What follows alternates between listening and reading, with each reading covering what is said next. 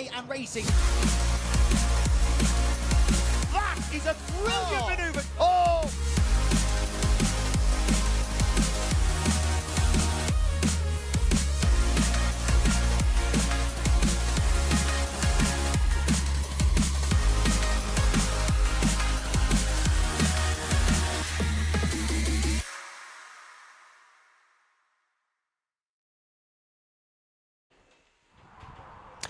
Good morning, everybody. Welcome to Snetterton for day 2 of this TCR UK and BRSCC race event, the second event of its kind in 2024. Yesterday afternoon certainly provided the drama and lots of good racing, but that's what we've come to expect over the years from the championships on show here today, and we're expecting more of the same again on a sunny Snetterton Sunday, and it's not often that we get to say that when we visit this particular corner of the country. Andy McEwen here in the commentary box, ready to talk you through what should be an action-packed day around the just over 3 miles Snetterton 300 circuit. We're on the full layout here at Snetterton for only the second time actually in TCR UK history that we've raced on the full circuit, with the BRSCC Championships far more familiar with the 12 turns, very technically demanding circuit that has this added challenge today of an unseasonably warm temperature. It is at the moment about 17 degrees, but we believe it's going to get well into the 20s ambient temperature later on today. Clear skies, not a cloud expected to be seen all day, and that will have an effect on track conditions. Track temperature yesterday was a big talking point. It's even hotter today, and in some of the races that may well become a factor. We've got a big day of racing along with those 2 TCR UK Championship races that will come, the first of them at about 2 o'clock this afternoon, the second one at about 5:30. We've also got another 2 rounds of the Milltek Sports Civic Cup. They provided a very entertaining first race yesterday, and like TCR, their second race of the weekend, which is coming up at 12:15, is a partially reversed grid. Their second race for the Civic Cup a little bit later on in the day, just before 4, but we also have action from the BRSCC Fiesta Junior Championship, the Demon Tweeks Audi tcruk Championship, the Hickford Construction MG Metro Cup are here. They've just been out qualifying earlier this morning, and our first race of the day, which will be the second, I believe, of the weekend, for the AIRTEC Motorsport Fiesta ST240 Championship. They certainly brought the drama in their first race yesterday, but we're hoping for a slightly more trouble-free, actually third race of the weekend coming up a little bit later on. In fact, those cars will be released out onto the circuit in the next few minutes. So they will be our first race. They'll be followed by the Fiesta Juniors, who were out qualifying yesterday. The Audis will be up after that, and then we will begin the build-up to the Milltek Sport Civic Cup. So that's the order of the day for the next hour or 2. I'll be joined later on by Paul O'Neill for the TCR and Civic Cup content as per usual, but yeah, for now the stage set for a third race of the weekend in the AIRTEC Motorsport Fiesta ST240 Championship, and a championship that, although it's in the early stages in 2024, has already taken a couple of twists and turns, and it's tightening up nicely at the top of the championship standings. So it's going to be an interesting third race of the weekend. And these are cars, definitely, that will be feeling the heat, I think. Front-wheel drive, turbocharged, 240 brake horsepower Ford Fiestas, little pocket rockets they are, but they do chew up those front tyres a little bit, and at the end of the weekend, some drivers might be on the same tyres that they've used a couple of times already yesterday, and now when we're asking the most of the tyres, they're going to have the least amount of grip available, so it will be a challenge. As you can see, there is a bit of recovery work being done after our previous session, just down at the Wilson hairpin. This is always a hot spot of activity, particularly on the opening laps. In fact, many drivers I spoke to yesterday were really referring to the hairpin as turn 1. It isn't turn 1. The very quick double apex right-hander at Riches is the first corner, but on the opening lap of the race, it's the hairpin where you have the big sort out, really. If you can come out of that hairpin ahead, then you've got at least another half a lap, really, to try and build a margin before you get onto that back straight where the slipstream takes effect and often produces some good side-by-side racing. There's a big crowd on hand this morning as well to enjoy the racing. Lots of good vantage points around the Snetterton 300 track. That is just on the outside of Palmer's, but there are many areas because of the layout of the circuit, the way that it's almost like a go-kart track, isn't it? It sort of goes back and forth on itself quite a bit. So from that particular spectator banking, there's another view of it. You can see about half the track, really, and if you look behind yourself, then you get that view. Well, that spectator not enjoying the view particularly right now, but you get a view of the back end, or the turn one end of the pit straight, which is just about the fastest part of the track.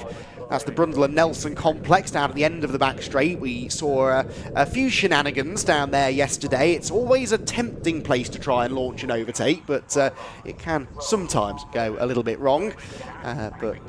Yeah, good place to try and get a move done. I think the spectators, a couple of them, just readying themselves for the excitement that is to come as we eventually will get cars out onto the track. And in fact, I think they have now been released from the assembly area. So our first race of the day coming up then, the AIRTEC Motorsport Fiesta ST240s.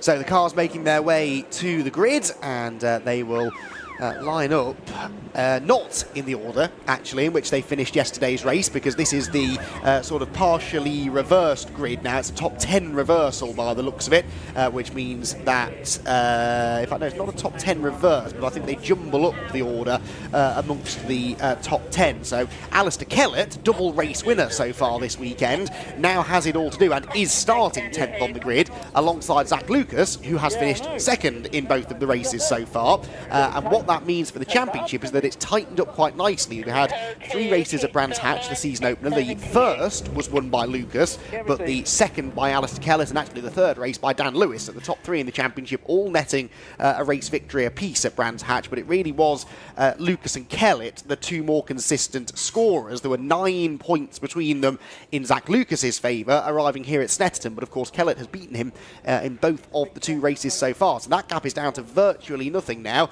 We're only about a quarter of the way, not even that actually, through the season, but it's never too early to start thinking about championship points, because every race, after all, counts for the same number of points. It's all relevant, and the drivers who are hoping to contend for the title, Lucas and Kellett definitely among them, will absolutely be taking note of the championship standings as they are now. But they both now have some work to do coming through from that 5th row of the grid. And we saw at Brands Hatch, it was a struggle to get anywhere near the front, really. Kellett and Lucas, again, both started towards the back end of the top 10. Lucas made better progress through the order, in the end finishing 1 place ahead of Alistair Kellett. But neither of them ultimately able to get up there and challenge for a race victory. That race won by Dan Lewis after a slightly disappointing first couple of races, so it sort of evened out a bit over the weekend. Dan Lewis hasn't had the best of times here either. He was 3rd in race 1 yesterday, but didn't finish race number 2. So that was a non-score for him. Drop scores will save him a little bit. Of course, you can drop some of your lower scores over the course of the year, but he certainly didn't really want to be relying on that so early on in the year. So Dan Lewis keen now to get a slightly better result, but of course we'll have to do so from the back of the grid. Right, let's go through that grid then. It is headed by John Cooper. John Cooper, I seem to recall, going pretty well in this equivalent race at Brands Hatch. He's got Lucas Hayden for company on row 1, Connor Blackburn and Caitlin May together on row number 2. Caitlin certainly will be aiming for a podium here, ahead of Gary Miller and Archie Johnson. 4th row is where you find another of the several Fiesta Junior graduates. Joseph Knight starting 7th alongside Simon Horobin, definitely not a Fiesta Junior graduate. He's been racing Fiesta Seniors for quite some time. Then the top 2 from the 2 preceding races this weekend, Zach Lucas and Alistair Kellett are on row 5 together, ahead of James Pope and Adam Clark. And it's Luke War, former Mini and Renault Clio racer, with Charlie Ellis for company on row 7. Morgan Kidd and Harry Hayes are together on row 8, ahead of Matt Chambers and Henry Howarth. Then, at the back of the grid, Daniel Lewis will be starting 19th after that non-finish yesterday. We will not, though, have Marco Ricci. Marco Ricci had every intention of racing today. There was just one slight problem. His car was written off, essentially, in a very sizable accident yesterday. I'm only sort of making light of it because he is okay, I can confirm. Those of you who tuned in yesterday and perhaps were a little bit worried about Marco's well-being, understandably so. It was a huge accident down the back straight. The car barrel rolling several times at high speed. He was fine. He got out of the car in the end, and he arrived back at the track again yesterday, hoping to be able to race today, but sadly his car was unsalvageable and certainly wouldn't be able to make it out for this third race. So we wish Marco well. Hopefully we'll have him back out on track again later on in the season, but that was a relief to hear that positive news this morning, because that was certainly a scary, scary moment and a reminder of how fast this place is. We think of Snetterton as being a very technical track, this infield section, lots of sort of second and third gear corners. It looks a bit Mickey Mouse, doesn't it? But there are areas on this track where particularly the ST240s are really picking up the pace. I actually went and stood on the pit wall for a portion of the restarted race yesterday afternoon, and the speed at which they flashed past the pit wall, and of course they hug that pit wall as well to try and carry the optimal line down the pit straight, quite literally takes your breath away. It is remarkable, and that's not even quite as quickly as they're going down the end of the back straight. It is a quick circuit. Corners like Riches and the Bomb Hole and Coram, really, really high commitment right-handers. And in cars like these, front-wheel drive cars prone to a bit of understeer, you've got to have them set up in a way that will allow them to turn through those kind of corners, which means quite often they are fairly loose, fairly oversteery. And certainly on cold tyres that can present a little bit of a challenge, but they shouldn't have too much of a challenge generating tyre temperature today. Although, as warm as we think it is, the tyres require very, very high temperatures to work at their very best. So it's not actually really warm enough yet for them to have full grip from the first lap. They will have to work the tyres a little bit, as you can see them doing, weaving, using the full width of the circuit down the Bentley Straight to really try and get the heat into those tyres. But the weaving side to side, it looks good, and it does generate some surface temperature, but really the best way to generate temperature in the tyre is to stamp on the brakes. Racing brakes operate at an almost unfathomably high temperature, and that heat has to go somewhere. It radiates out into the tyres, and so by stamping on the brakes repeatedly, accelerating, then stamping on the brakes, accelerating again, it really is what heats the core temperature up of the tyre. But weaving around looks cool, doesn't it? And it looks like they know what they're doing, so it's just sort of the done thing. Who was the racing driver who started that trend? I wonder, there must have been a driver who was the first to start weaving around on a warm-up lap. Everybody else in the history of motorsport has copied them. They were really a trendsetter. There's Dan Lewis at the back of the grid then, the black, orange and white machine, number 19. So Dan Lewis, third in the championship coming into the weekend. It's not been a couple of days to remember for Dan, but he...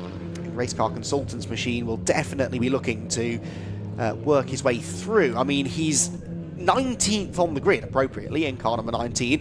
That is 9 places behind the likes of Zach Lucas and Alistair Kellett, with whom he was battling for the championship lead coming into the weekend. So if he can at least try and get onto terms with them, of course, we would expect those two to also gain places over the course of the race. But if he can get somewhere towards the top 10 fairly quickly, then maybe he can move through the rest of the top 10 with those two. But that will take some doing. Of course, it all depends on how much progress he can make on the opening lap of the race. And Lewis, one of those several drivers that I mentioned earlier on who have come up through the Fiesta Junior ranks. The likes of Lucas Hayden have done the same. Joseph Knight I mentioned, I think. James Pope, I'm pretty sure we saw in juniors before.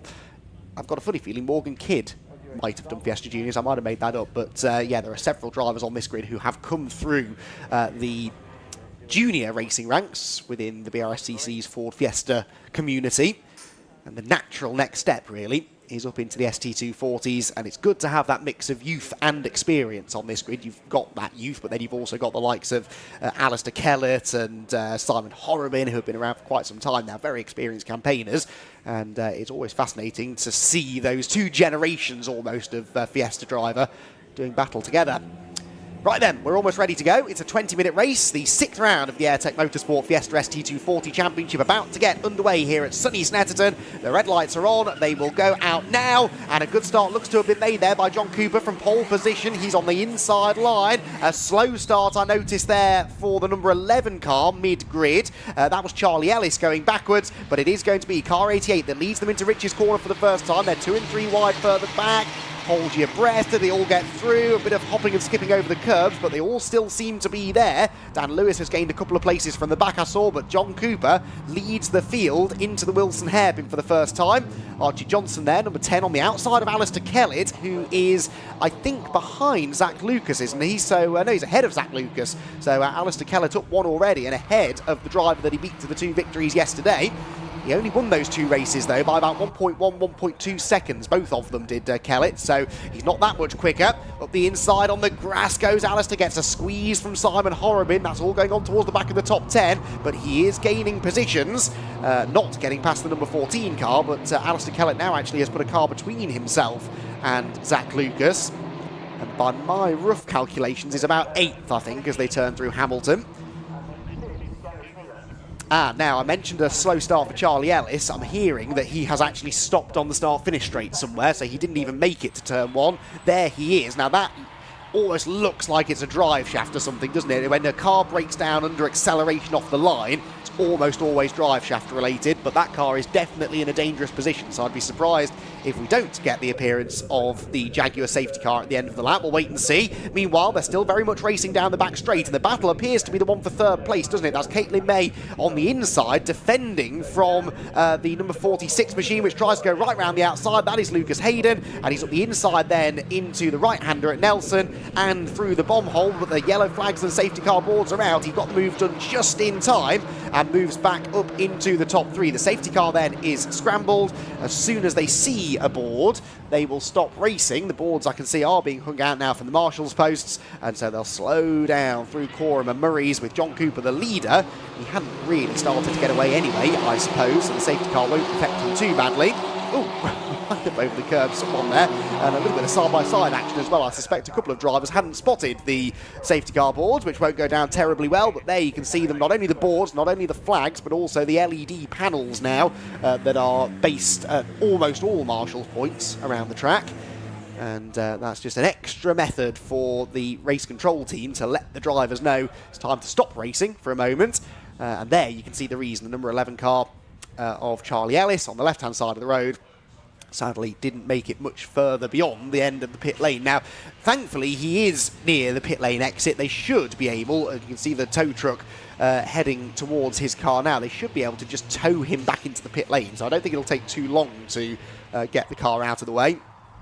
And we should hopefully be able to go back to racing again at the end of the lap. So lap 1 in the books then, John Cooper the leader, Connor Blackburn 2nd, Lucas Hayden started 2nd, dropped to 4th, and then got back to 3rd again just before the safety car was deployed. That was at the expense of Caitlin May, who drops to 4th, 5th place Gary Miller, 6th Joseph Knight, 7th position for Simon Horrobin, 8th Alistair Kellett, and 9th Zach Lucas. So actually in the end, Kellett gained 3 positions. Is that right? Yes, 3 positions.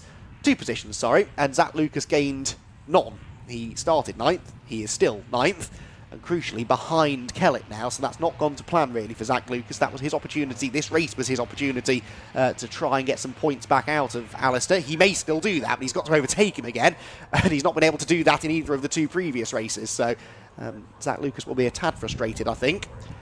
Top 10 completed by Archie Johnson, who started 6th, so he's gone backwards a little bit off the start, but a good start by John Cooper. He looked confident on cold tyres as well, and having got the jump, got the whole shot, so to speak, and led into Rich's, he looked like he was settling nicely into a rhythm, and that's really the damage that a safety car can do. Even if you didn't have a big lead, it can sometimes knock you out of your rhythm.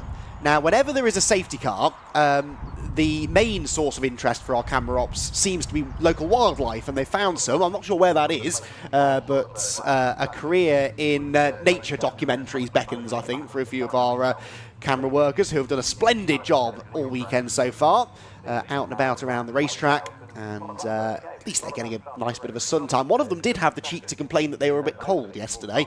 I don't think they'll have the same complaint by the end of today. It's getting very toasty already, and it's only 10:15 in the morning, but it's a good day to be out trackside, whether that be manning a camera, working as a marshal. There are lots of marshals in attendance, as always, at TCR and BRSCC meetings. There are a couple of the marshals out and around the circuit.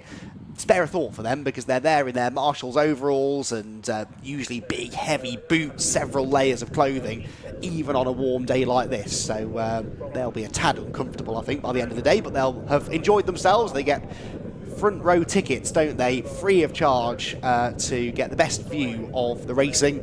And they do a fabulous job of enabling us to go racing pretty quickly whenever there's an incident, and that's what's happened here. The safety car is only going to do one lap. They've got that car of Charlie Ellis out of the way, and we're able to resume racing this time around with John Cooper, the race leader, with Connor Blackburn in second position, and Lucas Hayden looking to try and claim a podium. He's back into a podium place now, is Lucas, who I don't think we did see on the podium. Actually, he got a second place in the reverse grid race at Brands Hatch, so he has previous for doing well in these reverse grids. It looks like he might be able to do the same again. He'll be on the attack here to try and get himself ahead of Connor Blackburn off the restart, which is imminent. The safety car pulls off the final corner, heads for the pit lane, and we are almost good to go then. And look at that, so already John Cooper has accelerated and pulled probably a bigger gap now than he had at any point on the first lap of the race before the safety car came out.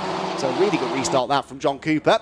Green flag waves, then across the line he goes. You get a bit of a sense of the speed as they flash past the pit lane, hugging that pit wall when they sort of drift over onto the racing line. But Caitlin May doesn't, because she is defending from Gary Miller, who tries to go right round the outside. Doesn't just try, succeeds in doing it. Brilliant move that for Gary Miller, and he is up into fourth position. Caitlin May now knocked out of her rhythm a little bit. There's someone on the grass further back in a car heading off towards the scenery and backwards into the barriers. That was the number 7 of Adam Clark, I'm afraid. So Adam Clark, well, he's going to try and continue. The back of the car didn't look too badly damaged, so he did hit the tyre wall, but not terribly hard. It's quite a lot of runoff area there. He had time to slow the car down, and he has continued. It's good news. So Gary Miller up into fourth place. Caitlin May now under threat from Joseph Knight, that is, isn't it? The number 89. And then it's Kellett behind. So Kellett's got himself ahead of Horribin off the restart. So another place gained from the double winner so far this weekend. Off the hairpin at Agostini they go. Keep an eye on that blue and yellow car, the driver who's won the previous 2 races already this weekend. And Alistair Kellett, with that 1 win from Brands Hatch, 2 more this weekend, building a championship challenge as he knows how to do. And crucially, keeping Zach Lucas at arm's length right now.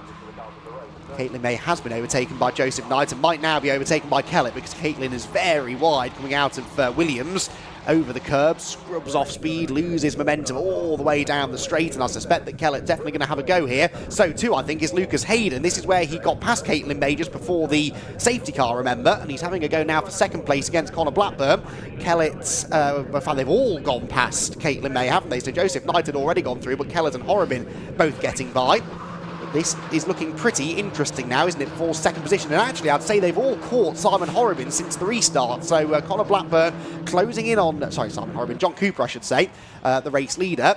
So they're all together now. You can see that gap is not as big as it was at this point a lap ago when the race got back underway. So the top 4 together, but Joseph Knight, Alistair Kellett and Simon Horribin are likely going to be able to close in as well. So this is developing into a very tasty race as we approach halfway. Across the line they go then. Cooper leads, Blackburn second, third Hayden, fourth Miller. Is anybody going to try and make a move into Rich's corner? Well, yes, they are. Gary Miller looking up the inside of Lucas Hayden. That's for third place. Hayden, though, does to Miller what Miller did to Caitlin May a lap ago and toughs it out around the outside. Is that going to work? No, it's not. Gary Miller's gone through. So Miller into third. All sorts of shenanigans further back as well. But let's focus on second place, where Miller is into the side of Connor Blackburn at the hairpin. Taps him out wide. Miller goes through. Joseph Knight's got the run as well. It's all kicking off now in the battle for second place towards the left-hander at Palm as they go. John Cooper rubbing his hands with glee. He's escaping out in front. Miller into second position. but what is happening behind him? Down the hill they come. Joseph Knight is up into third, and that's Lucas Hayden defending on the inside line, trying to fend off the likes of Connor Blackburn and Alistair Kellett, who is up the inside of Blackburn. Blackburn was second a couple of corners ago. He's now out of the top half dozen because he's on the grass coming out of Agos, and that means that Simon Horrobin now moves up to challenge. That's the inside line for Hamilton. It's difficult to go side by side through there, though, whether you're on the inside or the outside, and so Simon Horrobin has to just back out of it, wait for another opportunity. Whilst that's been going on, by the way, Zach Lucas has finally, about 2/3 of a lap later than the rest of them, managed to find a way past Caitlin May. So Zach Lucas now the next one behind Connor Blackburn, because Horrobin has gone past, and Lucas is going to do the same thing now, heading down the back straight. So, an eventful half a lap there, which means Cooper still leads, but it's now Miller second, Knight third, Hayden fourth, and Alistair Kellett picking them off one by one is into the top 5 now. Oh, Caitlin May sideways under braking. That's another place loss now, with Archie Johnson coming through in the number 10. Next to challenge will be the number 42 of Henry Howarth. There he is, the purple car. And then James Pope behind in number 47. So Caitlin May is now almost out of the top 10, I think. Down to the last corner we go, though, and Gary Miller has very much caught John Cooper, so Cooper didn't really make the most of that lap of action behind him. Really, that was someone going very wide further back, Blackburn maybe. But yeah, John Cooper had an opportunity there to make a break, and he's not really been able to do it. Gary Miller is right back with him again. The gap at the line is 4/10, but Joseph Knight in third place sets the fastest lap, a 2:12.5, 6 or 7 tenths quicker that was than the race leader. So definitely bringing that gap down again. There's Caitlin May on the inside, Howarth goes around the outside. That will drop Caitlin May down to 11th position, so now further back actually than she finished yesterday. Gary Miller tries the outside at Wilson for the lead and gets it horrifically wrong. He's all over the grass, and he might now be out of the podium places. I'm not quite sure what happened there. There's very little grip if you go offline up at Wilson, and I think Gary Miller just discovered that for himself, so he loses a few positions, and still John Cooper retains the lead. Now Knight second, and Kellett is on the podium, so Alistair Kellett has got a real shot here at taking 3 race wins from 3 races, and that doesn't happen that often in such a competitive championship as this. He's into the podium spots though, and now we'll definitely be thinking with 8 minutes to go that he's got a good chance of doing this. Hamilton doesn't really need to rush this either, because Zach Lucas hasn't made the same sort of progress through the order. Zach, you can see, is only 7th, and he's several places then behind Kellett. Through the right-hander they go. Lucas Hayden, for some reason, still showing in 4th position, but that obviously has changed since the line. All shuffled around through the Wilson hairpin, which I said pre-race was always an action spot. It's certainly living up to that reputation so far. Through all of this, though, no matter who ends up in 2nd place or how quick they look, they can't find a way past John Cooper, can they? They seem to catch Cooper and then immediately start battling amongst themselves. And I think the same thing is going to happen now, because Joseph Knight has caught John Cooper, but at the same time as he's caught the leader, Kellett is starting to apply the pressure to him. So every time they get onto terms with the leader, the battle for 2nd place seems to break out, and that just delays them a bit and gives Cooper a chance to just stretch the margin again. Let's see if that's what's going to happen this time then. Through Coram into Murray's corner they go. Wasn't a great exit, that was it for Cooper. Seemed to pick up a bit of mid-corner understeer. Has that left him vulnerable to attack now? It's from Joseph Knight down the pit straight. Let's see. Across the line they're about to go. Down towards Rich's corner. They're absolutely nose to tail. Just 0.2 of a second in it. Is Joseph Knight going to try and do something into Rich's? No. Far better idea, I think, to get a good run off the corner and then try and make the pass into the Wilson hairpin. That's where Gary Miller tried it a lap ago. We saw how that went for him. Can Joseph Knight have a slightly better go at it now? There's Caitlin May. Luke Waugh now battling with her for 12th position. But at Wilson, it still looks to be the same order then. And yet, look what's happening. Kellett's having a go at Joseph Knight. So just as Joseph was starting to apply the pressure for the race lead, he has to then turn from attack to defence. And this lets John Cooper off the hook again. We're only 6.25 minutes from the end of the race now. I still think that Kellett is the favourite for this, but Joseph Knight is going to put up a fight here, I reckon. Down into Agostini. There's no move made by Kellett here. Joseph Knight very late on the brakes. I thought maybe too late, but got the car stopped on the apex quite nicely. All just starting to bunch back together, aren't they? Gary Miller 4th, Lucas Hayden 5th, Horrobin 6th, and Lucas is still stuck in 7th place. So Zach Lucas just cannot cut through the pack in the same way that Alistair Kellett has. and has been stuck in 7th for a couple of laps now, I think. New fastest lap, by the way, set by the 8th place man, Archie Johnson, a 2:11.8 that was, compared to the fastest lap of the weekend so far, at least in race conditions, of a 2:10.0. That was set, unsurprisingly, by Alistair Kellett in race number 2 yesterday afternoon. Kellett then sits 3rd for the time being, but he's about to try and convert that into 2nd place. He's up the inside of Joseph Knight into Brundle. Is he late enough on the brakes? No. Joe's already proven that he's pretty confident under braking and had to draw on all of that confidence there to keep Kellett at bay. But that defensive move, look what it does. It just allows Cooper to pull a car's length or so. Cooper definitely isn't as quick as those 2 drivers behind him, but they're so intent on battling with each other that they're never really able to start asking any serious questions of the leader. Oh, hearing reports, by the way, that Dan Lewis has stopped trackside. I was about to mention that he hadn't really made the progress through the order that I thought he would have done. He was only 16th at the time, but he's stopped on track. Whether he's in a dangerous position or not, I don't know. We'll have to wait and see. Hopefully not, because we want to see this race go to its conclusion under green flag conditions. Simon Horrobin now, well, according to our timing system, sets the fastest lap. I'm not actually sure if he has, though. Henry Howard's still showing as the fastest lap on the TSL timing screen. But anyway, that doesn't really matter. It is worth a bonus point, but right now, everyone in that lead group targeting the race win, and the 50 points you get for a win. That was Dan Lewis parked trackside, I think, on the back straight, maybe. So Dan Lewis's day is done. It's been a weekend to forget, really, for Dan. 2 non-finishes, that now.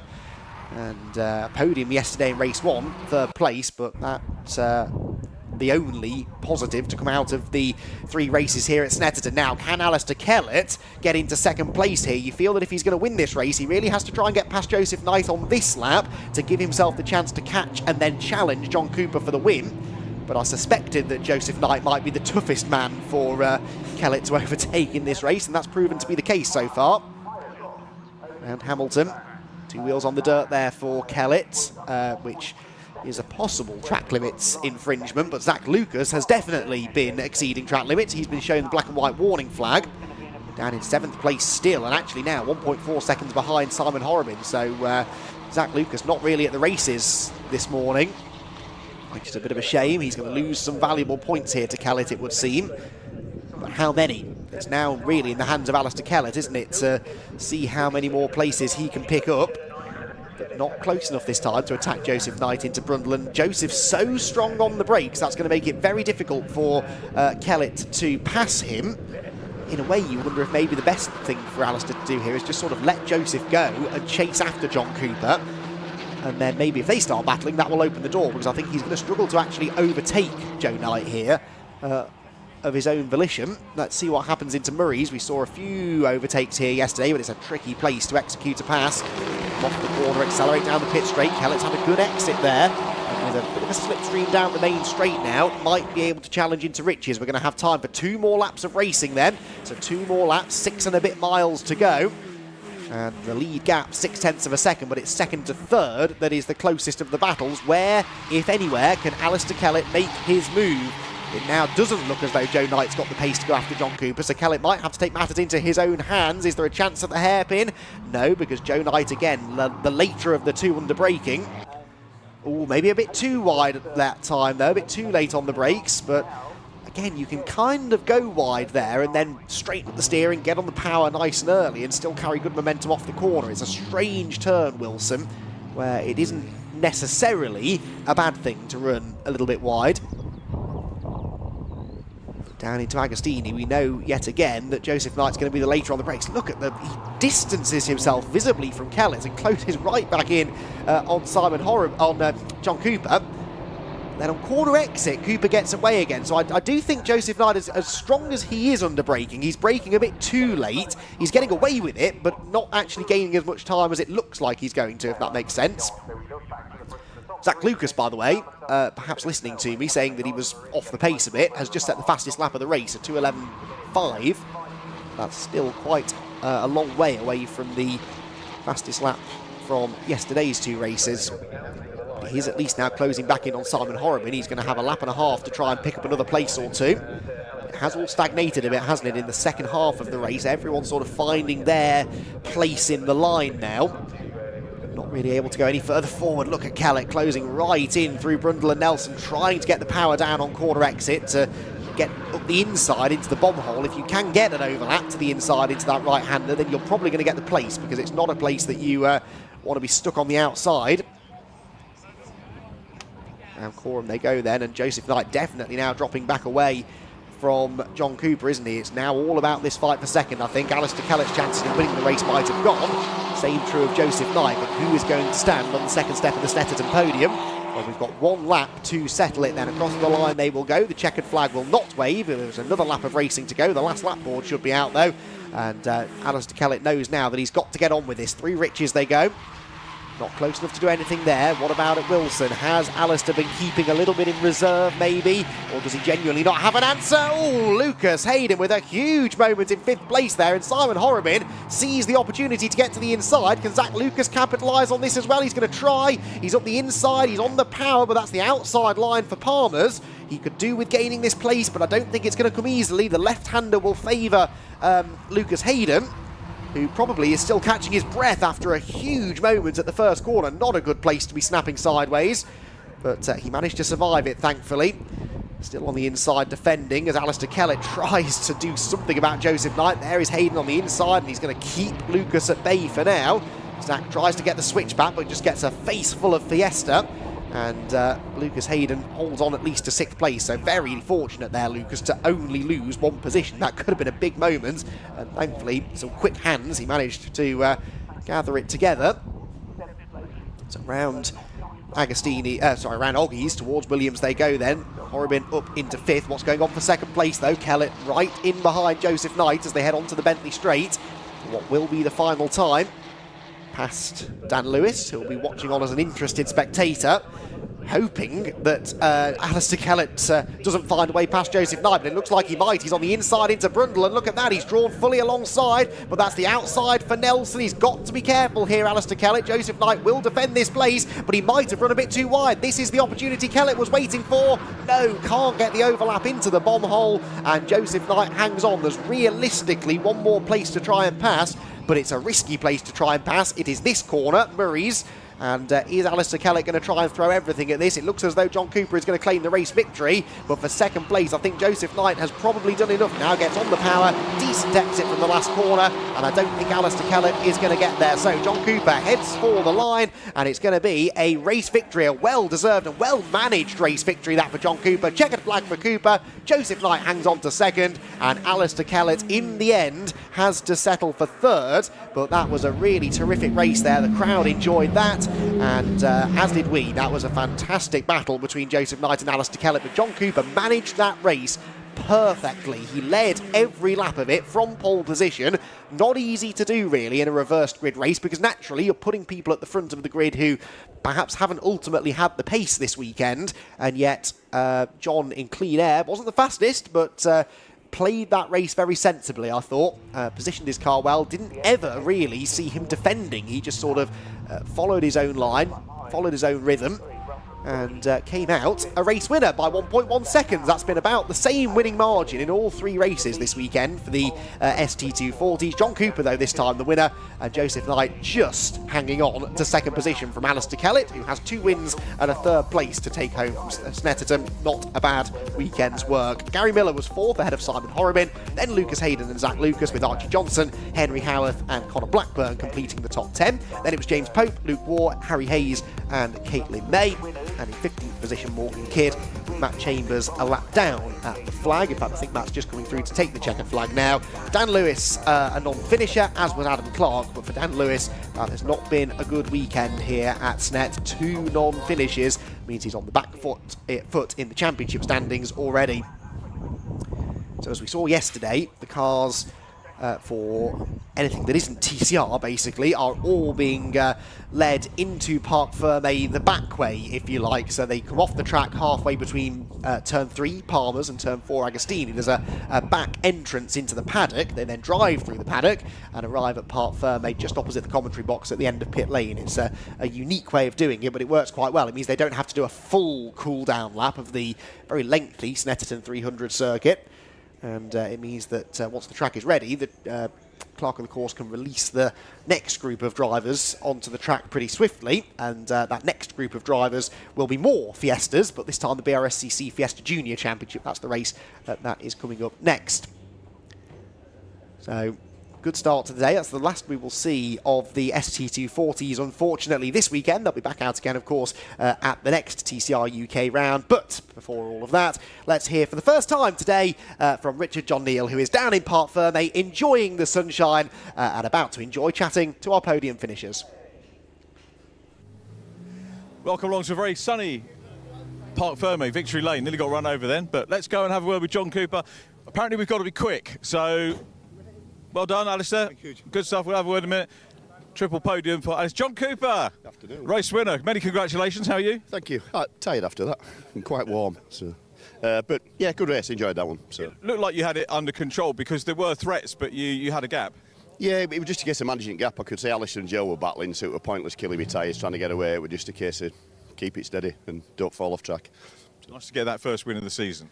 Yeah, been struggling a little bit this weekend, mainly down to me, not the car. Car's been on point all weekend, but I've just struggled to get my head around it. So today it seemed to work. So good race. I enjoyed that one. It's always a good positive to move on to the next round. Alton Park, obviously totally different kettle of fish. Yeah, I like Alton as well. I normally go all right there, so should be a good weekend at Alton. Brilliant. Well done, John. We're going to catch up with Joseph as we haven't had a chat with him on the podium. Joseph, we had a quick chat yesterday, didn't we, on the grid? But now we get to see your face, which is great. Big bonus for the viewers. Well done. Thank you. I can't put it into words. It was amazing. I think we started off the weekend a bit on and off. Obviously, we had an engine going practice. And I don't think we got the best luck with the reverse grid as well. But we managed to get second. We had a brilliant race. Lots of fun. Lots of pressure from Keller at the end. But, yeah, amazing. Really happy. Yeah, Alistair gave you a good race, didn't he? He was hungry to get that. He said yesterday that there was very little chance of getting in. You know, he wanted top six, so third is great for him. But he was gunning for another step up and possibly for a go at John as well. I was thinking to myself, he's being a bit nice to me because there was a bit of a gap from Keller to the car behind.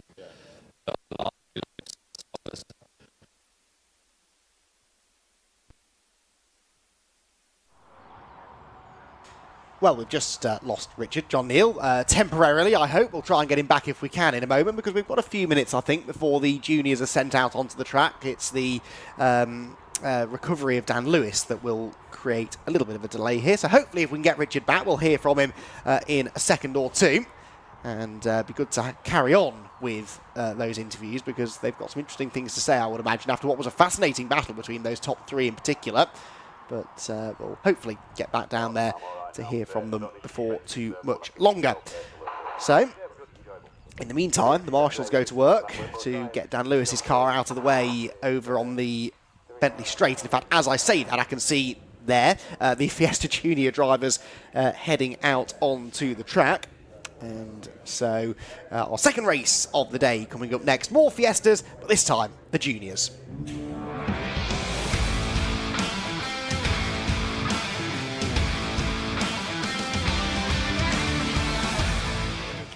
So, BRSCC Fiesta Junior Championship, their second event of the season. Like the seniors, they had 3 races at Brands Hatch last time out, and it was an interesting weekend of racing. Jensen O'Neill going looked like he was going to be the dominant man. Won the first 2 races, the first of those coming with a fastest lap point and the points for pole position as well. But then he had dramas in race number 3. That opened the door for the very consistent Finn Leslie to claim a race victory instead. So Finn Leslie, who had 2 third-place finishes in the earlier races, then went and won race number 3. But it's neither of those drivers who leads the championship, because even more consistent, in fact the definition of consistent, was Jacob Hodgkiss. 3 second-place finishes at Brands Hatch, and that meant that he led the points arriving here at Brands Hatch. Now, the juniors were on track twice yesterday, but neither of those occasions was a race. It was a free practice session in the morning, and then the qualifying session later on. They have their races today.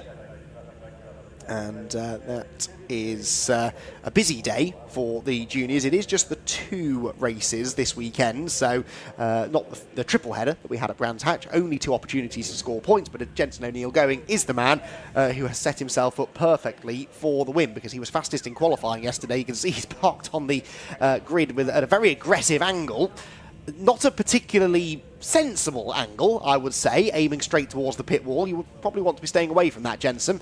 But he knows what he's doing. He's been rapid in a Fiesta Junior ever since he first sat in one, which was probably quite some time ago, actually. His father being Jamie Going, who runs the Jam Sport team. And, you know, that is one of the top operations in the BRSCC's Fiesta ranks, but also across other championships throughout the country as well.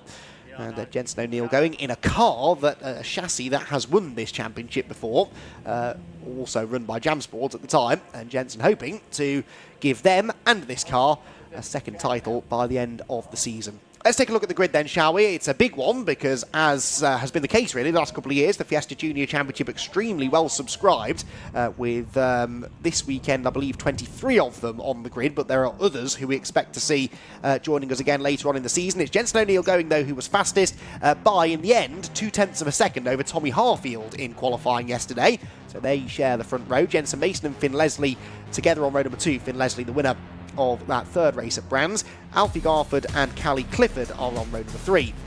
Row 4 for Josh Watts. He seems to be finding a bit of pace as we move deeper into the season now. Tom Merritt shares the 4th row with him. Then it's Henry Foote and Ben Doherty, with Jack Burgess and Jake Wardle completing the top dozen. Billy Blockley and Jacob Hodgkiss are next. Hodgkiss much further back than you'd expect to see. I wonder whether maybe that was the dreaded track limits rearing their head for him. Then it is Jack Sant and Hayden Gray on row number 9 on the top 20, completed by Archie Davis and Harry Lindley. Then it's Michael Wheeler and Aaron Beattie, with Maggie Webster, who had, I believe, broken rear suspension. A rear toe link or something had broken in qualifying yesterday, so she starts at the back, having not set a time, but I believe has been allowed to qualify out of session and will therefore be taking the start of the race, we hope. Not sure if she is there at the back of the grid. Now, is this a delay? No, I think this is perhaps one of the stewards coming and talking to Jensen O'Neill, going about his parking skills. I know it shouldn't matter because this isn't the start of the race, but I think they're perhaps warning him that if he were to park the car here at the end of the green flag lap, which is coming up shortly, then he would probably find himself in some trouble. I'm hoping that's all it is. There's now a team member sort of gesticulating at him as well. I hope they're not discussing some sort of a problem with that car. We'll find out, I suppose, momentarily, because the green flag lap, well, I thought the green flag lap was about to start, but they've actually just held out a start delayed board over the starting gantry. Why the start's been delayed, I don't know, but anyway, it has. I presume they've moved Dan Lewis's car now from the back straight, so I'm not sure what the reason would be. There is some sort of discussion going on further back. There's a car that's very much out of position, isn't there? A couple of rows from the back of the grid. That might be Harry Lindley, is it? It's somewhere around the back of the top 20 that we have a car not where it ought to be. And I wonder if that's the reason, if that car's had a problem. That's the reason maybe that we are delaying the start. So the drivers will not be enjoying this, sat on the grid, baking hot conditions, having already been sat in the cars for a little while on the in the assembly area. And now they are sat waiting ever further. There is definitely some attention being given to the right-hand side of that car at the back of the grid, isn't there? Right front corner, maybe the left front corner as well, I'm not sure, but whoever that is, there is obviously a problem, and that is meaning that we can't release the cars onto the green flag lap. There's no point doing that if this car's going to be stuck on the grid anyway. Might as well just keep things waiting, otherwise you have to do the green flag lap, and then we still can't start the race, and then you have to do another green flag lap after that. So, a bit frustrating this, but there is a recovery truck, we believe, heading to the grid, and there it is, right on cue. So a car needing to be recovered before we've even started the warm-up lap. That's a rare occurrence, not unheard of, but a rare occurrence, and unfortunately that means we're going to be waiting a few minutes, I think, before we get the race started. There's also a circuit maintenance van there now as well, so are they worried that there's some fluid been dropped? on the track? If there is, this could take a little bit longer to sort. Trying to see out of the window. I've just got a better view out of the window, really, of what's going on. It does look like they are inspecting the track, but not yet seen them put any cement dust down or anything like that. But thankfully, of course, they've not done a full lap around the track to get to the grid. So if there is a car that's been leaking some fluid, it's not like it's done a whole lap of the Snetterton 300 track. It's just come out of the assembly area, which is just out of shot, basically, up at the far end of the pit straight. So it hasn't left a trail of oil across the entire circuit, but still they'll want to make sure that even this, on a straight line on the start-finish grid, that they have a clear track. Hearing it's 94. So, it's Jacob Hodgkiss. It's Jacob Hodgkiss then who's had the drama. So that is drama because Jacob Hodgkiss was the championship leader. So Jacob Hodgkiss, 3 second-place finishes at Brands Hatch. Dismal qualifying yesterday by his standards anyway, ending up down in 16th place. And Jacob Hodges is the car that is now being pushed out of the way. And that might have been Jacob, I think, exiting stage left there. So there you can see, yes, it is number 94. So the championship leader not going to take the start of this race. That is big news. And, of course, his 2 closest rivals in the points, Jensen O'Neill going and Finn Leslie, are both starting inside the top 4. So O'Neill going on pole. Point scored for that already. Came into the weekend, did Jacob, with what sort of margin? He was 4 points clear of Finn Leslie, 5 ahead of Jensen. So I know, again, we've only had 3 races. It's a long season, but still not ideal for Jacob. It's a calendar that has for the most part, triple headers. This is one of only 2 events where they only have 2 races, here and Alton Park next time out, just 2 races, but then Croft, Silverstone, Thruxton and Silverstone, 2 different versions of the Silverstone circuit that we're racing on. They're all triple headers. So the whole second half of the season, there are more points available in the second half of the season than there are in the first. So I guess if you're going to have a problem, this is one of the weekends to do it. But I'm intrigued as to why Jacob was so far down the grid anyway after qualifying. Let's see if the TSL timing page tells me anything. Jacob completed 5 laps, which was maybe just below the average. Most drivers doing 6 or 7.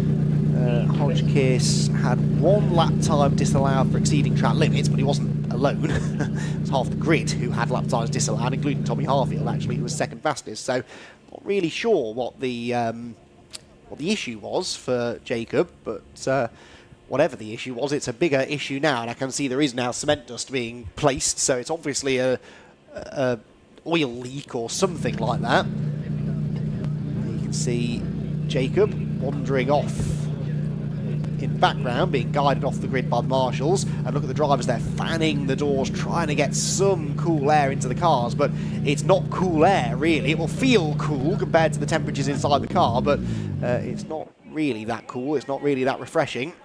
And just sitting here now in your helmet, in your fireproof overalls, in your race suit, in your racing boots, just slowly melting is not pleasant at all. Not great for the concentration levels either, this, because of course the drivers get themselves all hyped up and ready to go in assembly, often being egged on by their teams or their friends or their family members, all trying to, you know, get them in the mood to go on the attack. And now we just sit here for 10 minutes or so, and all of that energy disappears. And trying to psych yourself back up again is not always the work of a moment. But hopefully it won't take too long to clear the oil spill or whatever it is up at the back end of the grid. You might wonder why it's important to do this, even though this is a straight piece of racetrack. You think, well, you can't lose control on a straight. Well, that's sort of true.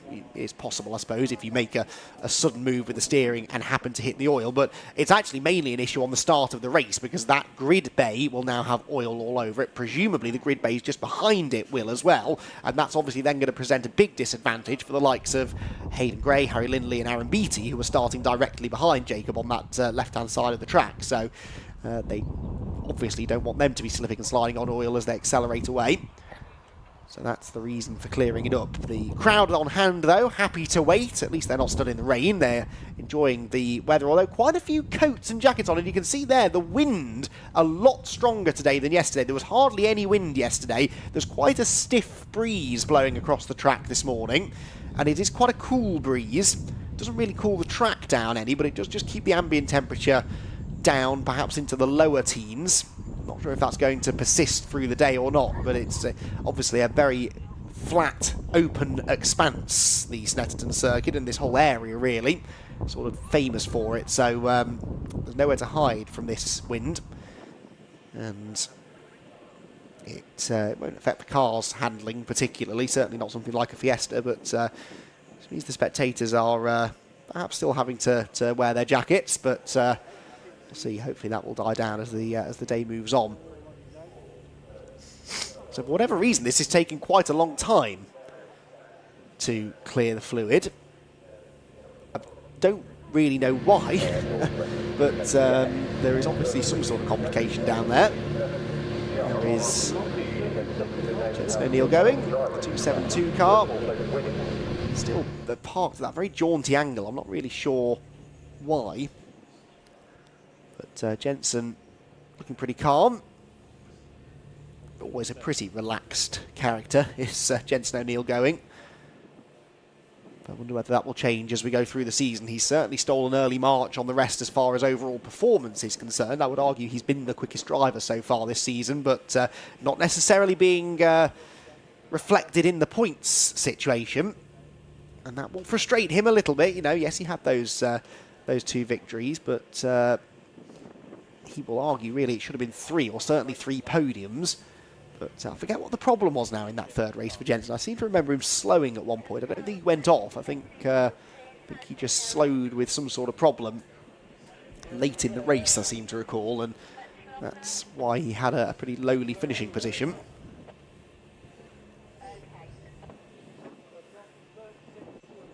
But anyway, hoping not to have a repeat of that here. Now, that looks to me as though the marshals are vacating the scene, are they, up at the far end of the grid? So, hoping now that means we're not that far away from getting the green flag lap started. Of course, they haven't yet done a green flag lap, so they'll do a lap around the track and then get the race underway.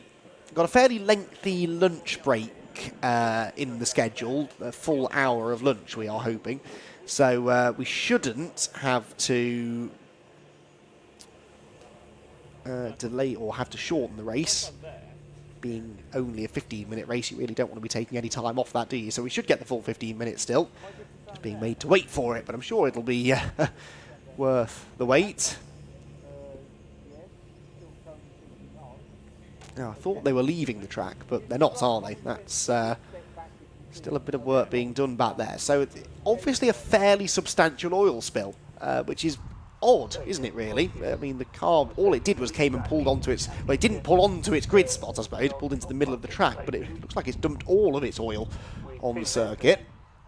And it's really taking quite a bit of time to be sorted. Marshall's there waiting patiently.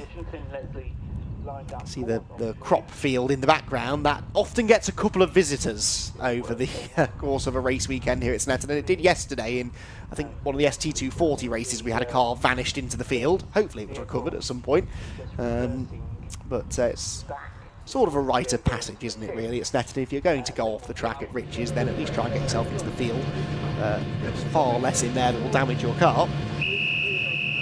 Many a great racing driver over the years has done it, so yeah, certainly the driver who went off there in pretty good company. Now, what I don't see anymore is a van on the track. I don't see any marshals on the track. I'm hearing whistles, and I think that means that we are about to get the green flag waved, and in fact that is about to happen now. Yes, it does. So the green flag lap then finally gets underway for the BRSCC Fiesta Junior Championship here at Snetterton. And having sat on the grid for, what was that, nearly 15 minutes, I think, in total, they are at last released. Hopefully, that's the last delay that we have in this race. Jensen O'Neill going then, leading them around. And the Mark 6 this Fiesta that Jensen is at the wheel of, qualifying on pole position, followed by quite a group of the newer Mark 7s. It's the last year of the Mark 6 being used in this championship. It's not that it's any slower than the Mark 7s, as Jensen has proven, but it is being phased out, has been for a few years now, and the Mark 7's very much taking over next year, and that's all because the Mark 7 Fiesta is the same shape of Fiesta that we use in the ST240s, although it's not really like it used to be. When it was Mark 6s being used in this championship and the senior championship, then you could literally race the same car in a junior race in the morning and then in a senior race later on in the day. In fact, I seem to recall some father-son combinations doing just that, but you had to change the car slightly, but it was only really the engine, the horsepower of the car that had to be changed.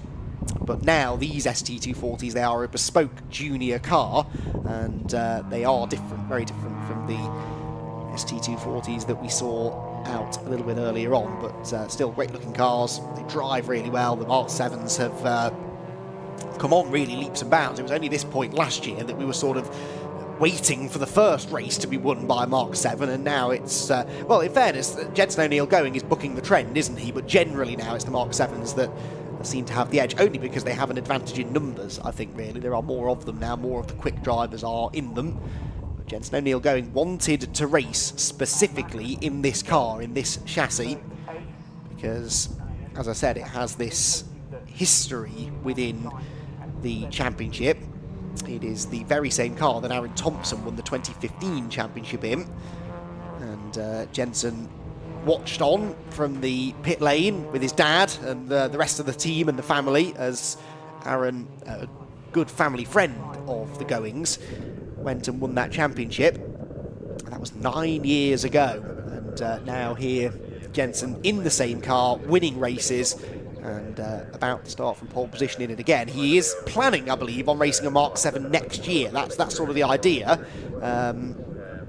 If he wins this championship, he might, if he still chooses to come back, be quite a rare driver in that he would try and defend the Fiesta Junior Championship. Now, someone, probably Scott Woodwis, will correct me if I'm wrong here, but I don't recall another driver winning the Fiesta Junior Championship and then coming back the next year to try and defend it, because the nature of a junior championship is that you do this and then you move on to other things. But Jensen is so young that actually he doesn't really have that option, and there are only so many other places that he could go and race. So if he wins it this year, getting ahead of myself maybe here slightly, it's only round number 4 after all, but if he does win the championship this year, I wonder whether he would still choose to come back again next year and try and win it a second time. That would be a first. He's leading them very slowly around Coram Corner on this green flag lap. And Jensen O'Neill going perhaps a bit of gamesmanship here, just trying to slow everybody down and prevent them from generating too much tire temperature. But this is a very leisurely run around to the grid.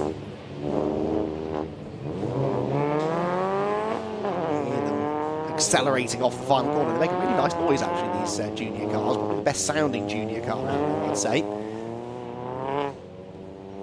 Proper bits of kit, these, like I said, bespoke junior racers designed specifically for this championship. And the Mark 7s anyway. They're proper bits of kit, good fun to drive, and they teach the drivers everything that they need to know about car control, about car setup, about racecraft. It's what a junior championship should do, really. Now that we've got these big grids again, which for a few years we didn't, but it's now the norm to have grids well into the mid-20s. You do have plenty of opportunities to practice that racecraft, but Jensen O'Neill going, we'll be hoping he doesn't really have to do that, because he's starting from pole and he'd quite like it if he didn't see another car for about 15 minutes, but I suspect he's not going to have it that easy. Tommy Harfield was only 0.2 of a second off his pace in qualifying. Tommy, though, had about 0.4 in hand over Jensen Mason. Qualifying results you can only read so much into, I suppose, but it is still a sizable advantage, although a long lap this, so you do tend to get bigger gaps between the cars in qualifying, whereas in the race, because of the long straights and the slipstream, actually it tends to be quite close. So we'll wait and see. The start will be important. Jensen needs to try and get off the line well if he can. His starts normally are pretty strong. He'll need another one here to keep Tommy Harfield behind him then as we finally get ready to go racing for the 4th time of the season in the BRSCC Fiesta Junior Championship. Jensen O'Neill going on pole, Tommy Harfield alongside him. First of 3 black and green cars in the top half dozen. That's going to confuse me. Off we go then. Jensen O'Neill going leads the way, and it was a good jump in the end. He's going to lead them down towards Rich's corner, no doubt about that. They're all away cleanly. Harfield looks as though he's holding on to second. That's Josh Watts trying to go up the inside line. All the track funnels down quite significantly here into Rich's, so you've got to be careful doing that. And he does back out of it. Callie Clifford in the Jam Sport car just behind as they round Rich's and head for the Wilson hairpin for the first time of asking then. O'Neill going leads the way. Harfield second, side by side for third. That's Finn Leslie trying to go to the outside of Jensen Mason. The red car of Finn Leslie, the winner from race 3 at Brands Hatch, has got the inside line now for Palmer's, and I suspect will appear in third. There's a spin further back for the number 24 of Michael Wheeler. I'm not quite sure how he ended up on the inside at Wilson. That's an odd place to end up, but anyway, no major damage done, and he has managed to continue, albeit at the back of the field, which is led by O'Neill going still, but it's this battle for third that won't resolve itself, will it? Still, Finn Leslie is trying to get the better of Jensen Mason, and still he's not able to do it. He's got the inside into Agostini, but Mason, well, eventually does have to give way because he's given the hip check by Finn Leslie. That was fairly robust, and I don't think that will have pleased Jensen Mason. He's got his teammate now right behind him of Alfie Garford. Which means that Callie Clifford has dropped down the order then, because Josh Watts is next, then Callie Clifford. So Clifford didn't have a great start, did she, in the 169 car? But a perfect start, really, for Jensen O'Neill going. He and Tommy Harfield distancing themselves already from the field as they head down the Bentley Straight and towards one of the other good overtaking opportunities down at Brundle and Nelson. Maggie Webster there towards the back, but not right at the back, of course, after the moment was had by Michael Wheeler. Leaders then underneath the bridge. Jensen leading the way. Tommy in second position. The battle for third then. Finn Leslie versus Jensen Mason. And Jensen might have revenge on his mind here. He wouldn't have appreciated that little nudge that he had coming out of Agostini. And I'm pretty sure if he gets the chance to return the favour, he probably will. Not in a dirty way necessarily, but it's just that sort of racecraft that you learn, isn't it, really? If you try and go around the outside of someone and they don't leave you any room, you'll remember that.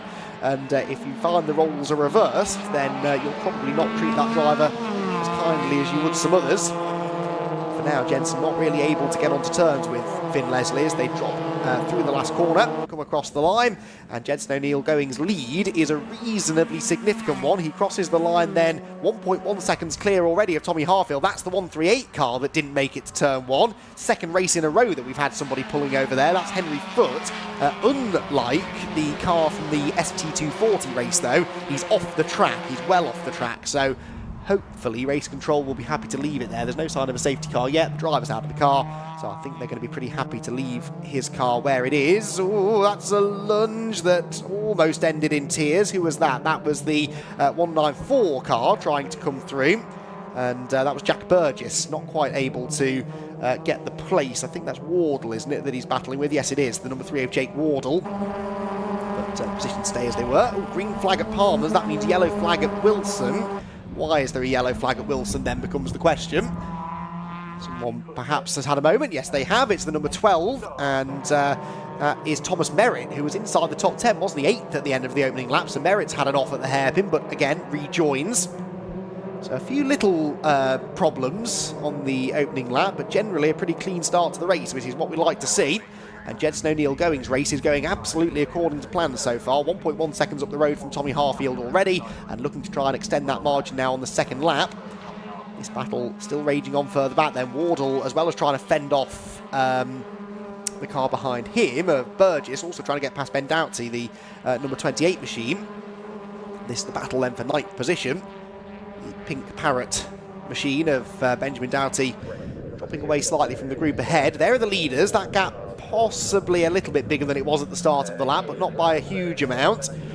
Rocking on the suspension down through Brundle and Nelson. The best of the battles is the one for 9th, isn't it? Definitely. These three very close together, and there is a move made now, and there's contact at Nelson, sideways for Wardle. He gathers it together, but that was Jack Burgess going for a gap that unfortunately seemed to close, and you can see the momentum that lost Jake Wardle there, losing a whole heap of places. There's a surface flag out on the pit straight, which means there may be more fluid down, presumably courtesy of the car that's stationary at the side of the road.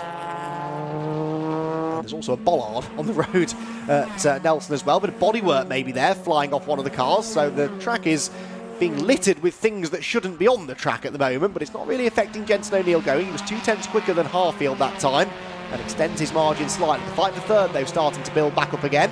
Jensen Mason challenging Finn Leslie. Oh, the red flag is out, though. We're getting a red flag. Why is this? I can see out of the window a car stopped at the last corner on the track, but that is, I would have presumed, not necessarily a reason for a red. So there must be a bigger story to tell there, but the race being stopped and the race, unfortunately, is going to be paused. So the cars will be gridded back up, I would imagine. But the race, which was already delayed once, now being delayed a second time. But we are not halfway through yet, so I think that we probably will get a restart. But Jensen O'Neill going, if we do get a restart, we'll have to do it all over again. I think Maggie Webster was the car that I saw stationary at the last corner, but has managed to continue. But there is another car that has been involved in the same incident. That's the reason for the red flag. Webster has carried on, but who the other one is, I'm not entirely sure. But anyway, we'll let the marshals and the recovery crew do their job and hopefully get a restart of the Fiesta Junior race before too much longer. It'll take them a while to get around this lap, I suspect. And we'll wait and see how long exactly it will be and what sort of length restart we get. The timing screen, as it always does in these situations these days, has gone down to 0, but that doesn't necessarily mean the race is over. They just sort of reset the time and will eventually give us a new race distance. But of course right now race control's main priority is making sure that the drivers involved are okay and that the track is going to be safe for a resumption of the race as soon as possible. But obviously driver safety and welfare has to come first, and then they'll worry about getting the race back underway at a later point.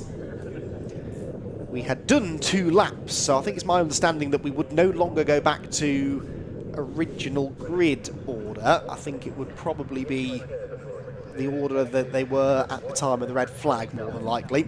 So I don't think it will that won't affect Jensen O'Neill going or Tommy Harfield, obviously. But Finn Leslie, having got the better of Jensen Mason on that initial start of the race, he would benefit from this. He'd be able to start third, I reckon. But that is if we get a restart. I know I mentioned earlier on that we do have this fairly lengthy lunch break, but that is not a lunch break that's going to be spent doing nothing, because we'll have our TCR UK grid walk for the duration of the hour, and so be sure not to tune off as soon as the racing's finished in the morning, because we will have that grid walk. Myself, Paul O'Neill, Jack Oliphant will be down there chatting to the drivers, soaking up the atmosphere ahead of what hopefully should be an exciting second race of the weekend for TCR UK, their 80th race in championship history, and it's the reversed grid race here at Snetterton, so that should guarantee some excitement. That will be at about 1:10 I think the grid walk will be kicking off. But we've got plenty of racing before that. The Audis are up after this, then the Civics, and then the MG Metro Cup as well. Right, cars have finally made it back around to the start-finish line. They are being gridded up, or they will be gridded up in a moment or two.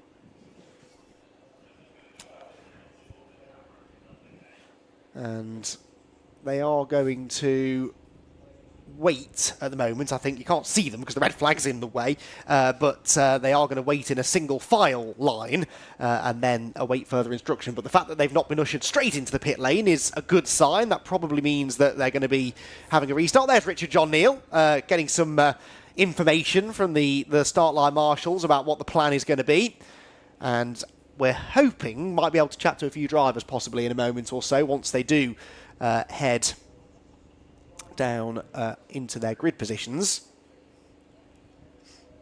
and can get their thoughts on what happened there. If he gets a chance to speak to Jensen Mason, I dare him to ask Jensen about the move that Finn Leslie made on him. might not be a good idea, I suppose, but I'd be interested to see what what Jensen's response to that is. Right, here they come. They are now being sent down to the grid, so it's a good sign. Looks like we're going to get a restart at some point anyway.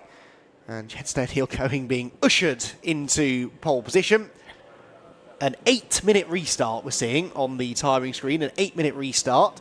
So again, the fact that they've already got the restart time up means that we must be getting somewhere with the recovery. It's not taking too long. That's a good sign, and yeah, hopefully means that the race will not be neutralised for too longer. Right, Richard, I think, is ready. So let's head down to him and see what we can find from the drivers as we await a race restart.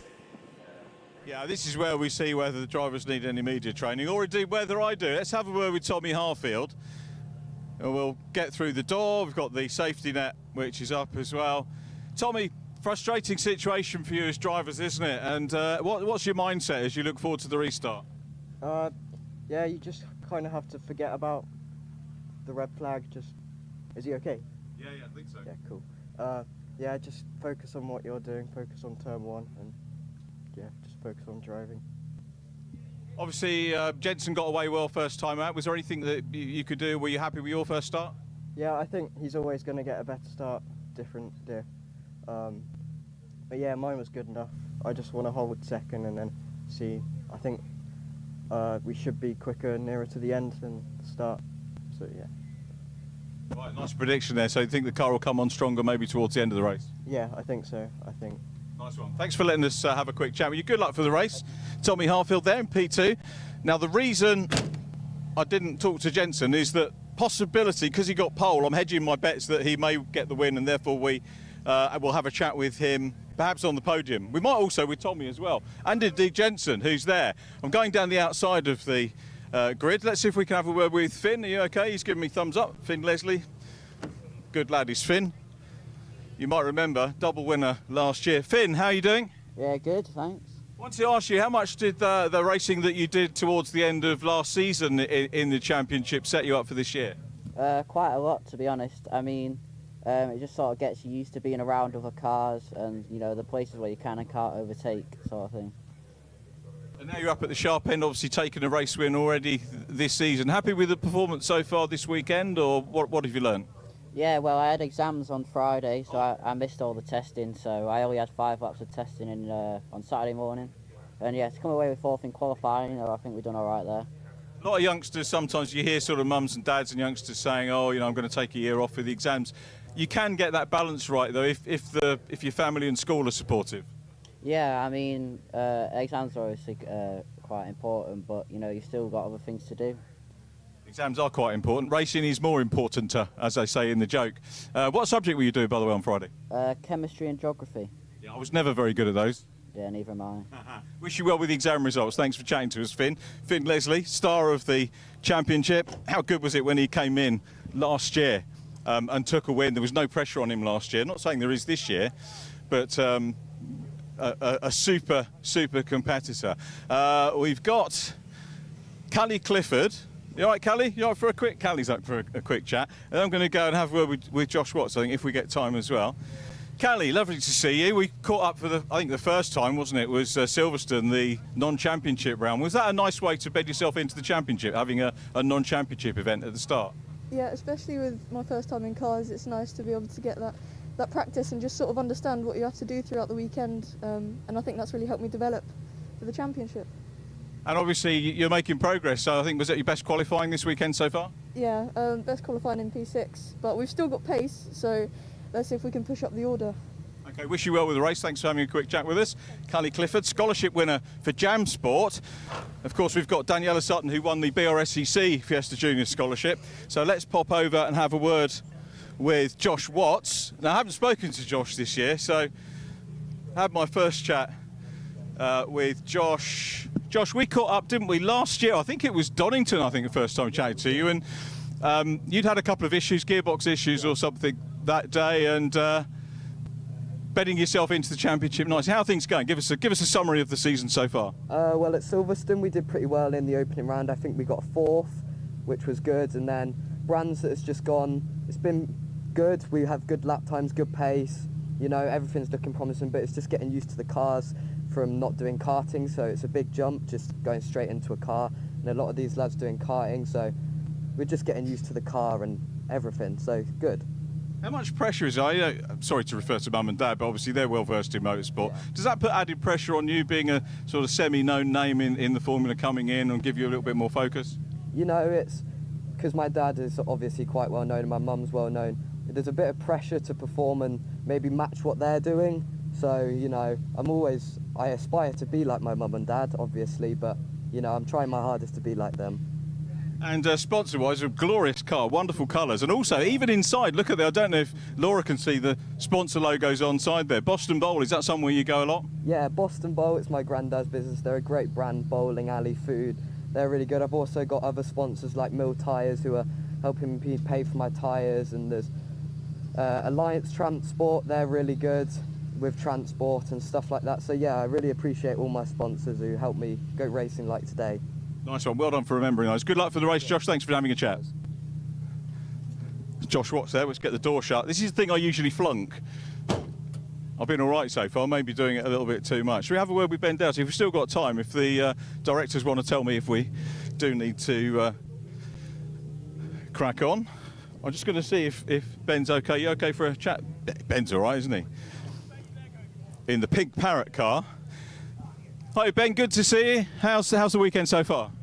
It's going okay considering we didn't get any practice on the Friday because of exams, but we're doing okay. We're improving every session, so that's good. What was your exams? We were just chatting to Finn. Was it chemistry and geography like Finn? It was just chemistry. Right. How did it go? We'll have to find out on results day. Do they still do boils law and things like that? I don't know. I obviously don't. So if it was in the exam, you're stuffed, mate. But what sort of things are you covering in that? I can't really remember. My mind's on racing at the minute. Focus on the racing. Yeah. I'll just look at this. This is always interesting for me to see Snetterton because it's actually uphill, isn't it? This bit. Yeah. Does that make the start difficult? It depends whereabouts you're starting. You can balance it on the clutch, or you can just use the handbrake and make it easier. But I just like to balance it on the clutch. Looks like we're being moved, Ben. Sorry to cut across, but thank you for having a chat with us. Good luck for the race. So Ben Doughty there on the grid, and door is shut. That's it from the grid for the moment. I think we're going to take a quick ad break, or hand you back to Andy, one of the two. But more chats for you. No, it's back to Andy. Hope you found that useful, Andy, and grabbed a little bit of water or a little wee break or something like that. We'll see you soon. Giving away all my secrets, Richard. Thanks for that. Yes, a much needed break. It's going to be a busy day, this, but that's what we like. We like lots of racing crammed in, and we certainly are doing that here today. Right, we have, I think, had the incident dealt with now up at Murray's. I can't see out of the window anyway. Any recovery still ongoing? No, there we go. Track is clear, and so we are good to get a race restart. I think minus Jake Wardle, who I think I heard earlier on, unconfirmed anyway, might have been the driver involved at Murray's, but it's been a swift operation to get the cars cleared out of the way, so that's usually a good sign, and we should be able to get a resumption of racing in the next few minutes. As I said, it will be a shortened race, 8 minutes the duration, but then they'd done a lap anyway, 2 laps, nearly 3 actually, so that's probably about how much time was left. I forget now how long there was on the clock, but I suspect that we're probably not actually going to lose a huge amount of racing here. There's a car, and I've only just noticed this, there's a car that is completely parked across the middle of the track, and I think that's Ben Doughty, the number 28, not entirely sure why. I think they're pushing him back to his correct grid position now. Maybe he'd lined up in the wrong place, but you can see they have got Finn Leslie's car 3rd and Jensen Mason's 4th, so they have gone to the order in which they were running at the time of the red flag by the looks of it, rather than back to the original grid order. I've just seen, by the way, Jake Wardle's car on a flatbed truck going through the paddock out of the window. So it was Jake who had taken the tumble at the final turn, but he hopefully is all right, and the team will get to work on the car because, of course, there's another race to come later on in the day. That second Fiesta Junior race will be just before the 3rd Milltek Sports Civic Cup race. That is coming up later on this afternoon. So our second Fiesta Junior action at about 3:25-ish. And won't be too much longer before we get Fiesta's back on the move again. 2010 racing team watching on, one of the big teams within the championship.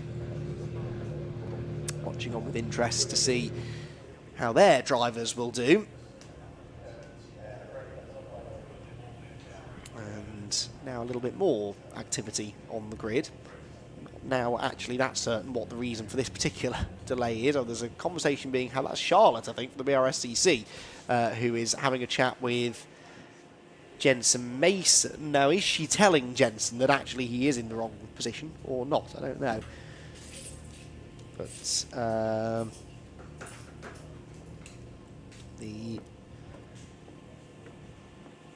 drivers, and there's definitely some reorganisation going on at the back, isn't there? So another delay. I'd love to tell you what it is for, but I can't because I don't know.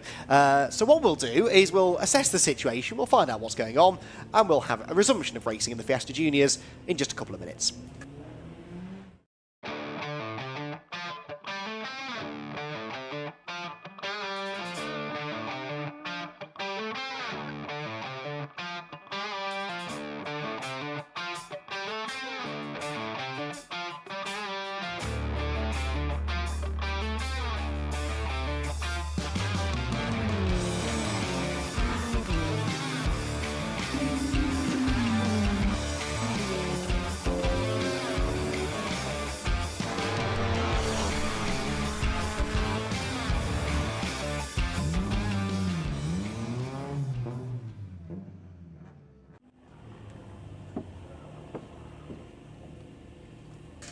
So we have Fiesta Juniors hopefully now ready to go here at Snetterton for a resumption of their first race of the day, round 4 of the championship, after a delayed start initially for an oil spill on the grid and then a red flag for an incident up at Murray's Corner. Drivers are very hot and bothered. I mean, they must have been in their cars now since I'd say getting on for 45 minutes now they've been sat in these cars, and they've done a grand total of 2.5 laps of racing, and ironically they will have been feeling the heat less whilst they were racing than they are now just sat there baking away in the summer sunshine. So yeah, they'll be very grateful, I think, to get underway. The marshals, I think, are now gradually clearing the grid. I think there's been a bit of confusion at the back of the field as to where certain drivers should be lining up for the restart, because they perhaps didn't realise that we weren't just going back to original grid positions. But the rule is if you've completed 2 racing laps, then you don't do that. If the red flag comes out within the first 2 laps of racing, then yes, you defer back to the original grid order. So anyway, that's all been dealt with now. The back, there are a couple of gaps in the middle of the grid, I noticed. So there is a gap about row 4, isn't there? So who are we missing there? Was that maybe Ben Doughty's car that was sort of parked at a strange angle in the middle of the field, maybe? We'll find out now, because the green flag is waved. The warm-up lap gets underway, and let's see if Ben's number 28 car comes past. Yes, it does. There it goes. So I'm not sure why there's a gap. Maybe it was, again, just someone that had been in the wrong position and they pushed them into the correct place. Anyway, cars underway. That's the good news. Slippery surface reported by race control. Well, it doesn't tell us where, helpfully, but somewhere there's a slippery surface. First corner we're hearing, right? Okay, so that's completely unrelated, seemingly, to anything else that's been going on. So why there is a slippery surface at the first corner, I don't know. Whether there is cement dust down, I don't know. But at least the drivers can use this warm-up lap as an opportunity to figure these things out. But they're throwing everything at these drivers in this race. Delayed start, a red flag, slippery surface, and an 8-minute restart now for this 4th round of the championship. Actually, Jensen O'Neill going has to do exactly what he did the first time round, really. Nail the start of the race. He got a brilliant launch off the grid the first time and led without any real challenge into the first corner from Tommy Harfield. But Tommy, of course, might have learnt from that now. Perhaps has figured out a way that he can do a bit better, get off the line a bit better, and perhaps give a bit more of a challenge to Jensen O'Neill going. There's Maggie Webster, look, the red and white car as well, towards the back of the grid, so she is going to take the restart. I thought maybe she'd have been involved in the Jake Wardle incident, but she was certainly stationary at the side of the track when that happened, but maybe hadn't actually had a direct involvement because the car didn't seem to be carrying any damage, did it? So she is going to be claiming her grid position for the restart. It takes a long time for anything to happen here at Snetterton because it's such a long lap. 3 miles at race speed in these cars is 2 minutes and 20 odd seconds. And of course at green flag lap speed, that's probably over 3 minutes. So it takes a while for them to get around and line up on the grid. That takes another couple of minutes. So just further sort of delays things and makes it even harder for the drivers to keep their head in the game. Right now they're again occupying themselves with weaving around, trying to generate some tyre temperature. A couple of drivers further back really weaving around quite vigorously to the point of nearly losing control there. Who was that? That was, I think, Jack Burgess maybe. He was getting a little bit sideways. So actually, now I think about it, I don't know how Maggie Webster would have been involved with Jake Wardle there, because Wardle was in and around the back end of the top 10. And Maggie Webster was at the back of the field, so I don't think they could have been involved. I wonder if Maggie was just stopping to make sure that that Jake was all right and then continued on. So that probably explains why she isn't carrying any damage. And she'll now hope to move forward from the back end of the top 20, where she'll be taking a restart. And getting perhaps a bit closer to the top half of the grid ahead of race 2 a little bit later on, although that second race, I think I'm right in saying it's second fastest lap times. Well, no, they've not released a grid yet, so no, maybe it is race results. It always used to be second fastest lap times that would set the race 2 grid. That doesn't seem now to be the case.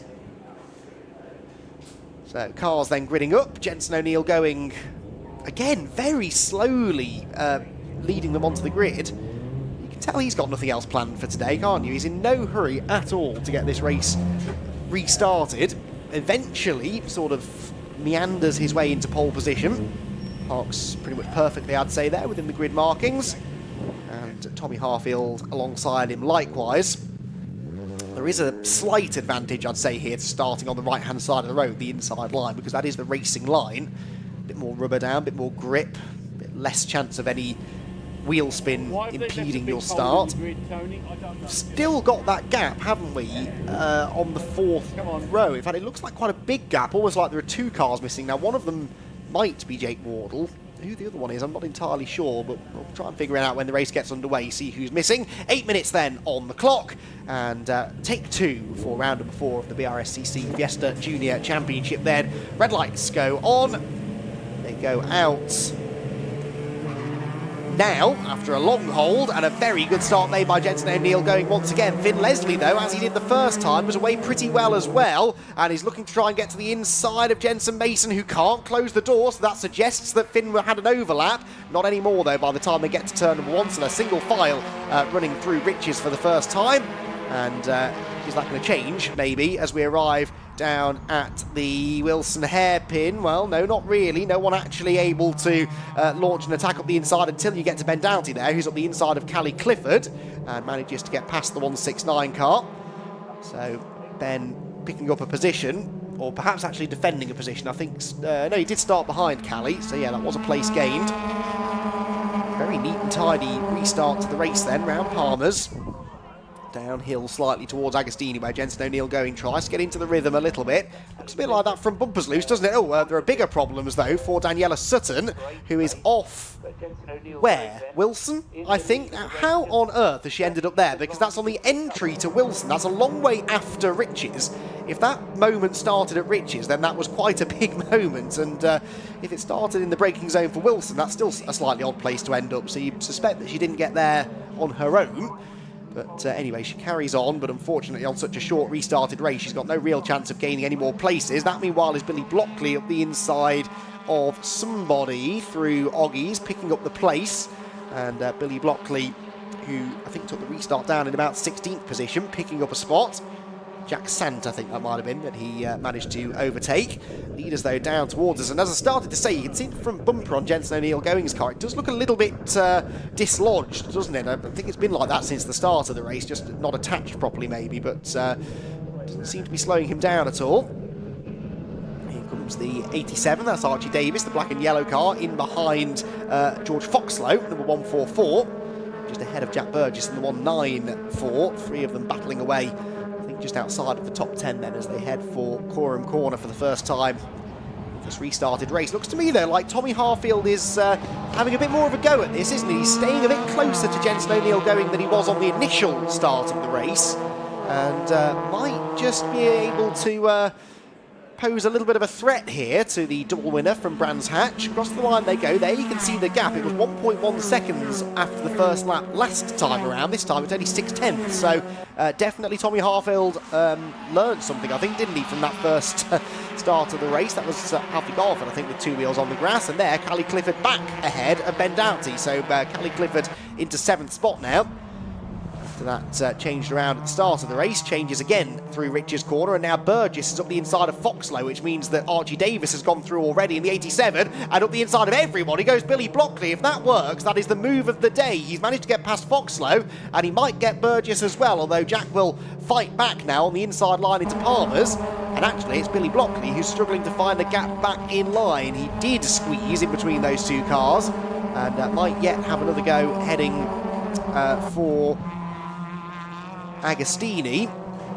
But the red machine of Billy Blockley putting in some pretty big moves on this restart. Defends from Foxlow a bit into Agos, and actually I think distracted Burgess, didn't it? Burgess outbraked himself, missed the apex. Blockley's up the inside. They lean on each other slightly on corner exit, and that just lost Billy Blockley a little bit of momentum, and it means that Burgess is clearly in front of him as they arrive at Hamilton. And towards the right-hander at Oggies. Awkward right-hander that sort of opens up as you accelerate out of it. Then a really tricky right-hander here at Williams. Probably one of the most important corners on the track though, because a poor exit from Williams will leave you under all sorts of pressure down at Brundle and Nelson, and I think that might be the case for Billy Blockley. He was a bit wide over the curb there. You saw the car bouncing around, just a bit of wheel spin, bit of understeer. That means he might be under some threat when they get down to this part of the circuit at Brundle and Nelson, where the leaders are very close together. Tommy Harfield definitely not being dropped by O'Neill going this time. Waiting to see what went on with Blockley and Foxlow. Foxlow has gone through, yeah, so Foxlow back in front. There's Maggie Webster. Bringing up the rear, is she? No, I think Michael Wheeler and Daniela Sutton are still behind. And Daniela, obviously, after the moment on the first lap. Not sure what's happened to Michael, but Maggie Webster continues on, learning every time she gets out on track. Younger sister of Albert Webster, who we saw racing in juniors a couple of years ago. Right, leaders across the line. The gap comes down by a tenth, and it's a new fastest lap for Tommy Harfield. So Harfield, a 2:21.5. Pole position was a 21.1. So we're only about 4 tenths off that pace. Not bad for race conditions. And they have time for 2 more laps as well. So 2 laps to go, and Tommy Harfield not giving in. A nice move made there by Davis. Ben Doughty's struggling, isn't he? I wonder if that car's got a problem of some sort, because he has lost 2 positions in the last 2 laps, but dropped a long way back, really, from Callie Clifford ahead of him. Ooh, Foxlow, the inside of Burgess. That's a nice move at the Wilson hairpin. He leaves Burgess space on the exit as well. And actually, that means that he probably won't get the place, because Burgess was able to carry the better momentum off the corner and gets back in front again by the time they turn into Palmer's.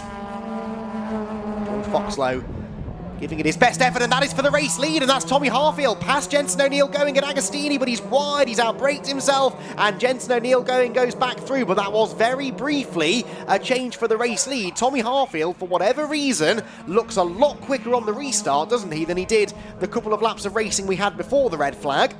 And Jensen O'Neill going is going to have to work for this one. Tommy Harfield then right in his wheel tracks. I don't think Tommy's won a race in this championship before, so he will be extra incentivised to try and get the job done. But was that his one and only option, or is he now going to have another chance to attack? It didn't look like the best run off the corner there for Jensen.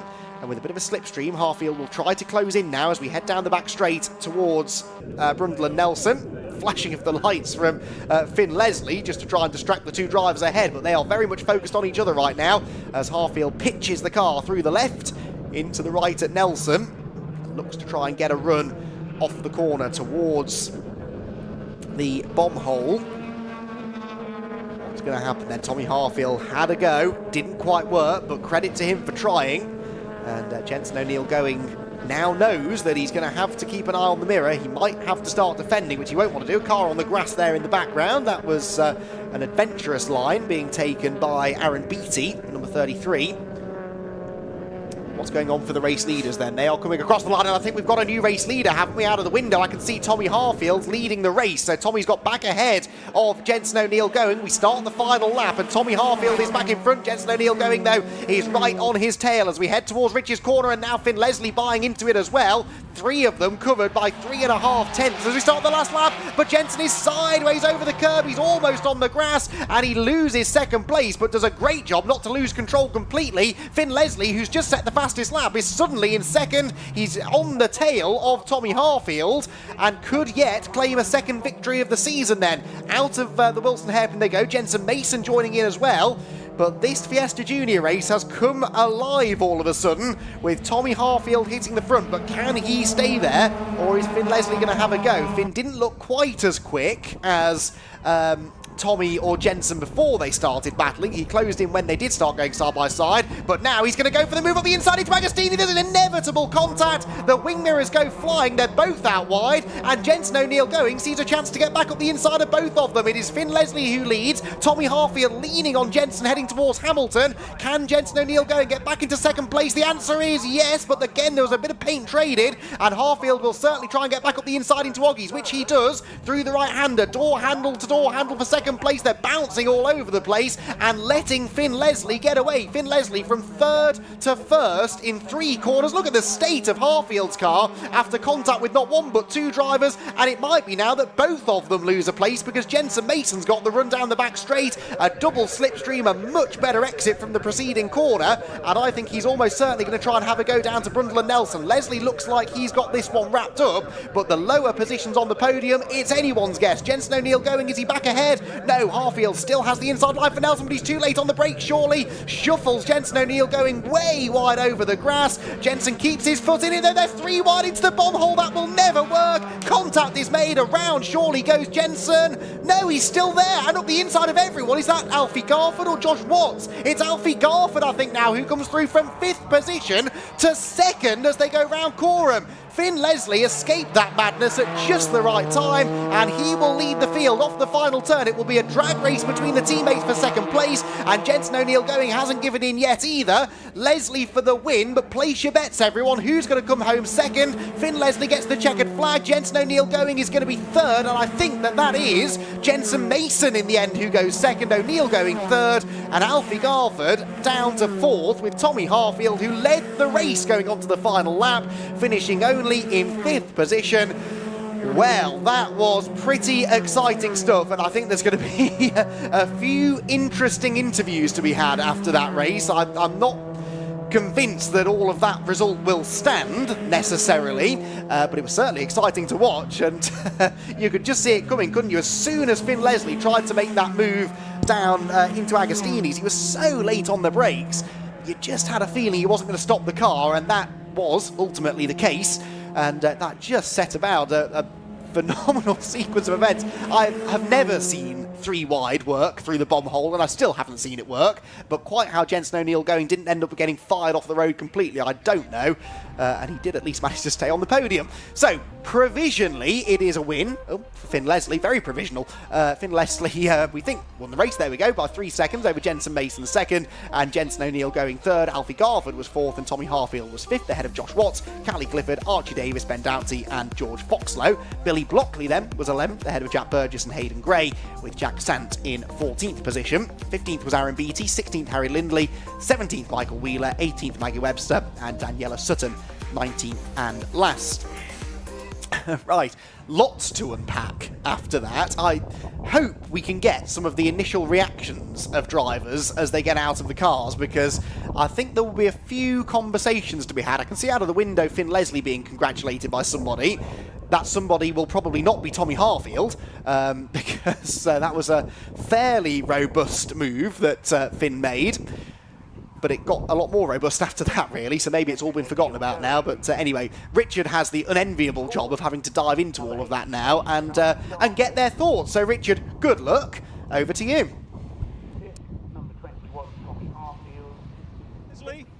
Finn Leslie to the winner's circle. We'll get his crash off.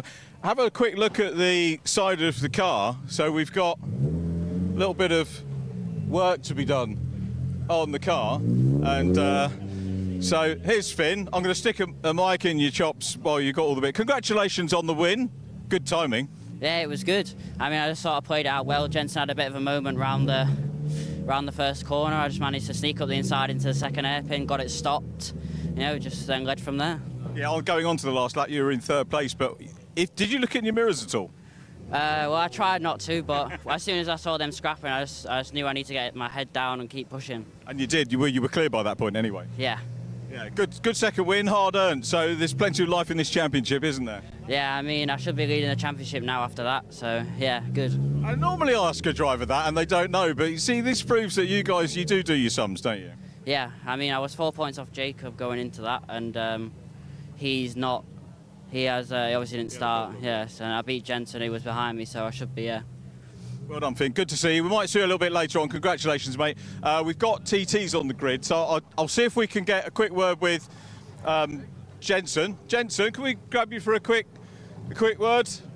We'll stick the happy face on. Sorry to lose you from pole. I avoided talking to you on the grid because I thought we might get a podium interview with you. That was hard work. Yeah, I think after the red flag, my car just went off because of the heat. So yeah, and then had a good battle with Finn. Finn won, so that's really good. And then got doored by Hartfield. And then me and Jensen, I think second and third. He got second, I got third. So yeah, it was really good. So is it Clark's office now? Is it for everybody? Probably. Jensen, well done. Thanks for having a quick word with us. And if we've got time, Jensen Mason, we'll grab a quick word. And I've got to make it a little bit quick, Jensen, because the Audis are on the grid. But very well done. Thank you. Those last few laps, talk us through those. Oh, well, I was just sitting in like fifth, I think, and they were all battling, and I was trying to take advantage of them all battling, and I could catch them all up. And then going into under the bridge, they all slowed down and went up the inside of Harfield, and then Alfie came back up the inside, and then I undercut him coming across the line, and then, yeah, came second. I was pretty happy with that. It's all about the run to the flag at the end, wasn't it? Fantastic spectacle for everybody watching. Yeah, it was just drag race to the line, really, at the end. Jensen, good to see you on the podium. Well done. We'll see you a little bit later on. Another race, of course, coming up later in the day for the BRSCC Fiesta Juniors. Remember, an unashamed plug here, the scholarship for next year's drive is open. You can get onto the BRSCC website, have a look at that. If you want to join these guys and girls on track, then you can do that, or you have the chance of doing that by coming up to Blighton later on in the year, half term. In the meantime, though, enough from the juniors, enough from me. It's Audi TT time.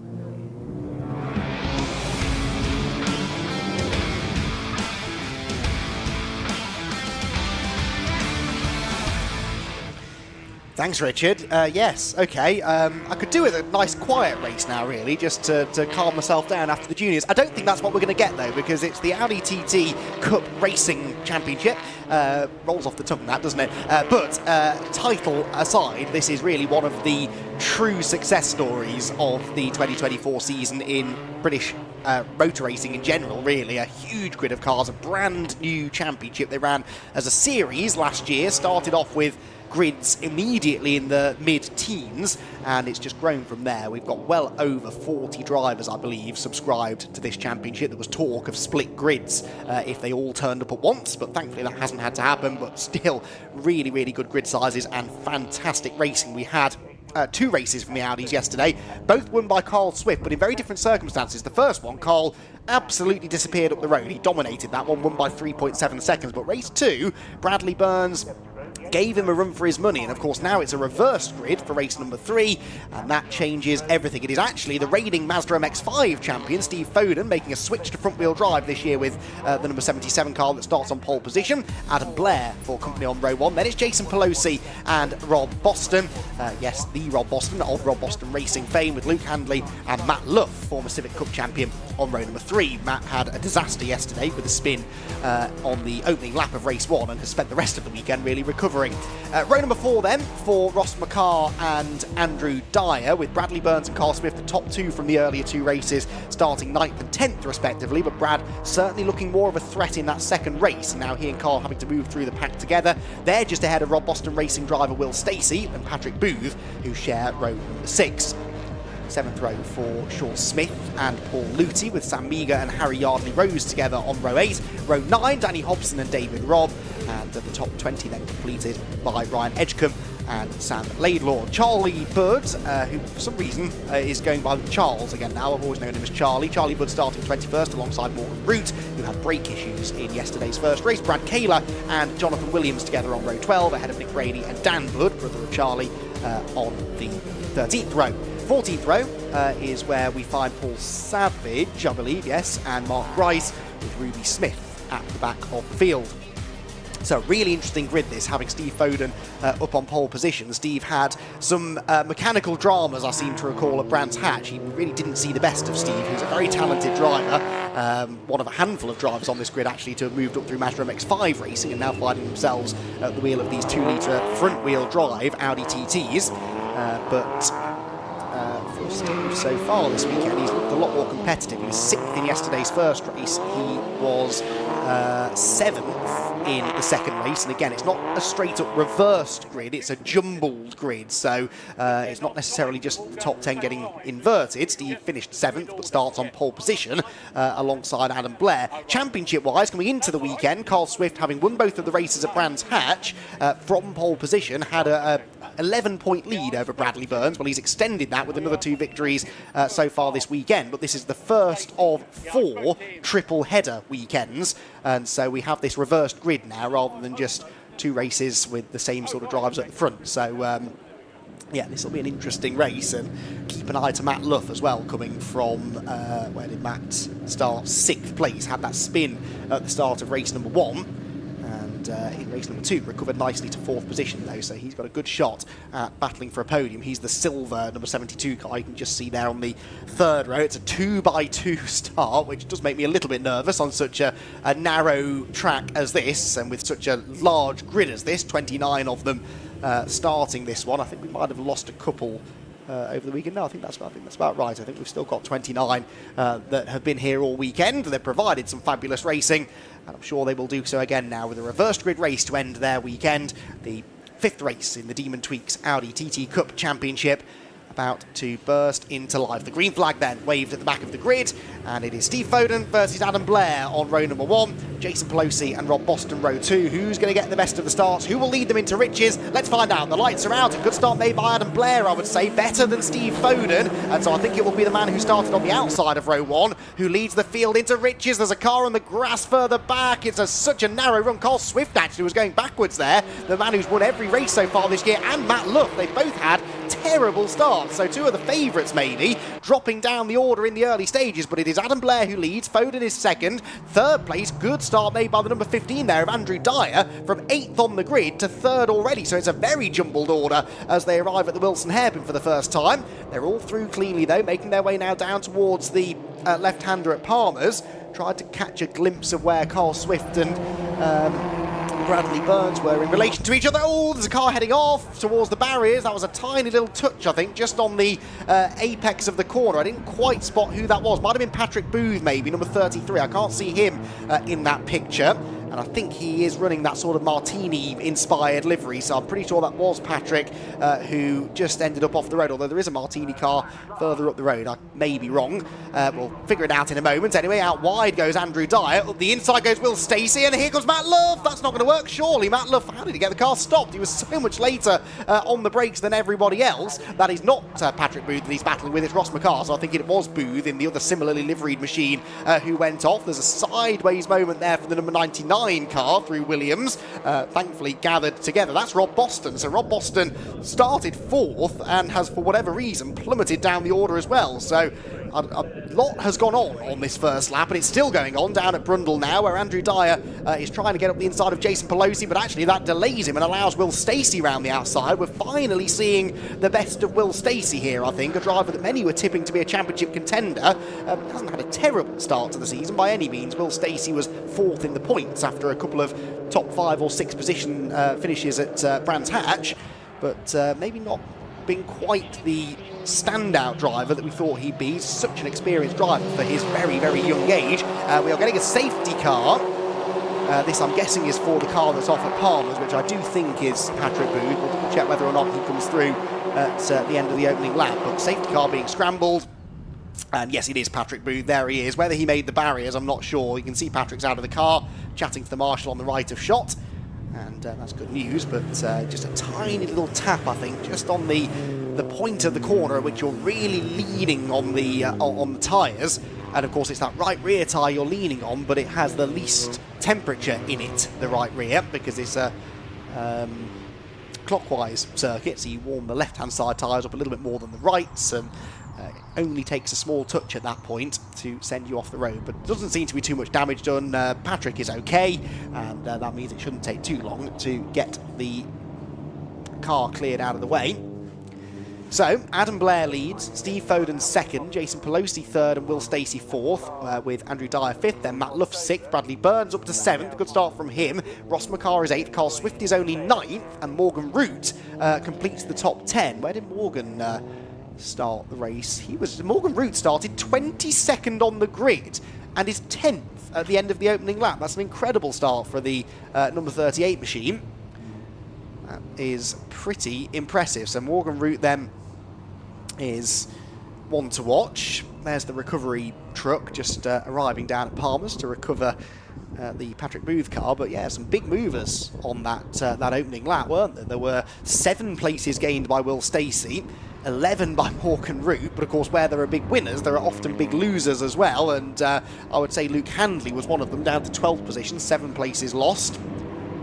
And yeah, a few big movers further back. Steve Laidlaw up into 20th position, just ahead of Sam, having started 29th. So real shuffling of the pack on lap number 1. But Adam Blair it is who got the better of Steve Foden off the line, and he leads them behind the safety car now then.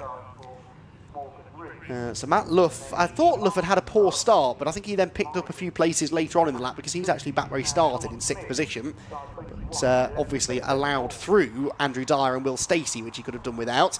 Bradley Burns putting a car between himself and Carl Swift. That could prove significant. The two drivers who have dominated the weekend so far, as they sort of did at Brands Hatch. Well, actually, Carl Swift and Matt Luff were the 2 fastest drivers at Brands Hatch, but Matt got tapped into a spin again on the first lap of race number 2, just as he did on the first lap of race 1 this weekend, and that opened the door then for Bradley Burns to come through and challenge Carl Swift for the victory in race number 2. But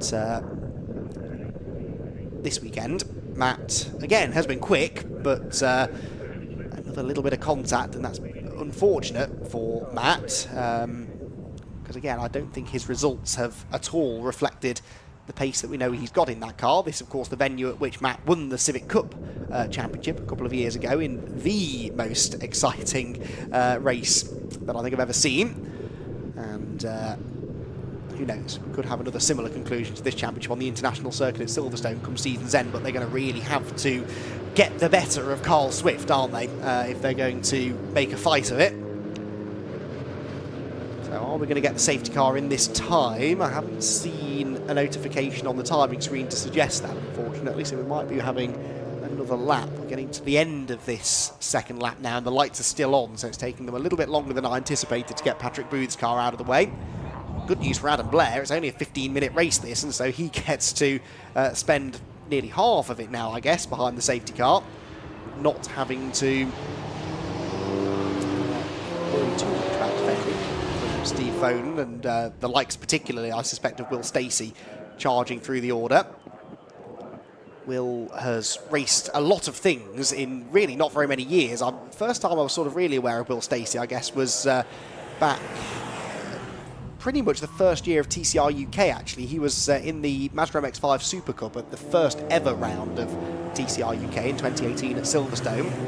Will Stacey, I seem to recall, winning a race, or at the very least getting on the podium that weekend, and then sort of vanished. He didn't do the full season, and went off and raced Lotuses for a while, and then we've seen him in a few things in endurance racing in the UK and further afield as well. But nice to have him back competing full-time in a BRSCC championship now. Definitely still a title contender, I would say, is Will Stacey. He's had a solid start to the year. There are dropped scores, of course, that will further bunch things up when we move into the second half of the season. And I think we're going to be talking about Will Stacey for most of the year, I reckon. And if he could get a podium, or maybe even a race win here, then that would certainly go a long way towards building that championship challenge. So Stacey will take the restart from 4th. Andrew Dyer just behind him. Matt Luff in 6th position, like I said. Keep an eye on Morgan Root. That was a very, very strong first lap for Morgan Root, who had a spectacular off at Riches in the first race yesterday. I think it was a brake failure. It was a massive lockup, and the car just did not slow down, did not turn, and went straight through the gravel trap, and I think made a bit of contact with the barrier. He's bounced back nicely from that, and has put himself now into the top 10. Obviously put himself in the right place at the right time on the first lap to A, avoid the drama, but also capitalise on it and benefit himself. Cars make their way through Oggies then, up towards Williams. We're half a lap away from a restart, which we have had confirmed will be at the end of this lap. There's Paul Luty in his number 52 car, number 87 just behind him as well. That is Rob, isn't it? David Robb. They'll both be looking to try and move a bit further up the field as well, but really the attention has to focus on the leaders here. Can Adam Blair get as an effective a restart as he did an initial start to the race, getting the better of Steve Foden, or can Steve find a way back into the lead? Steve Foden, pretty used to leading races really, was fairly dominant on his way to the championship in the Mark 1 MX-5 series last year, where very often we saw him hit the front and then disappear, which is unheard of practically in Mazda MX-5 racing. But not having things quite so easy here, is he? In a completely new car, a style of car, front-wheel drive that he's never raced in before. And talk about straight in at the deep end. Here he is in 2nd position, trying to get a first race victory, but he's not helped his chances. That wasn't a great restart for Steve, and so Adam Blair is starting to gap Foden already. Green flag waves, no overtaking before the timing line, but now they can go racing, and perhaps the first move that's going to come is for 3rd position. Will Stacey all over Jason Pelosi as they head for Rich's corner. Couldn't quite make the move into the right-hander, but Wilson hairpin could be where Stacey does try and slip up the inside. Let's see what happens then. Down towards the braking zone. No, I don't think Will is quite close enough, and actually he's under threat from Andrew Dyer in 5th place. Then it's Love, then it's Burns, then McCarr, Swift, and there Morgan Root, the big mover on the initial start of the race, but he's now under threat from the number 21 car of Sean Smith, that was, wasn't it? So Sean Smith started 13th, a couple of places gained for him too. Way wide goes Dyer. Now that opened the door, I think, for Matt Luff. Matt Luff trying to move into the top 5, but didn't have the momentum down the hill. And so Andrew Dyer stays in front. Luffy again peeks to the inside. Dan D'Agostino, in fact, does more than peek. That was a very late decision, I think, to commit to the move, but it's going to work. The Area Motorsport car slipping through into the top 5, and Bradley Burns keen to try and follow him through, but not able to do so. So Matt Luff with a good overtake, a clean overtake down at Agostini's. Don't throw it away, Matt. He's on the grass out of Hamilton, and here comes Burns. Launches up the inside of Andrew Dyer as well. So 2 really good moves under braking there. Andrew Dyer perhaps struggling for confidence under braking. That might have made it look a little bit more dramatic than it actually was. Carl Swift, though, that was pretty dramatic. Up the inside of Ross McCarr. Sideways they both were through Williams. But because he hasn't got the move made, they've both sort of delayed themselves off the corner, and now it's just a straight-up drag race down towards Brundle and Nelson, where also Andrew Dyer is trying to come back at Bradley Burns, so it's all kicking off behind the leading group, really. And there's Will Stacey up the inside of Jason Pelosi, levers him aside, and Will Stacey into 3rd, but Matt Luff is coming through with him as well. Matt Luff had a good run off the corner there, and was trying to move through into 4th position, through the bomb hole, and towards Coram. Now, is that going to be Matt Luff through when we next see him? If it is, that's been a good lap on the restart, hasn't it, for Luffy? 2 places gained. Yes, he is into 4th place, going with Will Stacey. Bradley Burns still ahead of Andrew Dyer. Swift did get the better of Ross McCarr in the end, so Carl Swift up into 8th spot. The leaders head across the line then. It is still Blair leading, still Foden 2nd. It's now Will Stacey 3rd. Fastest lap for Blair, a 2:11.0, but that's the first flying lap that we've seen unimpeded by a safety car. As they make their way through Rich's corner, it's building nicely. This 3¼ minutes to go, so 2 more laps. Here comes Luff on Stacey. That's for 3rd, and that could be a really significant move. Matt Luff up the inside needs to get this job done on the exit. He's not going to do it, though, I don't think. Will Stacey stands his ground. That's the inside line now for Palmer's, and actually Luff needs to be careful because Jason Pelosi isn't that far behind and could take advantage of this. Luff gets back in line, tries to get the switch back, and this time might have got the move made. He's on the inside line down the hill, gets a bit of a side draft. He's desperate to keep that overlap because the inside of Agostino Agostini is definitely the place to be. Pelosi's trying to go with him, and Brad Burns. Luff through into third, and Will Stacey, who's been moving forward ever since the race started, is all of a sudden losing places. Luff has gone through, Pelosi's up the inside, and the inside line at Hamilton is normally the preferred place. Will Stacey toughs it out around the outside, runs out of road a little bit. That was definitely exceeding of track limits, but he's managed to hold on to the place. Bradley Burns again launching up the inside, as he did to Andrew Dyer a lap ago, and this time trying to do it to Jason Pelosi, who turns across the nose of the number 6 car and manages to keep hold of the place. So lap and a half to go. Matt Luff breaks through into third. Can he chase down the top 2, or is third as good as it will get? It's a big gap, isn't it, really, that Blair and Foden have built, and actually Foden looks quicker than Adam Blair on this lap. That lead gap coming down, I would say. Stacey versus Pelosi is still raging on. This, of course, is where Stacey got past Pelosi a lap ago, and Jason now repays the favour. And behind them, look, the top 2 in the championship side by side. Carl Swift up the inside of Bradley Burns. That is a really important battle. Through the bomb hole they go, and Burns on the outside line as he held onto it. They're still side by side into Coram Corner. Bradley Burns knows the significance of trying to keep Carl Swift behind him, and that's exactly what he's done. Nice stuff that from Bradley Burns. I was pretty sure that Carl Swift was going to go through there, but Bradley would not allow it, and will hang on to the position. Carl way wide in the background. Not sure who that was, but they've rejoined the circuit. Anyway, lead gap has definitely come down, I would say. I don't think Steve Foden's transponder is working, so I can't tell you the gap yet, but he was definitely still there in second place, and when he gets manually reinstated by the TSL timekeepers, we'll be able to tell you what the margin is. It looked a bit closer than it had been a lap ago. Burns and Swift on the grass. Stacey's back up the inside of Pelosi, and here comes Carl Swift as well. Sends it up the inside of Bradley Burns. 2 by 2 round Wilson hairpin they go. Stacey, I think, has got the better of Pelosi for third, but between the top 2 in the championship, it is still absolutely neck and neck. Towards the left-hander at Palmer's they go. Swift on the outside, Burns on the inside. Can Carl Swift find some momentum down the hill to get the job done? They've got to be careful, though, because Andrew Dyer is right behind them as well and is considering making it 3 abreast into Agostini. Thankfully, thinks better of that.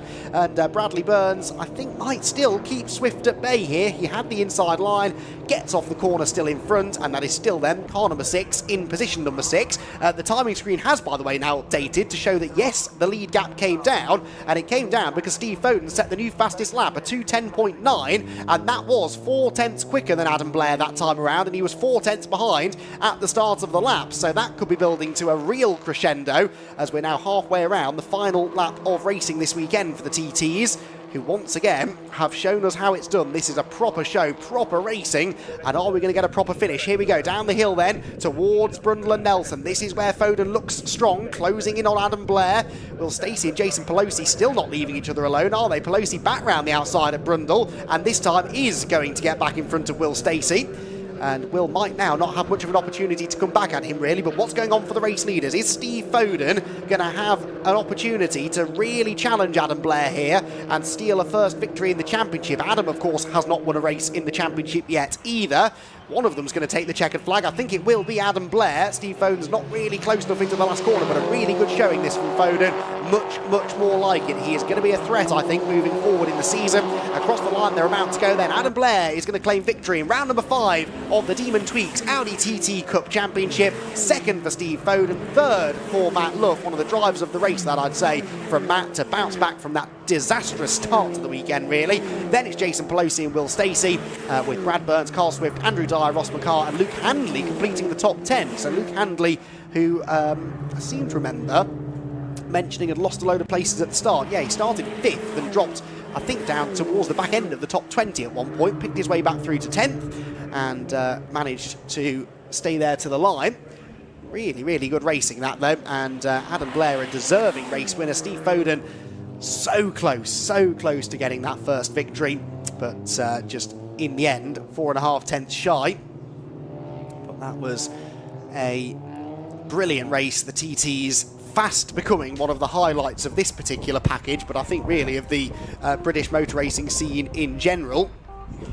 And looking forward to following this story as it unfolds through the rest of the year. Adam Blair then is the race winner. Steve Foden comes home in second, with Matt Luff completing the podium. Not a bad way to end the weekend. Started pretty terribly for Matt. Jason Pelosi fourth, ahead of Will Stacey, Brad Burns, Carl Swift, Andrew Dyer, Ross McCarr and Luke Handley. Harry Yardley rose 11th, ahead of Sean Smith in 12th, and it was Sam Meagher and Paul Luty. In 15th position we had, drumroll, I think, Brady. There we go. Nick Brady in 15th, Brad Kaler in 16th, Morgan Root 17th, Jonathan Williams 18th, and then Ryan Edgecombe and Sam Laidlaw complete the top 20. I don't know what happened to Rob Boston. He's been fighting some mechanical problems all weekend, and I think they continued into that race there. 21st only for Rob Boston. Daniel Budd 22nd, Mark Rice 23rd, ahead of Paul Savage, David Robb, Steve Laidlaw, who's also racing in TCR UK this weekend. 2 more races for him to come, but he was a retirement, I believe, in that one. So too was Ruby Smith, and we also, I think, lost a couple of others because we should have had 29 starters. Yeah, Patrick Booth, of course, and Charlie Budd. Charlie Budd also didn't make it through the first lap. Didn't see what happened to him, but unfortunately they joined the retirements list. So all of that will mean that Carl Swift still leads the championship, but of course Brad Burns got a few points back on him, only 1 position ahead of Swift in the end, and they were further down the top 10 as well, where the difference between each position, points-wise, is less, but still, Bradley Burns at least able to beat Carl Swift for the first time. In fact, Adam Blair, the first person not called Carl Swift to have won a race so far this season. And I think maybe the first driver not called Carl Swift to have led a lap as well. So finally, the dominance of the championship leader is broken. It's broken by Adam Blair, and we can hear from him now down in Parc Fermé with Richard John Neal. And with perfect timing by our director and also Andy McEwen handing over, the last of the TTs has gone past, and we go into victory lane where Adam Blair is here and not looking for his... Adam, congratulations. The first person not called Carl, as Andy said, to win a TT race. And this is back on the top step for you because you won last year. You had something like 6 fastest laps on the bounce last year when you joined the championship. How good is it to be back on the top step? Well, it's more surprising than anything. We were struggling at Brands, as you probably saw. And also here, I was so glad there was Steve behind me because our engines are pretty much equal. Yeah. But some of the other cars are just too fast for us on the straight, so we need to go back and kind of work on that. But yeah, it was. I was really pleased to see the safety car keep all those guys back there squabbling with each other, and relatively easy. A little bit nerve-wracking, but with Steve, because he's a super quick driver. But yeah, it was, I wouldn't say it was fun because I was spending all the time looking in the rearview mirror. It's fun now you've won it. It's fun now. Yeah, I can go and have a beer now. Yeah. And championship points was, I mean, you say that you haven't had the pace, but you know none of it's been too shabby. 5th, 6th, and obviously a win here. Yeah, I've just been trying to be kind of professional and get as many points as possible without taking too many risks. So with a view to later in the year when we get the engine sorted, hopefully up to the level of some of the other cars, we can start winning some races and hopefully challenge for the championship. Brilliant. We look forward to that. We're rubbing our hands together with anticipation. Well done, Adam Blair. Cheers, mate. Good to see you. Congratulations. And let's get Steve Foden over. Steve, a first podium interview. Yeah. We've spoken many times on the Mazda podium, and well, here you are. Well done. Thank you. Yeah, reverse grid. Obviously, I didn't realise I was going to be on pole till I got a call last night about 7 o'clock from my dad just saying you're on pole for tomorrow. I was like, oh, right, okay. Didn't even know that was in the regs, to be honest with you. So yeah, just want to say a massive thanks to Urban Design Consult, Meal Group, Rock Oil for their support. James, Dave. I hope Harrison's feeling a little bit better today as well. I know he's James's son. He's got his GCSEs this week, so he's a bit under the weather. But yeah, no, we wouldn't be here without them this year, and I think we had a real difficult start to the season, and to come away this weekend, just saying to Tom, then if someone had said to me at the end of Brands, if you could have a P6, P7 and a podium in reverse grid on your second weekend, I would have bitten their hand off. So I just want to say a big thanks to them because we won't be here without them. That's the context, isn't it? And also, I think much has been made about you moving from rear-wheel drive to front-wheel drive, and drivers can cope with that, but when you come into a championship with the level of drivers we've got here, the competition must make that all the harder. Yeah, I mean it's not disappointed, shall we say, in the way of competition. I think there's 10 drivers on this grid already that we can see that are capable of winning races, and probably more than that, to be fair. And it's so close, it's so hard to overtake. So there's a lot of skill to it, managing the tyres, the brakes. It's a lot of skill to it. A lot of credit to the guys that have brought us all to here, for this series. Fantastic, Steve. Many congratulations. First of many, I hope, Steve Foden. Yeah, I just also want to say a big thanks to AIRTEC Motorsport as well, because they have been, you know, night and day making this car as quick as it is, and yeah, just onwards and upwards. Brilliant. Thanks very much, Steve. Matt Luff was third position. Let's see if we could get Matt down, or we might have to just take the step up. Matt, let's have a quick word with Matt. How you doing? Good to see you. How you doing? Good to see you. I'm very well, thank you for asking, and happy with that. Yeah. I mean, I think this weekend's been pretty tricky so far. Yeah. We got very unfortunate in race 1, got sent to the back, managed to come back to P10, and in the race yesterday we come to P4 from P10, so I knew it was sort of already on the back foot this weekend. But yeah, I think I'm pretty happy with P3, not a bad result. It's always a cliche that I say to drivers, you know, sometimes it's the results where you're not first or second that count towards the end run into the championship. Yeah, definitely. I think I really had to fight for that one, especially after that safety car. There was a few quick guys behind me, and there was a few quick guys in front of me as well. So I really had to sort of make the moves happen at the right time, and I think I did that pretty well. So yeah, I mean, P3, like you said, it's not always the results that you win are the best ones. It's the ones that you really had to fight for that make it more valuable. Yeah, particularly when you're coming through on the reverse. What was the move of the race for you in that one? Oh, there was a lot. I did a pretty good move on Stacey. I really like that. Exit of turn 3 into the hairpin, just outbraked him and got my nose in there. Really happy with that one. Yeah, and then Will got embroiled behind you, so you made the break away from that group at the right time. Yeah, I think they started battling, and I sort of got my head down, tried to get in the toe of Steve, but those two were gone, so I was never going to catch them. Nice one, Matt. Thanks very much. Good to see you on the podium again. We'll see you next time out. Matt Luff takes third position. No, it's not Luff, by the way. Andy, sorry, we'll be getting to the northern thing.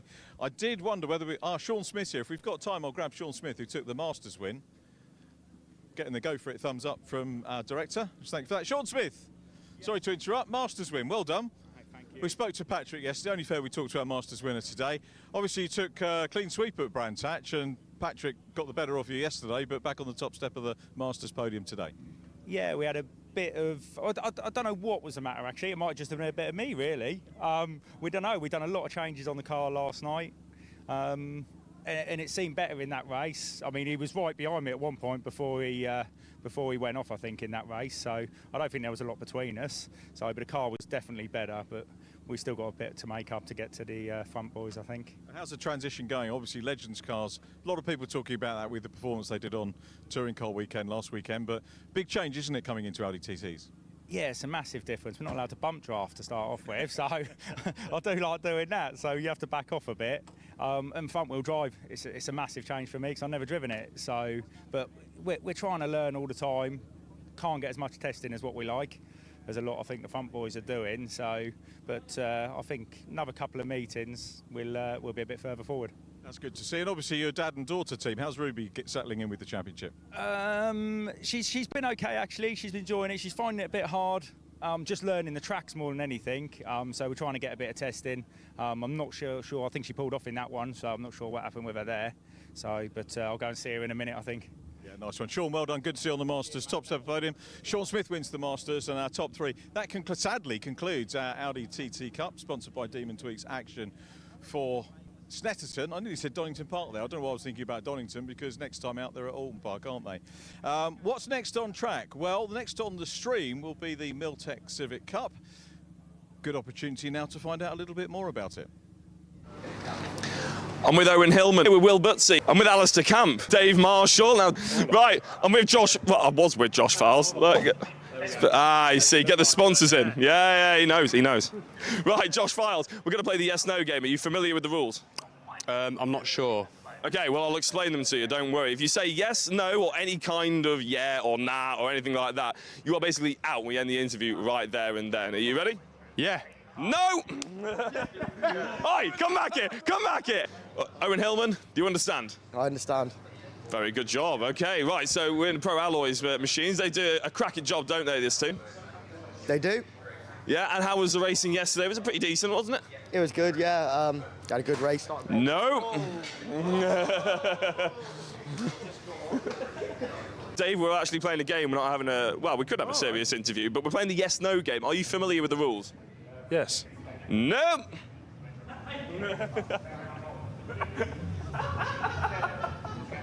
Now, we're going to play a bit of a game, Alistair. We're going to play the yes-no game. Are you familiar with the rules? I am. Thank you. Every time I've asked that, someone else has always answered yes or no. So if you aren't familiar with the rules, if he says yes, no, yeah, nah, or anything that's basically similar to yes or no, then he's out straight away. The game's over, okay? So, you ready? Absolutely. Fantastic. So you had a bit of a decent race yesterday, podium. Ended up being a happy takeaway. I'm sure you would have preferred to have a bit of a more of a fight with Lewis Kent, though. We'd like to ask for a bit more where we can. Top 10 reverse grid, he's happy already. Look at him, he's buzzing. That's just happier than when he wins. Second race, so top 10 reverse grid at Brands Hatch. You obviously came home with a victory. Are we going to see a repeat? We can do anything.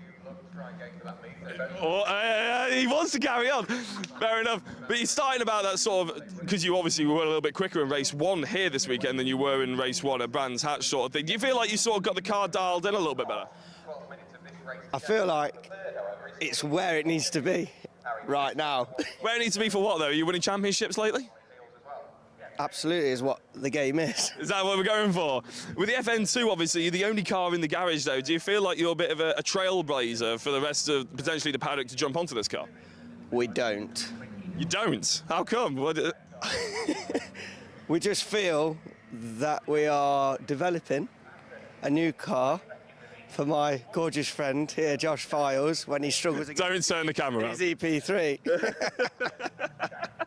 He enjoys that, to be fair, immensely. So, I mean, going away from the racing a little bit, did you play the darts yesterday? I did. How'd you get on? 123 score.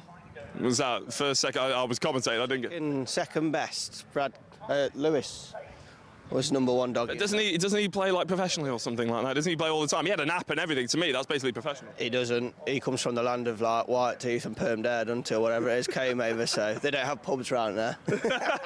No, I've never heard of darts, have they? But yeah, he still ended up winning, which is a bit of a shame. But I mean, like, ultimately, you've got a pretty good shot at the race today. You got a pretty good shot at the championship in all seriousness, haven't you? Sort of thing. Do you feel like you actually are getting to grips with the FN2 after it was a bit of a surprise early in the season?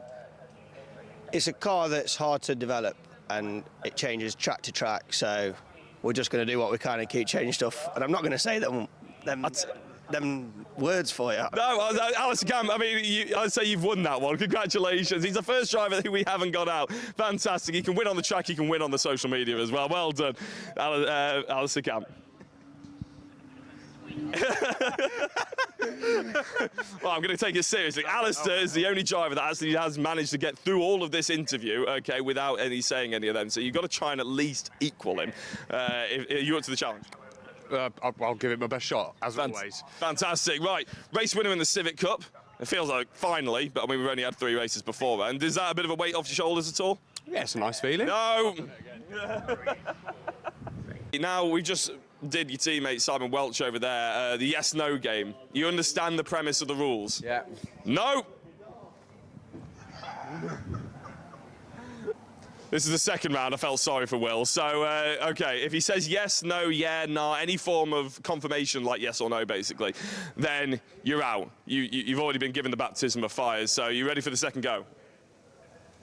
You do have to answer the question still. No, on the spot there. Yeah, I did really. Okay, so I'll start with a more easy question. How was yesterday for you? Okay. This is good. What are you expecting today? The reverse grid obviously can really throw up some challenges and everything like that. Are you expecting a little bit of a melee? Just off the start, as long as you get a good start and get to turn 1 and stay out of trouble at turn 1 and 2, it should be all right. But it's getting that initial launch and trying to find the grip straight away to stay with the pack more than anything. Because if you don't stay with the pack after the first lap, you basically overdrive the car trying to catch back up to the rest of the field. But we should be all right for race 2 and 3, I reckon. Pretty decent. I mean, obviously, there's a bit of a change in weather conditions today as well. It's going to be a lot hotter than it was, say, in your qualifying session tomorrow morning. Does that change the setup at all, or does it change sort of the attitude of the car? A little bit. You'll have a lot more confidence in the car than you would have yesterday because of the weather. But if you've got a warmer track, yeah, you get a bit hotter. No.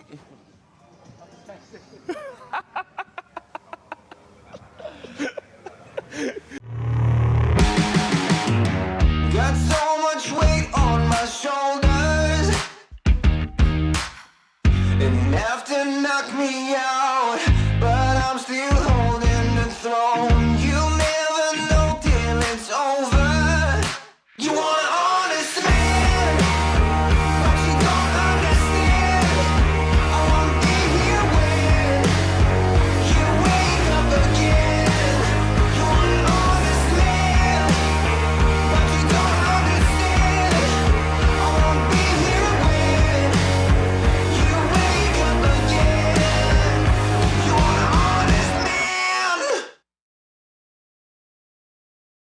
Is your business ready to switch over to cloud telephony before the BT analogue switch off?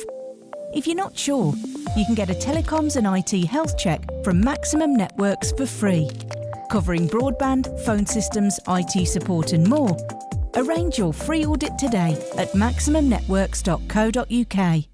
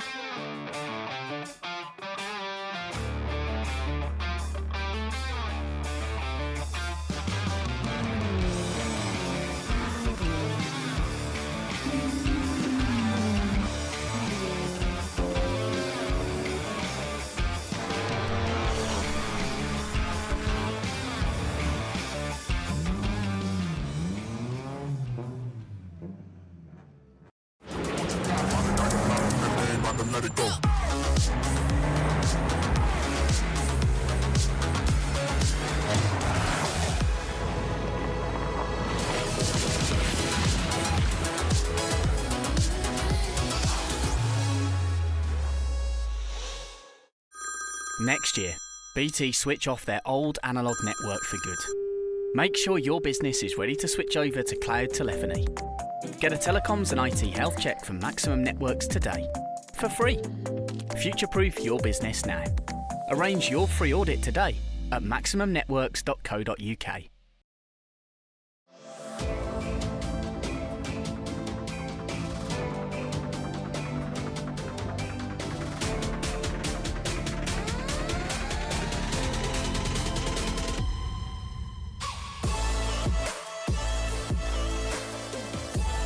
He's all the way around the outside.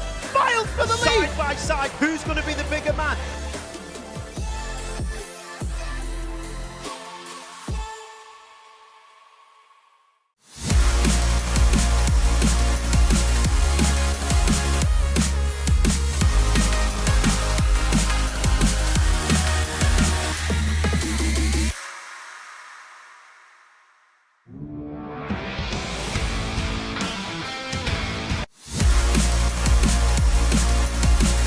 Civic Cup, and it's Snetterton. It's a sunny Snetterton. I'm Paul O'Neill. Hello, it's Jack Oliphant.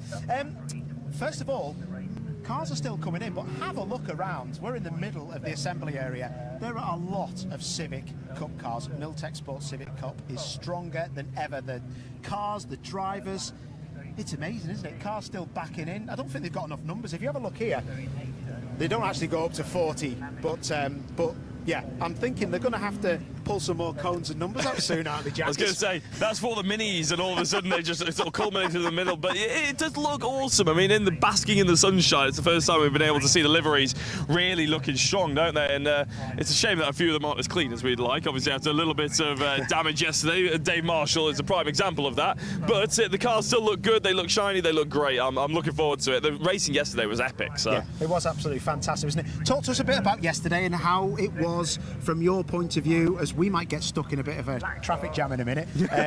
People backing in. Dave Marshall's car looking pretty like it's been in a bit of a bashing contest. He didn't finish the race, did he, yesterday? He didn't know, and apparently we didn't really see what happened on his thumbs down again already. We didn't see what happened on the stream, unfortunately, but I've chatted to him since, and apparently there was a bit of contact. Some people slow it up on apexes that he didn't expect. He has to hit the brakes. He then gets rear-ended from someone, and all this sort of thing. It was quite a long story. You can see it on the social medias, actually, because it's going to be going out either today or over the next coming days. A bit of an exclamation as to what happened to Dave Marshall, but apparently he basically overheated, damaged the car, damaged the radiator, overheated, and he was kaput, unfortunately, on the side of the circuit. But he's looking forward to today. He said he's all out attack. He's one of the drivers that I'm guessing you and Andy will probably want to be keeping an eye on, to be honest. Yeah, definitely. That's what we will do. Another person we might keep an eye on, you commentated yesterday on him, and I expected big things from him. He had a gearbox linkage failure, and that was Lewis Kent. Yeah. So the 38, and Lewis just there speaking to his dad, had an absolute nightmare yesterday. Not great for him, was it? No, and I think one of the best things that Dave Marshall can do is the fact that he's starting a alongside Lewis Kent is actually try and follow him through as the best he had. He's going to be one of the exciting bodies on this grid. Again, a good storyline. He was on for a strong podium. Himself and Alistair Camp were really going hammer and tongs at it. In fact, Alistair Camp, even though he got the 3rd place in the end, was a bit disappointed that the battle came home to a close a little bit too early for him. He'd rather had 4th and had a good battle than 3rd, and it sort of died away the way it did. Yeah, definitely. I'll be looking for big things. Let me just not be rude 1 second. No, My go good ahead. mate's here. Hello, Captain. How are you? I'm all right. Good. You're live. You're live. Okay. Your job is very important, and there's a lot of cars. How difficult is it? It's all right. It's easy enough. That's what I say all the time. Easy enough, isn't it? Jack, this is a difficult job, isn't it? Especially when there's so many cars, you know, on track, and a lot of them, especially Pro Alloys cars, they look kind of all the same, don't they? It's difficult, isn't it, being a commentator? Oh yeah, it's very difficult being a commentator, absolutely, yeah. We have the hardest job in the world here, Paul, don't we? We get to bask in the sunshine, talk to racing drivers and enjoy motorsport. Hard life, ladies and gentlemen. I've got to say, we are very professional. We've both took our sunglasses off. Oh, we I know. literally look like Men in Black a minute ago, but we swerved that. I think should we go and have a duck in and speak to some drivers, especially Dave Marshall and especially Lewis Kent. Let's start with these guys. They're starting at the rear of the grid. Let's firstly, I just want to speak to Lewis Kent first of all. Sorry to interrupt, Lewis. First of all, thanks for providing the dartboard and darts. That went down like an absolute storm. Just explain to the viewers at home why we've got your dartboard and pins, or whatever you call them, flights. I like darts. I've been caught onto the Luke Littler train, and he's from near me in Warrington. Him. Yeah, I know, he's miles away from me. Miles away from. I'm the wrong end of the country to be him, unfortunately. But yeah, no, I thought it'd be a good idea. Said to Jack we should set up a darts league, and Jack was like, yeah, great idea. I think it was 10 drivers, 5 pairs, and yeah, I think it's going to go all the way to Silverstone International. So long year ahead of us on the darts league as well as the season. So yeah, I practice enough. Don't tell Grandad, but I'm at work most days just throwing darts at a wall rather than actually working on stuff. So yeah, yeah, it's just a bit of fun. Bring us all together as a group. Me and Ollie had a bit of banter, a bit of crack with each other yesterday. So yeah, it's just another team building sort of thing for everyone on the grid. Well, that's the thing I always explain to people, especially people who watch at home, because we're all together, whether you're a driver, a co-commentator like myself, a presenter, or you know, a mechanic, a viewer. We've all got the same interest, haven't we? And I know we go at it hard when we're racing and we might fall out. But if there's someone in trouble, you're always going to help your competitor out, aren't you? We're a family. Yeah, exactly. That's fair. Like, we've always said it in our racing. We've always said if you don't enjoy it, don't do it. I think everyone here is here to enjoy it. It's to enjoy themselves and have a bit of fun. Like, we're not getting any rewards out of this. It's just a self-esteem thing and a nice thing to do with everyone that you're around. But yeah, as you say, as soon as you hit the track, everyone's an enemy, including teammates, best mates. I know people who are me and my brother. We were enemies. As soon as you hit the track, we were enemies. So yeah, as soon as you hit the track, it all goes out the window and you hate each other. But as soon as you come off, you know, it's nice to be able to enjoy yourself with everyone. Get as a group, have a drink, throw a couple of darts at a board, enjoy a bit of time, not trying to smash each other up. Or as Nicky Lyons nearly did to me, stick one in the side of my head. Just quickly, on the racing front, you had an absolute nightmare yesterday. Qualified really well in one race. Load of track limits, apparently. I know you looked through your video and it was a bit touch and go, but you owned up. So you start at the back for the next 2 races because you had a gearbox linkage failure as well. What a terrible day. And you're still smiling? Yeah. Well, if I'm not smiling, I'll be crying. But yeah, it was unfortunate. We had very, very good pace in race 1. I think we weren't far off of where Max and Josh were. We pulled a nice gap from Ali. We were pretty much in the clear to have another podium for the year, taking nice points and put ourselves up a bit. Come across the line, go from 4th to 5th, and then had a bag of neutrals, just literally gear stick like a porridge bowl. Stirred for ages, trying to find a gear. I was just hoping it'd stick in a gear so I could just drive around for a lap. But yeah, unfortunately nothing. Pulled off, but bit on the back foot today, but it'll be entertaining. I've already said to the boys, by lap 1 I want to be P12, so I know that Morgan Bailey went from 26th to 10th once. I seen that, it was good. I think that's the record so far, so if I can go from here to 8th in a lap, that'd be joint. So yeah, that's the aim, is try and pick off as many people in lap 1. As soon as lap 1's done, everyone starts to spread out. It's a bit of an effort to catch up, overtake, catch up, overtake. But you look at my times, you know, I'm half a second quicker than everyone from 4th backwards. So I think with the boys who are on the top 3 as well, it'll bunch them up a little bit more for the first couple of laps. That might play into my hands, you know. As we saw at Brands in that second race, I'm not shy of putting my car in the way of people and getting past as soon as I can. I think when you watch me and Josh, you can kind of tell who's done the touring car stuff and who looks at a car and goes, oh, it's only a car, it's right, we can fix it. But yeah, it's going to be entertaining. But yeah, make sure you keep an eye out for the silver arrow coming through the pack as fast. I've already said to Dave, I'm going to get him on the back and latch on and pull him through as well. So have a little bit of a push through together. And yeah, we've got, well, there's 3 of us. It's me, Dave and Will. So you'll definitely see 3 cars coming through at quite a bit of pace. Definitely going to be some action there then. We'll look forward to it, fella. Good luck. We'll be impressed with that, Jack, won't we? If he can get up to 8th place by the end of the race, that would be some going, wouldn't it? It would be. To be honest, I'd be expecting 8th place by the end of lap 1 now. I would be buying him a beer if that was the case. But at the end of the race, if he's anywhere near the top 10, I think he's got to be pretty happy with it, to be honest. And if he can crack the top 5, he'll be ecstatic, I'm sure. And I'm looking forward to seeing how Lewis can get through. And, of course, Dave Marshall. We might have a chat to a little bit later on, but it's probably about that time that we have a little sort of rogue trip across the paddock and across the assembly area, actually, to have a chat to a few of the drivers that really excelled yesterday, and one of them obviously being Josh Files. Max Edmondson, I'm quite interested to get his view on it as well, because Max was definitely doing himself down. That's just Laura, our camera person there. Let's have a quick look at that. Look at that's how close they already are. They haven't even left their teammates. They haven't even left the assembly area yet. It's bordering on door bashing, isn't it already? Should we go and stick a boot in Max's door and say it was Josh? That'll go down well. That'll rile him up, won't it? Sorry, actually, Max has heard us. Max, come on, son. Come in. Do you want to talk us through the door there, mate? That Josh has already stuck a dent in your door.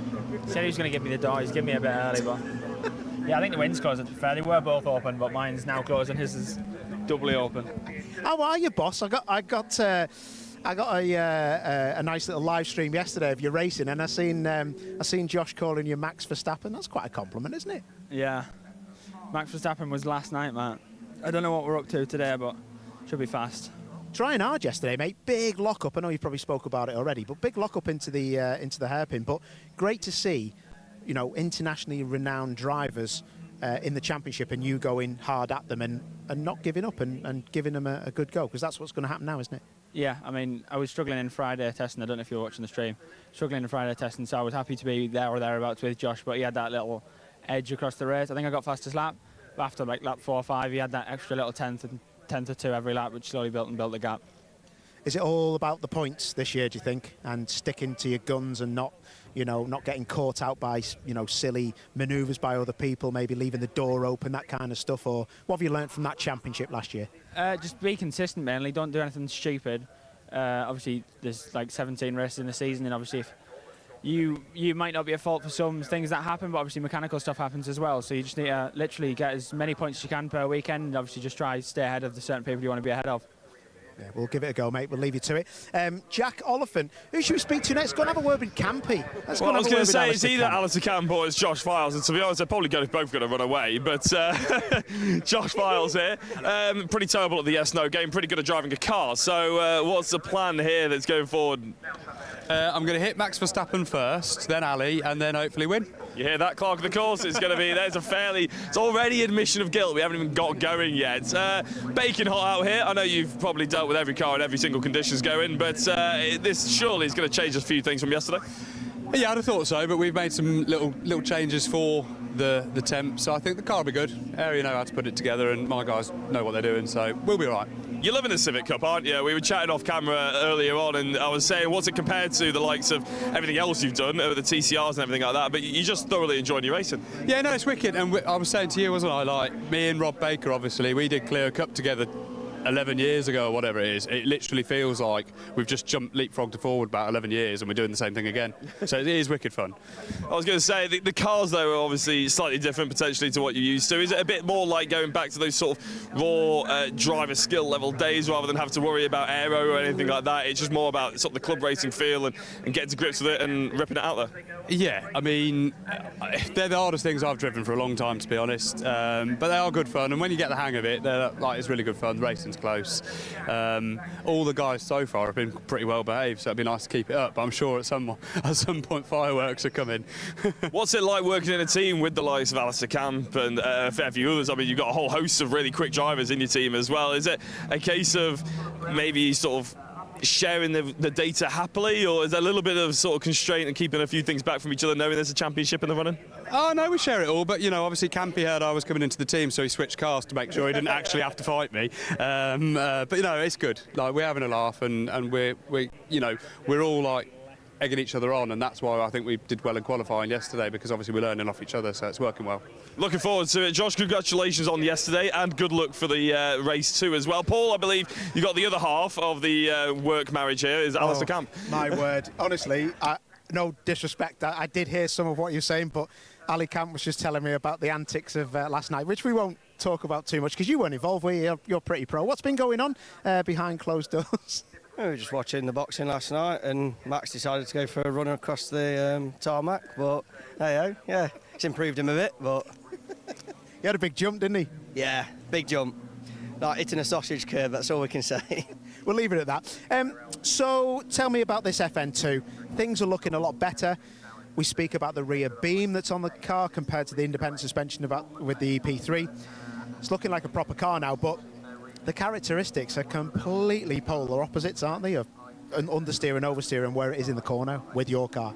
Yeah, exactly. And Dave said to us last time that you'll be changing it every round, and I was thinking, will we? What we actually are. Like, the car from brands is totally different to now, which is weird, because you wouldn't, like, we're speaking with Rob, like, what we write down, it's just, you wouldn't think it'd work, but it works.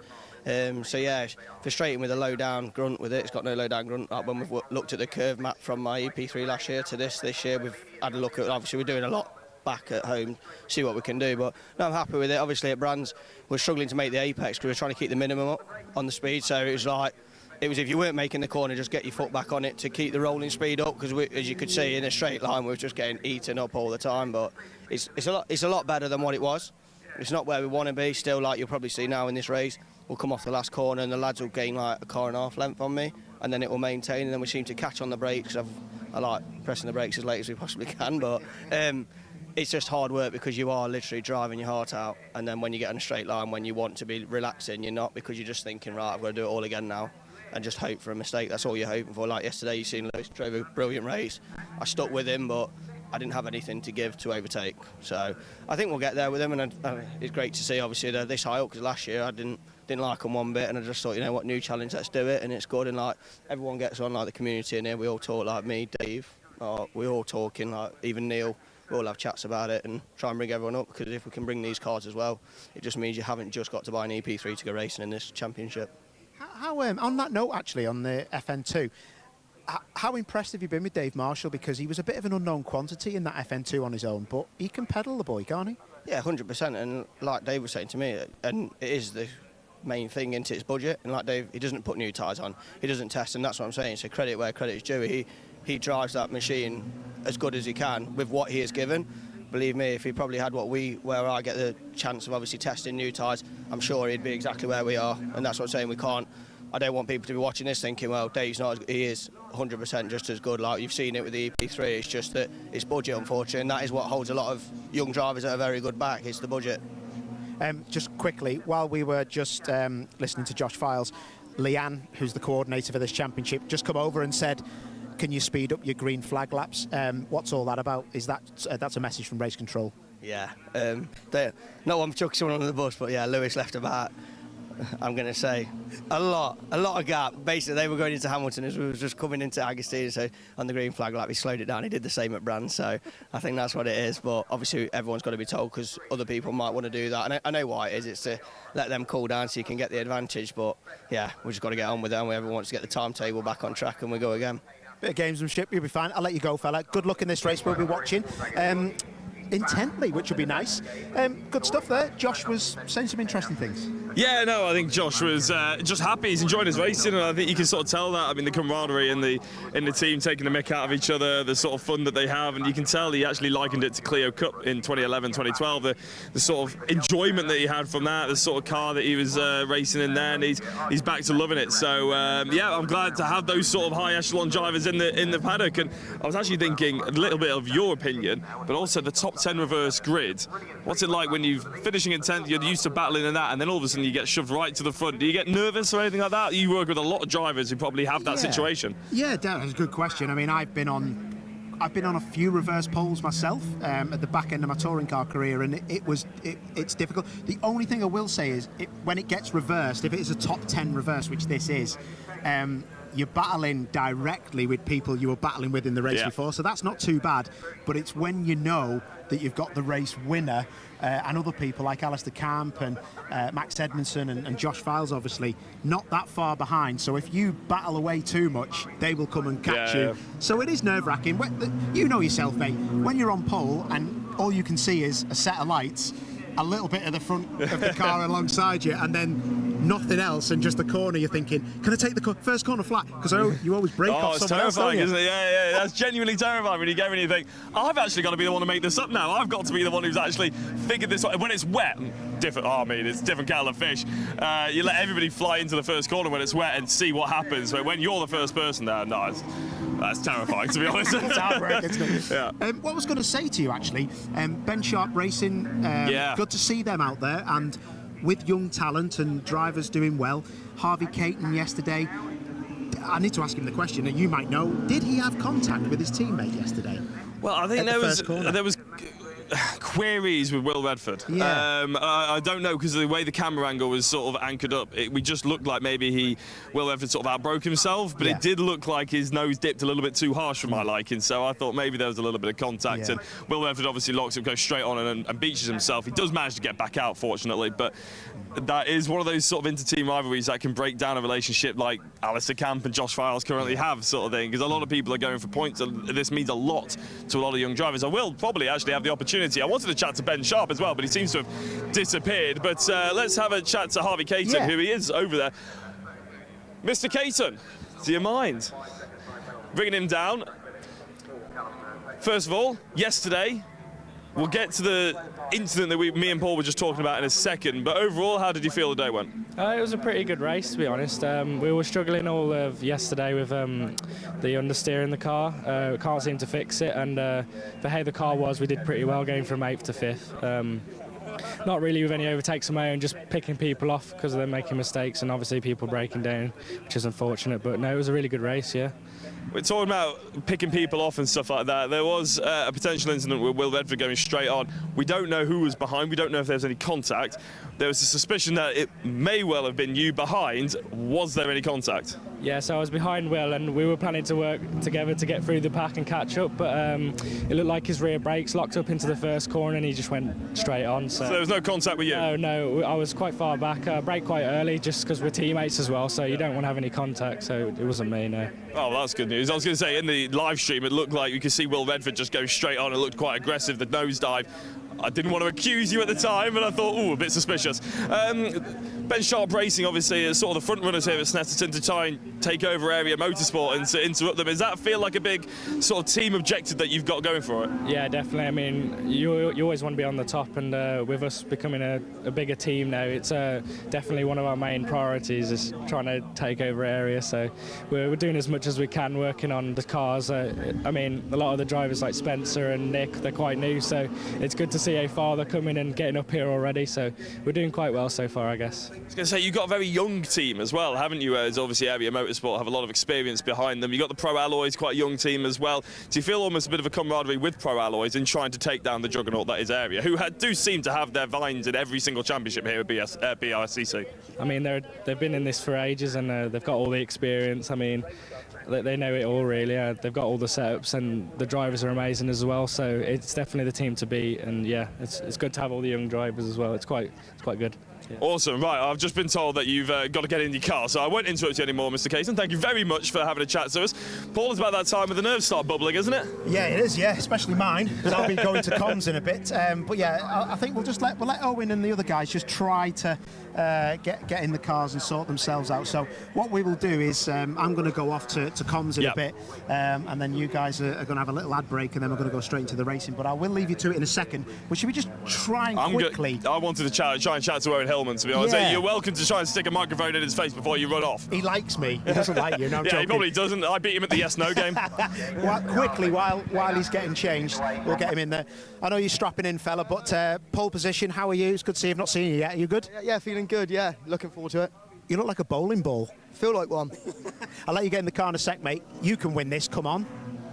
Hopefully, see what we can do. I've been struggling a little bit with pace this weekend, but, you know, I think try and back the boys up a little bit. They'll start scrapping it out and, yeah, try and get away. Got a good teammate there, though, haven't you? Yeah, definitely. He's right behind me as well. So hopefully push me into turn one and we'll get away, but we'll see what happens. Top man, listen, you crack on. I know what it's like to be on a reverse pole, not good. Listen, I'm going to crack on. I'll leave you in the capable hands of Jack, and we'll catch you in a bit, fella. Thank you very much, Paul. Yes, we're going to very quickly, for about 1 or 2 minutes, I'd say, because the checker flag has dropped with the minis. I'm going to try to slide into those DMs, i.e. Dave Marshall's, and see what he has to say. He was very chatty in the sort of yes/no game in the interview that we did about what happened to him yesterday, but he was also very excited about what this race will bring. Dave, if you don't mind, once he's sorted out his helmet, because no, he's all good. He's always happy for a chat. Dave, you were all out going for the aggressive state this race, aren't you? Is that still the thought process, or was that all talk back then? No, we've got to try something. Just have a look back and look at the toe on that car there now. Are you sure you want us to? Yeah, have a look there, look very familiar. Yeah, it's one of them where, you know what, I think there's a very, very good chance we'll strictly get near the top 10. That we're realistic about what we do. So we're starting, what's this, 25th or 26th on the grid. I think it's going to be a case of let's use this as a test session, see if we can find something in the car, and if we find something in the car, we're better for race 3. Because I think we start P10 in race 3, so we'll see if this works. It's going to be just hold on to it and see what happens. This is about as Larry as we dare run the car, so let's see what happens. I was going to say, last question before we go. We just heard Alistair Camp being very complimentary of you and how the FN2, you were sort of running it last year as well, pretty much on your own on this grid. How much of a target is it to try and catch up to the likes of him? And has it put you out slightly, the fact that he's turned up and obviously is as quick as he is? No, I don't think so. No, I mean, if anything, it's complimentary to us. You know, the lads behind the car that actually do the work, you know, Ryan who's sat there, you know, yes, I maybe had a few ideas how we'd make the car go quicker, but he's the boy who does all the work on the car. He's the one who actually makes it go. You know what, if we maybe had the budget to stick new tyres on it, you know, that's got to be worth, what, 6/10 a lap, something like that. But handling-wise, I followed him at Brands Arch, and to see a top team like Area have a car that I would say we were almost neck and neck of Brands through all the corners, you know, that tells me I think we've about found the limit of the car. So, you know, maybe we need a bit more development, but other than that, that's where we're at. Fantastic. Thank you very much, Dave. I'll let you get into the zone, because I think it's about that time we throw to an advert break. This Milltek Sports Civic Cup is coming up on your screens very shortly. You'll have Andy McEwen and Paul O'Neill sounding better than that PA system. We'll see you in a minute. Got so much weight on my shoulders, and have to knock me out, but I'm still holding the throne. You'll never know till it's over. You want an honest man, but you don't understand. I won't be here when you wake up again. You want an honest man, but you don't understand. I won't be here when you wake up again. You want an honest man.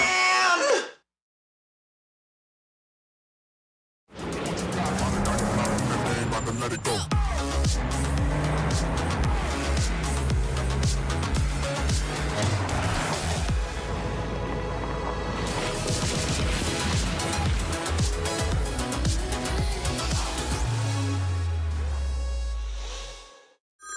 Next year, BT switch off their old analogue network for good. Make sure your business is ready to switch over to cloud telephony. Get a telecoms and IT health check from Maximum Networks today, for free. Future-proof your business now. Arrange your free audit today at maximumnetworks.co.uk.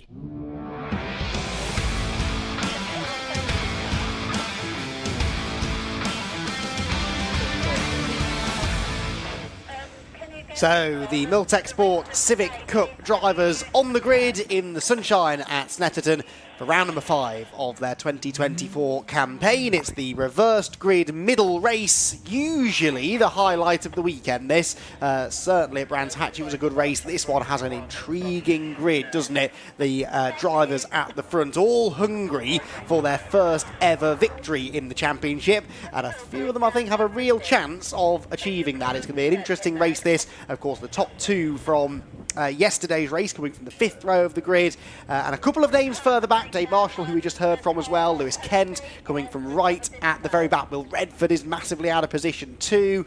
There are a few actually outside of even the top 16 or so who really you would expect to see well inside the top half dozen. So we should have lots of overtaking, lots of action, and who knows, maybe a new winner at the end of 15 minutes of racing. The championship, after yesterday's race as well, has taken on a slightly different look about it. Max Edmondson still leads the points by some way, but Josh Files now up into second place in the points, jumping ahead of the Ben Sharp racing car of Spencer Stevenson. Alistair Camp 4th and Lewis Kent 5th position now. This is all before dropped scores though. With dropped scores calculated, Lewis Kent would be right back up there, having had now those 2 non-finishes.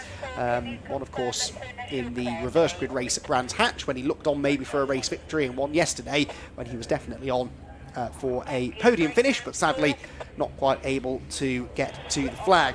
Paul O'Neill has hot-footed it back to the pit lane. Paul, you're far less out of breath than I was having done that jog yesterday. Have you had a lift, or are you just in better physical condition than me? Listen, my man, I am an athlete. I did 60 miles on my bike yesterday, so wow. Hey, tell you what, that was hot. No, to be fair, it was a brisk walk, but you did that so much yesterday. Fair play to you, mate. Hot down there. A lot of the drivers got the doors open already. One of the questions I didn't ask, and I really wanted to, was what are they going to change on the rear of these cars, because they will be pushing on. That FN2 of Ali Camp, that could really struggle in this race. Hopefully not, but it might be the lariest car you've ever seen on the first lap. Well, it might be, but actually my vote would go to Dave Marshall, because you didn't hear the interview he did with Jack just now, but he said they've made that car as leery as they dare to try and make it turn in better, and he likes a sideways car, so for him to be saying that he thinks they might be pushing the limits a little bit too much now, he said that will be the most sideways car on the grid. So Dave Marshall, always one to watch. He's coming from the back row of the grid, and a really unfortunate non-finish yesterday. Had he not had that collision on the last lap, he would have been on the front row of the grid for this race instead. So yeah, he will be on a mission. So though will Owen Hillman from pole position, starting alongside Daniel Petters. They both gained quite a few places in yesterday's race to earn their spot on the front row. Alex Kite and Liam McGill share row 2, and Spencer Stevenson, starting from the 3rd row, perhaps one of the favourites to do well in this race, has got Harvey Caton for company on row 3. Row 4 for Sam Kirkpatrick and Alistair Camp. That car for Camp instantly looking more competitive here than it did at Brands Hatch. And then the top 2 from race number 1, Max Edmondson and new winner in the championship, Josh Files, complete the top 10. Then it's Josh Bromley and Nicholas Cristoforo on row 6. Row 7 for Scott Smith in the Lightning McQueen liveried car, and Jack Riddell getting some coaching from Morgan Bailey, former race winner in this championship. They start on row 7. Row 8, Wesley Swain and Jordan Brennan, and then it's Jamie Petters and Aidan Hassan on row number 9. 10th row for Butsy, William Butt and Mark Hughes, who was the Goodyear Diamond Award winner yesterday. And then we start getting into some of those that had trouble yesterday, didn't finish the race, but we know are regular front runners, the likes of Will Redford, for example. He's on the 11th row alongside Harry England, former Fiesta Junior driver. Then it's Simon Welch and Lewis Kent, who had a gear linkage break in yesterday's race when he was running in 3rd place. And Dave Marshall, as we've said, in that car with a fairly risky setup on it, coming from 25th on the grid. If they've got it right with the setup, what sort of progress do you think we will see from the likes of Marshall, but also Lewis Kent and Will Redford from the back? Yeah, I mean, some big names at the back. I think they'll be looking to get into the top 15. without a doubt. I think a top 10 would be a bonus. And I do put Dave Marshall in the class of the other two drivers that we just mentioned. So, yeah, they'll be looking ahead. I did see, you'll see him come through shot there, Josh Files. Oh! Yeah, I did see Josh Files, yeah. See, he's got his headlights on, and a few of them got headlights on, but he will be meaning business. But that just shows you how much temperature that the hardest working rear tyre on the car hasn't got, and how leery the setup is on that EP3 of Files, because he knows he needs that front of the car working later on. So this is going to be spectacular. I really can't wait for this. But look at the temperature. Do they really need to do that? They obviously do. Well, they clearly think they do. But like you say, they're sort of deliberately throwing the car into a slide. It's not the fronts they're trying to warm up, it is trying to drag those rear tyres across the track and at least create some surface temperature, because we've seen in a few of the other races earlier on today, particularly Palmer's, that first left-hander where you really lean on the right-hand side of the car, they are getting a bit sideways on cold tyres. So as hot as we think it is today, for the tyres, this is not even getting close really to the temperature that they need. You've got to put some energy into them in order to find any grip. I've had one prediction off you then, as far as the progress that will be made from those at the back. Who are we tipping for the win? I mean, it's such a strong grid now that, as we've said, anyone who finishes inside the top 10 ought to have pace. If you give them clean air and you know, the race needed to turn one, they ought to have the pace to do something. Who's going to do it then? Well, it'll be interesting, won't it? Like you say, it's a really strong grid. Maybe Kirkpatrick's a peddler, Stevenson's a peddler, Alex Kite, Harvey Caton. Who can go forward though? I'm going to put my neck on the line here, and I'm going to go for Spencer Stevenson. Okay, that's not a bad shout, to be honest. He's not had quite the pace that he had at Brands Hatch, but starting ahead of the area motorsport brigade, I think could change things quite dramatically. Look at Alex Kite, even just in the, less than 60 seconds that he's going to be stationary on the grid waiting for the grid to form, he's got the door open. He's trying to let any cooler air in that he can, because this race, whilst it's only 15 minutes in duration, it will feel like an absolute age. The darker cars attracting the heat. That's the thing, especially inside the car when it's dark. Good point. Hadn't thought of that. Right then, let's see how he gets on. He shuts the door just in the nick of time. Green flag waved at the back of the grid, and round number 5 of the Milltek Sport Civic Cup about to get underway. Owen Hillman, Daniel Petters, row 1. Lights out, away they go. Good start made by Hillman. Very even start, actually, from most of the top half dozen. I'm not sure we'll see a huge amount of movement. There was further back. Mark Hughes taking to the grass to go around the outside of Aidan Hassan, that was, I think. Is it going to be Hillman that leads? I think just about. He fends off Daniel Petters into Rich's corner. And Petters is wide, but Hillman is wider, and he's heading for the field. Owen Hillman has lost control on perhaps cold tyres on that first lap, and Owen Hillman is going to be right at the back. It's his teammate Alex Kite who comes through to take advantage, so it's still a Pro Alloys car out in front, but not, Paul, the one we expected. What a shame. Yeah, just leant on that left rear and ran onto the grass, I think, and the dust was kicked up, and that was it, game over. I've seen some big accidents there, cars come across back onto the track. Yes, thankfully he avoided that. He's deposited himself in the field, but hopefully will dig his way out, and he'll now be praying for a safety car. Here comes Liam McGill, carrying extra weight this weekend after an engine change, up the inside of Daniel Petters for second place. That was a lovely move. He will show Daniel the edge of the road on corner exit, and that opens the door for your tip, Spencer Stevenson. Oh, great move that, wasn't it? Really anticipated, should get that move done, and it's done on Petters, no, because he's going to have the inside line. A lot of dust being kicked up as well by McGill, and down the inside at Redford. That's Edmondson. Oh, it's Edmondson, sorry. That's Max Edmondson, who has got a car between himself and Josh Files, crucially. That car is his teammate Alistair Camp, and now he's up the inside of Caton as well. Edmondson on a mission. Wow, that is proper stuff. Look at Campy in the tow as well. Campy's going to get this done. He's going to bump draft. He's going to bump draft, isn't he, the car in front? Yeah, absolutely. Working together as a team, hunting as a pack, the area motorsport drivers. Single file at the front then. It is Kite that leads the way. And is that an engine on Petters, or was it a lockup? I think it was just a lockup, or maybe some cement dust. It possibly looked more dramatic than it was. This could get dramatic, though. That is Smith tangling with Jack Riddell, and that's Christoforo up the curb, launching up the inside. And in the end, none of those positions changed. Smith hanging on, and one of the Pro Alloys cars buying into it all as well. A very lively opening lap then, but at the front, Alex Kite not really escaping yet. No, not at all, but pretty close, isn't it, up front? But look at that gap to third. That's really opening up, isn't it? It's like a bit of a roadblock going on at the back there. Yeah, something's. I think Petters has dropped back. I think that's what's happened. That's Stevenson third, I think, now, with Max Edmondson, who, by the way, started ninth, in fourth place by the end of the first lap. But look at the gap those top two have built. It's Kite leading, McGill second, Stevenson third, but Stevenson's 1.8 seconds behind the top two. Still a good first lap for Spencer, though, having started fifth on the grid. Edmondson fourth, Daniel Petters down to fifth, Harvey Caton is sixth, and this for the race lead. Liam McGill has had a better run out of Riches. He's up the inside into the hairpin, and he's not the only one making moves. That's a brilliant move, that is. All very well done, and got underneath as well, and that might be the race win right there. McGill's done a great job there, because that is a great gap he's got. So Area Motorsport back out in front. What was happening behind? Harvey Caton is doing battle with Daniel Petters. He got the inside at the Wilson hairpin, did Harvey, and now he's on the outside through Palmer's, and still on the outside, heading down towards Agostini. Alistair Camp and Josh Files are there as well, and Campy's going up the inside, is he? Surely not from that far back. I think that was more a defensive move against a fired up Josh Files, who can see Max Edmondson disappearing up the pack and can't keep up. Jack Riddell is off. Does well to keep it out of the barriers. Well, he's done well there, hasn't he? Look at Caton. How's Caton still in front of these guys? I thought he was well finished. Look at Campy down the inside of two of them. Locks up as he made contact. We will see. Where's Caton? Yes. Oh, there is big contact. What a nightmare. That's Petters, isn't it? Yeah, it was. Petters and Caton both off. Files has got past them all. Up the inside now comes the 37. Who's that? That is Josh Bromley. So Josh Bromley buying into it all as well. But Camp, a rare mistake that really from Camp. An ambitious move, I would say, Paul. Yeah, it is, especially at that corner as well. It just tightens up the apex. It's kind of a double corner as you're running onto the back straight or the corner before the back straight. That was hard work, that was. Look at Caton now. He's dropping, isn't he, like a stone?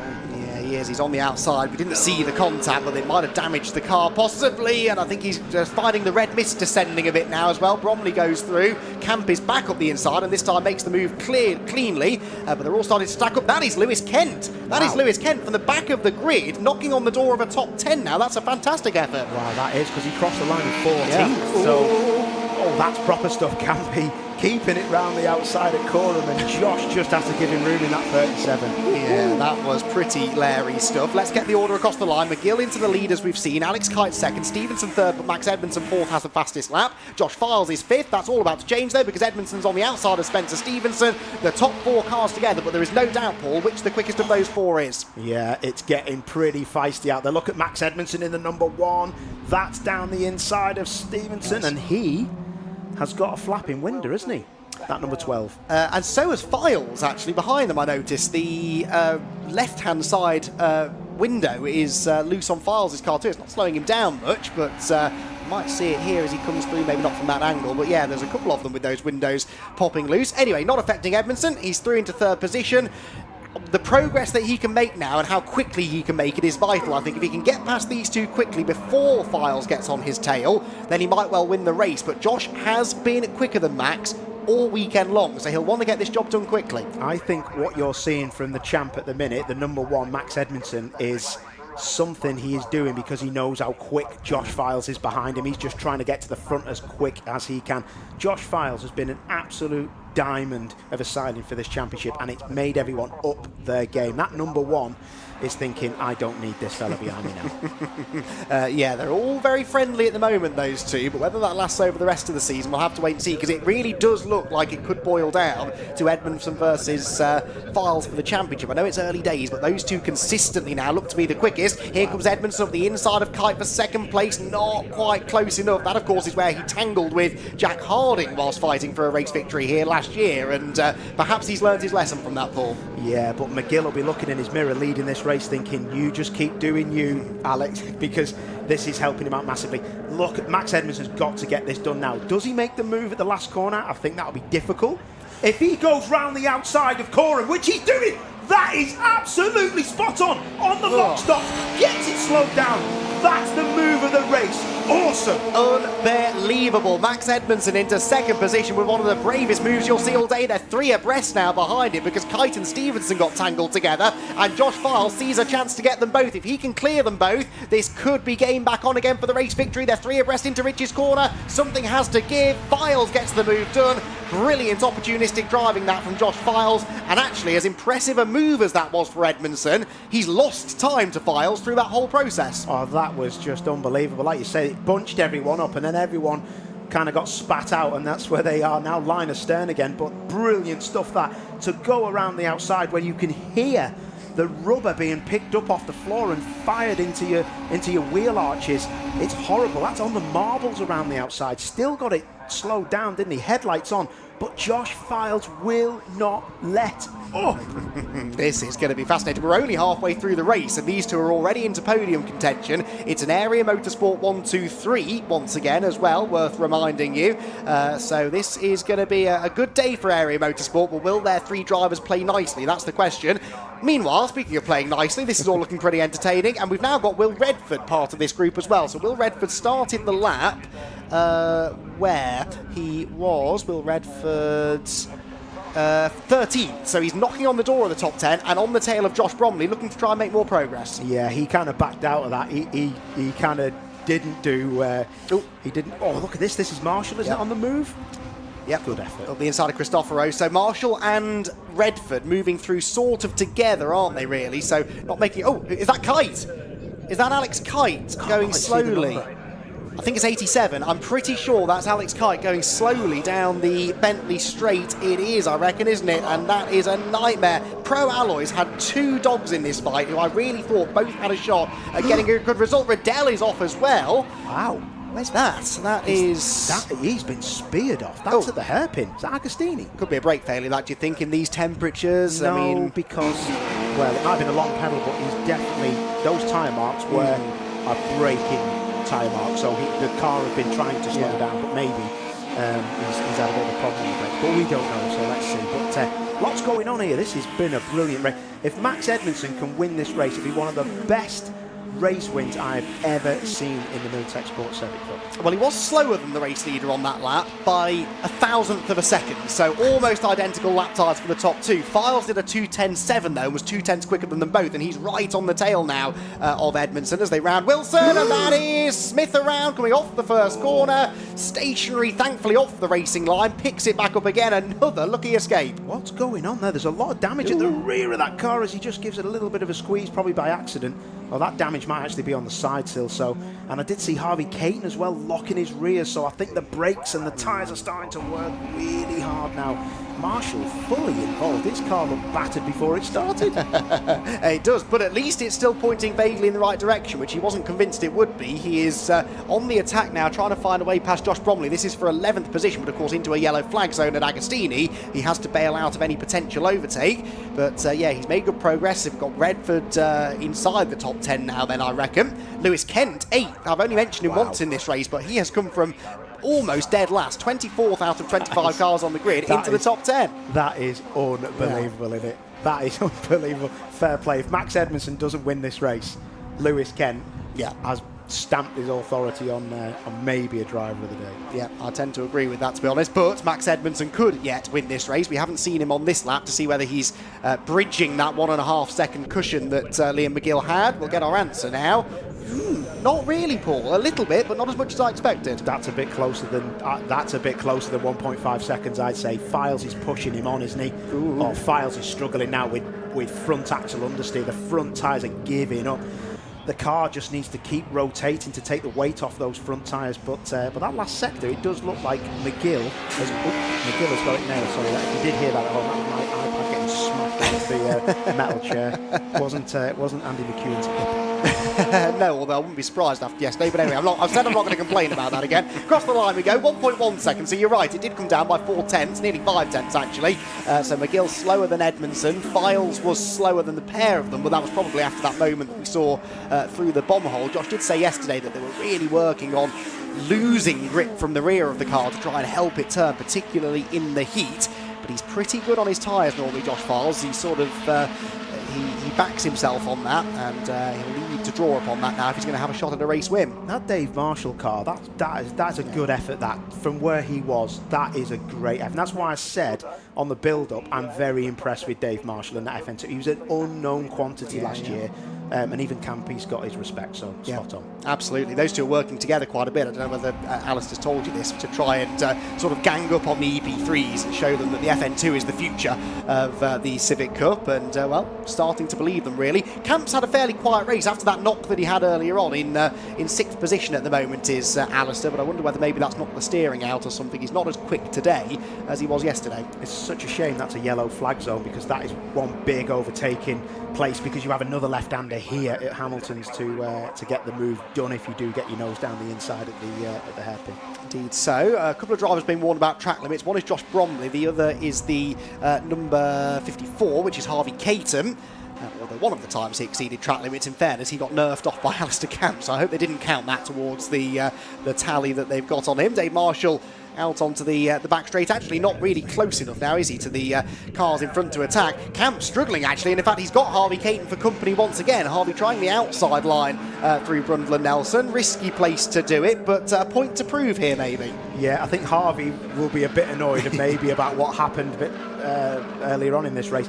Camp has got some big understeer. Harvey's car looks like it carries so much more momentum. The proof will be in the pudding here, was they go through Coram, left foot braking from Campy, and Caton is just trying to get onto the back of him. Let's see what happens. As usual in these races, you don't really know where to look, but the leaders are nose to tail, and we're starting the final lap. So I would see that is a good place to start. Across the line they go, then one more lap to go, and the gap is down to 0.3 of a second. And interestingly, Paul, Max has got a second now, nearly, on Josh Files. This really looks like Edmondson versus McGill for the win. Wow, this is going to be super, super, super awesome. This is Max Edmondson, gets it done. That's the lead done. Something happened in that first corner, and that is going to be an excellent victory if he gets this done. I feel very sorry for McGill. He's driven brilliantly. Yeah, absolutely. Conscious maybe that it's his teammate he's battling with and a teammate that's fighting for the championship, but still it would have been nice to see Liam get the win. But Max deserves this, there's no doubt about it. And actually through the latter part of the race he's looked a bit quicker than his teammate Josh Files,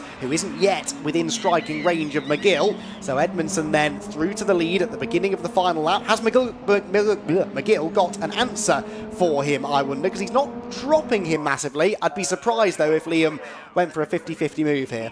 Yeah, this is a statement, this, by Max Edmondson, because Josh has shown him the way most of the weekend, let's be honest. So this will be excellent stuff for Max to get this win. But the thing is now is Josh Files will be desperate to get past McGill and nick that second place. But the 99 has been a revelation signing for this championship. A real good thing. And not having it all his own way like a lot of people thought he would. You know, I mean, we've seen that in this race. We saw it all along through Brands Hatch, although he did reckon there was an issue with the diff at Brands. But here at Snetterton, you know, he's made no excuses. He said, no, the car feels good. I'm enjoying it. I've not fully cracked it yet. He actually said it's one of the most difficult cars he's ever driven. And Josh Files has driven a lot of cars, particularly front-wheel drive tin tops. So for him to say that really does mean something. Sam Kirkpatrick, meanwhile, is ahead of Spencer Stevenson. No, he's not, sorry. That's still Spencer ahead of Sam, 4th and 5th. Alistair Camp on their tail in 6th. Harvey Caton 7th. Time penalty going the way of Harvey Caton for track limits, 5 seconds. That will lose him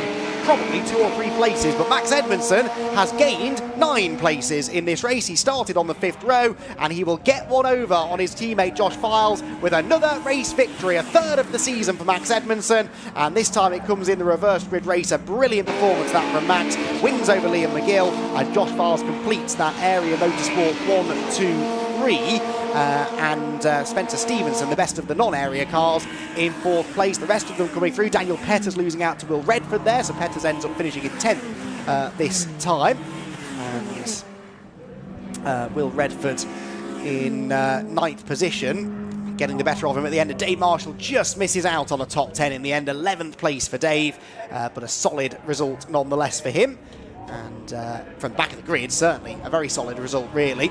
Lewis Kent was 8th, wasn't he? Didn't quite manage to catch Caton, although actually Caton will have 5 seconds to go on to that, won't he? So I think Caton's 5-second penalty will knock him behind Lewis Kent, but only behind Lewis Kent, because Will Redford and Dan Petters' battle on the last lap delayed them and actually knocked them out of that 5-second window. So anyway, this provisionally is the result of the 5th round in the Milltek Sport Civic Cup, and it is Max Edmondson the winner for a 3rd time this season. Liam McGill held on as long as he could, but ultimately on the last lap Edmondson found a way through. McGill 2nd and Files 3rd. 1, 2, 3 for Area Motorsport. Spencer Stevenson 4th for Ben Sharp Motorsport, then another 2 area cars, Sam Kirkpatrick and Alistair Camp complete the top half dozen, then another Ben Sharp Motorsport car, Harvey Caton, and then another area car of Lewis Kent. In fact, the top 9 cars in that race all run by those 2 teams, because it was Will Redford in 9th for BSR. Now it does shift around there. You can see that amended result, Lewis Kent being bumped ahead of Harvey Caton, actually. So Kent 7th, Caton 8th, Redford 9th. Daniel Petters breaks up the area and Ben Sharp Motorsport domination by stealing a top 10 finish. Dave Marshall 11th from the back, ahead of Josh Bromley, Nicholas Cristoforo, and Jordan Brennan having a solid run that time to 14th. Then it was Owen Hillman. What a disaster for him. That spin on the first corner from pole, from the lead of the race. He'll be disappointed with 15th. Scott Smith 16th after his scary moment at Riches, whilst Harry England, Aidan Hassan, Mark Hughes and Simon Welch complete the top 20. Then it's Jamie Petters, William Butt, Alex Kite, Wesley Swain and Jack Riddell. But of course those last few all non-finishers. Kite slowing with a mechanical issue, Swain off the road somewhere, I don't actually know if we saw that, and Jack Riddell in the barriers at Agostini. So, another great race from the Milltek Sport Civic Cup. We get to do it all over again later on with the 3rd race. That one, though, the grid has already been set, of course. That's based upon the 2nd fastest lap times from qualifying. So just a little preview of that. It's Files back on pole from Edmondson. Then Kirkpatrick and Camp 3rd and 4th. So that's the order at the front of the field, and that will be again Area Motorsport 1, 2, 3, 4. But we'll get the likes of, well, hopefully Jack Riddell if he can get his car fixed. He's supposed to be starting 6th. Redford will be in the top 10. Dave Marshall starting back inside the top 10 again as well. What we will also have is Lewis Kent coming from the back of the grid, because he only had 1 legal lap time in qualifying. He fell foul of the track limits rules, and that meant that he unfortunately has to start from the back of the grid in race 3 as well. So he is definitely going to be one worth focusing on when we go racing again later on this afternoon. That race due to kick off at about 4 o'clock, just before 4 o'clock.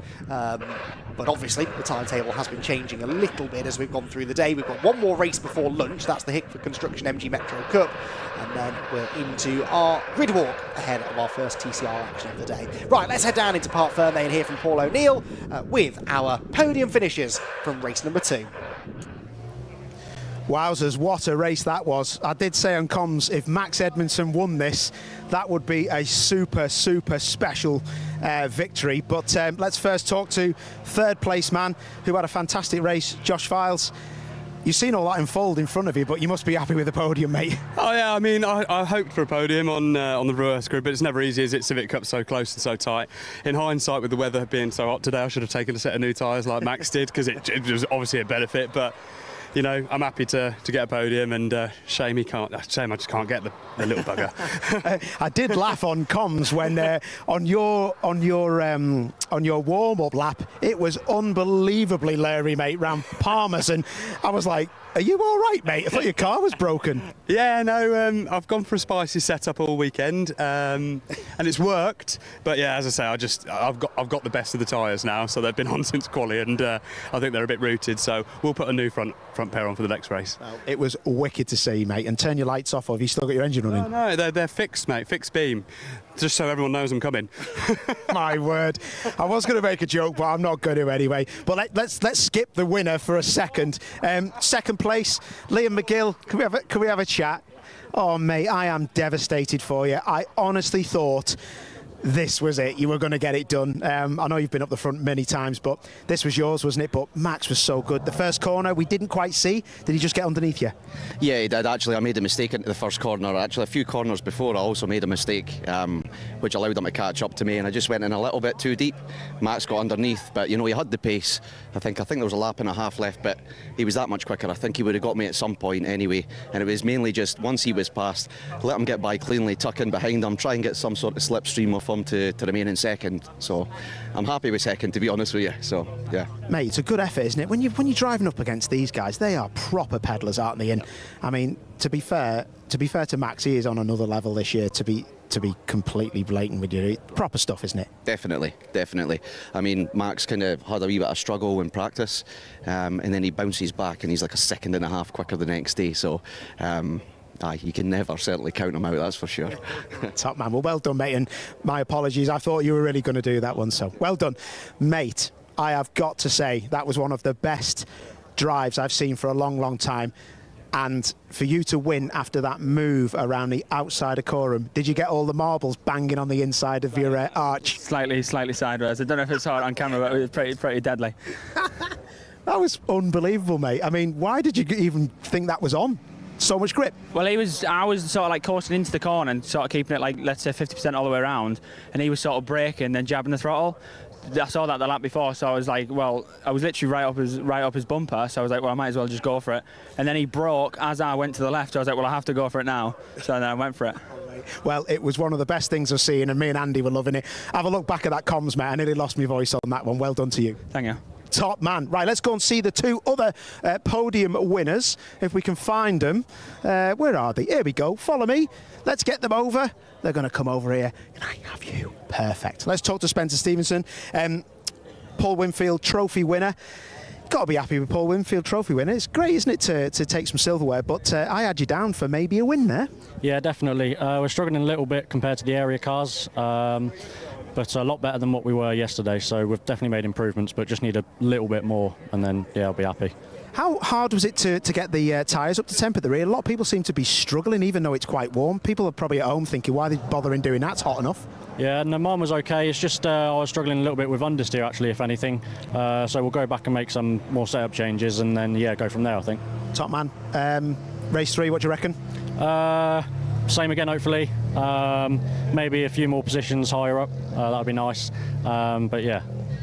Top man. Give it the big one, Captain. Well done to you. Spot on. Marky Hughes.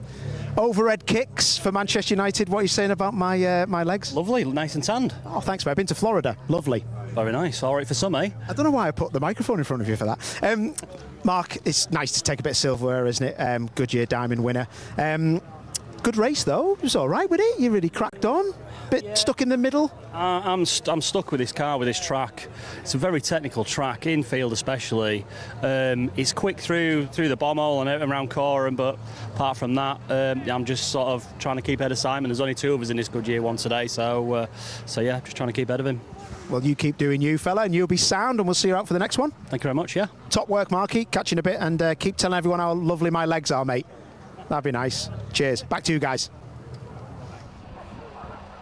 Yes, thank you, Paul. I hope you're not waiting for a compliment from me. I think you get enough of those as it is, so I don't need to add to that, do I? But yes, good stuff down there. Good to hear from the drivers, and as I've said, we'll have the Civic Cup drivers back out again a little bit later on with their third race due to kick off at about 5 to 4, which will be just before the second Hickford Construction MG Metro Cup race. They are out next for their first race, and then we're into the lunch break, during which we will have not lunch, unfortunately, but for us, but for you lot, we will have a grid walk to be enjoyed. Myself, Jack Oliphant and Paul O'Neill will be out on the grid chatting to TCR drivers in anticipation of their second race of the weekend, which of course is also the top 10 reversed grid, so that should be guaranteed action. So the grid walk coming up after this race. We're just waiting for the Metros to go on track. Well, actually one Metro is out on track, and that is a Metro that is qualifying out of session because they had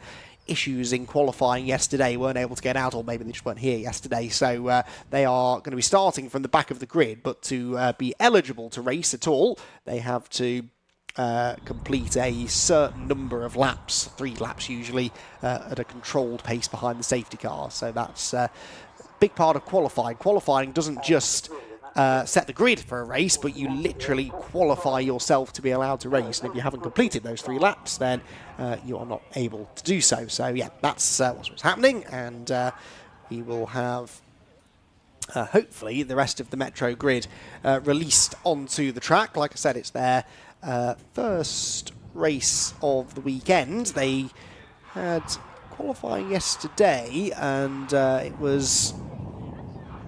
I say they had qualifying yesterday. I'm sure they had qualifying yesterday. No, they didn't. It was this morning. I beg your pardon. So, yes, they weren't here yesterday at all.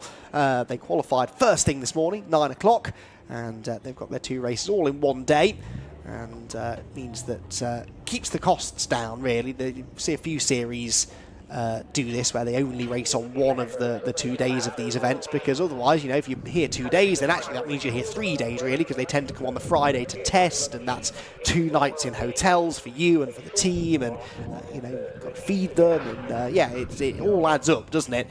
So by cramming everything into one day, it's quite a busy day. It gives you next to no turnaround time between sessions and races, but it is still the cheaper way of doing it. And you know, this is club motorsport, certainly in things like the Metro Cup, very much a club racing championship that these days gets a little bit of extra exposure. Ever since they moved to the BRSCC package last year, they've sort of started regularly to become a part of TCR events, and they will be on other occasions, I believe, later on this year as well. I think they're with us again at Silverstone, I think, on the national circuit later on this season, off the top of my head.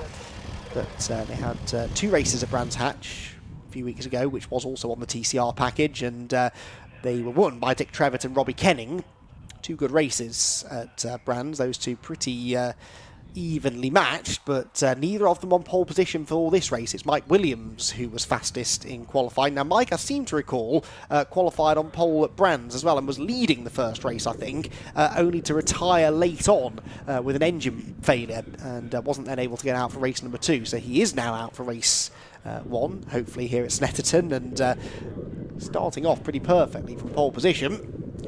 He'll be hoping to put on a good show for the crowd, a big crowd here at Snetterton. Snetterton these days really does seem to be very well supported by the local fans, and the last couple of times we've been here with TCR, it's been nice to see plenty of them out. And they're having to sit through a small delay now whilst the barriers are repaired down at Agostini. Now, that's interesting, because that is not the bit of tyre wall that Jack Riddell hit. He hit another bit of barrier a bit further around the corner. So did we actually have 2 cars involved in that, I wonder, down at Agostini in that Civic Cup race? Because Jack Riddell, we saw the back end of his accident where he'd headbutted the tyre wall, but he was further around the corner. So 2 bits of barrier repair work to be carried out, perhaps, at Agostini Hairpin. And that's just delaying us getting the Metros out onto the circuit, but we will get there shortly.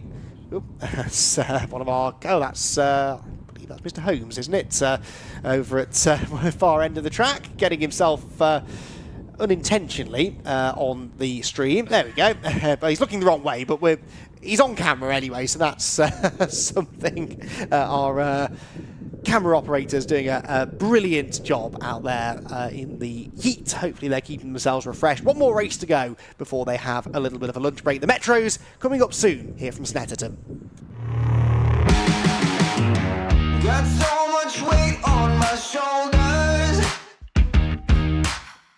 enough to knock me out, but I'm still holding the throne. You'll never know till it's over. You want an honest man, but you don't understand. I won't be here when you wake up again. You want an honest man, but you don't understand. I won't be here when you wake up again. You want an honest man. Is your business ready to switch over to cloud telephony before the BT analog switch off? If you're not sure, you can get a telecoms and IT health check from Maximum Networks for free, covering broadband, phone systems, IT support and more. Arrange your free audit today at maximumnetworks.co.uk. Let it go.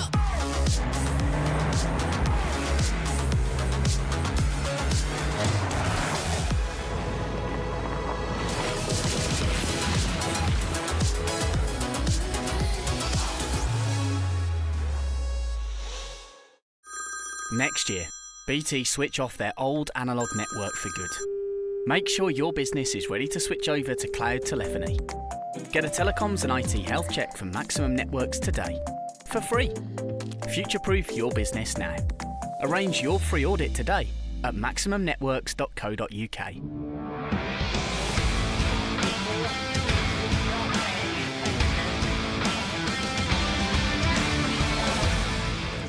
Welcome back to Snetterton, where we've got cars on the grid ahead of our first Hickford Construction Limited MG Metro Cup Championship race of the day. And the grid is now full. We've got everyone out there. The one driver who was qualifying out of session is also joining in at the back, we believe, so that's good news. That driver, I think, is Melanie Garrard. I don't think Melanie qualified earlier on this morning, didn't set a time anyway, so I suspect it was the number 149 car. We'll double check that when the green flag lap gets underway, which should be fairly shortly. They've sorted the barrier repairs out to Hannah D'Agostini, and they are now about to be released onto that green flag lap. Like I said, 2 races at Brands Hatch with 2 different race winners. Dick Trevitt and Robbie Kenning. John Moore was on the podium in both of the races as well, I think I'm right in saying.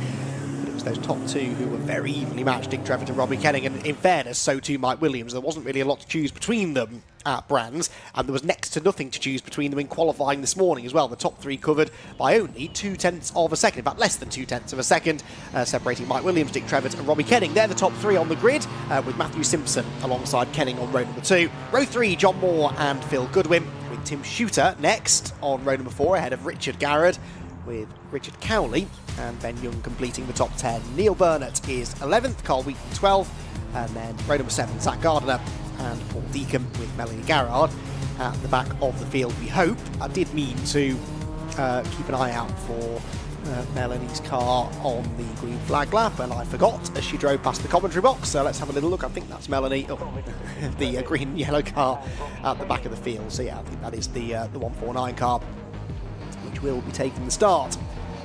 So the little Metros, the Metro Cup has been a staple of UK racing, well, ever since the MG Metro was created, really. It's always been a popular championship, still going strong now. It used to be a part of the MG Car Club's group of series, but they made their way over to the BRSCC at the start of last season, and I don't think they've looked back since, really enjoying being part of the BRSCC package, and they produce some good racing, in fairness. These cars are not very powerful, not very big, don't produce a huge amount of grip either, so you've really got to throw them around to keep that speed up through the corners. It makes them much more spectacular to watch than you would imagine. If you've not seen an MG Metro Cup race before, then hopefully we'll be able to show you exactly how good this racing can be.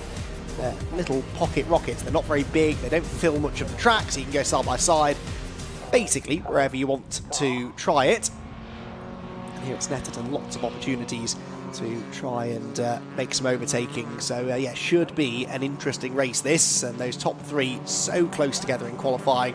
I would not imagine that any of them will be able to pull that far clear into the distance in the race. It's a 20-minute race for the Metros, and the tyre management will come into these cars as well, really. This is a front-wheel drive car, much like the Civic Cup cars that we had out earlier on. So in these sort of temperatures, that left front tyre will take a little bit of a beating. We've still got that breeze blowing across the track as well. It looks like it's a tailwind down the pit straight and a headwind down the Bentley straight at the back part of the circuit. So that's good news for overtaking, really, especially in these cars. The slipstream is pretty powerful in these, not the most aerodynamic of cars, and like I said, they don't have a huge amount of horsepower at their disposal, so any aerodynamic advantage you can get with a tow is big, especially if you're driving into a headwind. Just exaggerates that even more. So yeah, we're going to see probably some good overtaking opportunities down that back straight. Accelerate out of Marie's corner, head for the grid. Mike Williams and Dick Trevitt, the 2 who will be starting from the front row. Keen to bounce back from those non-finishes at Brands Hatch, or non-finish and then a non-start. Again, like most championships these days, they have dropped scores, but it's only a 12-race season, 6 events, 2 races at each of them. We have the 2 here today at Snetterton, then they head to Donington Park on the Grand Prix circuit in June, Alton Park in July, Cadwell Park in August, and the Silverstone National Circuit in September is where it all finishes. So only the 12 races, so I think they probably only dropped 1 race, perhaps 2 over the course of the season. So that really means that Mike Williams has used his drop score joker now. He has to try and finish all of the other races this year, and of course try and win some races as well, because if he doesn't, then there's a good chance that Dick Trevitt and Robbie Kenning will win them instead. He's closing that gap, not allowing him to stretch further ahead. Let's see what he can do then. He's starting from pole position in the black and red machine on the left-hand side of the road. Dick Trevitt alongside him. The rev's starting to rise, and the lights go out. Away they go. Brilliant start made by Williams from pole position. That was a phenomenal getaway. Robbie Kenning was off pretty well too, I would say. It looked like maybe Dick Trevitt from the outside of row 1 didn't quite have the best reaction times. He's dropped down into 3rd place, in fact down to 4th place as they go through the first corner. Matthew Simpson, I think, has come through into 3rd. So Dick Trevitt really did not get away all that well. He's trying to fight back now into Wilson, but of course Matthew Simpson not going to leave the door open. Moves over to the inside to cover and does make 3rd place his own. Then it's Phil Goodwin and John Moore. They've also swapped around. Phil Goodwin started 6th. John Moore is now behind him. So a place gained there. Look at Williams, though, starting to stretch his legs out in front, isn't he, as they go through Palmer. And if he can make a bit of a break here over Dick Trevitt in the early stages, that could make a big difference. Sorry, over Robbie Kenning, I should say, in 2nd place. Kenning late on the brakes, though, into Agostini. There is Trevitt down to 4th. And trying desperately to get back ahead of Matthew Simpson, which he might do. Simpson understeers wide through Agos and will be under pressure now, I think, into Hamilton. In fact, I think he's lost the place already. Yes, he has, and nearly fell behind Goodwin as well. So Goodwin in the number 3 machine, almost able to capitalise on that, but in the end stays in 5th place. So round Agostini we go then, Oggies towards Williams onto the Bentley straight, and this is where that slipstream might just start to bunch them all back together again. John Moore looking to try and use that to his advantage, has a much better run off the corner than Phil Goodwin, but that means he almost has to pull out of the slipstream a bit too soon, doesn't get the full effect of it, and he's got some extra momentum, finds a way to get to the inside line, but is that going to net him 5th position or not? He's late on the brakes, and yes, it does. So through, I think, will go Moore ahead of Goodwin. Phil Goodwin back to where he started now, as is Moore. In fact, the only place change now that we've had on this opening lap is Trevitt dropping behind Robbie Kenning. Of course, he was initially down to 4th, managed to get that back with that nice little move at the Agostini hairpin. So Williams will lead the first lap. Kenning, I think, coming back at him through the second half of the lap, isn't he? He's not quite as far back now as he was, well, perhaps at the halfway point of that lap, but then he didn't get a great run through Murray, so the gap will now start to stretch again as they come across the line and complete the opening lap of the race. The timing screen tells us that the margin from Williams back to Kenning is half a second. And then a further 9/10 back to Dick Trevitt in 3rd, Matthew Simpson in 4th, John Moore 5th, Phil Goodwin 6th, Richard Garrard in 7th, Tim Shooter, Richard Cowley and Neil Burnett to round out the top 10, and that's the little group that we see battling into turn 1 here. Tim Shooter, the white and green car, moving ahead of Richard Garrard. That's into 7th position now. So Richard Garrard losing a place, sorry. Tim Shooter started 7th, so again, just sort of getting himself back to where he started, I guess, but he'll be a bit more satisfied with that. Bit of a gap now to try and bridge, though, to close in on the top 6, about 2.5 seconds or so. Monitor his lap time, see whether or not he's able to do it. Mike Williams, though, only that half a second clear, so he wasn't as far ahead of Kenning as I thought he'd be. And of course, Dick Trevitt back into 3rd place now. Will be looking to try and undo some of the damage from his slightly lowly first lap. And as they round the left-hander at Williams, Mike Williams, sorry, the left-hander at Hamilton, about to go into the right-hander at Williams. Mike Williams leading the race, not by a huge amount still. Back at the car, moving around as they head through the right-hander onto the back straight. That really goes to my point that I made earlier on. You've got to drive these cars on the limit to get anything out of them, really. And carry that momentum down the back straight where you are racing into that headwind, and I think that is having an effect, isn't it? Kenning definitely closing in there down the back straight, so that's interesting. If he can get a bit closer off Williams next time around, he might be able to make his move into Brundle and Nelson, but of course it might happen sooner than that because he has now closed right in on Williams, and there are other overtaking opportunities around the track. A good run through the bomb hole towards the never-ending right-hander at Coram. Then onto the brakes through Murray's, all the while Dick Trevitt starting to inch towards them as well slightly. Through Murray's corner then, down the pit straight, 2 laps about to be in the books, and This is now shaping up to be the kind of race that I thought we would have, with Williams, Kenning and Trevitt basically inseparable. Here they come across the line. There was half a second between Williams and Kenning a lap ago. It's now only 6/10 between the top three, and Williams having to go defensive into Rich's corner. That's not really a good place to have to defend because, again, it's all about momentum out of this corner. If you're slow off the turn, that means you could be vulnerable into the hairpin. Is Kenning going to try it? Ooh, he was tempted, wasn't he? Once or twice there, ducked out of line, but decided he was just a touch too far back. Mike Williams, Robbie Kenning, Dick Trevitt, the top three. And then a further 2 and a bit seconds back to Matthew Simpson in 4th place. We've lost, by the looks of it, the number 46 of Ben Young. Ben Young never made it to the end of the first lap, showing has stopped on track, but don't know whether that's just a timing glitch and he's actually in the pit lane. We'll try and find out. But anyway, Robbie Kenning not too concerned about that. A snatched break there for Williams as he goes into Agostini. And so Robbie Kenning will now see that and realise that the leader is not infallible. He could make a mistake under intense pressure now from Kenning. Interestingly, Dick Trevitt seems to close in at certain parts of the track and then drop back again. I don't know whether he's just made a mistake off camera. Really closes in. Oh, no, he closed in because he missed his braking point by a mile. Straight off goes Dick Trevitt. I thought that he'd gained ground under braking, but very much lost it again on corner exit. So Dick Trevitt with a mistake drops behind Matthew Simpson and John Moore. So that's down to at least 5th position now for Trevitt.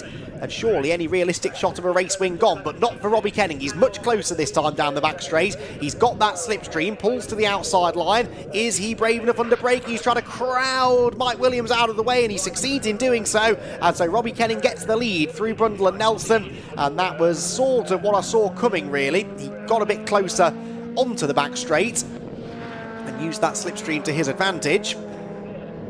John Moore is ahead of Matthew Simpson now. Looks like Moore and Trevitt actually ahead of Simpson.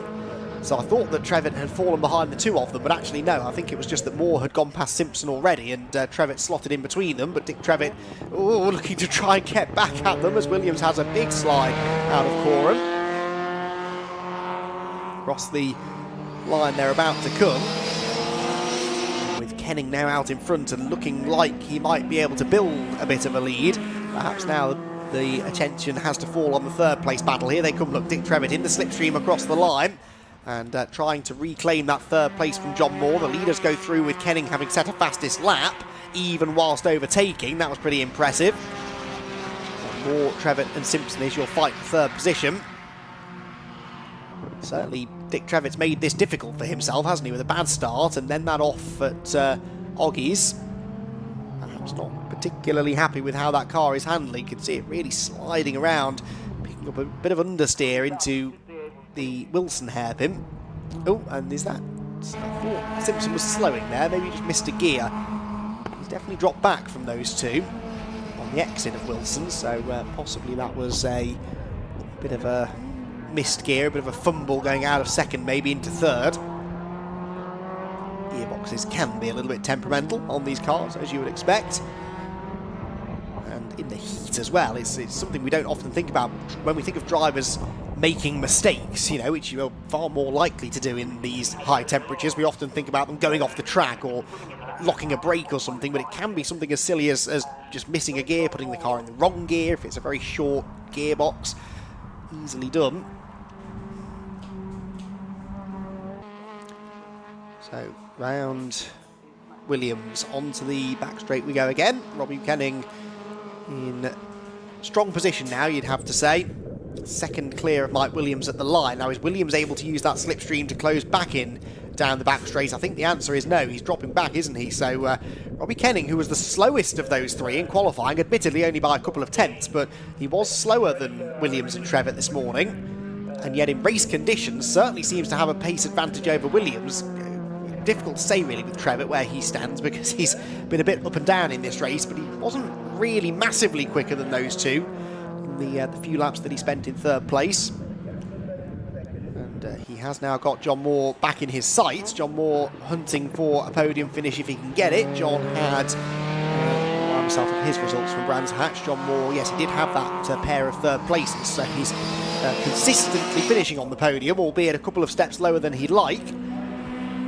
Now now even that third place looking in jeopardy. Across the line we go then, nearly half race distance, 10.25 minutes to go, and Dick Trevitt once more is challenging John Moore, but really not close enough to do anything with him as they round Riches. Anything a bit further back now than he was a lap ago, I would say. Trevitt was, yeah, 10th slower than Moore. But both of them getting away from Matthew Simpson. There is Simpson. That's what understeer looks like, everyone. That was a car that did not want to turn out of the corner. Two types of understeer. You get either your turn-in understeer, which is where you sort of turn the car into the corner and the front tyres just don't respond the way you want them to, and then that, which was on throttle understeer, which often can be resolved with a slightly gentler right foot. And Matthew Simpson, I think, was just a bit too heavy on the accelerator there, trying desperately to drag the car off one of the slowest corners on the track, maybe the slowest corner at Wilson. But with a bit too much steering lock and a bit too much temperature in those front tyres, just couldn't quite keep within the white lines. And you've got to be careful with track limits. They're not monitored everywhere, but a couple of the drivers were saying it is most corners that the track limits are being monitored this weekend. As it should be, I suppose.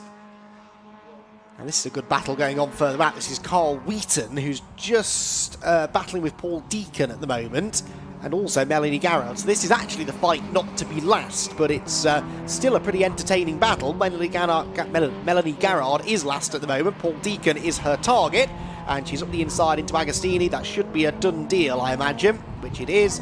And she manages to slip through, runs a bit wide of the apex, very wide on the exit of the corner.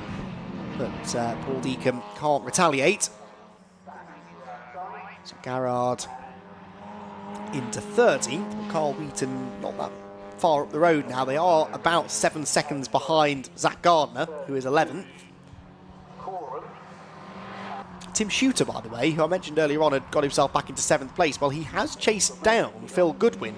They are only just over a second apart at the start of the lap for 6th position. So Phil Goodwin and Tim Shooter's battle looks like it's going to run on. Just about a third of the race to go then. 1.4 seconds now is the lead gap. Kenning to Williams. Moore to Trevitt is 6/10. And Simpson in 5th position. Towards us comes Melanie Garrard. And already, I would say, well, certainly getting away from Paul Deacon. Maybe catching Carl Wheaton as well. I think she is. So Melanie Garrard with hopes perhaps of slipping into 12th place by the end. There goes John Moore, looking like making 3rd place his own now, isn't he? Looks a lot more comfortable ahead of Dick Trevitt. In fact, that's not 6/10 anymore, is it? If anything, it's the lead gap that's come down. That's not 1.4 seconds anymore. So look at that. So I wonder whether Kenning's made a mistake somewhere. Or is he running into a problem? Either way, that gap has more than halved, I would say, as they drop into Agostini for the 6th time. So 7 minutes to go, and Mike Williams has not given up hopes of a race victory yet. Like I said, tyre management, 20-minute race. You've got to make sure you've got good tyre life even at the end of the race, not just inside the first few minutes.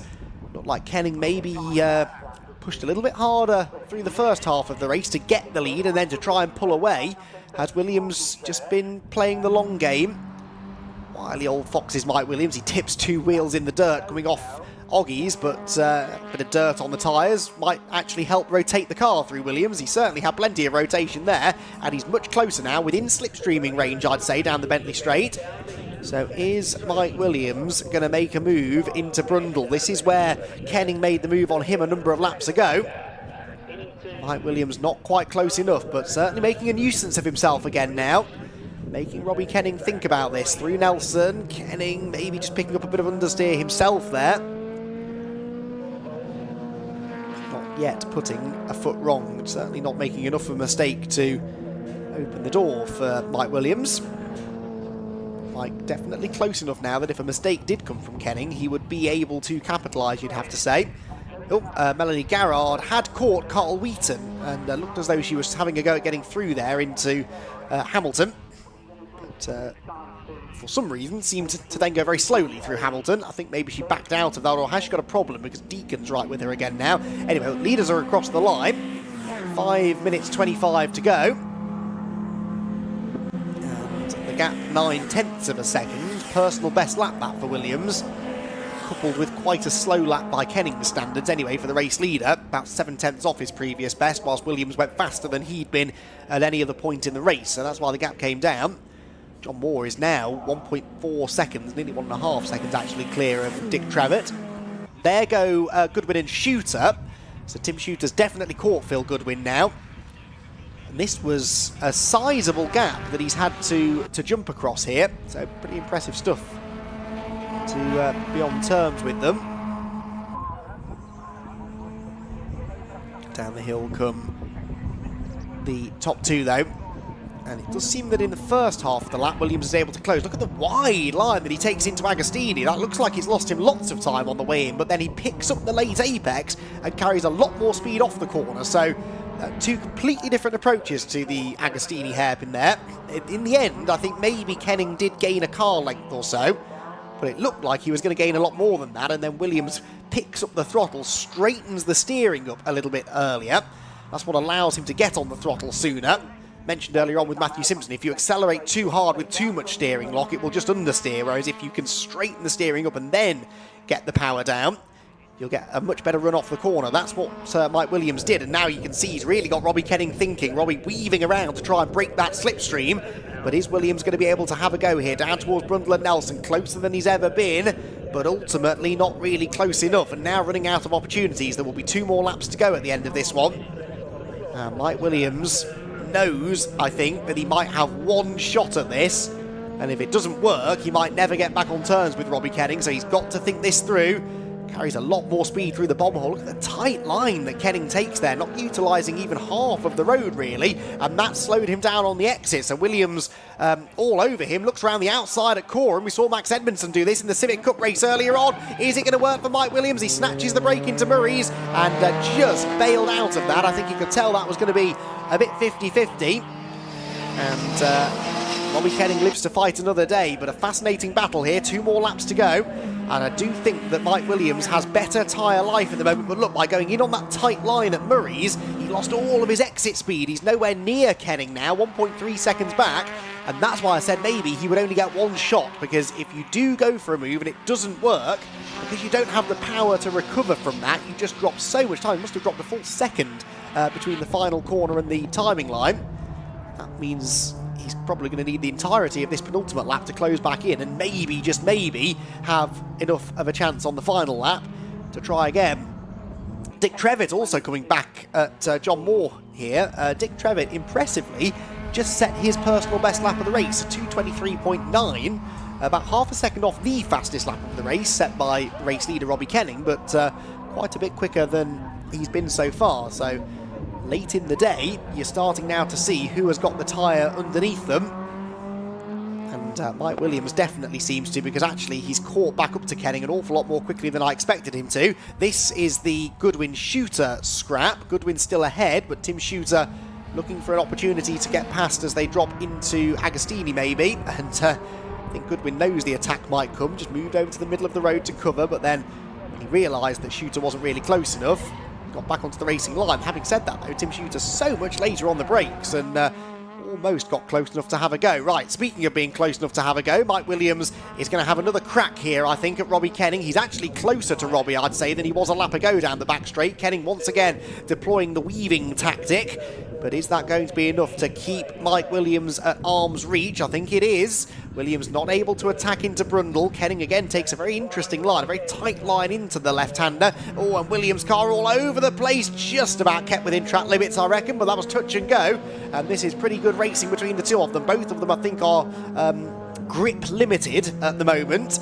And Kenning absolutely trying everything to keep the car in front, but also Williams trying everything to find a way through. We're about to start the final lap of the race then, and again Williams takes that wider line through Coram, but this time doesn't try to get to the inside at Murray's, which means he'll get a better exit than he did a lap ago and should be much closer when they get to the timing line.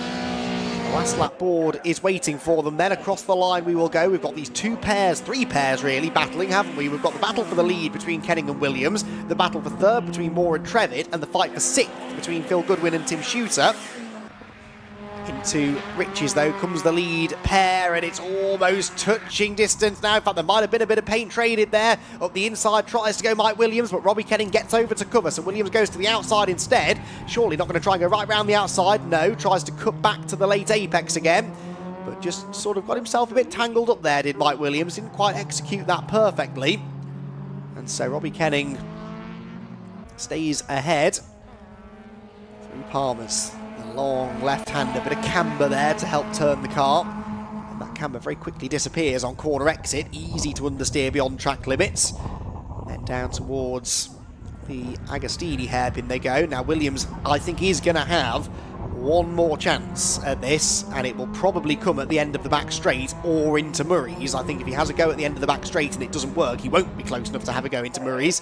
So this could be a last corner decider here between Kenning and Williams. But Williams needs to be closer than this. He's dropped back a length or so from where he was at the start of the lap, and I would say from where he was at this point a lap ago. Through comes Robbie Kenning, Fluffy on the front of his car. I don't know if that's a nickname for Robbie or for the car, but I'm going to assume the latter. Right now, though, he looks pretty strong, doesn't he? He's got this little margin over Mike Williams. He's not even feeling the need to defend or weave around this time, just running down the racing line through Brundle and Nelson.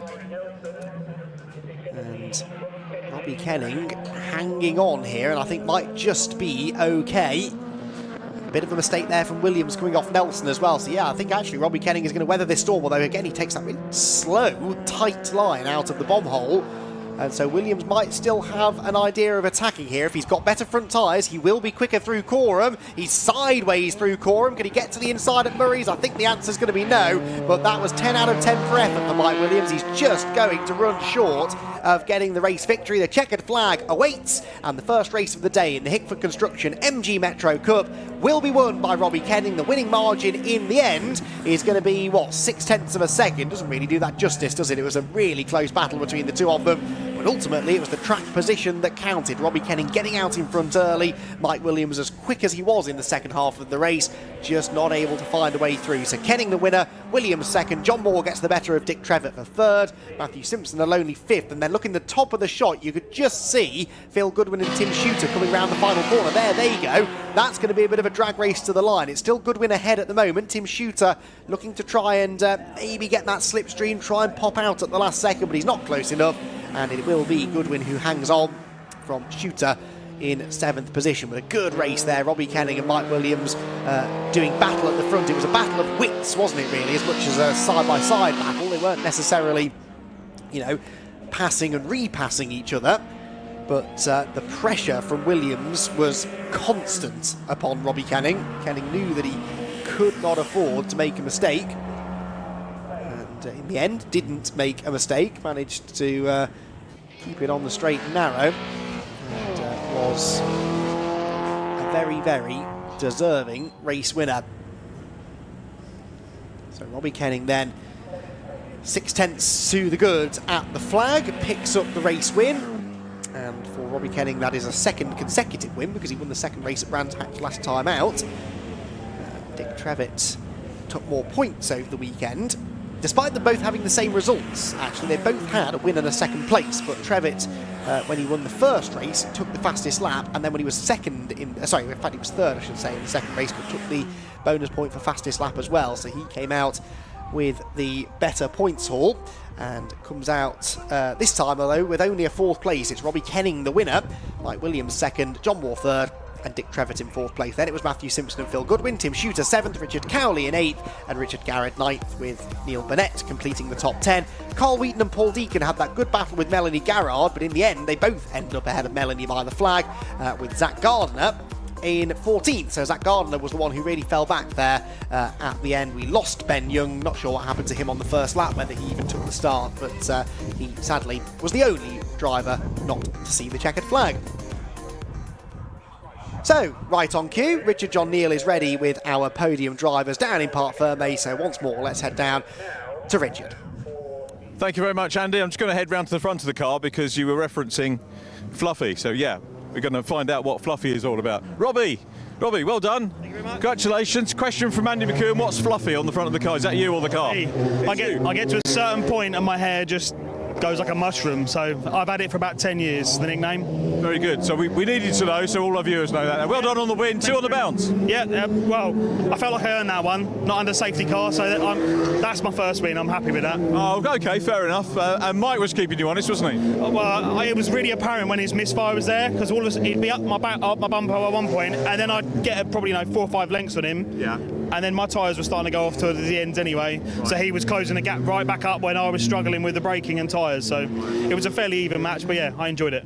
That was good, and a nice move. You got caught in the toe, managed to get up to him, and a neat pass. Yeah, I know, he's a sneaky git. I tried probably for about 3 or 4 laps. He's on my bumper, weaving down the back straight, just to try and get rid of him, but I couldn't break the toe. So, but it was good race. You got to do it all again later on. Yep.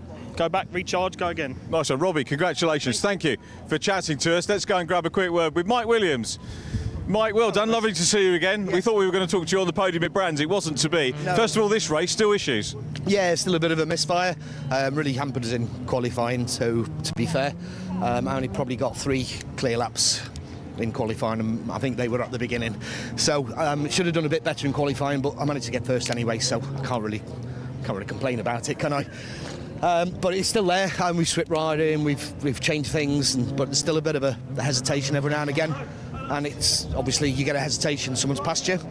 It's really hard to get past again, isn't it? So yeah, I thought I'd maybe comfortably win this one and just stay out of the front, but the Gremlins crept back in, and then it got a bit clearer near the end, and the race was on, wasn't it? It was great. You guys entertained us royally. It was a good one. Yeah. So near the end, it was clearing up. It sounds really rough. I don't know why, but it seems to be going all right when it goes. Right. I don't know. We'll see how it goes. Yeah, look forward to seeing you for race 2. Thanks, Mike. Well done. Congratulations. And John Moore in third very quickly. I know we've got to move. John, well done. Good to see you on the podium. Yeah. And straightforward race for you. You and Dick had a bit of toing and throwing. Yeah, God, he was so quick on the last section because they've got limited slip diff on the A series. So, but yeah, he closed me down, and I thought, God, got a couple of seconds on him, and down the Bentley straight, and then into Murray's, you're out on me again. So yeah, but yeah, kept me on my toes. Really good race, yeah. Pleased after qualifying. So keeping it on the podium as you did at Brand. So yeah, that's the main thing. Yeah. Anything to do for race 2?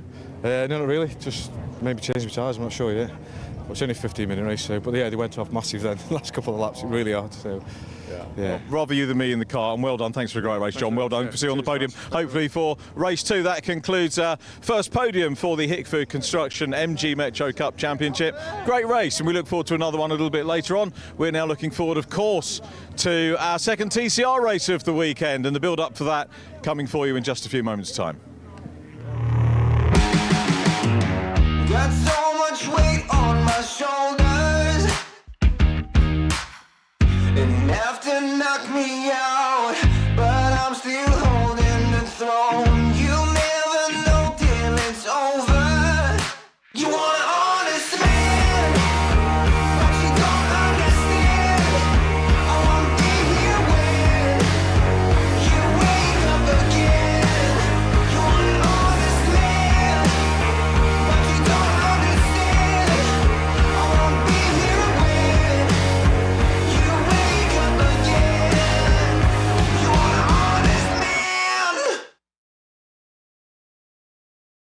Is your business ready to switch over to cloud telephony before the BT analog switch off? If you're not sure, you can get a telecoms and IT health check from Maximum Networks for free, covering broadband, phone systems, IT support and more. Arrange your free audit today at maximumnetworks.co.uk. Let it go.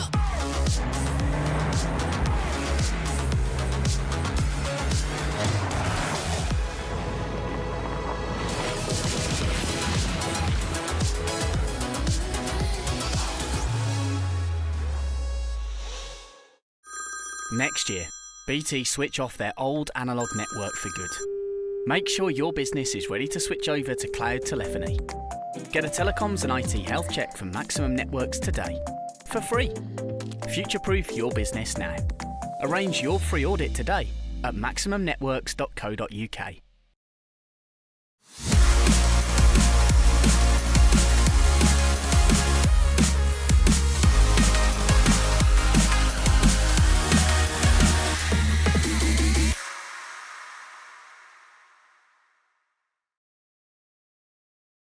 Alrighty then.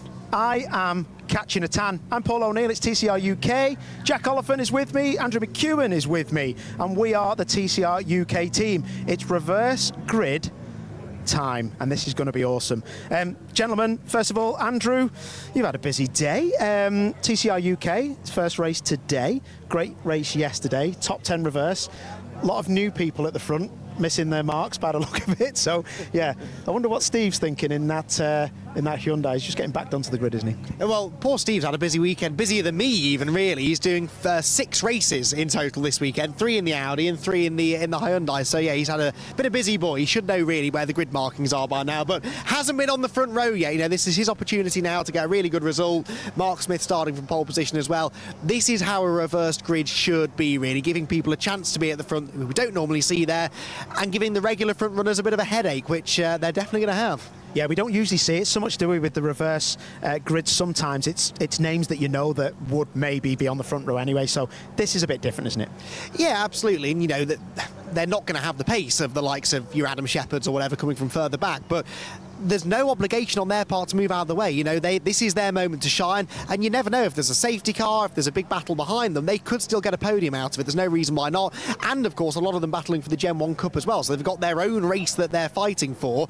They're not just going to move out of the way, so it is the job really of the usual front runners, the people like Adam Shepard, Callum Newsham, Brad Hutchison, and Carl Bordley, of course, to make those moves cleanly. They're racing against people that they're not normally used to racing with as well. That can cause complications, but it shouldn't be easy, really, should it? That's not the point. Exactly that, Jack.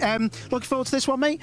It's always nice to have a reverse grid, isn't it? And yeah, it's Gen 1 Central, isn't it, as we look at Will Beach just lining up in P3, so there could be a podium on for some of these guys who've not been on a podium, maybe. Yeah, that's what we're here for. That's what we like about racing. It's that sort of unknown, I suppose, that we're going into, and that's why top 10 reverse grids, or reverse grids of any kind, are really some of my favourite racing, and mainly because when I used to race, it actually gave me the opportunity to be on that podium. So, but yeah, no, it should be epic, and I'm sure there's some nerves out there, as you said, Laidlaw and Smith on the front row and everything like that, but nerves are good. They try and amp you up. They try and get you on the best performance, so fingers crossed they don't just fail at the first hurdle and they actually get the car off the line. Exactly that. Right, let's just talk about some youngsters who are involved in the grid walk.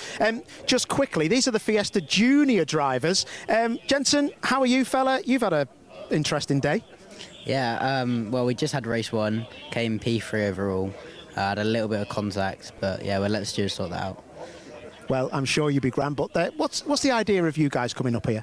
I think it's just to make junior drivers in the whole of the UK, really, and across Europe. So yeah, it should be good. TCR, something for you? Yeah, hopefully next year. I've done a couple of days at Brighton in the car, seemed really quick, so hopefully next year. I never knew that. Well, good luck. Hayden? Yeah. How are you? Are you going well? Are you? Oh, mate, you've got the old shade on you there, fella. Good lad. Yeah, it's going really well. A lot better than I thought it was going to go.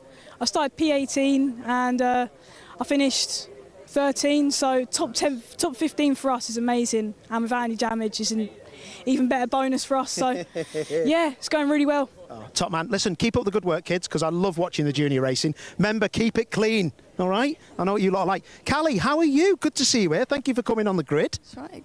Thanks. It's going well. How is it to be? Are you on pole?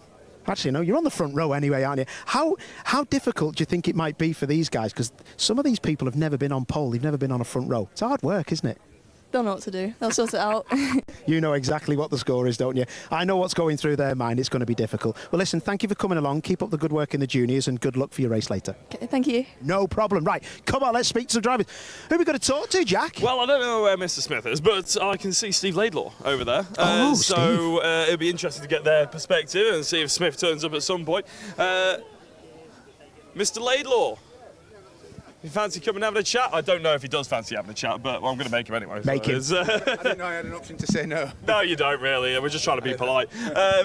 Front row grid.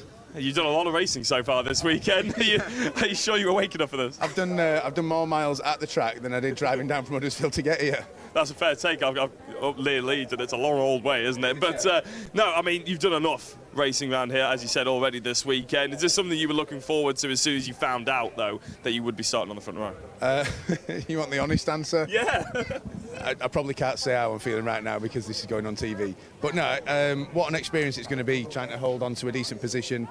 Probably in education as well, as a couple of the faster guys will invariably carve their way through to learn how to better myself. But I'm brand new in this, so every day's a school day for me at the moment. I probably know the answer to this then. How many race starts have you actually done in this car? 1. Yeah, I thought so.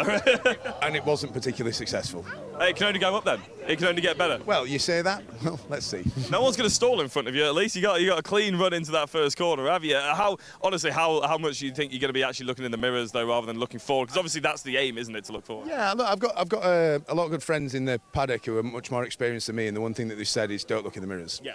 But race your own race like it's not a sense of occasion going into a bigger championship. So I'm going to try and take heed of that. If someone wants to go past, then they have to figure that out, and hopefully we get the car home without any damage. That'd be nice. How have you done in the other championship then, obviously, because as you said, you've done a lot of laps around here this weekend, and it's the TTs that you're racing in, isn't it? It is, yeah. Due to the unique makeup of our team, that my son seems to like crashing cars more than racing them. Sound like my dad. We've had a bit of an up and down weekend this weekend. We haven't had finish in my cars twice because we've got some mechanical issues. But the racing itself's been great. The grid's mega. It's huge, 30 cars. So always exciting. Just not quite as long lived as I'd have liked. Hey, well, there's always next time in there, Steve. Well, congratulations and good luck for a race win. I'm betting on you. I've got confidence in you, Steve. Right, Paul O'Neill, you over there. Have you got anybody? Yes, I am over here. I've not got anyone yet, but let's go and speak to Will Beach. He is, sorry about that. It's nice to see the public here, you know, and everyone having a great time. Kids on the grid and everything. It's so cool. I love it. Will Beach, difficult Snetterton so far, but got pace, mate. And I know it's been a difficult weekend for you, isn't it? Yeah, it's a difficult weekend. My father passed away last week, so try and make him proud and get a few firsts. How difficult is it to drive this car around here? I know it's a great car, the Golf, but how difficult is it when the heat is so extreme? Have you made big changes from a cooler race yesterday? It is difficult. The tyres will be going off mid-race, so we'll have to just wait and see. So the rear end will be getting a little bit leery. You've had a start like this before at Brands Hatch, so you should know whereabouts you are. You started were you on the front row at Brands Hatch, I think? Yeah, and it was awful, thanks. What have you learned from that? Nail it like the third start at Brands. So we'll have to just wait and see. You've got some quick boys in front of you, but at the same time you have raced with them, so you can pick them off, can't you? Are you going to be looking in your rear view mirror, or are you just going to be looking forward, and what will happen at the rear, that will just happen? Yeah, look forward to turn 1, P1, hopefully, then go from there. Well, listen, you have a good race, fella, and fair play to you for coming to race this weekend. I can't imagine how difficult that is, mate. Thank you very much, mate. No problem. Right, Jack, where are we going next, mate? Well, I've got my eyes on Rick Carey, and I'm sure I'm, not the only person, the handsome man he is. Where is he? But he's over there. He's actually chatting, doing an interview already now, actually, since we might not have missed Did you know that Jack was a boxer? Was he really? TCR? No, he is. I'll knock him out. I'm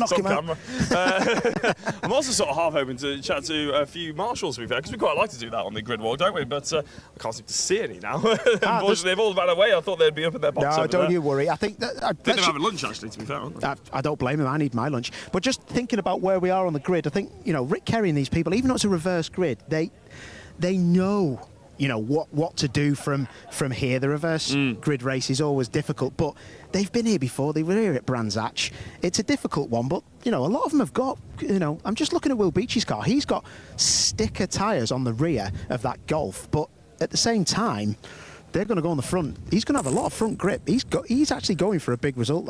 There's a lot of them that change, different tyre strategies, but yeah, a lot of them have got a brand new set of rears on that will go on the front for the cross. I mean, why wouldn't they go for a big result? To be honest, like as you said earlier, it's that opportunity to try and get that podium position, which maybe they wouldn't get outright normally. So they only want to. He's obviously got the Gen 1 Cup to fight for, and obviously Rick Carey's a direct rival in that. So more than anything, he probably wants to beat Rick, but equally, he does want to move forward as well, and he's got a few drivers maybe ahead of him that he thinks he's naturally quicker than. Why worry about the people coming through? They might end up hitting into each other, they might end up having an incident, they might end up slowing each other down for the whole race. So yeah, you got to aim forward on a reverse grid. It's about the ambition, and that's what we love about it, and that's what we're sort of here for, really. Yeah. Also, a bit of a note, you mentioned about the public. It's great to have so many people out wandering around taking pictures of the car, isn't it? This is sort of what the interaction that everybody loves about TCR. Yeah, I think the great thing for me is that, it's a big series. A lot of public here. A lot of the public don't get as close as this to the cars. You know, on a grid. This is like coming to Wembley when the football match is on at 5-10 minutes before the game's about to start. It's pretty impressive stuff in it. Should we go and have a little look if we can find some people? Yeah, I think Rick Kerry is. Rick Kerry is it? I just want to quickly speak to Mickey Butler from Goodyear. 1 second, let's just grab him. Sorry, gentlemen. TCR legends here. Hope you're well. Sorry, Mickey. Just a quick one. Legends. That's not very nice. Tyres. Let's talk tyres, mate. A lot of people on brand new fronts. It looks like. Yeah, I think people want to take the advantage of the new tyre for the first couple of laps. Conditions now perfect. Track's up to 37, 38 degrees. So while they have the initial grip for 3 or 4 laps to try and pull away, then they've got to think about, getting into that rim, looking after the tyres and say, well, it's a long race, 20 minutes around here. So it'll be all good. What's the parameters? What parameters do you set out for the teams? Do you tell them, don't run over this camber, don't do this, don't do that, run this pressure? They're pretty good, aren't they? To be honest, they are pretty good. They do listen. They listen to the information we give them. As long as they run sensibly, run the right cameras, run the right pressures, they'll be fine. You can't legislate for running off track around here, and the natural stone on this track is flint, so it's very sharp. But I think we'll be fine. We didn't see anything from race 1 that concerned us, so onwards and upwards. Cool. Right. So yeah, he's not sorry. That was the police. I know. Hey, what kind of accent's that? You sound Welsh. Welsh. Jack, before we get in trouble, mate, is anyone else you want to have a quick word with? Well, I was going to Rick. To be fair, he is right there. I wonder if we can just quickly, before we get shouted at, and if we do get shouted at, I can just run away and hide. That's fine. Rick, I mean, we were saying about how people are going to be ambitious from sort of these positions moving forward. Do you see an overall podium on the cards for you? Oh, I don't think. Trouble is Snetterton with the Gen 2 cars being so much faster is unless we get a safety car the first lap and we get a minute at the end. I don't think we're over. I think I've got to be realistic. It's unless it depends what sort of carnage there is, sort of thing. But hopefully there won't be. But I'm just concentrating on the Gen 1 Cup. So. Well, very quickly, with regards to the Gen 1 Cup, you were involved in a little bit of carnage yesterday, weren't you, with your rival over there, Will Beach. You're hoping for a reigniting of the rivalry, but maybe a little bit of a cleaner one this time. Yeah, I think the cars are close, and it's always good at racing. I think it was a bit ambitious. I think he locked up and went too deep in the corner. I tried to give him a little bit of space, but these things happen as racing. If you're racing close and you're going for stuff like this, it's going to happen. So I'm sort of, you just took it as yes, that was his fault. I look at it that way, everybody else did, but you get racing incidents if you're racing that far up the grid, aren't you? Well, I'm looking forward to seeing you race that far up the grid again. I best let you get gone and get ready as the rest of the grid are. Paul, I think we've probably been told off a few times now. It's about that time we start wrapping up, isn't it? Always, isn't it? Well, I don't know how long it takes to get Rick in the car, so I'm going to ask you, who's going to win this one? To be fair, it's probably one of the drivers, let's face it, that we haven't spoken to, unfortunately. I would like to say that I would see Laidlaw on the top step of the podium, but to be fair, to be honest, I would see Newsham getting through quite quickly. I think he will be in the talk. He better get in the car, I know, the car better touch the floor as well. That would help, actually, going into the first corner. Luke Sargent, I'm quite interested in watching, versus Darren Lewis. That was a little battle that was going on yesterday for about 6th place. And if they can make basically a roadblock, if they get to the front and make a roadblock between themselves, I think the rest of them will really find it tricky to get through. Yeah, right, cool. Well, engines are starting to fire, cars are going to drop off the jacks. We're going to be racing in a short while, so we're going to leave you with this little ad break, come back, and we're going to be racing in the doors, I reckon. Let it go.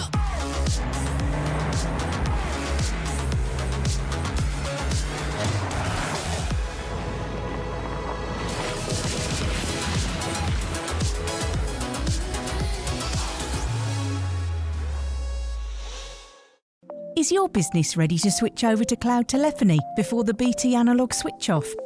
If you're not sure, you can get a telecoms and IT health check from Maximum Networks for free, covering broadband, phone systems, IT support and more. Arrange your free audit today at maximumnetworks.co.uk. Got so much weight on my shoulders, enough to knock me out, but I'm still holding the throne. You'll never know till it's over. You want an honest man, but you don't understand. I won't be here when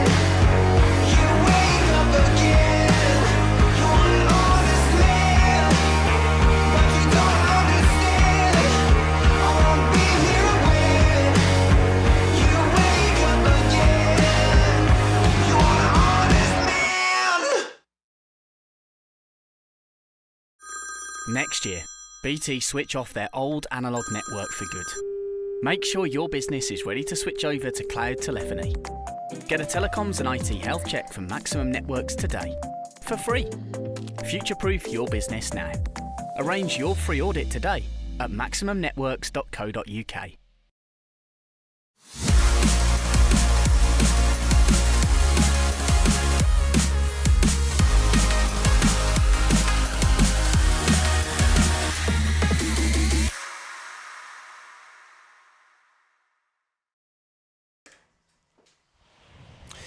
Welcome back to Snetterton, everybody. The grid is being cleared. Marshals are heading back on post, and that can mean only one thing. We're just a few minutes away from getting the second instalment of TCR UK action underway here this weekend. It's our reversed grid race, the 5th round of the championship, and as we've been making the point several times, a very jumbled up grid. We've got a real chance for a surprise result here, or certainly an exciting race if it is one of the sort of usual suspects, if you like, who end up winning this race. Then I think, Paul O'Neill, they're going to have a pretty tough job to do that. Yes, they're quicker than these drivers at the front, but it's a narrow track. It isn't the easiest of places to overtake at. I know there are places you can do it, but you can defend pretty easily too. And I think we're going to see a fair bit of defensive driving for some of these at the front. Yeah, I think we will. Do you know what I'm thinking, though? Steve Laidlaw's done a lot of laps this weekend, hasn't he, as you've just spilt all your water all over yourself, you absolute idiot. That was good. But Will Beach there, he's got a point to prove now. He's going to want to get that Gen 1 Cup roll back going in that 27. The person that I'm really interested in is not Rick Kerry. No, I like Rick Kerry. The car next to Rick Kerry, Darren Lewis, in the brightly coloured car behind him. But Rick Kerry could have a good result. This car here, this brightly coloured Hyundai, this is the car that I think, with its driver that only looks forward and doesn't have as much respect maybe as the others have for the other drivers, I think this lad could get a podium here. And he was quick yesterday, to be honest. He was having a pretty entertaining battle, race long really, with Luke Sargent, and there is Luke, who will start one place behind him this time, but of course Darren has a slight track position advantage on him. And yeah, you're right, Darren has never been afraid to ruffle feathers, has he? Ever since he joined TCR UK a couple of years ago, he's raced on and off with us a few times now, here full time in the Hyundai, and yeah, he's an aggressive driver. We like aggressive drivers. There is a very cool customer, particularly, should be really, the size of that fan that's being blown through the window. You can tell he's Scottish. You see the size of that fan? It was like, oh my word, it's above 13 degrees. I think you said Scottish. Sorry. Yes, Callum Newsham, cool as a cucumber, as usually is Brad Hutchison, in fairness. He also was involved in one of the big battles, in fact, with Callum Newsham yesterday. But the real question, I guess, is what progress 3 drivers at the back of the grid can make. Our top 2 from yesterday's race, Adam Shepherd, there, the race winner, Carl Wortley, who we just saw, who was in second place, and in particular, the Rob Boston Racing Audi that starts right at the back of the field. Joe Marshall qualified on the front row for yesterday's race. He, so far, Paul, has been the only man who has an answer, potentially, for Adam Shepherd's raw pace. And actually, he's only 2 places behind him on the grid. Yeah, definitely. And Joe Marshall has got a quick Audi in a straight line as well as chassis. So Joe Marshall in the 99 will be looking forward to this race. What I will say, though, it won't be how far you can get up as quick as you can. It'll be how far you can get up without any damage. It only needs one of the front runners to have a knock side by side and just drive by accidentally into one of the championship contenders. That can be game over for this weekend. No, exactly so. It is a battle of survival out there, really, and you know, championships are won and lost. We always say this, don't we, Paul? Championships are won and lost on these reversed grid races. I know they only make up a third of the races all season, but you know, especially this year, where we are generally seeing the same 3 or 4 drivers typically showing the front-running pace. This year especially, it's these reverse grid races where you might see a mix-up to that order, and one of them might knock in a non-finish or a 6th or something after a spin, so you've got to try and stay out of trouble. Mark Smith then starts from pole position. Remember, this is not the green flag lap, this is just the tyre rotation lap, so we will be having the cars stopping on the grid again at the end of this lap. It gives us plenty of time to big up the fact that Mark Smith is on pole position, with Steve Laidlaw, the busiest man at Snetterton, well, maybe the second busiest, starting alongside him. Row number 2 then is where we find Will Beach and Rick Kerry. Will Beach and Rick Kerry, who did battle for the Gen 1 Cup in the race yesterday. That battle that did rather end in tears. It was later overturned, that result, with Will Beach given a penalty.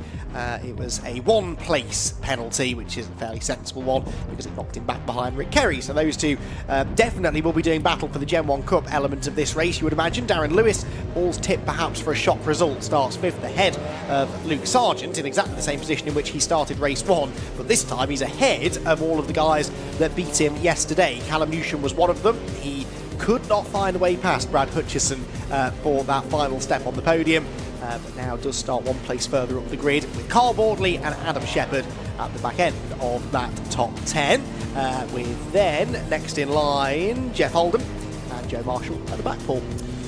I've got one thing to say to you. Go on. Liquid Molly. Yes, Liquimolly, indeed. We are very grateful for our sponsors, Liquimolly, the official oil partner of TCR UK. You'll see their stickers on a few of the cars, including Callum Newsham's, who I did just mention. So yes, big thank you to Liquimolly and all of the sponsors, in fairness, who have put a lot of hard work into being part of the TCR journey and really helping to grow the championship. So yes, big thank you to Liquimolly, and we look forward to having their continued support through the rest of the season. And one of the drivers who does carry their sponsorship, Callum Newsham, definitely looking to try and move up the grid in this race. I think he's going to be an interesting one here. Callum doesn't have the raw pace this weekend with the weight now, the compensation weight that he's carrying, slight tweak to the balance performance maybe. This is his opportunity though to get one over on the likes of Shepherd and Bordley, isn't it? Yeah, definitely. Sorry, I was just mesmerised by Darren Lewis warming his tyres up, and see the confidence that the guys at the back have got to weave those tyres so hard. Look at Adam Shepherd. That is someone that's not even thinking about the 20th minute of this race. It's someone thinking about the first minute. He made such a good start at Brands Hatch in the last reverse grid. So that is the difference, is the confidence that some of these drivers have got, weaving the tyres. And like you said earlier in Milltek Sport Civic Cup commentary, it ain't the fronts they're worried about, it's the rears, because they're the ones that are going to be leaning on hard and just like a trainer. And that's why we do this tyre rotation thing. And it's not unique to TCR UK either. Other touring car championships out there will do the same thing. And it is just because of the nature of a front-wheel drive car. It warms up the front axle much more quickly than the rear. So every major touring car championship out there that I can think of does this tyre rotation thing, especially because they've been sat on the grid for the last 20 minutes or so. Yes, it's warm out there, but the tyres will have lost core temperature, so important to give them these two opportunities to equally warm up the tyres, because it's all about that equal balance, isn't it, front to back?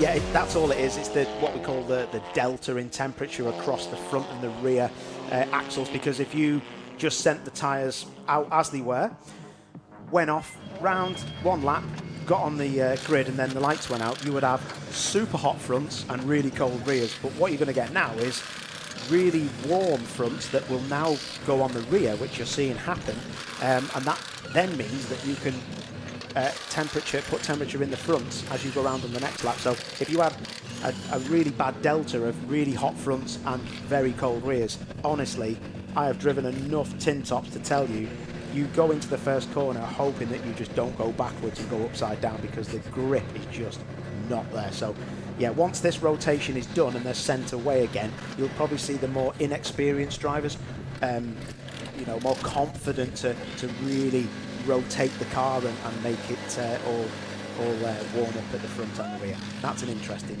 look. That you don't just look in a bonnet at a particular thing if the driver hasn't said, I've got a little bit of a niggly problem.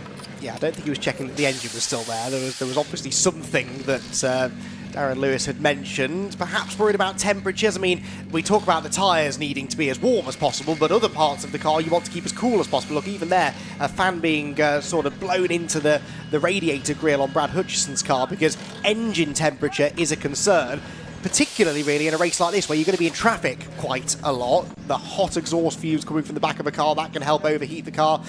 How concerned would you be on a day like this? I know it's not hot, but it's pretty warm. It's pretty warm. The thing is, the problem they're going to have, to be fair, Andy, is the faster cars at the rear, they're going to be in traffic for a longer time than they usually are. And that's just trying to get through people. It overheats the brakes, it'll overheat the tyres, it'll overheat the engine, you'll get alarms on the dash. I've been round here in many a touring car races pressing the red button on my steering wheel saying cancel, cancel, cancel, cancel. high water temperature, high oil temperature, and you're on the radio to the team, which you can't do in this TCR UK series. I've been in different series across the UK and Europe. You're on the button saying, can I cancel this? Do I need to be worried about this temperature? They will be getting temperatures, and you just sometimes have to cancel them, but keep an eye out. But they flash like a big red beacon, like a rev limiter going off. So I'll be surprised if no one gets any alarms. But it is what it is, and it's the experienced people will manage that. Exactly, and the cars are designed to be able to withstand these temperatures. The TCR concept is a worldwide concept. They race in much warmer countries than this, and generally are fine as long as you look after the cars properly and you maintain them, and you don't do anything that would jeopardise the health of the cars. Then they are pretty reliable usually, and hopefully, even in the warm conditions today, they will all make it to the end. Right, tyre rotation is done. The cars will be released very shortly onto the green flag lap, and a chance once again to just make sure you've got the equally distributed temperature in the tyres, and mentally prepare yourself for what should be a very, very interesting race. You can see how narrow the track is here at Snetterton. That's often been a cause for concern with standing starts here, and particularly actually when you've got quicker guys at the back, slower guys at the front. The reaction times can differ. If two drivers go for that same gap in the middle at the same time, that can cause trouble. Yeah, definitely, and that's what a lot of the drivers are going to be just wary of and careful of. The pinch point, Andy, as you know, that we always have is turn 2 at Wilson's. The Wilson's hairpin is where people go, do you know what, I'm not going to stay on the inside because I've got to turn left at Palmer's for the next one. So they'll try and go around the outside, then someone's bumped into someone else, lifted the rear of the car up and put them sideways into an unsuspecting TCR UK driver. So a lot of it is management, some of it is luck, but a lot of it is just grit and determination and keeping it around the outside. Certainly is, and there are some drivers on this grid who don't lack in that department, so I'm sure we'll see a few people taking the risk. Maybe Adam Shepherd again looking to try and repeat that success that he had at Brands Hatch last time out, when, as we said, he had that demon start, came from the 5th row of the grid, I think it was, to lead a couple of corners into the race. If he can do that here, though, I'll be particularly impressed. It is an awful lot narrower, is the Snetterton 300 circuit. Only the 4th race we've ever had on the 300 layout. We've raced here at Snetterton 2 years previously, but the first of those at the end of 2022 was on the 200 circuit, and it was during that round, I seem to recall, that we hit a bit of a landmark with the 50th ever TCR UK race. It was won by Lewis Kent. Well, this is the 80th TCR UK race here at Snetterton, we won't see Lewis Kent win. We might see him win a Civic Cup race later on maybe, but Carl Bordley won the 70th back end of last year at Silverstone.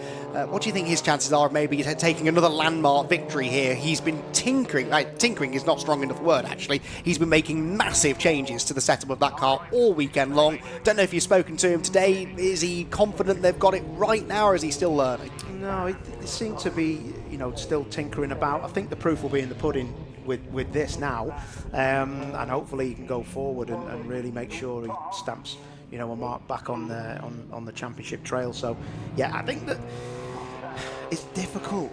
It really is. This is a long circuit, and there's so many different corners, and you can sometimes be chasing something which just isn't in the car, and it's your style that's hindering you, because this circuit is just it's quite a lot different, Andy, to anywhere else.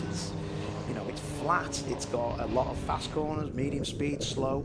This is a long way round, and it can easily add up if you just got a little bug in your technique. I was always good round here, but I was terrible at easier circuits. It's just it's a really strange thing. The setup sometimes just can't work. Well, that was my next question, because I'd imagine all racetrack setup is a compromise, because there is no one racetrack that is all fast corners or all slow corners. But here in particular, you've got the really technically demanding infield through Wilson and Palmer's and Agostini and Oggy, where it's all second gear and really slow stuff. But then you've got corners like Riches and Coram, which are some of the most full commitment corners in the country. So how much of a compromise is it with regards to setup in a front wheel drive touring car? Well, as long as you can hang on to a oversteery car, and that means that there's no rear grip on the back of the car. If you can hang on to that through the faster corners like Ritchie's and Coram, you're okay, because you do need as least rear grip as you can, because the tight and twisty sections, if you get an ounce of of too much rear grip and making the fronts push, and you can't get on the power and it won't turn around the corner. You lose a lot. You're always in the slower corners for a longer time than you're in the faster corners. So sometimes you just have to brave it out, you know, with the faster corner stuff. So I think that'll be the difference between the drivers at the front and the drivers at the back, and obviously the machinery they're in with Gen 1 Mark Smith there on the pole. Indeed so, Mark Smith then. We keep talking about Will Beach and Rick Kerry fighting for the Gen 1 Cup for the older spec cars. Mark Smith very much a part of that fight as well. He's got the track position advantage here, starting at the front of the grid. But will he be there at the end of 20 minutes of racing for round number 5 of the TCR UK Championship then in 2024, the 80th race in TCR UK history? And the second of the weekend here at Snetterton. Mark Smith deciding that he could have used a bit more of his grid box there. He'll be all right with that. Once everyone's in position, if you start creeping forward, you'll get in trouble. But I'm sure they'll let him get away with a little bit of repositioning there. We're still waiting for the back row of the grid to be formed, which it is now. The green flag has been waved. Place your bets, everybody. Reversed grid time here at Snetterton. Watch the lighting gantry. The red lights go on. They go out now, and we're racing at Snetterton. Good start made by Boardley further back at the front of the field. It looks as though maybe not a great start from the second place man, but from pole position, Mark Smith, I think, is okay. Will Beach coming through in the Golf zone. Will Beach leads into Rich's corner. A demon start. Wow. He said he wanted the lead by turn 1, and he has delivered on that promise. Luke Sargent through into third place as well. Which of the heavy hitters have made the most progress? Oh, contact. Mark Smith is off with Luke Sargent. Towards the field they will go, and I think they might get away with that, actually. Sargent will continue. Smith will as well, but luckily no major damage done. Look at Hutchison. Hutchison, Boardley, Shepherd though on the move. Yeah, definitely. Hutchison up to second, I believe, so past Laidlaw, but Will Beach, what a getaway from third place. Brilliant stuff. What is it like to lead a TCR UK race? Well, you've got to find out now, because Brad Hutchison is now flashing his lights. Come on, Will. My word, Adam Shepherd. Oh, there's contact. Newsham up into the air off the back of Adam Shepherd's car, but Adam Shepherd was all over the road then, coming into Agostini. Twice nearly got into the back of Carl Boardley's car, and then eventually he got rear-ended by Callum Newsham. They're both still going, but that sort of contact, Paul, cannot be good for the steering. Not at all. That car looks a bit... Oh no, Will Beach has gone wide and back on.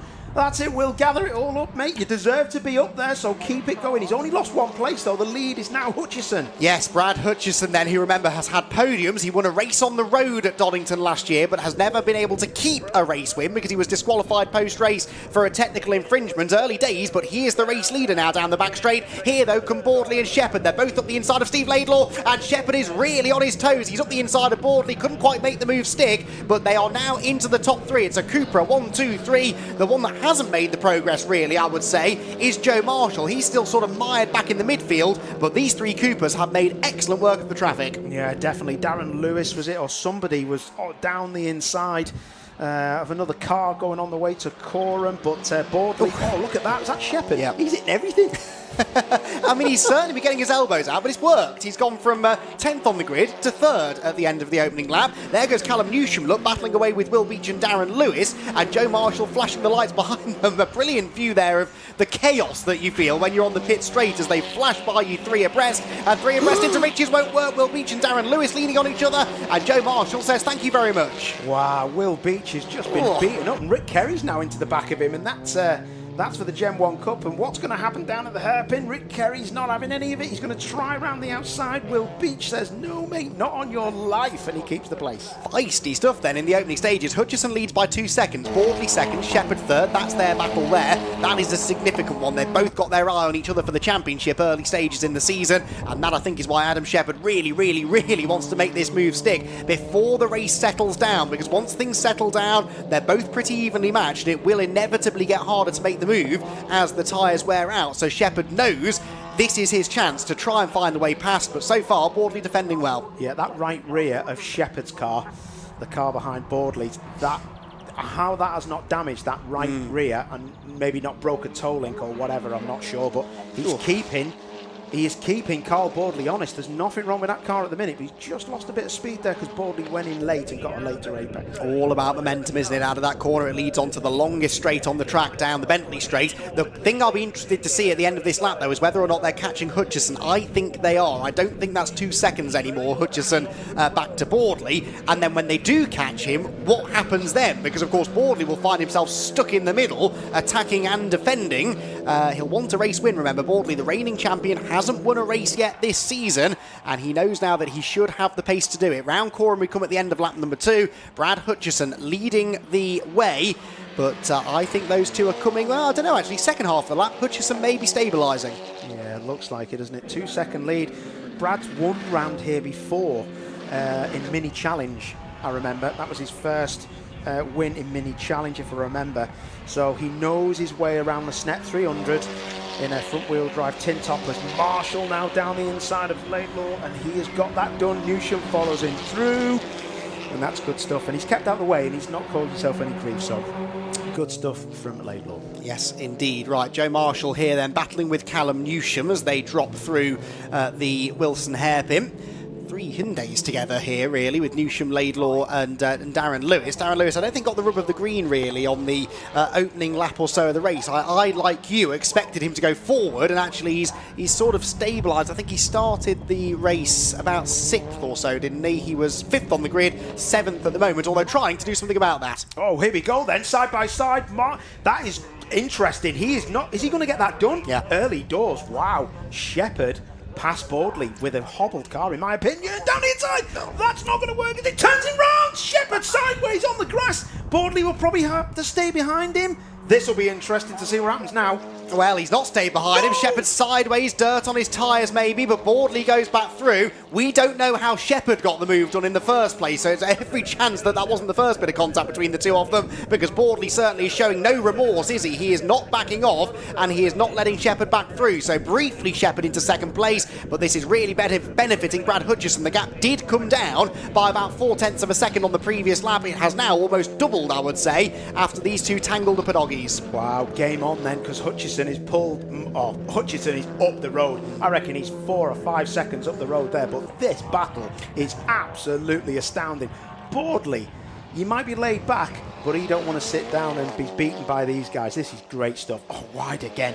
He's going to have a right run on him here, Shepherd. Absolutely, and it will not be lost on these two that they are really the early season championship favourites. I know Callum Newsham led the points coming into this weekend, but consistently these two have really been the fastest. And as much as Carl Boardley likes to pretend he's not really paying much attention to the points and pretend that he's not really that bothered about the results, he is, I'm fairly certain, keeping an eye on the points, and he knows that Shepherd is going to be a real threat. So down to the Wilson hairpin they go. Shepherd, a couple of knocks he's had now, but the car doesn't seem to be going all that slowly, although not the best exit from the Wilson hairpin I've ever seen.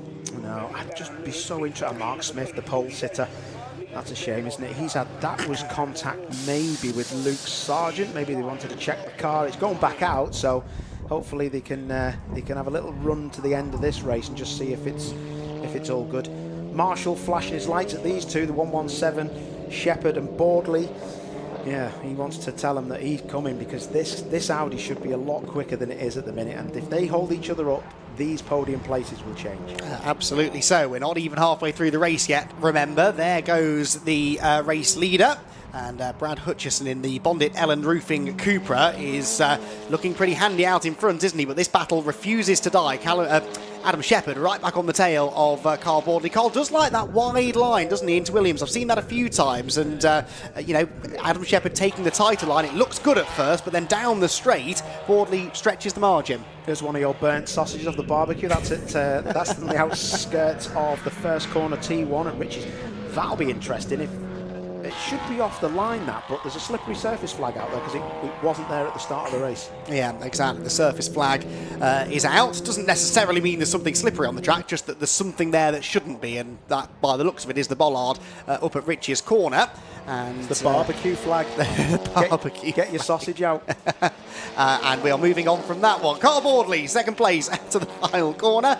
And Adam Shepherd, I mean, he's thrown everything at this so far, has Adam, and can't make the move stick. But I think the arrival of Joe Marshall in their mirrors, who's just set the fastest lap of the race, if Adam wasn't already being spurred on to get this move made, then he really will be now. Yeah, this is it. Top four are going to be, the second, third and fourth is going to be very close. This Audi is now coming into its own. Look at I've been impressed with Laidlaw. Yeah. This is good stuff. Look at that. That's why that sausage is in the middle of the road, because they were clipping as Darren Lewis gets the job done. Laidlaw just sees him late. That's a great move by Lewis, but just going back to Laidlaw, he has been brilliant. Really impressive stuff.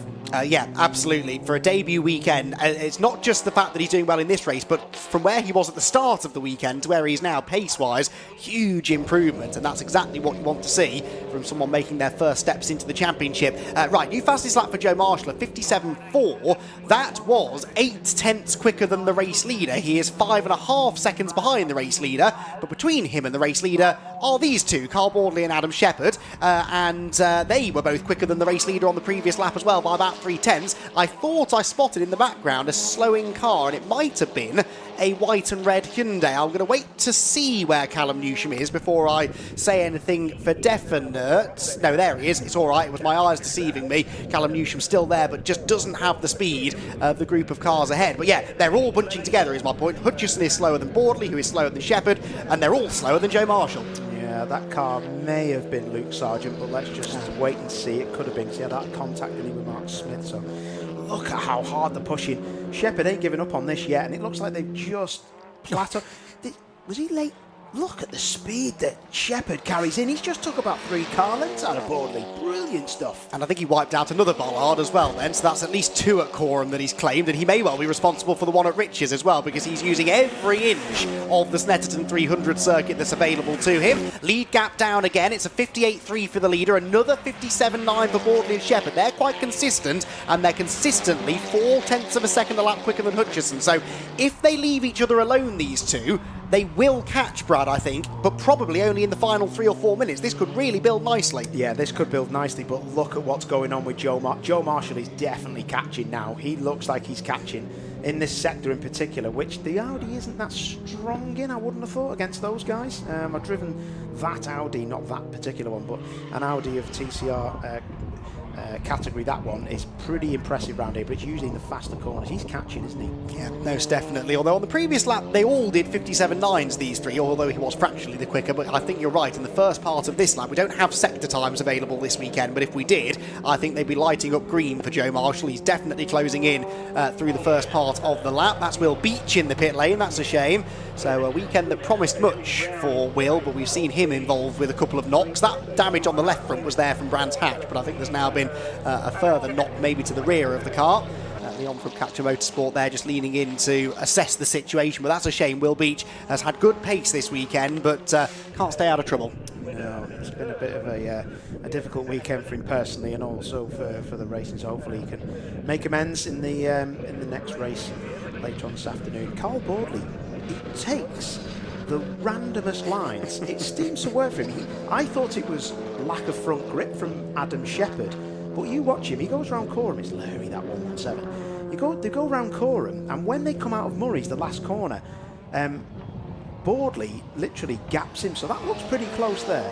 Watch him turn in, and then he seems to just drive away on exit. A lot of that is traction, but I reckon some of that is line as well. And you called it at Palmer's. It looks like Bordley's using more of a rear-wheel drive line into some of the corners where you clip an apex a bit later on in the corner. So that's right rear. That doesn't look square, does it? That's been knocked, isn't it? Yeah, I mean, he had a knock on both sides, I think, at one point, but it is the right rear suspension that they're looking at, isn't it? So that's what's put Will Beach out of contention. It means the Gen 1 Cup is being led by Rick Kerry now, with Jeff Olden, who celebrated his birthday yesterday in second place. Now, Adam Shepherd wants second place in the overall race. For the first time in quite a while, they were no quicker than the race leader last time around. The top three all did 57.9s, whilst Marshall did a 57.5, and Shepherd, I think, can see the Audi getting closer. He can see that Hutchison isn't getting any closer in front, so the time to work with Bordley has passed. It has, and this is going to close up between these three. Marshall's already on it. Here's Joey.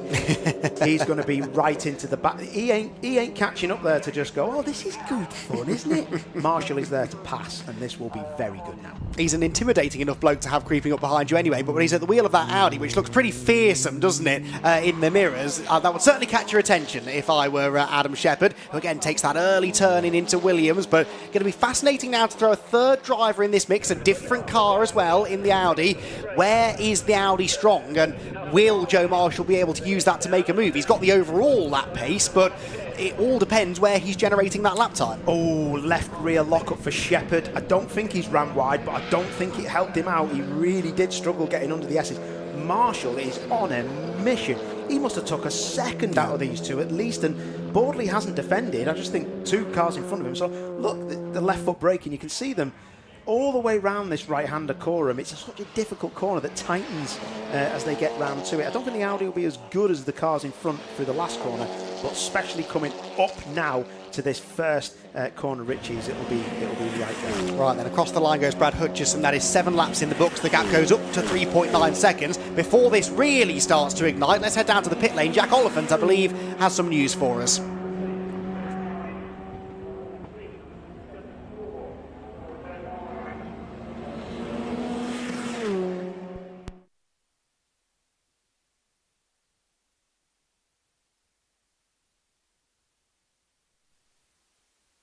Very far behind. Hello, I'm with Leon from Capture Motorsports, and well, there was a little bit of a problem for Will Beach there, wasn't it? Yeah, I think he smashed off one of the big curbs and sheared a bolt in the rear hub, but luckily it was finger tight to get out, and replaced the bolt and off he's gone. So we'll see if he's all right. The team seem to do a great job at just getting it fixed, getting him down and getting him straight back out as well. How proud of them are you? Yeah, they're brilliant. Yeah, we've been running them for so many years now. We know exactly what size certain things are, what bolts we need and everything, and what usually goes and stuff. So we've got everything to hand if we need it. Thank you very much. Back to you guys in the commentary box. It looks like a close battle for second. Thank you. It is indeed, yes, Jack. And here is the battle. Actually, not for second, Paul, but really more for third now. That interview was more like the Shermanator than the Terminator. Yeah, look at this. We've got a battle on now. Joe Marshall is now starting to weave around in Shepherd's mirrors. He wants him to know he's there.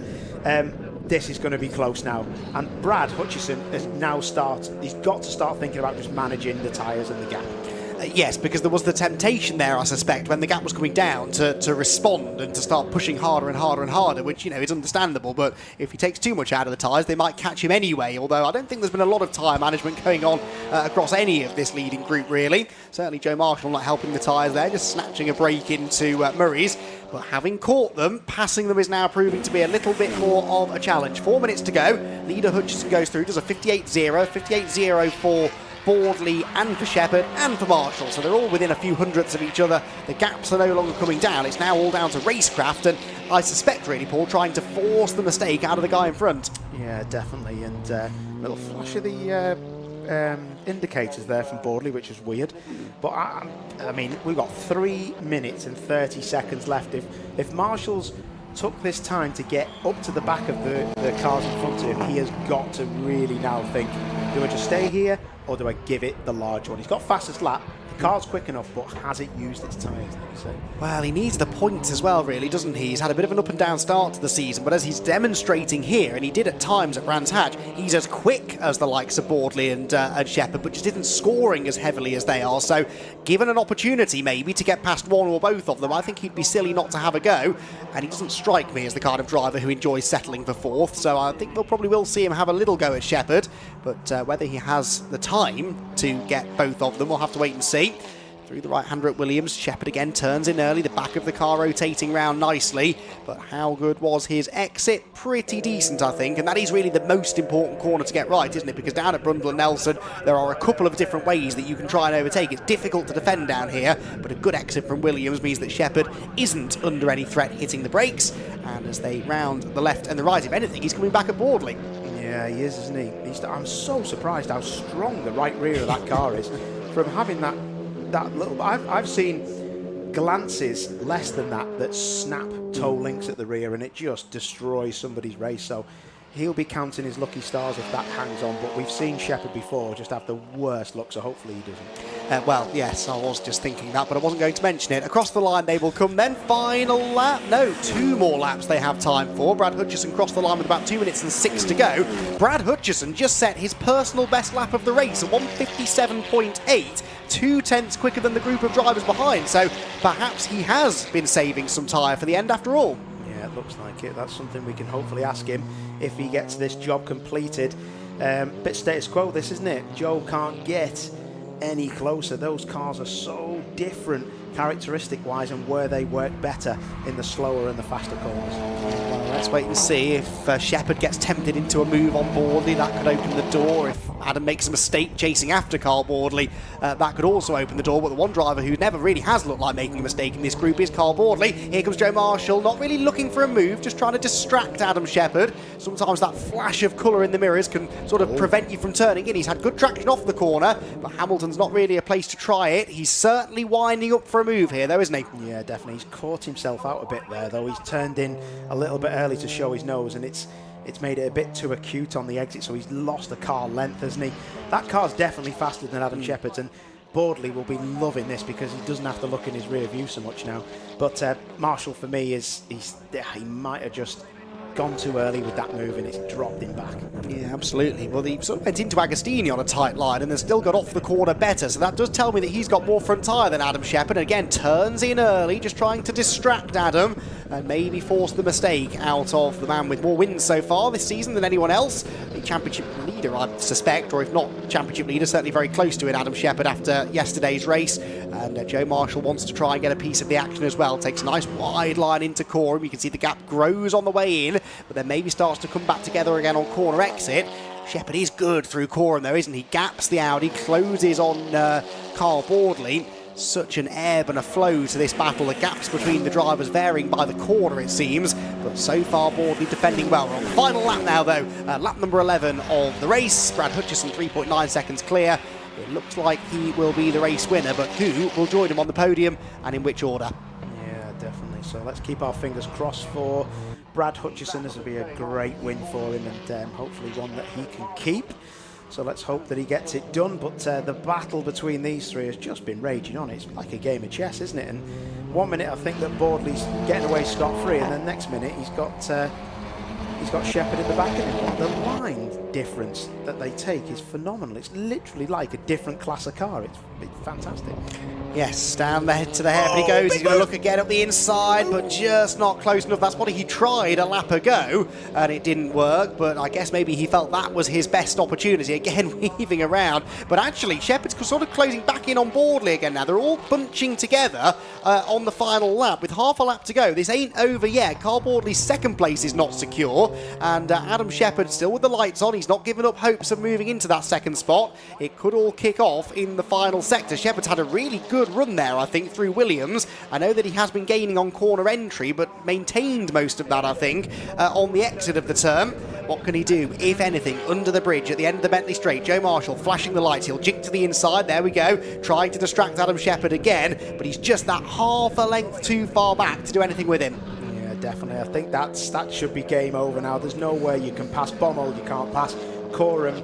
You can round the outside, but there's no way against this calibre of driver. Yeah, absolutely. Round Coram they go then. Murray's, I guess, is a possibility, but not a worry for Brad Hutchison, who at last, we hope, touch wood, is going to get a race victory that he can keep. He's had a handful of podiums. He's never yet officially won a race in TCR UK, but in the 80th race in the championship's history, that all changes. It is Brad Hutchison victorious at Snetterton, Carl Boardley second, Adam Shepherd third, and Joe Marshall comes home in fourth position. A great battle between those three. Callum Newsham, you have to suspect, carrying some damage there. I think his car came out of that collision worse than Adam Shepherd's, certainly. He finishes a fairly lonely fifth. Then it was Darren Lewis, I think, in sixth. And this was a good battle that was going on the last lap. And actually, Luke Sargent has found his way ahead of Steve Laidlaw.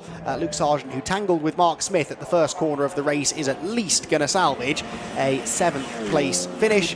A really good race that, and a brilliant victory for Brad Hutchison. I cannot wait to hear his thoughts with Paul O'Neill in a few minutes' time. Paul's going to dash over to the pit lane to chat to not only our podium finishers but also our Gen 1 Cup winner, Rick Kerry, who comes across the line now. Benefited from the issue for Will Beach mid-race, of course, but Rick Kerry will be only too happy to pick up another race victory.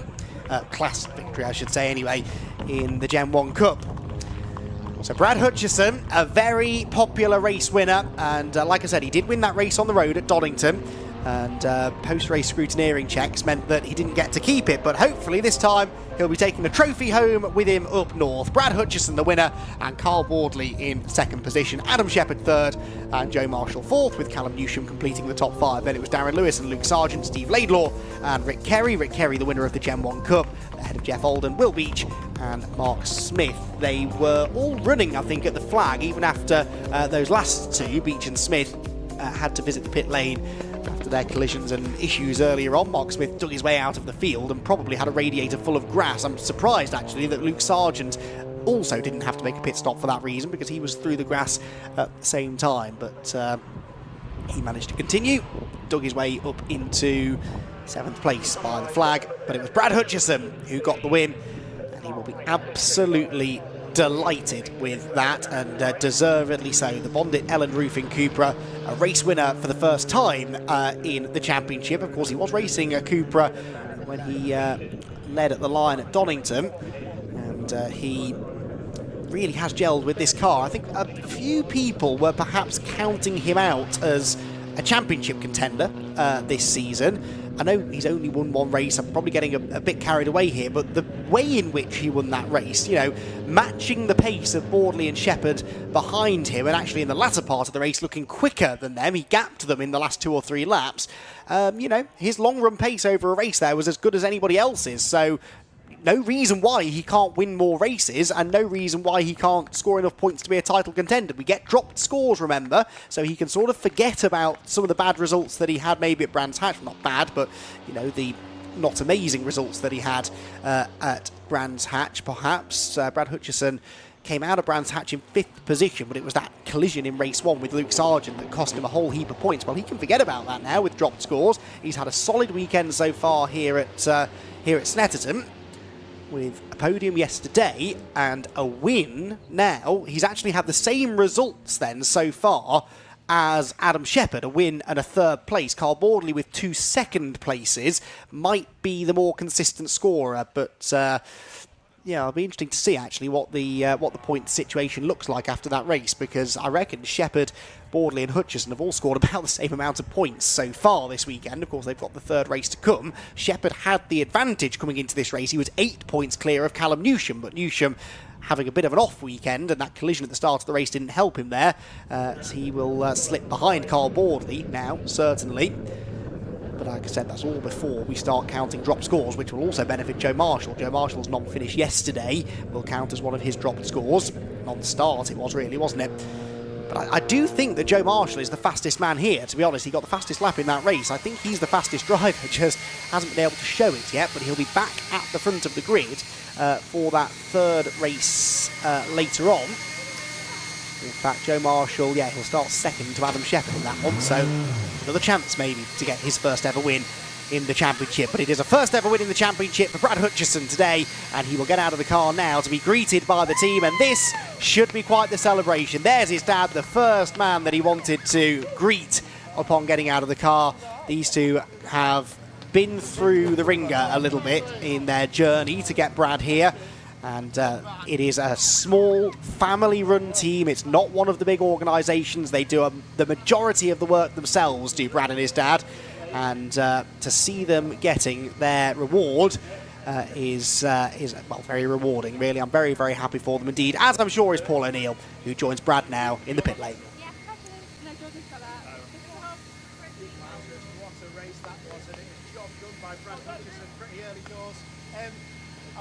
Everyone at home that the last time that you won a race in a challenge around here? Debatable. Grey area. We won one. We've crossed the line first since. Absolutely amazing, though, isn't it? I'm going to check swap mates. Thank you very much, Jack. Jack Oliphant helping me out. Amazing race result, though.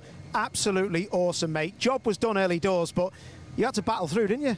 Yeah, it was. It's a bit carnage at the off the start. Obviously, I saw Carl got a mega start behind me, but obviously nowhere to go. Sort of got a good run down to turn 2, and then it was sort of all unfolded. The doors opened and the gap was there. So yeah, went through. I knew obviously with the reverse grid and the size of the grid today that it was basically a full reverse grid. That obviously it was important to get out there first and try and get the gap early on. Obviously it's what the boys did yesterday. But yeah, it's all thanks to my dad. He's an absolute magician with the car. You know, we got a podium yesterday, and he came back in. He said, "No, we can do better." Overnight, he watched the onboard, he watched the race back, and he just changed the car completely. And then he did it again in the morning. We had a completely brand new car, essentially setup-wise, something we've never tried before. Seems to have worked. But yeah, obviously thanks to Bondit and the guys and girls at Bondit and the team, obviously Ellen Roofing Supplies as well for getting us to the grid, because we knew when we stepped up to the big boy class, the Gen 2s, that we knew we had something to prove, and I think we've done that. So yeah, happy days. I think you could be quite happy with that, what you've just said. It was stunning. You've got to remember as well, there's some fast people in the same kind of car, and your dad looking over the, you know, over the setup and looking at the onboard. I know it's your job as a driver to give him feedback, but that's pretty special for your dad to be able to see what's going on. And do you agree with him, or are you like, oh, just stick whatever you want on it, Dad? It's annoying, but he is always right. We've been doing this for literally 10 years today, starting out in Saxos, and believe it or not, I speak a lot of gibberish when it comes to car setup. But he sometimes understands it and sometimes does his own thing. But yeah, he's an absolute magician, and obviously he's the secret weapon to our team, really, because he's what makes it work. Always one of the biggest supported teams here, and it's always a joy to hear the family and everyone here. What does it mean to have this support here? When you're driving around on that last lap, are you thinking about that? Are you thinking, when I cross the line, I'm going to do this, or what are you thinking? Not a lot of that time. It was actually quite calm. I think it wasn't that tense because obviously we got out early, so it was sort of fairly calm. I was just controlling everything. You have 20 minutes of nerve-wracking laps, not trying to touch curbs and making sure every rattle and squeak isn't anything mechanical. But yeah, it was just obviously I was watching the pit board every lap, making sure the gap was staying the same. You know, if it dropped, push a little bit. You know, just controlling the gap. But it does make it nice. It's a nice day for it as well. I might have an ice cream now and sit down for a bit. Was it warm out there? It was, yeah, it was very warm, but it's what we do it for, isn't it, I suppose. I did see you try and headbutt that #1 board. I think your sister put it in front of the car and then someone took it away because they cost about 500 quid then. Yeah, it was, someone asked me what my thing was and I said, I don't know, it's probably I just drive into the board at the end of the race. Nicky seems to have caught on to that now and keeps moving it. So yeah, we'll get another one and we'll give it another go at getting it. Top work. I think you've got someone to congratulate you maybe. Carl Bordley, the TCR UK champ, he's come to say well done. I was actually going to quickly speak to Carl. We'll catch him in a minute. I was going to speak to Big H. Here he is. Mate, well done. Absolutely awesome. Fair play to you. Is that true what he was just saying about... I didn't hear, but what has he said about me? He said you're a horrible dad. He wishes he had someone different. He said you were a magician. He said you were a magician. To look at someone's on board and to make setup changes and work with him, that's pretty special. We set the car up last night. I then watched the footage back this morning and I changed the car again. Yeah, there was something the car was doing. I thought, oh, could we trying to iron that out? And I said to him this morning, I said, Brad, we've got a fairly experimental setup in the car. It'll either work or it won't, and it did the job. But to be fair, he got off the start from where we were 8th or, and he did all the moves early on, and then just was able to just cruise home. It's good. Fair play to him. What I was telling people at home was the horrible times you've had here in the past, and then to have the win in Mini Challenge and then here is pretty special for you as a dad, isn't it? It is. That it kind of has to make this pretty much our favourite circuit, despite anything that's gone in the past. We've always done well here, yeah. So. And you've got all the good luck charms. Susie, how are you doing? I'm all right, thank you. How are you? I bet you didn't think I'd be interviewing you, did you? No. Well, listen, I'll leave you to it. Go and celebrate. Fair play to you all. Super stuff. Excellent. Right. Let me... Oh, 1 second, Rick. I am going to speak to Carl Bordley. Let's go and speak to Carl Bordley, finishing second in that one. I think Carl's just a little bit busy. Excuse me. Sorry. We're just live. There you go. I got rid of your biggest fan. Thanks. I'm only kidding. It's great to see people here with their own social media, isn't it? Yeah, it's a bit different, isn't it? So, yeah. A bit different was the lines that you were taking compared to Shepherd behind you. Like wider entry, making a big difference and getting you away. I thought you just had better traction, but in some of the corners you were like magic, mate. In some, but yeah, a bit slower in. So, yeah, we're just like we said yesterday. We're still trying to get our heads around this new tyre for this year. So. My car wasn't very good through Coram, really lively from the rear. So, and that's where Adam got underneath me at one point. So, yeah, it's just one of those. Just need to try and calm the thing down with tyres and make the tyres last. I thought I was going to get after Brad at one point, and then it just didn't really happen.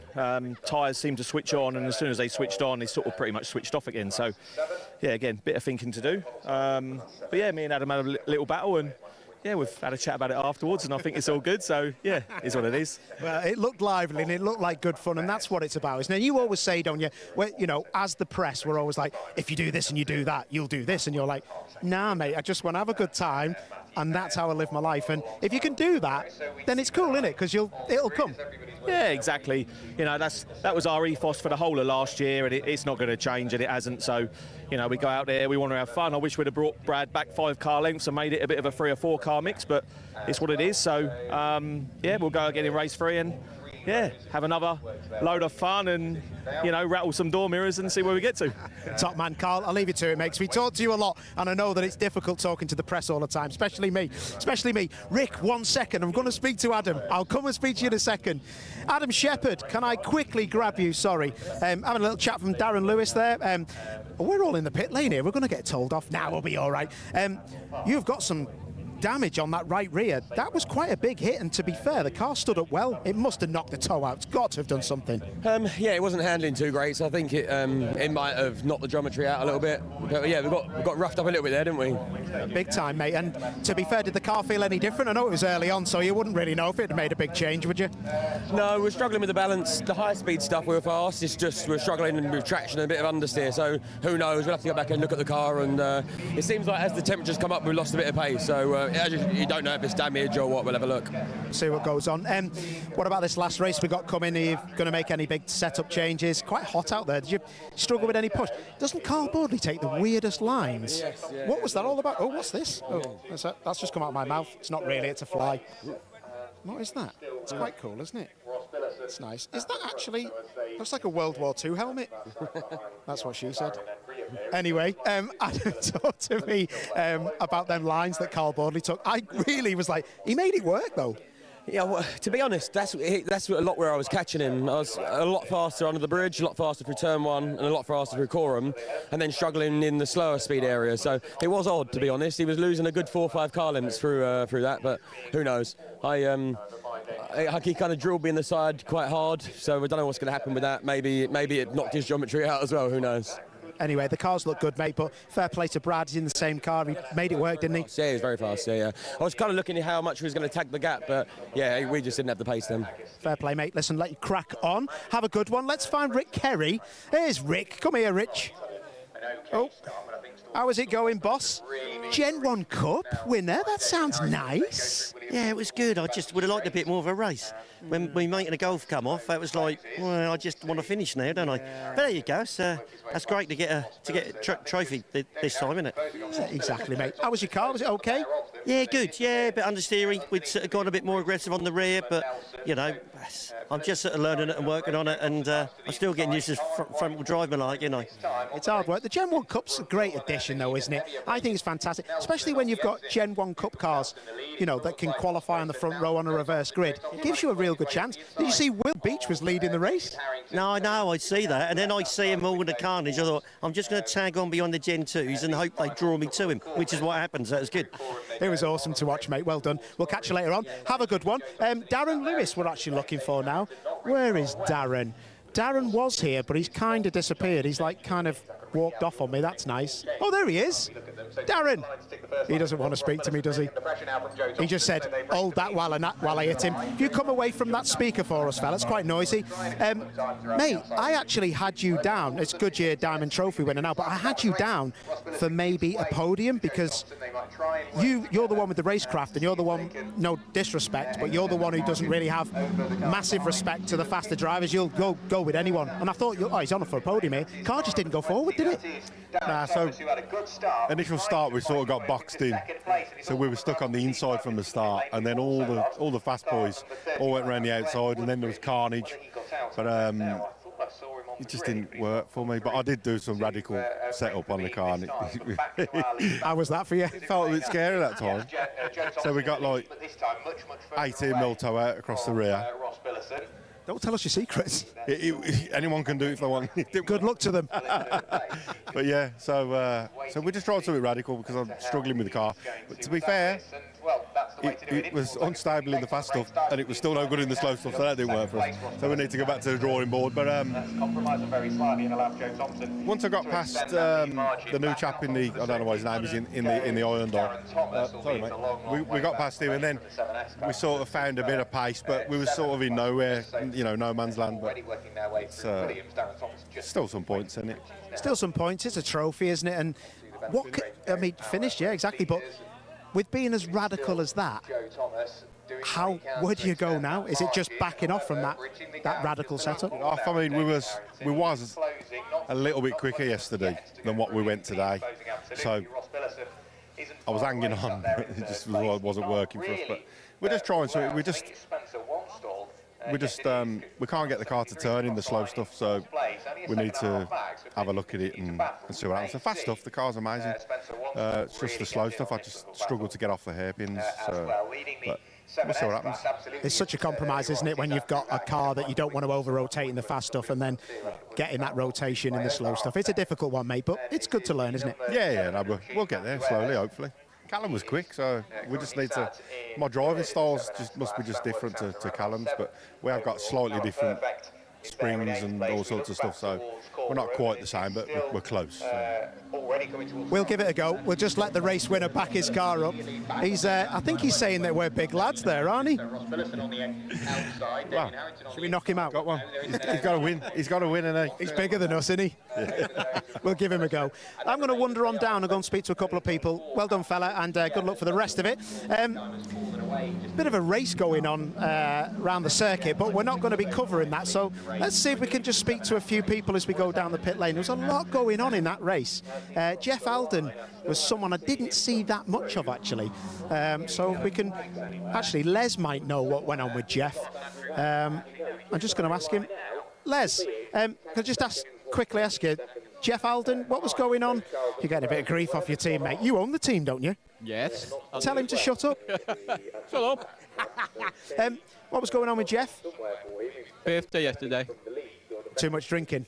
Yes. Can't say that. You'll get his license revoked.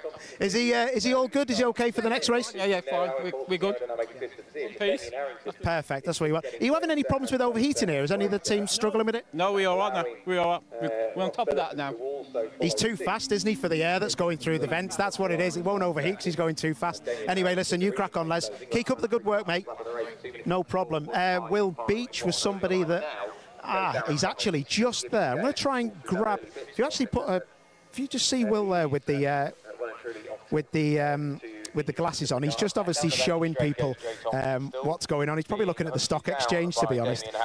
I might actually ask if I can get him out here, or we can get Leon out there, and then we'll be able to have a little talk to him. Just 1 second. Leon or Will, can I just quickly talk to you? One of you guys. Yeah, if you want. Yeah, come out. Both of you will come out. Yeah, we'll just give you a little insight into what's going on. We'll come away a bit from that speaker. Will, what was that like to lead a TCR UK? What a start. What were you thinking? That was the fastest start I've ever seen. It was awesome. Well, I just hooked it up right and away we went. Was it an awesome feeling to, you passed a couple of cars and I was like, Will Beach is in the lead? Yeah, well, cheers for that. It was absolutely awesome. Leon, you must have been watching on the live stream and thinking, oh my word, we're leading.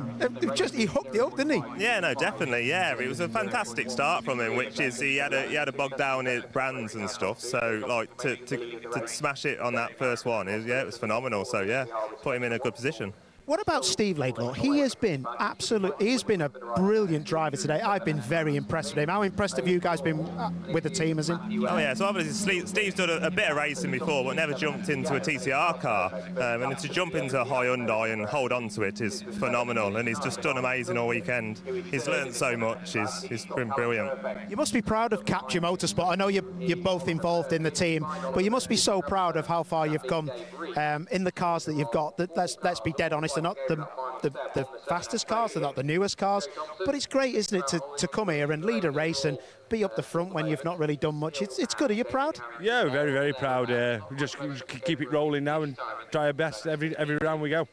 And tell me about that last race. What actually happened? I seen you run wide through one of the corners. It was a different camera angle than I'm used to, so I couldn't really see, but there was a lot of dust. So am I throwing you under the bus here because Leon's going to knock you out? Well, I got a bit excited, I think. I thought, I'm leading. I outbraked myself, and that was my fault. But then after that, every left-hander we came to, it was just like coolant on the rear wheels.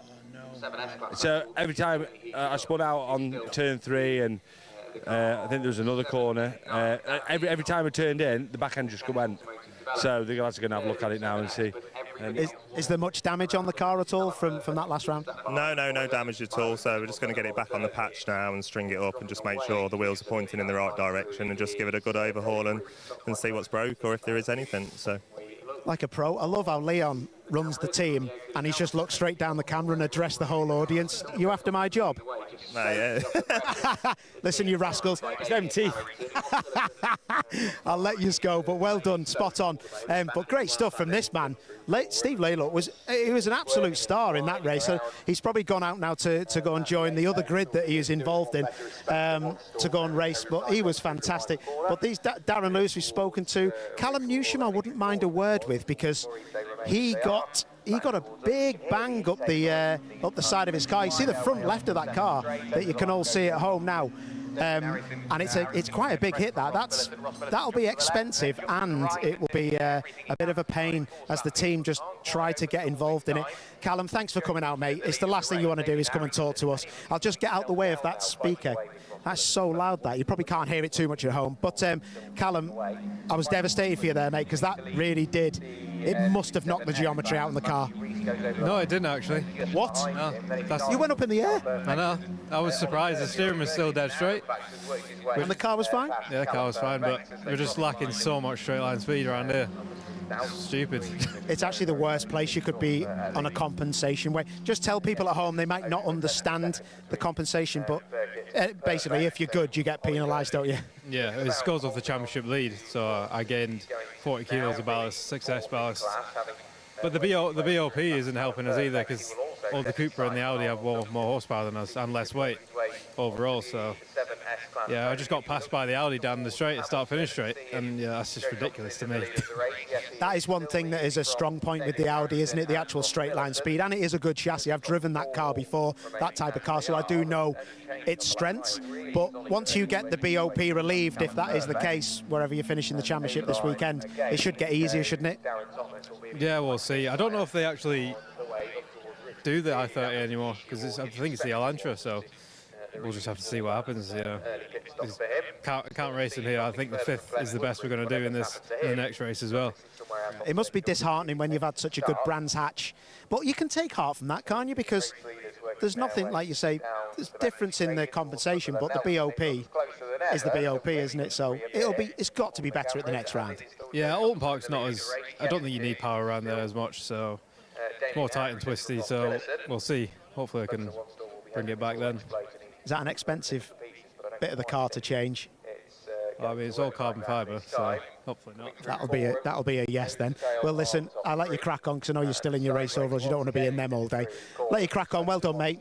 And yeah, isn't that interesting? The geometry didn't move. I'm very surprised at that. Luke Sargent was another person who had a bit of a nightmare. Might actually just try and grab a quick word with Luke if he can see us. Yeah. Oh, he's waving back at me. He's one of those guys that when he knows you're live, he just likes to make fun of you. I was just saying some nice things to the viewers at home about being live, and then you just making me wait and waving at me. Mate, that was such a difficult race, wasn't it? I'm gutted for you. Yeah, I went to Stewards a minute ago, and I was there for 4 seconds. It was like, you can go. He pulled, I was obviously straight line, pulled across me, took him out and me out. And so, obviously with the Gen 1s at the front, they're a little bit slower and want to get past them. I was round the outside of him. Rather than go, do you know what, he's going to get past, let him through, he just come across me. So, here's what it is, we go again. There's nothing you can do about that kind of stuff, is there? And I did say on comms, that's always the difficulty, inexperienced drivers in slower Gen 1 cars. They're experienced, they're just in slower cars, but it was, yeah, it was stupid, but it is what it is, you know, it happens. I went back to last place and then got up to 7th, I don't know. which was fun, chasing down obviously Rick and Jeff and everyone else. But yeah, I think we could have got a podium in that race. Looking at the speed of everyone else, I think if we'd have got to the front, I was keeping up with everybody. Obviously I was catching people, but they weren't getting away. So I think if I'd not been taken out, I'd have got a podium in that race, which is what's annoyed me the most. The car looked quick, and to be fair, you did as well, and I don't think it was the straightest thing in the world after it being banged across the grass. And just so people know at home, it was Mark Smith, wasn't it, you had contact with. Have you spoken to Mark? No, he says it was my fault, apparently. That's a typical racing driver thing, isn't it? I would probably say the same, because you just don't want to take the blame for that kind of stuff. But put it behind you now. Next race, go again. Yep, go again. We're 6 again. 6 all weekends. The devil's number. Yeah, it's so hard to start this car. The Elantra, I got it right, and my Elantras are great. This thing's really hard to start for me, and that was the first time I had a proper start. You know, we went past Darren, I went past Laidlow, his name is. Went past him. I was up to second, and yeah. So it was annoying, but we go again. I think we'll do well in the next race. What happened to Joe, by the way? Joe Marshall. He finished 4th. Oh, okay. Happy days. I thought he'd not finished for some reason. No. He was battling with the guys for the podium. He pushed, to be fair, he pushed them hard. He could have finished second, but he just didn't have the pace in the corners that he needed to. I'll find out a bit more off him now, but like you say, mate, you'll be quick enough, and it's just one of those things, isn't it? Yeah, go again. Go again. You be sound, mate. You be sound. Nice one. Thank you. I appreciate the drivers talking to me, because when they just jumped out of a race car, the last thing they want to do is come and talk to me. It's hard work, that is. Speaking of people to talk to and rapid drivers, Joe Marshall, sorry boys to take your driver away. Mate, you were rapid and definitely on for a podium. I think it just come at the wrong time where the tyres maybe have gone, but Audi looks amazing, mate, amazing. Yeah, I mean, my aim was to get on the podium, so I'm a little bit annoyed at myself for that, but I use a lot of the tyre to get to where Hickford and Baldy were. And by the time I got there, it was just like, I used way too much, so like, when I got a bit of push, then the brakes were getting overheated, so it was just like waiting for one of them to make a mistake, really, to get past them. I've done with Hickford a few times, but yeah. I think P4 fastest lap, I think it's about half a second as well, I think. So the car was quick. We're confident in what the car can do and what I can do. It's just, for that drive shaft yesterday would have been well up there. Yeah, and you know, looking at the two drivers in front of you that you're battling with, they didn't really hold each other up, did they? They were on it, they were pinned, and Hickford never really defended, and that really didn't make you catch them up. It was just raw pace. Yeah, I was just chatting to Hickford then, and he said that's all they had that race, really, and I think if I don't know, I had to use all my tyre to get there, so it's like saying if I didn't use all my tyre, but I don't think I would have been there to attack them anyway, so it's just a little bit of bittersweet, really. There was a couple of times that I've seen you just weaving out the backdraft of Hickford's car. Was that temperature, or was that just showing your nose? Just showing my nose. So into these hairpins, I've seen them braking a lot earlier than what I was doing, so I'd done me that a few times, and Hickford made him defend, which means Baldy got away, so I could focus on Hickford. But through Hamilton's, and they're so quick, them Coopers, so quick. So I was just struggling with the overtaking points, where I was struggling to get there. But yeah, I'm happy with it, I'm happy. It did look like through Hamilton's, actually, just to be a nerd, it did look like they were carrying a lot more speed. Is that, because you can't take a lot of curb on the inside, is that compliance of damping, or is that just the nature of the chassis of their car? It seems to be able to take some super speeds. It's bumpy on the exit as well. Yeah, and Coram as well. They're super quick through there. I was just, well, it might be characteristics of the car, because we were super quick into the hairpins, like going in and coming out, and then most of the track we were quick, but through Bommel and Coram, the Coopers were just so quick. So yeah, I don't know, we could maybe tweak a few things here and there to maybe help me through them two corners instead, but we're starting P2, so I think we just have to go for the win, just control the race, really. Yeah, it'd be nice if you can get a win, wouldn't it, for this? You deserve one, to be fair. No. It's, I think I had bad memories here last year, actually. I did actually get into lead for about 0.1 of a second, then I come off, so. Well, remember what you've said to me, and let's see if I can get you on the winner's circle later on, mate. We'll interview you later on. Thank you, cheers. Top man. Right, okay, so I think this race is about to finish. I think I may be heard in my ear, which is very nice. So I think we're going to go to an ad break, and then we're going to crack on to our next race. I haven't been shot, don't worry, but here's the ad break. See you in a bit.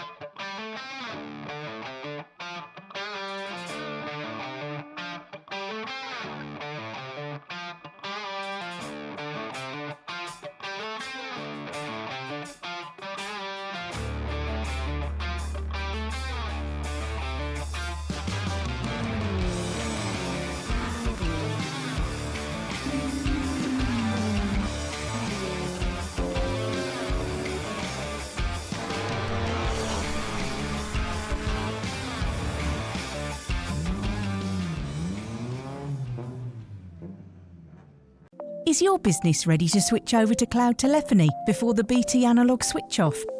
If you're not sure, you can get a telecoms and IT health check from Maximum Networks for free, covering broadband, phone systems, IT support and more. Arrange your free audit today at maximumnetworks.co.uk.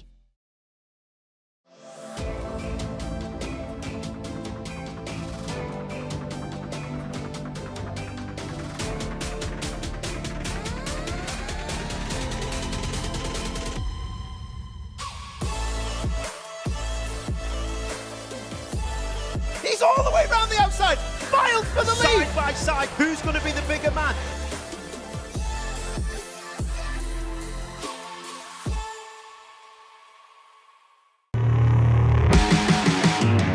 Got so much weight on my shoulders. Enough to knock me out, but I'm still holding the throne. You'll never know till it's over. You want an honest man, but you don't understand. I won't be here when you wake up again.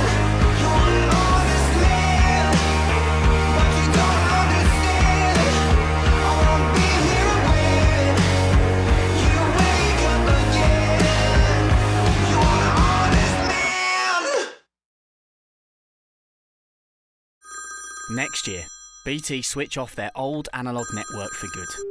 Make sure your business is ready to switch over to cloud telephony. Get a telecoms and IT health check from Maximum Networks today, for free. Future-proof your business now. Arrange your free audit today at maximumnetworks.co.uk.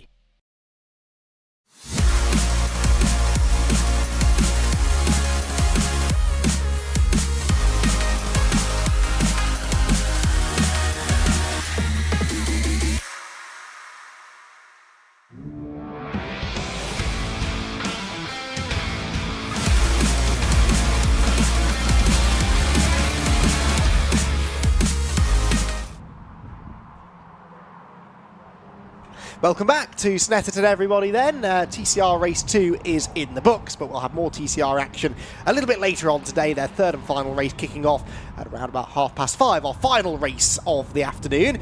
We've got a full afternoon of racing to come, though. We've got the BRSCC Fiesta Junior Championship up next, followed by the Milltek Sport Civic Cup, the Hickford Construction MG Metro Cup, and then that TCR race to round the day out. So it's a very short turnaround time for the TCR teams because they've actually only got about 2 hours before they're back out on the track for the final time. So an exciting afternoon to come then. The Fiesta Juniors having their second race very shortly, although it does look a bit like we're going to have a bit of recovery to be done after this mini race, and so it's going to be perhaps a few more minutes before the track is clear and we're good to go. But yeah, the Fiesta Junior Championship are going to be out soon. The fans trackside have been treated to lots of good racing today, and particularly after that first Fiesta Junior race. But there have been adjustments to the final result of that Fiesta Junior Championship race. You won't perhaps be super shocked to hear that. There was a penalty given for the winner on the road, Finn Leslie. Finn Leslie won that race ahead of Jensen Mason and Jensen O'Neill going,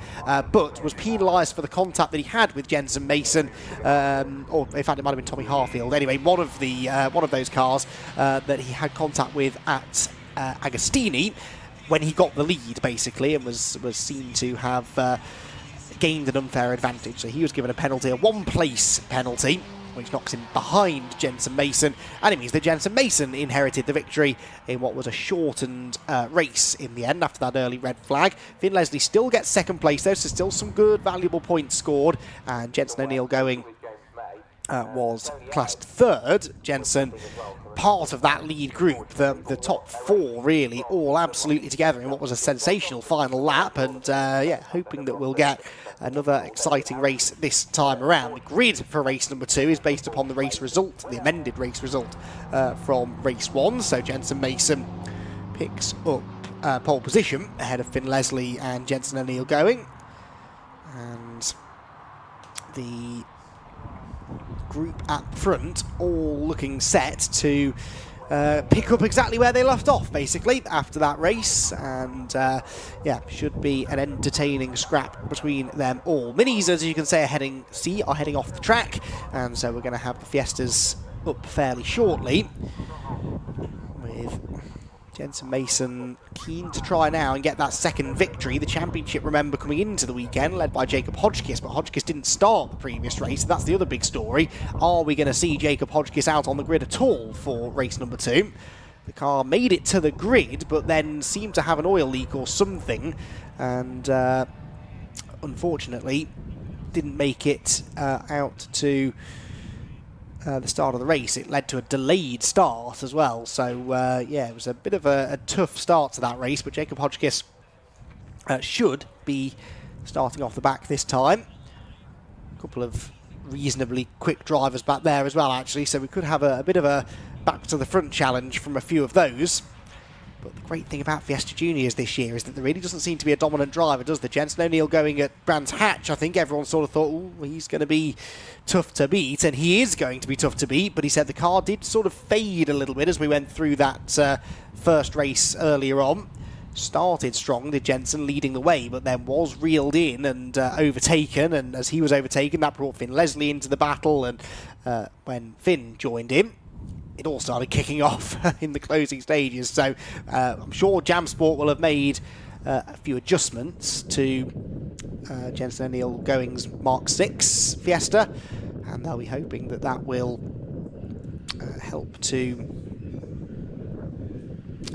find him a bit more long run pace, basically, a bit more race pace than he had in the first one.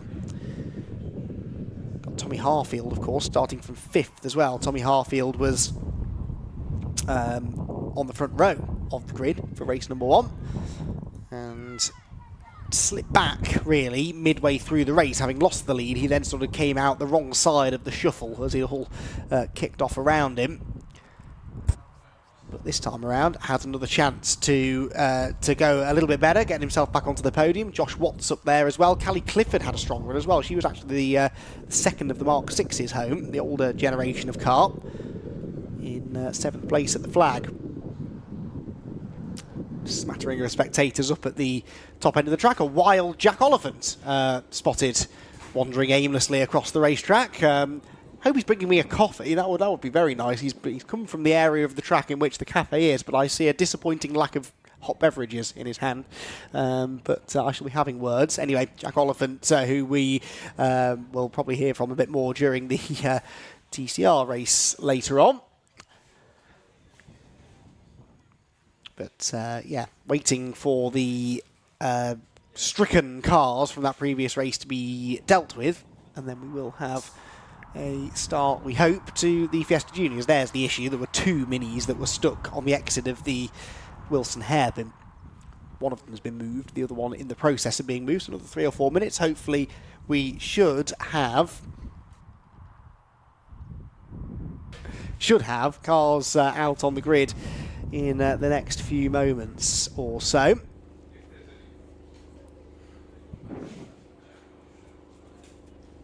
So you can see there the flags, the banners on the pit wall, still blowing in the breeze. Although I think the wind has changed direction slightly. It was a tailwind down that pit straight, but as you can see there, looking head on up the pit straight, sort of blowing more across the track now. So it's changed direction slightly. That'll change the balance of the cars a little bit, not by a huge amount.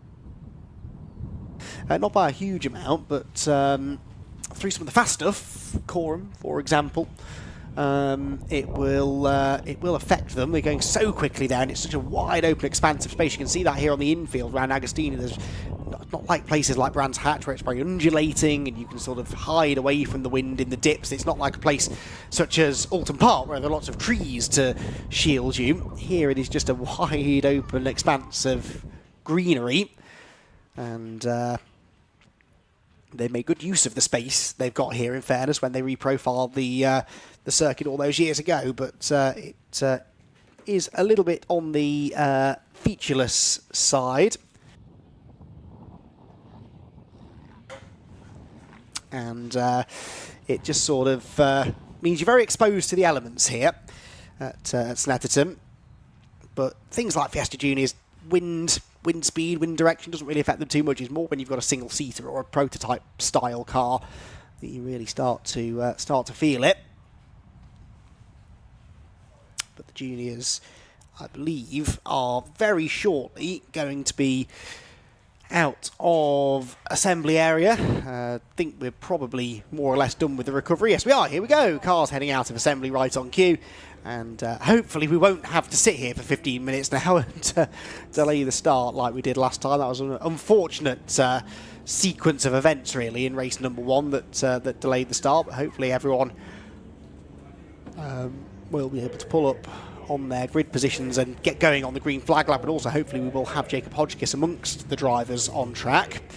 There is Jensen Mason starting from pole position. Finn Leslie alongside. It's a shame really for Finn. He drove well in that race, but just that little bit of contact down at Agostini, the stewards didn't look too kindly upon. Understandably, there's been a big push over the last sort of 6 months or so for better driving standards. This is a junior category. Inevitably, you're going to get a few things going on that probably shouldn't. Bit of youthful exuberance maybe coming to the fore, but they've learned. They really do seem to have learned their lesson, and you know, we still get unfortunate incidents, of course you do, partly because there's such a big grid, quite honestly, but we see far less of that overly aggressive driving that we saw at times last year. They have really cleaned up their act. It's a good group of drivers at the front this year. They set a good example, and they certainly provided some good racing in that first race, but they were reminded that if they do step out of line, then penalties will be dished out, and that's what happened to Finn Leslie, unfortunately. So hopefully he will learn from that and keep it nice and clean this time around, because I don't think he needs to get the elbows out to win. We know, we've seen in the past that he is more than capable of winning races just by pulling away out in front, really. He had that race, I seem to recall it was Silverstone, was it not, where he picked up his first race win. Yeah, I think it was, wasn't it? In the first race of the weekend, I seem to recall. He was quick at Knock Hill, his home track as well. So, yeah, Finn Leslie, talented driver, no doubt about it. And let's see whether he can now net that first victory of the season. So the green flag lap is underway, and Jensen Mason it is who leads them from pole position, alongside him the aforementioned Finn Leslie, with Jensen O'Neill going and Alfie Garford together on row number 2. Tommy Harfield and Josh Watts on row 3, both of them going better this weekend than really we've seen from them before. Row 4 for Callie Clifford and Archie Davis, with Ben Doughty and George Foxlow completing the top 10. Lee Blockley and Jack Burgess are on row number 6. Row 7 for Hayden Gray and Jack Sant. And the 8th row of the grid for Aaron Beattie and Harry Lindley. Row 9 then is where you find Michael Wheeler and Maggie Webster. The top 20 completed by Daniela Sutton and Thomas Merritt, with Jake Wardle and Jacob Hodgkiss hopefully at the back. Now, do we have Jacob Hodgkiss? I think we do, don't we? Yes, the blue car at the back of the field. One to watch, definitely, because he will come through the field if that car is working. He was the championship leader, remember, coming into the weekend. He had no race wins at Brands Hatch, but 3 second-place finishes, and that was enough in the end to net him more points than anybody else. He was 4 points clear of Finn Leslie coming into the weekend, but of course Finn's second-place finish and Jacob's non-start meant that that gap had gone out again, or swapped points actually in the favour of Finn Leslie, even after Finn's penalty.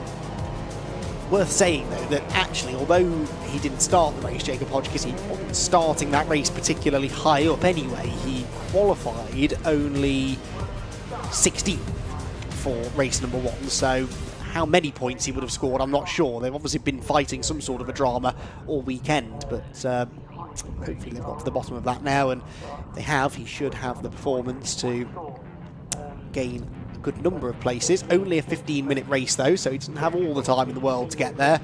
But one to keep your eyes on, that's for sure. As I suspect is the white car that starts third of Jensen O'Neill going. Camsport driver, son of Jamie Going, the man behind the team. And he will be a bit frustrated, I think, to have lost that win. It really looked like a dead cert victory, didn't it? But that red flag seemed to do him in. The first start of the race, before the red flag, he seemed to be pulling a little bit of a gap over the rest, but then on the restart, he never did get away. Built a small margin maybe after the first lap or so, but that was slowly eroded, and then he was overtaken ultimately. Didn't actually see how the move started, I seem to recall, but he did lose the lead. He then dropped down even further, had that little tangle at the pom hole where he was on the outside of a 3-wide situation that was never going to work. That was just a bit of bad luck, really. Nothing else he could have done. But there were just a few things that didn't quite click for Jensen in race number 1. He'll be definitely wanting to make amends for that in the second one. Cars weaving around the way that they really sort of bounce around, very stiffly sprung rear suspension. Less so on the Mark 7s, I think, but you can see it's still reasonably stiff, because look at the way the rear wheel cocks into the air as they weave aggressively side to side. There is Jacob Hodgkiss, the erstwhile championship leader. Starting off the back of the grid, what can he do? 22 cars on this Fiesta Junior grid. So we have... now hang on, is that everybody? We had 23, didn't we? Yeah, so we're not going to see, I think, Jake Wardle on the grid. In fact, we might be missing a couple then, because I think Jake Wardle and one other perhaps are not taking the start. Jake Wardle, because it was his car involved in the accident down at Murray's. Though I'm hesitating, because that actually looks like Jake Wardle's car with the white bonnet. Yes, it is. So Jake Wardle is out there. So that's the car that was upside down at Murray's in the earlier race. And they've got the car repaired. They've stuck a new bonnet on. It doesn't match the rest of the livery, but at least he's out on track. And that's good news, because Jake was up inside, or just outside maybe the top 10 at the time of the accident. So yeah, nice to see that they have got the car fixed. And he's going to be taking the start from the penultimate row of the grid. So that grid coming into order now, coming into sight, and Jensen Mason, man who will start from pole. Keep an eye to Finn Leslie, though. Made a good start in the first race. This time around starting second. What can he do? Can he grab the lead into turn 1? Or will Jensen Mason be able to get the better of him? The green flag waved at the back of the grid. 4th round of the BRSCC Fiesta Junior Championship then about to get underway here in sunny Snetterton. The red lights are on. Long hold. Out they go now, and Jensen Mason does make a good start from pole position. Pretty even, actually. Most of the front runners, no major advantage, at least in the initial phase of the start. There goes Jacob Hodgkiss already going around the outside of people, but it's Jensen Mason who leads, or is it? Here comes Jensen O'Neill going up the inside. He's going to get past Finn Leslie, so Jensen O'Neill going second phase of his start was quite a bit better, actually, than Finn Leslie, and he is through into second position. So Jensen Mason leads the way. It is Jensen O'Neill going in second. It's Finn Leslie in third. Side by side before. Tommy Harfield up the inside of Alfie Garford, and then Callie Clifford getting involved. Callie Clifford has got past Josh Watts on the opening couple of corners. The Boston Bowl livery car of Josh Watts losing ground. There goes Hodgkiss picking his way through the field and getting involved in a bit of wheel banging there as they came out of Wilson, but they all live to tell the tale. Through Palmer's then. Leaning on that right rear tyre for the first time. O'Neill going is close enough to Jensen Mason here to think about a move into Agostini. Jensen is late on the brakes. Jensen Mason, they're both called Jensen. Very late on the brakes, keeps O'Neill going behind. Then we have got Leslie in third position still. Is that Garford or is that Harfield in fourth? I think Harfield, isn't it, the number 21 car? But Jensen O'Neill going, I suppose, in the back of his mind, very much aware of the fact that he got slower as the race went on, or his car did anyway, in race 1. So he wants to try and hit the front now and build a margin rather than sit in the hot, dirty air behind the race leader. He couldn't be a lot closer, could he, as they go through Williams, though. Jensen definitely on the attack. And on this first lap, seems to have a bit more confidence on cold tyres. Can he convert that, though, into a race-leading overtake? Or maybe down at the end of the back straight he can. He's in the slipstream, looking for the challenge into Brundle, but no, doesn't even think about ducking out of line. That was interesting. So content for now to ride in line behind Mason. It is Harfield in fourth. Look, you can see up on the curb there, chasing down Finn Leslie, who interestingly did not get the same sort of start that he had in race 1, did he? Lost position rather than gaining one. So round Coram then towards the end of the first lap of racing. O'Neill going with a slightly tighter line through the middle of the corner, but actually I think that line that the leader, Jensen Mason, was taking there was a little bit smoother, gave him a slightly better line under braking into Murray's. Then Jensen seemed to get a bit sideways through Murray's, didn't he? There goes Hodgkiss, by the way. So Jacob Hodgkiss, where's he going to be? I think he's passed about 6 or 7 cars on that first lap. The leaders go through. Mason ahead of O'Neill going by very, very little indeed. In fact, it might not be ahead at all because O'Neill going up the inside and into Rich's corner he goes as the race leader. Well, they're still side by side on corner exit. The momentum with the driver on the outside. That was Jensen Mason. But the next corner is the tight right-hander at the Wilson hairpin. That will favour O'Neill going. Mason tries to get in line, but Finn Leslie was in the gap on the inside. More touchy-feely stuff between the two of them, but that time Leslie was up the inside fair and square, I would say. Mason tried to turn in, but the red number 26 car was there. So Leslie into second and Jensen Mason goes from first down to third. That will frustrate him. Losing the lead to Jensen O'Neill going is one thing, but if he was in second place, he'd probably still fancy his chances of coming back against Jensen for the lead. Down to third, that's complicated matters rather. Through Agostini they go then. O'Neill going the leader, Leslie second, Mason third, Harfield fourth, fifth is Garford, sixth is Josh Watts, back ahead of Callie Clifford now, with Doughty, Davis and Foxlow completing the top 10. Hodgkiss 15th, by the way, from 22nd on the grid. So not a bad first lap for Jacob Hodgkiss. Non-started in that race earlier on today. Towards Williams, top 4 breaking away. Josh Watts and Callie Clifford having that good little battle for 5th place further back. Around the right-hander, hopping over the curb slightly. These two just dropping back now maybe from the top 2. Jensen Mason struggling a little for pace maybe. Tommy Harfield now looking to try and put a challenge in. Down the back straight we go then towards Brundle and Nelson in the background. Look, Callie Clifford is side by side, not with Josh Watts, but actually with Alfie Garford, that is, isn't it? So Clifford's got back ahead of Josh Watts and nearly got past Garford too. So that Mark 6 Fiesta of Callie Clifford is looking pretty racy. It's almost up the inside into the bomb hole as well. But decides not to go for the move. Callie Clifford, the Jam Sport Scholarship winner over the winter, which earned her the place in a Jam Sport car. And she is absolutely delivering now, isn't she? Up there inside the top 6 on merit. Behind her, there was another place lost by Josh Watts. That was Archie Davis, I think, going through. So Davis has gone past Ben Doughty on this lap. In fact, it's all changed in this group since the start of the lap. Doughty's dropped a couple of positions, I think. So O'Neill going leads then. Finn Leslie second, sets the fastest lap, interestingly. And Jensen Mason in third. Fourth, Tommy Harfield. Fifth is Garford. Sixth, Clifford. Seventh, Davis. With Josh Watts 8th, Foxlow 9th, and Doughty down to 10. Jensen Mason here defending third place against Tommy Harfield. Two similarly liveried cars, similar performance as well. It was a late move to defend from Jensen Mason. Harfield did well to avoid running into him there. And they continue out of the corner still in the same order.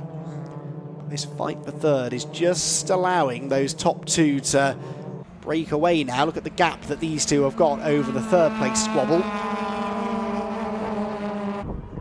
Probably the best part of a second, I'd say, between the second and third place cars, but we know that Finn Leslie is not going to sit behind Jensen O'Neill going for the whole race, so they will start battling. That should bring these two back into play. Speaking of battling, Jacob Hodgkiss here around the outside of George Foxlow, so that means Hodgkiss is in the top 10. Jacob Hodgkiss, oh, and he's up the inside of Ben Doughty as well. That was supremely late on the brakes, but Jacob Hodgkiss is cutting through the field like the proverbial hot knife through butter, and he's well inside the top 10 now. This is remarkable. We're not even halfway through this race, and Jacob Hodgkiss suddenly emerges as a contender for a top 5. The top 4 might be a bit too far up the road, but top 5 or 6 finishing position is definitely on the cards, I'd say. Billy Blockley there, the red number 315 car on the outside line. That was Sant, I think. Jack Sant trying to get up the inside of him. But as they go out onto the Bentley Straight on only the 3rd lap of the race, remember, Jacob Hodgkiss is very much a factor in this one now.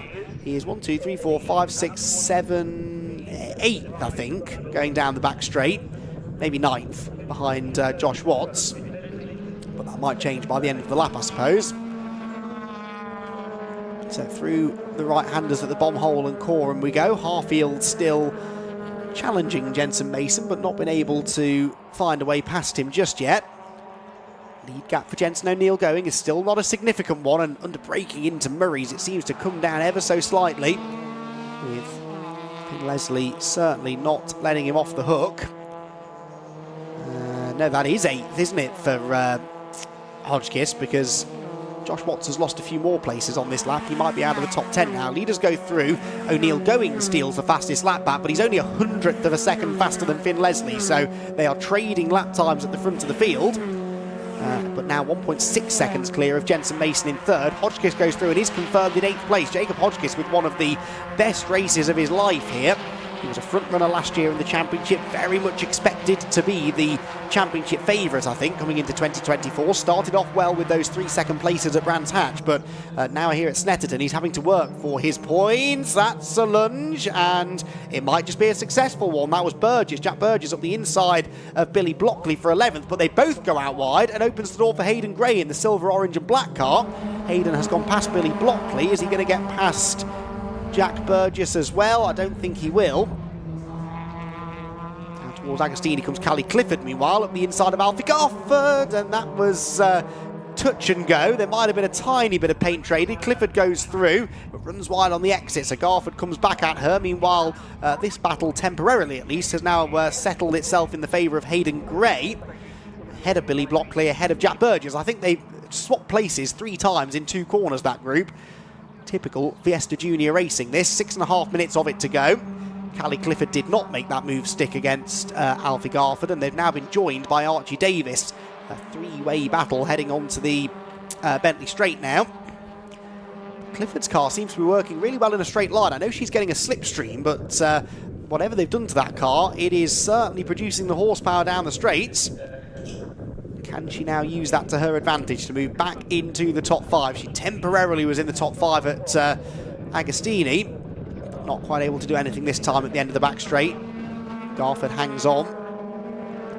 Notice there the leaders were once again almost pushing each other around the complex that time. Finn Leslie, we're getting to the point in the race now, I would say, where in race 1, Jensen O'Neill Going started to lose a little bit of performance from his car. And is that starting to happen again? Finn Leslie looks a bit more of a threat now as they come off the final corner. That was a better run out of the corner for Finn. Is he going to try and convert that into a move into Rich's corner? It's a brave driver who will try the outside line, and I'm sure that Jensen O'Neill Going won't present the inside line for Finn Leslie. Down towards the first corner they go then, 1/10.5 in it, but still, a nose is shown by Finn, but knew not to commit to the move. You don't really do a lot of braking into that corner in a Fiesta Junior car. So if you're not already alongside going into the turn, you're not going to outbrake the driver ahead that easily. Jensen committed on the brakes. They both run a bit wide, but that's sort of the line you can get away with through Wilson. You don't really have to be inch perfect on the apex. Sometimes it's better to take a wider line actually in a front wheel drive car to carry that speed off the corner. Around the left-hander they go then. Mason still 3rd, Harfield 4th. And then that group behind all appear to still be in the same positions as well. Bit of trim there falling off the just above the door, the driver's door of Jensen O'Neill Going's car. Black and white warning flags for Jensen Mason and Jack Sant for exceeding track limits, we presume. Is track limits, that's what the timing screen tells us. Only a warning for now, but keep doing it and you'll have time added on to your race at the end.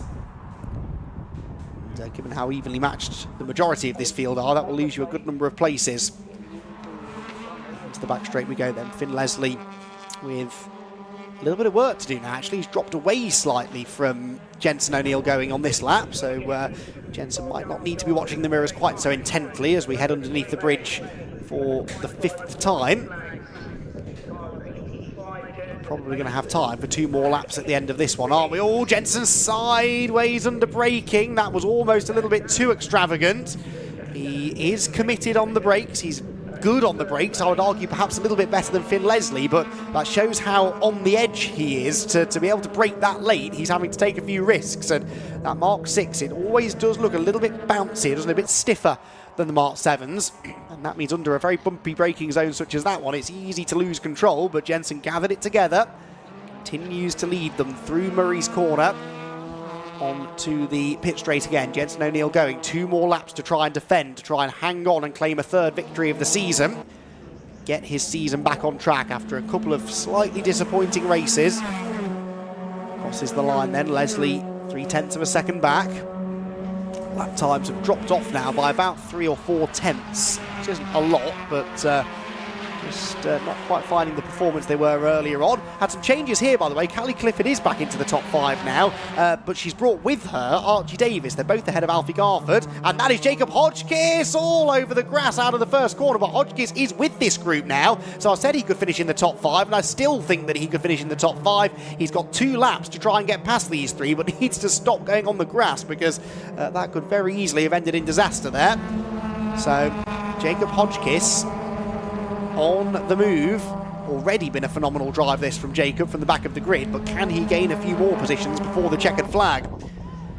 He'll be really hoping that there's a bit more of a battle between these 3. Looks like there might be, because Archie Davis is looking to the inside of Callie Clifford, and Agostini then goes wide, and that opens the door, does it for Garford, who makes a very late jink to the inside, gets to the apex, but didn't really have much of an overlap, so it is still going to be Davis in 6th. That's exactly the kind of stuff that Jacob Hodgkiss wants to be seeing from this group. The more they trip over each other, the more they go side by side, the more chance he's got of catching and finding a way past them. Leaders out onto the Bentley straight. Still Jensen O'Neill going with the advantage over Finn Leslie. There is really the man of the race in a way, Jacob Hodgkiss, just on the back of this group. There he is, creeping into shot. Can he do anything? Can Finn Leslie do anything about Jensen O'Neill going? This is where Jensen had that moment a lap ago, and Finn, I think, knew that that was the place where he wanted to apply the pressure. But after his penalty in race 1, Finn knows that if he's going to make the move, it's got to be clean. He's got to make sure that it is contact-free. And that might be tricky, because as strong on the brakes as Jensen is... Oh, hang on, what's going on here? That's a very tight line for Finn Leslie. Jensen O'Neill going takes the wide turn in, but that almost opened the door beautifully for Finn Leslie. You can see through the corner. That gave Jensen more momentum, but I'm surprised they left the door open. He's slow off Murray's as well. So Finn Leslie taking to the grass, actually to avoid running into the back of him, I think, more than anything. Did that work, though? Did it get him alongside? It did not. It is still Jensen O'Neill going in front, but again, in the closing stages, Jensen's car is fading. He is losing performance, probably in the heat, and Finn Leslie sees an opportunity to get a race win, and this time hopefully get to keep it. Through Ritchie's we go then. It's going to be another last lap thriller in the Fiesta Junior Championship, because just as this morning, they're being joined by Jensen Mason and Tommy Harfield. So what was a 2-horse race is now very much a 4-way fight for the victory. Round the Wilson hairpin, Mason a bit wide over the curbs, but they don't seem to be monitoring track limits at Wilson, I don't think. I think it's through some of the more high-speed corners that they're more worried about it, so should get away with that. Out of Palmer's, down to Agostini. There you can see, ooh, Billy Blockley, that is Henry Foote, isn't it, going through? On Jack Sant, I think. But here we go, 3 wide. That's Hodgkiss now at the inside of Garford and Davis. Can he get them both in one? This would be a brilliant move if he can do it. He sweeps across in front of them, but goes too wide. Breaks himself. Back through on the inside line goes Alfie Garford. And don't count out yet Archie Davis from trying to make it 3 wide into Hamilton. Oh, that's not quite going to work, and Hodgkiss does just manage to fend him off, but Garford back through into what is 6th position. Callie Clifford looks pretty safe now in 5th, doesn't she? She's got away from that group. Out of Oggies we go. Where are the race leaders, though? Waiting to see what's going on between Jensen O'Neill going and Finn Leslie. They're heading down the back straight for the final time. And Finn Leslie, you know, is going to have a go here for the race victory. Down into Brundle and Nelson. This perhaps is his best opportunity, but I don't really think he's close enough, is he? Jensen O'Neill going might have just judged this to perfection. Through the right-hander at Nelson. There's really one more place to try and pass, but remember that little moment a lap ago where Finn, out of nowhere seemingly, got up the inside through Coram. If he's presented with another opportunity to do that, he might be a little bit more forceful. This time around, Jensen turns in when you'd expect him to. And the gap is closing, though. Finn Leslie quicker through Coram. Is he going to try and get up the inside into Murray's? It's such a difficult place to make an overtake. Jensen's locked up, though. Jensen's locked up. He's gone wide. Finn Leslie gets alongside him. It will be a drag race off the final corner. And this could be a photo finish. To the line they will come. Jensen O'Neill going versus Finn Leslie. It's almost a dead heat. Finn's on the grass, but I think he might just get there. Finn Leslie by a nose wins the second Fiesta Junior race of the weekend by 22 1/1000ths of a second. And that was clean as a whistle. He should get to keep that one. A brilliant run off the final corner. He put the pressure on Jensen O'Neill going, forced the mistake at the final corner, and that lockup was the thing that cost Jensen the win, and Finn Leslie, by a fraction of a second, manages to steal it on the line. Fantastic racing. That is how it's done. We've had two really exciting races from the Fiesta Juniors today, but that one, driving standards, impeccable. That is much more like it. Finn Leslie the winner, O'Neill going second, Jensen Mason comes home in third, and Tommy Harfield in fourth ahead of Callie Clifford and the rest. Jacob Hodgkiss from the back of the grid ended up back in 8th in the end, so he had, in fact he fell behind Ben Doughty, so something happened to Hodgkiss on the last lap because in fact that's really changed. Hang on, what's going on there? Is that what happened to Alfie Garford? Garford, came into the pit lane. Garford came into the pit lane on the run to the flag. So I'm not sure what that's all about. Maybe he ran out of fuel, but Alfie Garford retired to the pit lane on the final lap. Finn Leslie didn't, though. It all came good this time for Finn, with a drag race out of the final corner that he came out on top of with a victory by 22 thousandths of a second. Jensen O'Neill going with second, and Jensen Mason in third. Then it was Tommy Harfield and Callie Clifford, Archie Davis and Ben Doughty with Jacob Hodgkiss, George Foxlow and Jack Burgess completing the top 10. Hayden Gray, Billy Blockley, Tom Merritt and Henry Foote were next, and then in 15th position it was Jack Sant ahead of Jake Wardle. Good to see him out after that roll in the earlier race. Daniel Sutton 17th, Harry Lindley 18th, Michael Wheeler and Maggie Webster complete the top 10. Alfie Garford, for reasons unknown, retired to the pit lane on the run to the flag. Josh Watts also a late retirement, that's a shame, and Aaron Beattie also failed to see the checkered flag. Well, a phenomenal second Fiesta Junior race of the day. Let's get all of the feedback, all of the reaction from the drivers, along with Richard John Neal. Thanks, Andy. I'm going to talk to, we're short on time, so I'm going to get Jensen and Finn together for this one. And how fitting is that with the superb finish that we've just had? Jensen, Finn, I take my hat off to you. I haven't got a hat on today, but never mind. Finn, I'll come to you first of all. On the line, obviously you were trying to tee up Jensen. Jensen was doing a super job defending, but let's hear your take. Yeah, it was good. I mean, the whole race we sort of pushed away, created a gap, which is what we needed to do. Looking at the bigger picture at the end of the year, we don't want to do anything stupid that's going to ruin the championship. And yeah, I just saw an opportunity at the last corner and took it. Jensen, so near but so far. No, it was a really good race compared to the first one. Obviously, I've raced Finn in karting and same in cars, really good clean racing. I'm really happy with that. And looking forward to the next round of renewing battle, you two. Yeah, it should be good. Yeah, hopefully another good battle. Yeah, it's great that they've got the cars are equal, aren't they? The Mark 6 and the Mark 7. There's a lot of debate, but you two guys just given us a superb race. Well done again. Congratulations, Jensen. Finn, well done after that earlier race as well. It's a good thing for you. Let's go back to Andy. Well done to the Fiesta Juniors.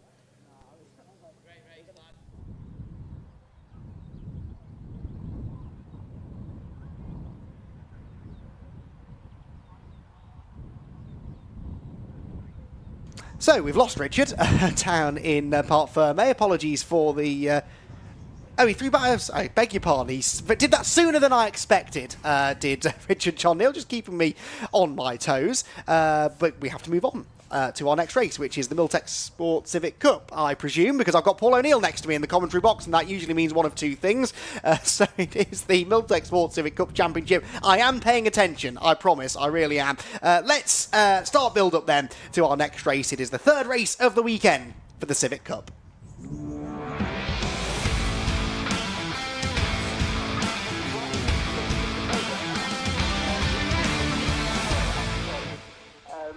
So, the Civic Cup drivers in action very shortly. And the Civics will be hopefully about to put on a show, much as they did in their second race earlier on, the reversed grid race, which saw a cracking drive through the field by a couple of contenders really, but Max Edmondson in particular, who came through to win the race. It was his teammate at Area Motorsport, Josh Files, who won the first race earlier on in the day, but race 3 could be a different story, although it is those two that start together at the front of it. Josh Files and Max Edmondson row 1, with Sam Kirkpatrick and Spencer Stevenson in behind. This domination though really by Area Motorsport and Ben Sharp Racing is really the big sort of story of the weekend. In that second race earlier on today, 9 of the top 10 cars were run by those two teams. The only interloper was Dan Petters in his self-run car, which completed the top 10. So Area and Ben Sharp Motorsport definitely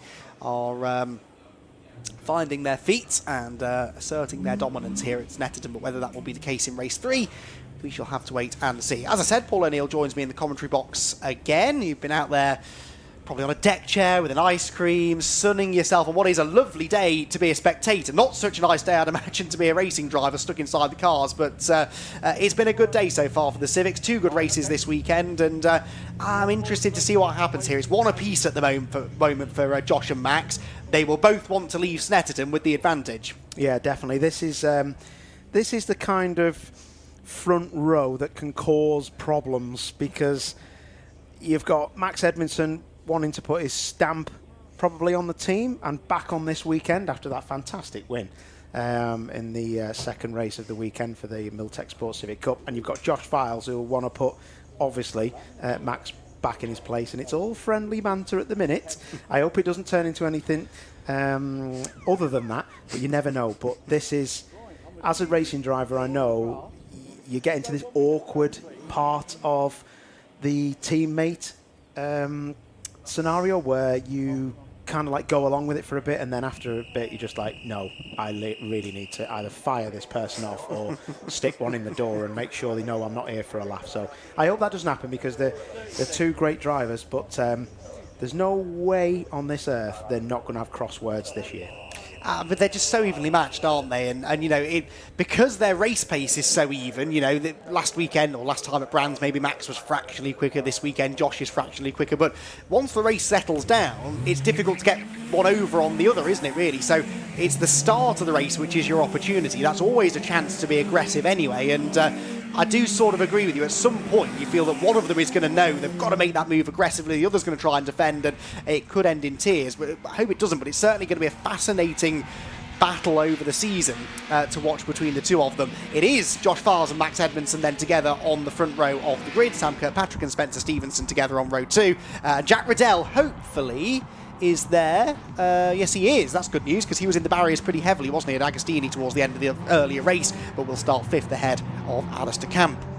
Row 4, Will Redford versus Liam McGill, with Harvey Caton and Dave Marshall at the back of the top 10. Marshall flew, didn't he, in that earlier race today from the back of the grid. Nicholas Cristoforo is 11th, and Owen Hillman, such a shame that he went off at the start of race 2. He's got another chance for some good points, though, starting 12th.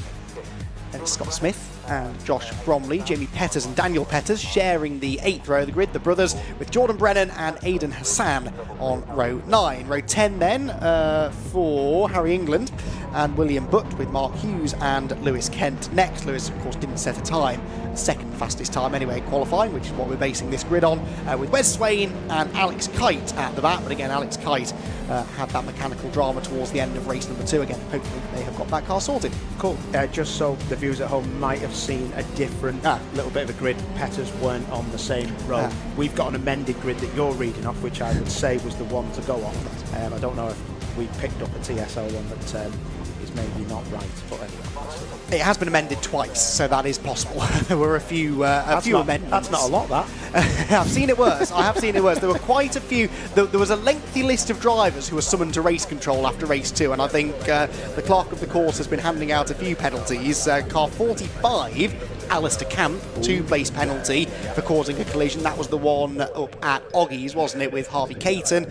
Car 86, a 3-place grid penalty. That was Daniel Petters, so that's why he's been moved back a row or 2 for causing a collision. And then cars 92 and 97, Wes Swain and Alex Kite, starting at the back of the grid because of engine changes. So Alex Kite, they've had to put a new engine in that car, the same for Wes Swain. Car 76, meanwhile, has withdrawn, and that was Simon Welch. Now that was a gearbox problem I think I saw on social media from Simon. He finished the race, but the gearbox is done, and they presumably didn't have time to put a new one in. So sadly, Simon Welch not going to be taking part.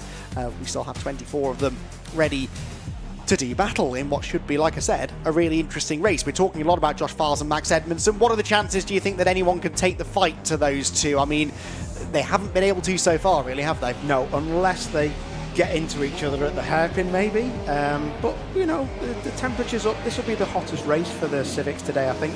You know, the ambient is up, and the tarmac, it took a beating of the heat, so yeah, it could play havoc with one of the two cars. They could back each other up. I just don't see them giving each other an inch, so that is going to bring other people into play. Interestingly, and you just reminded me actually of a conversation he had with Josh Files post-race earlier on today. He said that Max Edmondson had put some new tyres on for race number 2.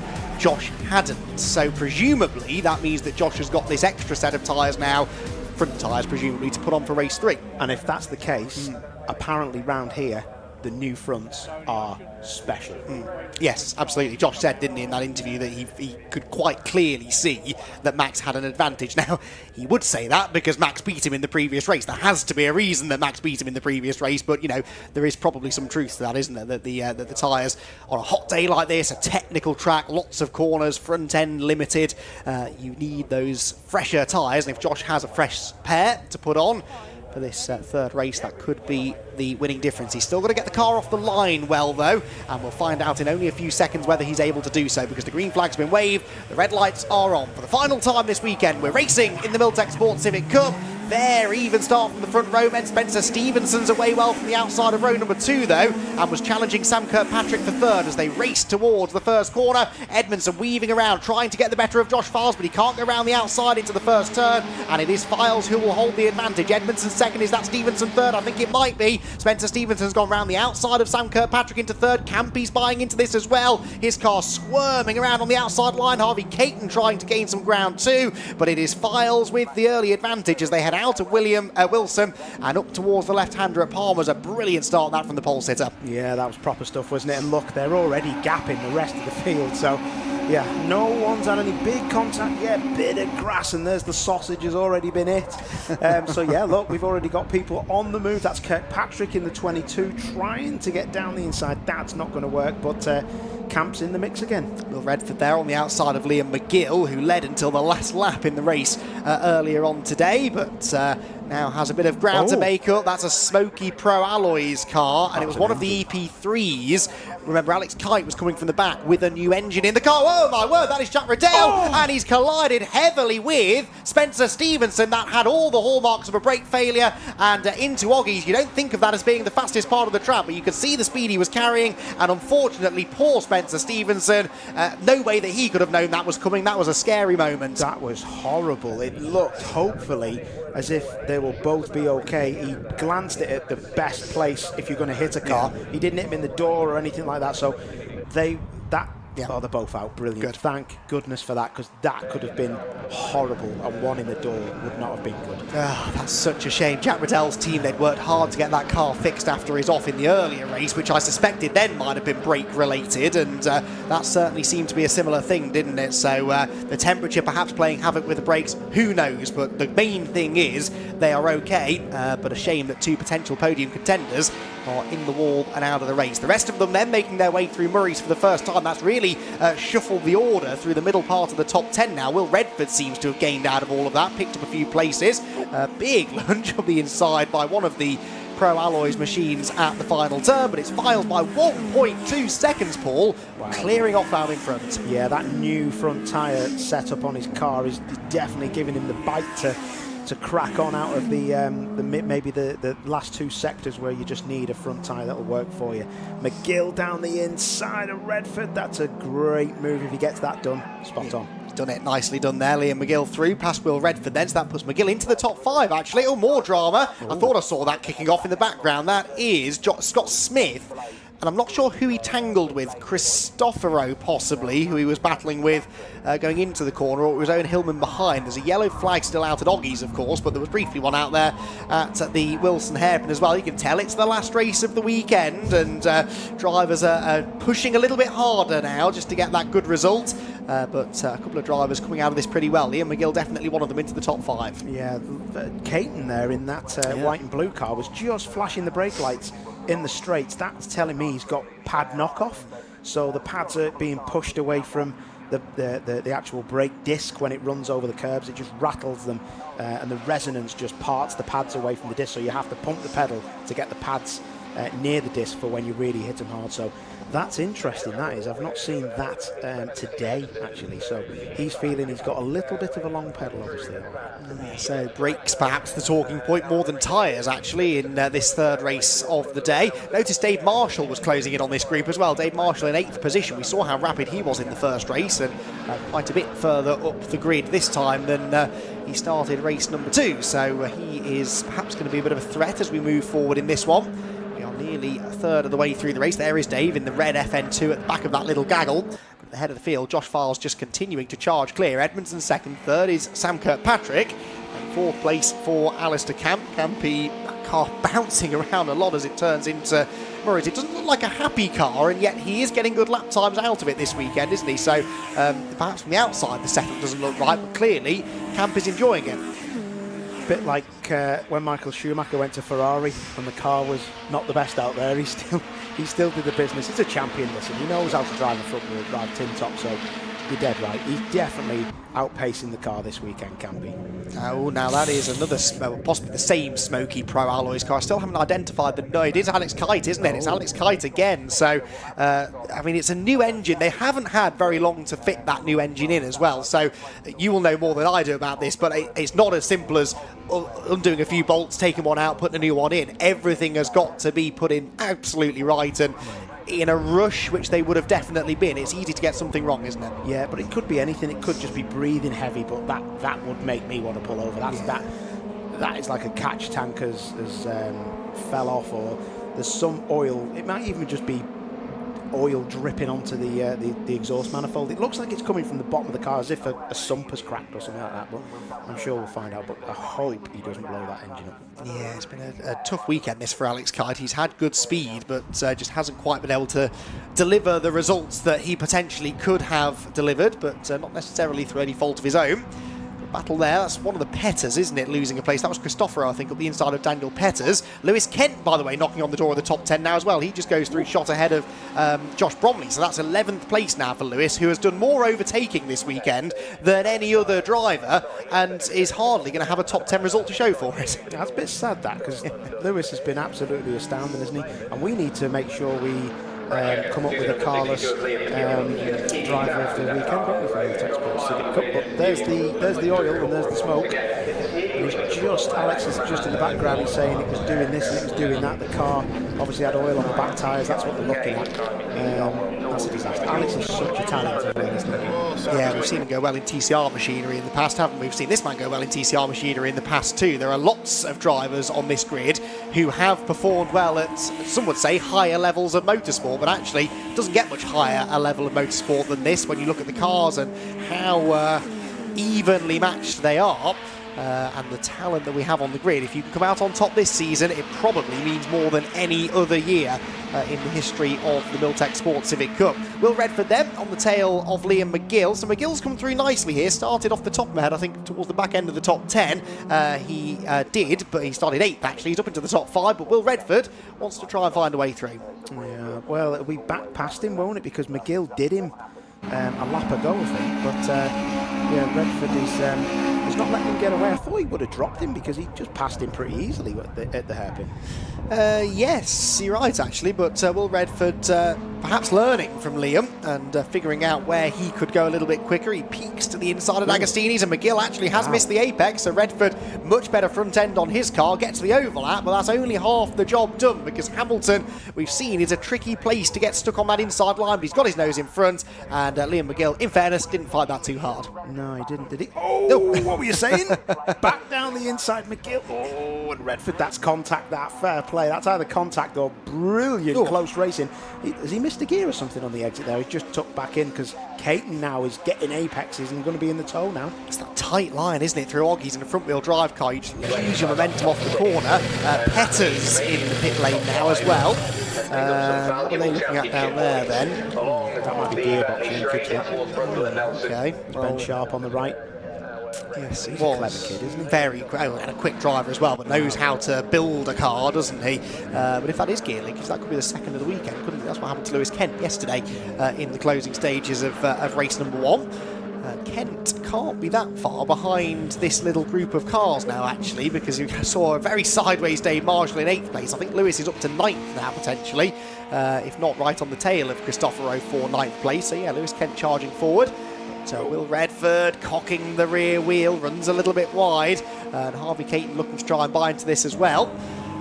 There Max Edmondson goes 3.6 seconds behind the race leader, and actually Sam Kirkpatrick looking maybe like he could give Edmondson a bit of a headache before the end of the race. Being spurred on by Alistair Camp, really, isn't he, Sam Kirkpatrick? That's the effect that pressure can have on you. Sometimes it brings the best out in you. Yeah, definitely. He's really pushing him on, isn't he? And talking about pushing him on, look at this battle going on now. This is relentless, isn't it? They're really McGill trying to get that place back from Redford, but further on down the field, that is a great move. Is that Jordan Brennan? It is Jordan Brennan in the Liquimolly car. Not quite able to get the better of Josh Bromley there, but good to see Jordan. Well, not having any mechanical dramas, quite frankly. He did earlier on in the weekend, but not today so far, and showing actually the pace that he's got when the car's working well. He's plagued normally by terrible misfortune, but just outside the top 10 now on genuine pace, and I think if we could get past Bromley, might even have a chance of closing in on the top 10 runners in front of him. Harvey Caton on the tail of Liam McGill. A move coming soon, do you think? It looks like it. The body language of Caton's car says to me, I am desperate to get past you, and if he's close enough now going into Palmer's, as he runs wide on the grass, that might give him a bit of an edgy car on turning. Yeah, he just misses a little bit of the first part of the apex, and he's just lost out there, isn't he? That's cost him a bit there. He needed to be in the toe, really, of Liam McGill's car coming down the back straight. Yeah, just not quite close enough now then to have a go down at Brundle. There go the leading group. Pretty static, really, between them at the moment. Redford next in 5th. Gill and Caton fighting for 6th position. So things calming down temporarily out on the track. Let's use this opportunity, shall we, to head down to the pit lane and hear from Jack Oliphant. Jack, who have you got? I have Jamie Petters here to talk a little bit about why you're not out, but also what's happened to Daniel Petters. Yeah, so unfortunately his gear linkage is broken, so that's taken him out of the race. But he had a very good start, made his way from 13th up to about 8th, so it's unfortunate for him, but yeah, it's what happens in racing sometimes. And what happened to you as well, of course, because you are supposed to be out there? Yeah, unfortunately I'm not out in this race because my diff is broken, and amongst a few other issues, just couldn't get the car out in time. So it's unfortunate, but we'll go again for Alton Park. Fantastic. Well, we look forward to seeing you at Alton Park. And Daniel, of course. Thank you very much, Jamie. Just a little update for you guys as well. We've had Alex Kite come in a couple of times. Rear contact initially on the rear right, and then apparently that might have broken some fluid stuff, and apparently there's lots of water or some kind of fluid in the engine bay. I couldn't get close enough to really ask. I'm going to go talk to him now and maybe get back to you. Thanks, Jack. Right, whilst we've been hearing from you, a bit of drama out on track, we believe, centred around Alistair Camp, who we think has been on the grass through Riches. Now, whether it lost him a place or not, I'm not sure, but the cloud of dust emanating from that part of the track would suggest that it did, and yes, it did. He's behind Will Redford now. Alistair Camp and mistake, not words that we often put in the same sentence, Paul. Yeah, but I think that just tells you how difficult it is to drive this FN2. It is not an EP3, and it's a different driving style. And with this heat and with this particular circuit, I'm guessing he's just run wide by turning in too late, or maybe the brakes have just overcooked a bit. So yeah, unforced error, and that's putting back in the clutches, isn't it? Very much unforced really, because he was the one applying the pressure to Sam Kirkpatrick, and in the end is the one that made the mistake. It lets Sam off the hook, and maybe he can now try and chase after Max Edmondson, because Max is only 1.5 seconds ahead. So Sam Kirkpatrick looking racier in this one. There they go, look, 2nd and 3rd through shot. 4th Will Redford now, 5th is Camp. Redford's rear bumper hanging a bit loose as well after a bit of touchy-feely stuff with somebody. McGill and Harvey Caton, then Dave Marshall, Cristoforo, and Lewis Kent still trying to chase this little group down. And then still Josh Bromley, I think, ahead of Jordan Brennan in the battle for 11th position. Closing stages then, we're going to be starting the final lap this time around, and Josh Viles has made this look very easy. I know he probably, and you can ask him this after the race, he probably has put some newer tyres on the front of the car, but even so, he still had to drive the thing and not make any mistakes like that, for example. Yeah, defo. There's a lot of people struggling with track limits here just because the cars are just running out of front tyre and going over the curb and knocking that sensor and making sure that they're getting warnings. Not seeing too many warnings, to be fair, but the leader ain't bothered about that. 4.5 seconds lead in Civic Cup is pretty impressive. No, absolutely, and it's not been one of those races where it's all kicked off behind and he's been able to escape. That's just raw pace. 2 minute 10.2 last time around, 4 tenths quicker than anybody else. That is Harry England, meanwhile, going up the inside. Oh, my word, and that is Owen Hillman, bang into the barriers, coming out of the first corner, and Owen now stranded in the middle of the road. You can see him trying to steer the car out of the way, but that's going nowhere. No, the broken steering on that. Is that the second time he's gone off that corner?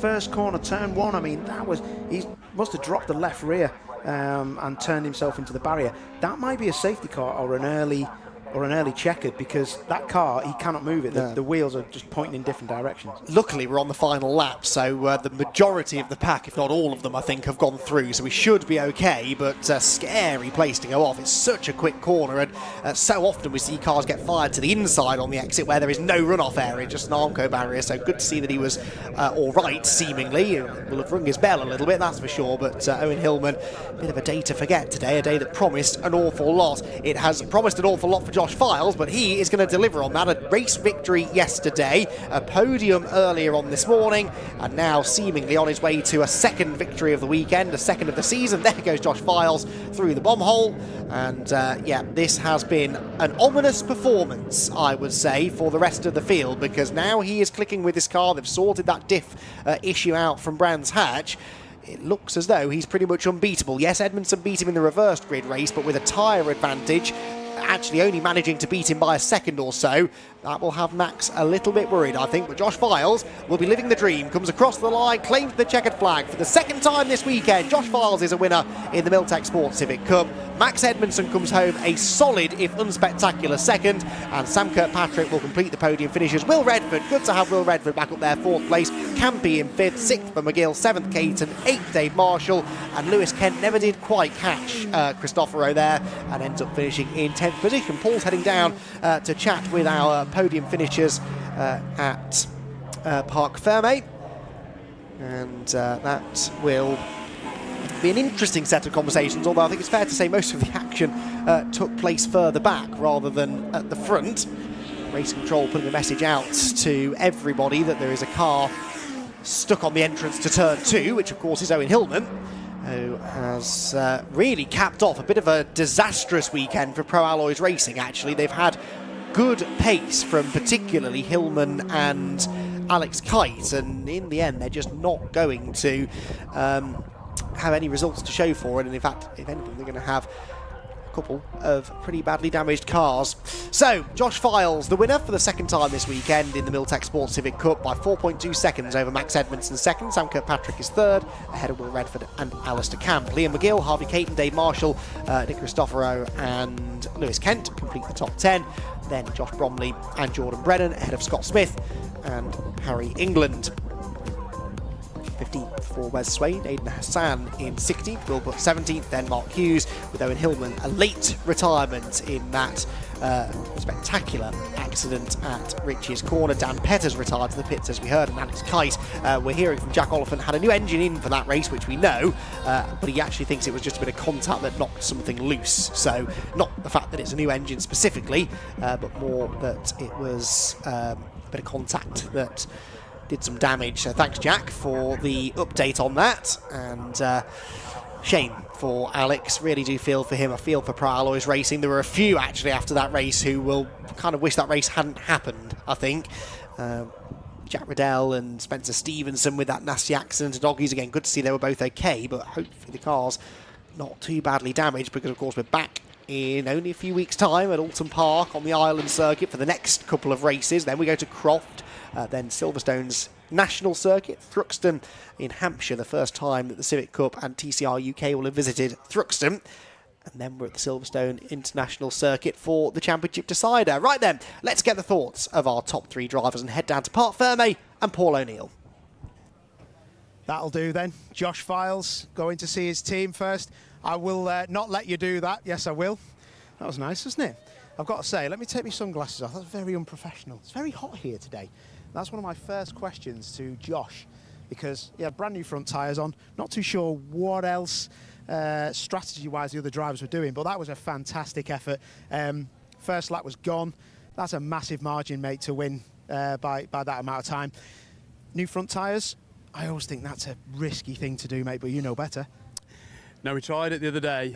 It definitely worked. I'm just too stingy to buy them normally. I saw Max in race 2 and I just knew that I had the pace, but he had the tyres. So we put them on, went for it, and it's made all the difference. The car's just, you know, on a knife edge, really. It's perfect for me. So, yeah, I'm chuffed. Well chuffed. Was you not worried about that accident that happened behind you when you come up on the second lap? You might have thought, safety car here is going to ruin me work.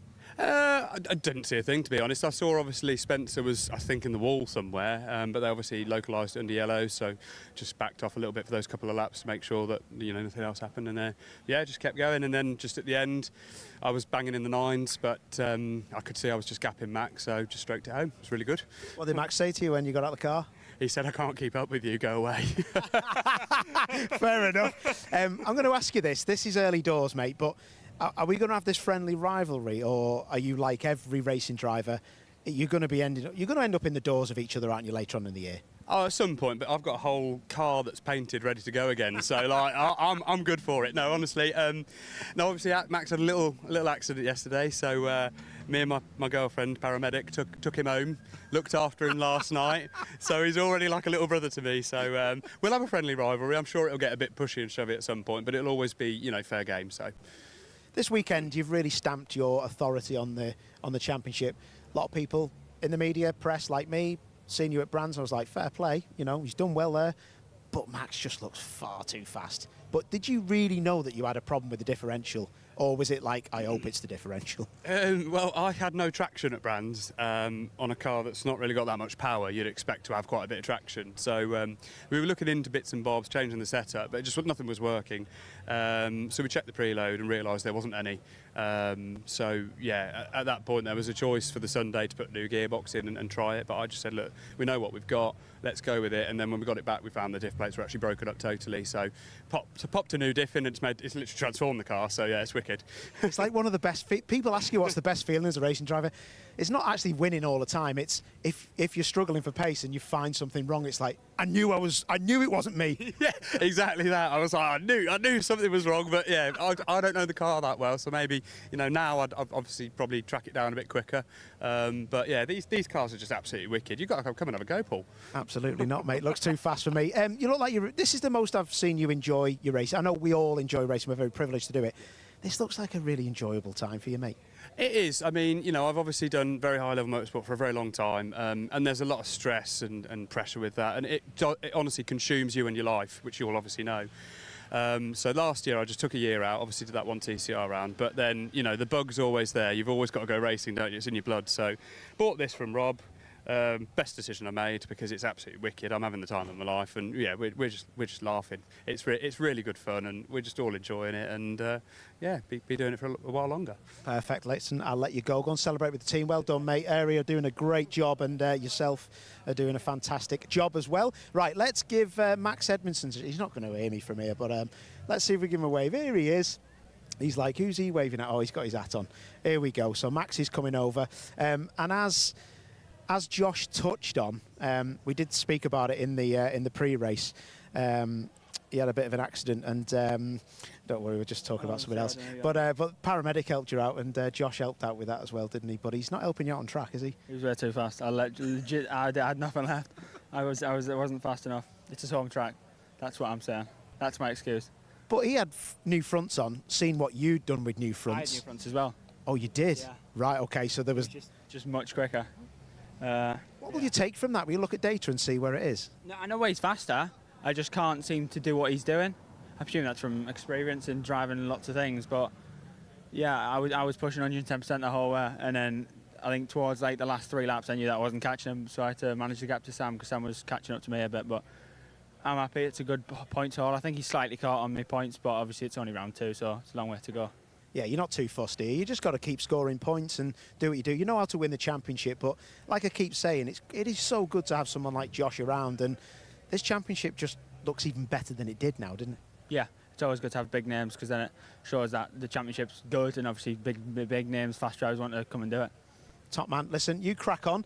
If you see Sam, can you tell him to come over here, please? Sam Kirkpatrick is going to come over and speak to us, hopefully. Oh, here we go. He's coming over. That's nice, isn't it? They're all very nice, these drivers. Usually they're like, shut up, mate. Go and do it yourself. Go and speak to him. Sam, how are you, boss? I'm good. How are you? I'm all right, thank you. No one ever asks how I am, so that's very nice. I forgot how tall you were, mate. Thank you, mate. Great result. You must be well happy with that. You nearly had a P2 on the go there. Max was saying he was looking in his rear view. Yeah, well, I had Ali all over the back of me for most of the race, so I was looking back rather than ahead at that point. But then Ali went wide at the first corner, and I thought, well, I'll maybe have a go at Max. But then I missed a gear and dropped back a bit, and then I thought, well, I'll just settle for third now. No need for heroics when there's a big gap behind me. How are you finding the championship, mate? You're looking fast, you're looking strong.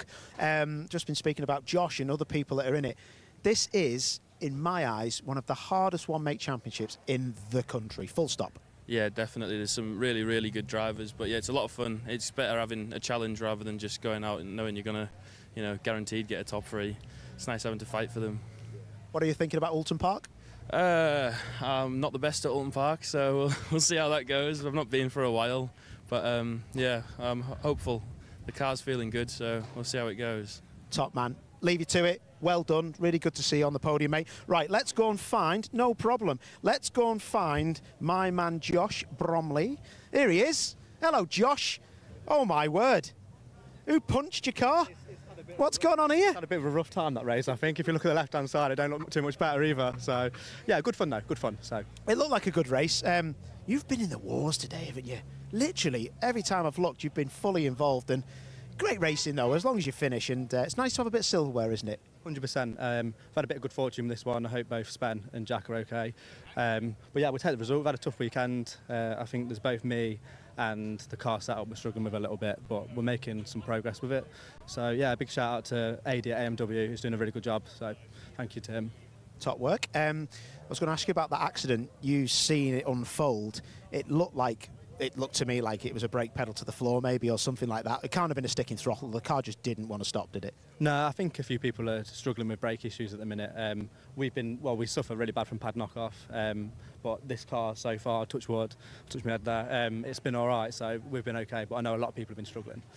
Top work. Listen, Paul Winfield, trophy winner, fantastic work, mate. Perfect, thank you very much. No problem, well done, Josh. Right, Marky Hughes is the Goodyear Diamond Trophy man, as usual. How was that for you? A lot of cars on this grid. There's always somewhere battling, isn't there?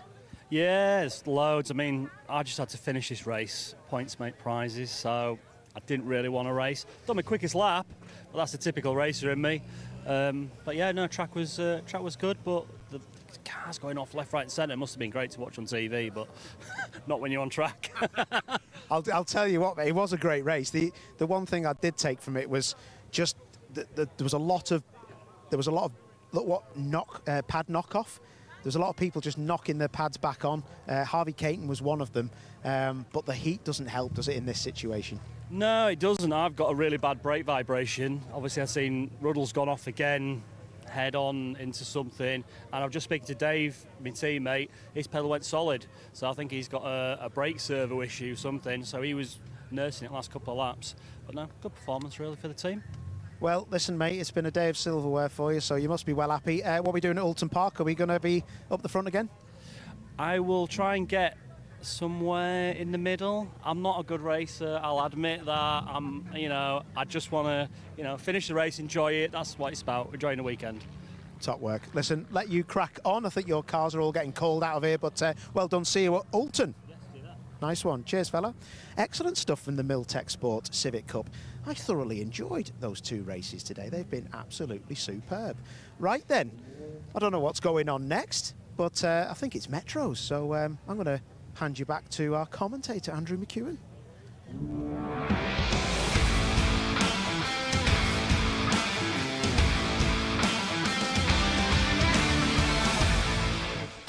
Yes, thank you very much, Paul O'Neill. And yeah, the MG Metro Hickford Construction MG Metro Cup is up next for their second race of the day. Their first one was fantastic, wasn't it? That battle between Robbie Kenning and Mike Williams earlier on this afternoon went right down to the wire. There was a good battle between John Moore and Dick Trevitt for third.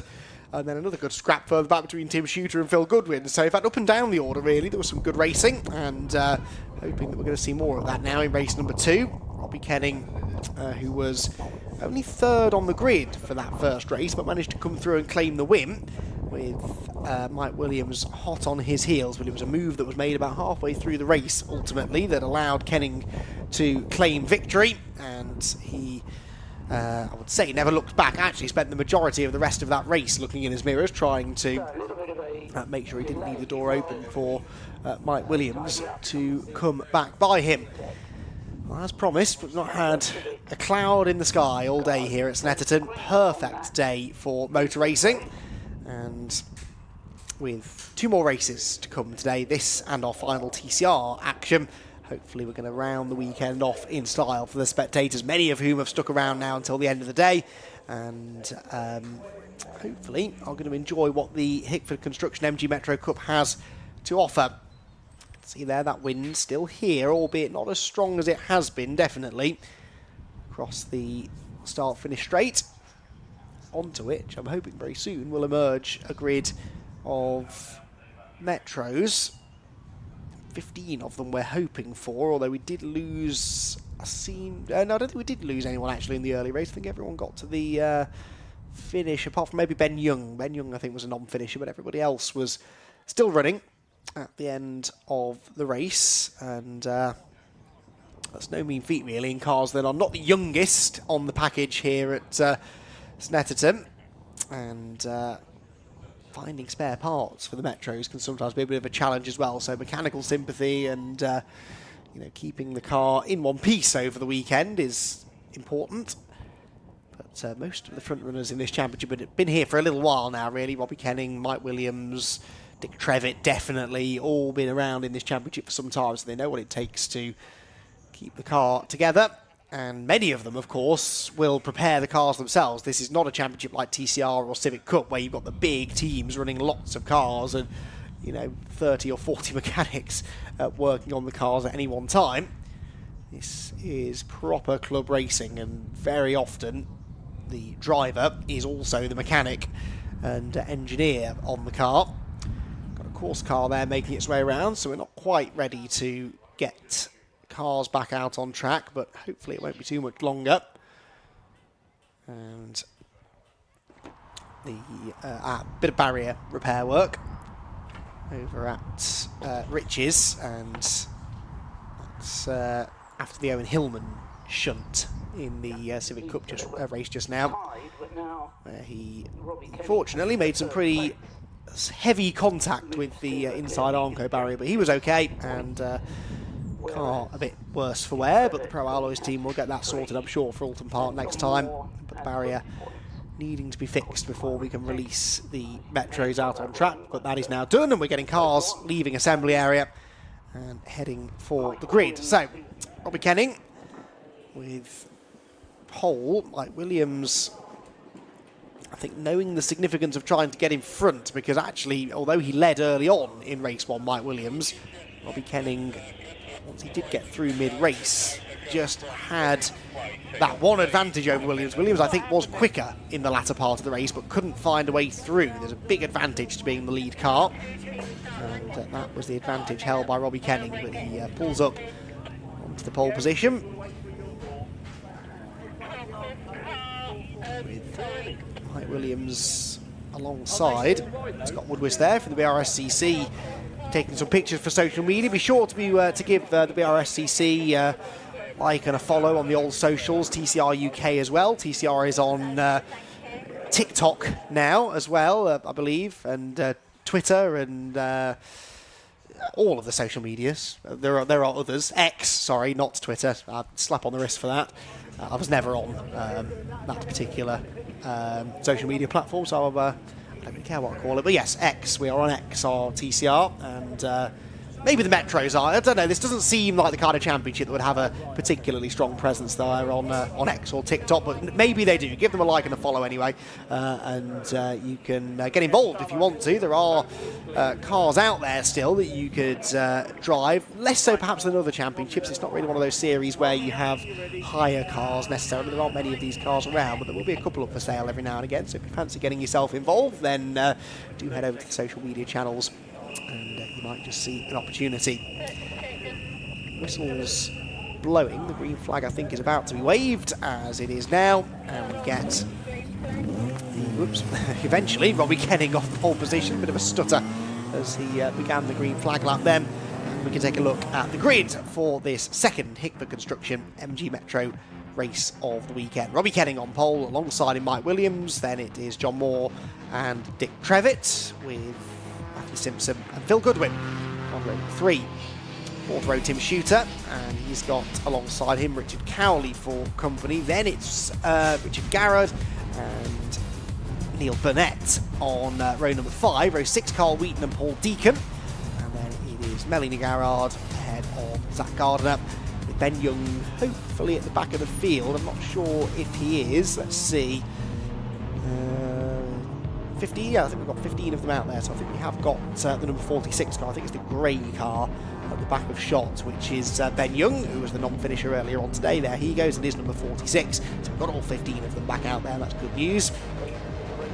So as they make their way around the track, chance to refresh our memory as regards to the point standings. Dick Trevitt, the leader in the points, going into the weekend, but obviously didn't have a great run in race 1, only 4th place, whereas Robbie Kenning, second in the championship, and actually, I say second in the championship, joint championship leader, actually, on 39 points apiece, those two, were level on points. So of course that means that now the championship lead goes solely in the direction of Robbie Kenning, and if he can win again, he'll obviously extend that margin. Drop scores already actually being calculated, and on drop scores he was a little way behind because he obviously had scored more points out of the first 2 races, which means that when you drop your lowest score, it did switch around the other way. But it is probably a bit too early to worry too much about the drop scores. Only a 12-race season though, so with this 4th race of the season about to begin, at the end of it,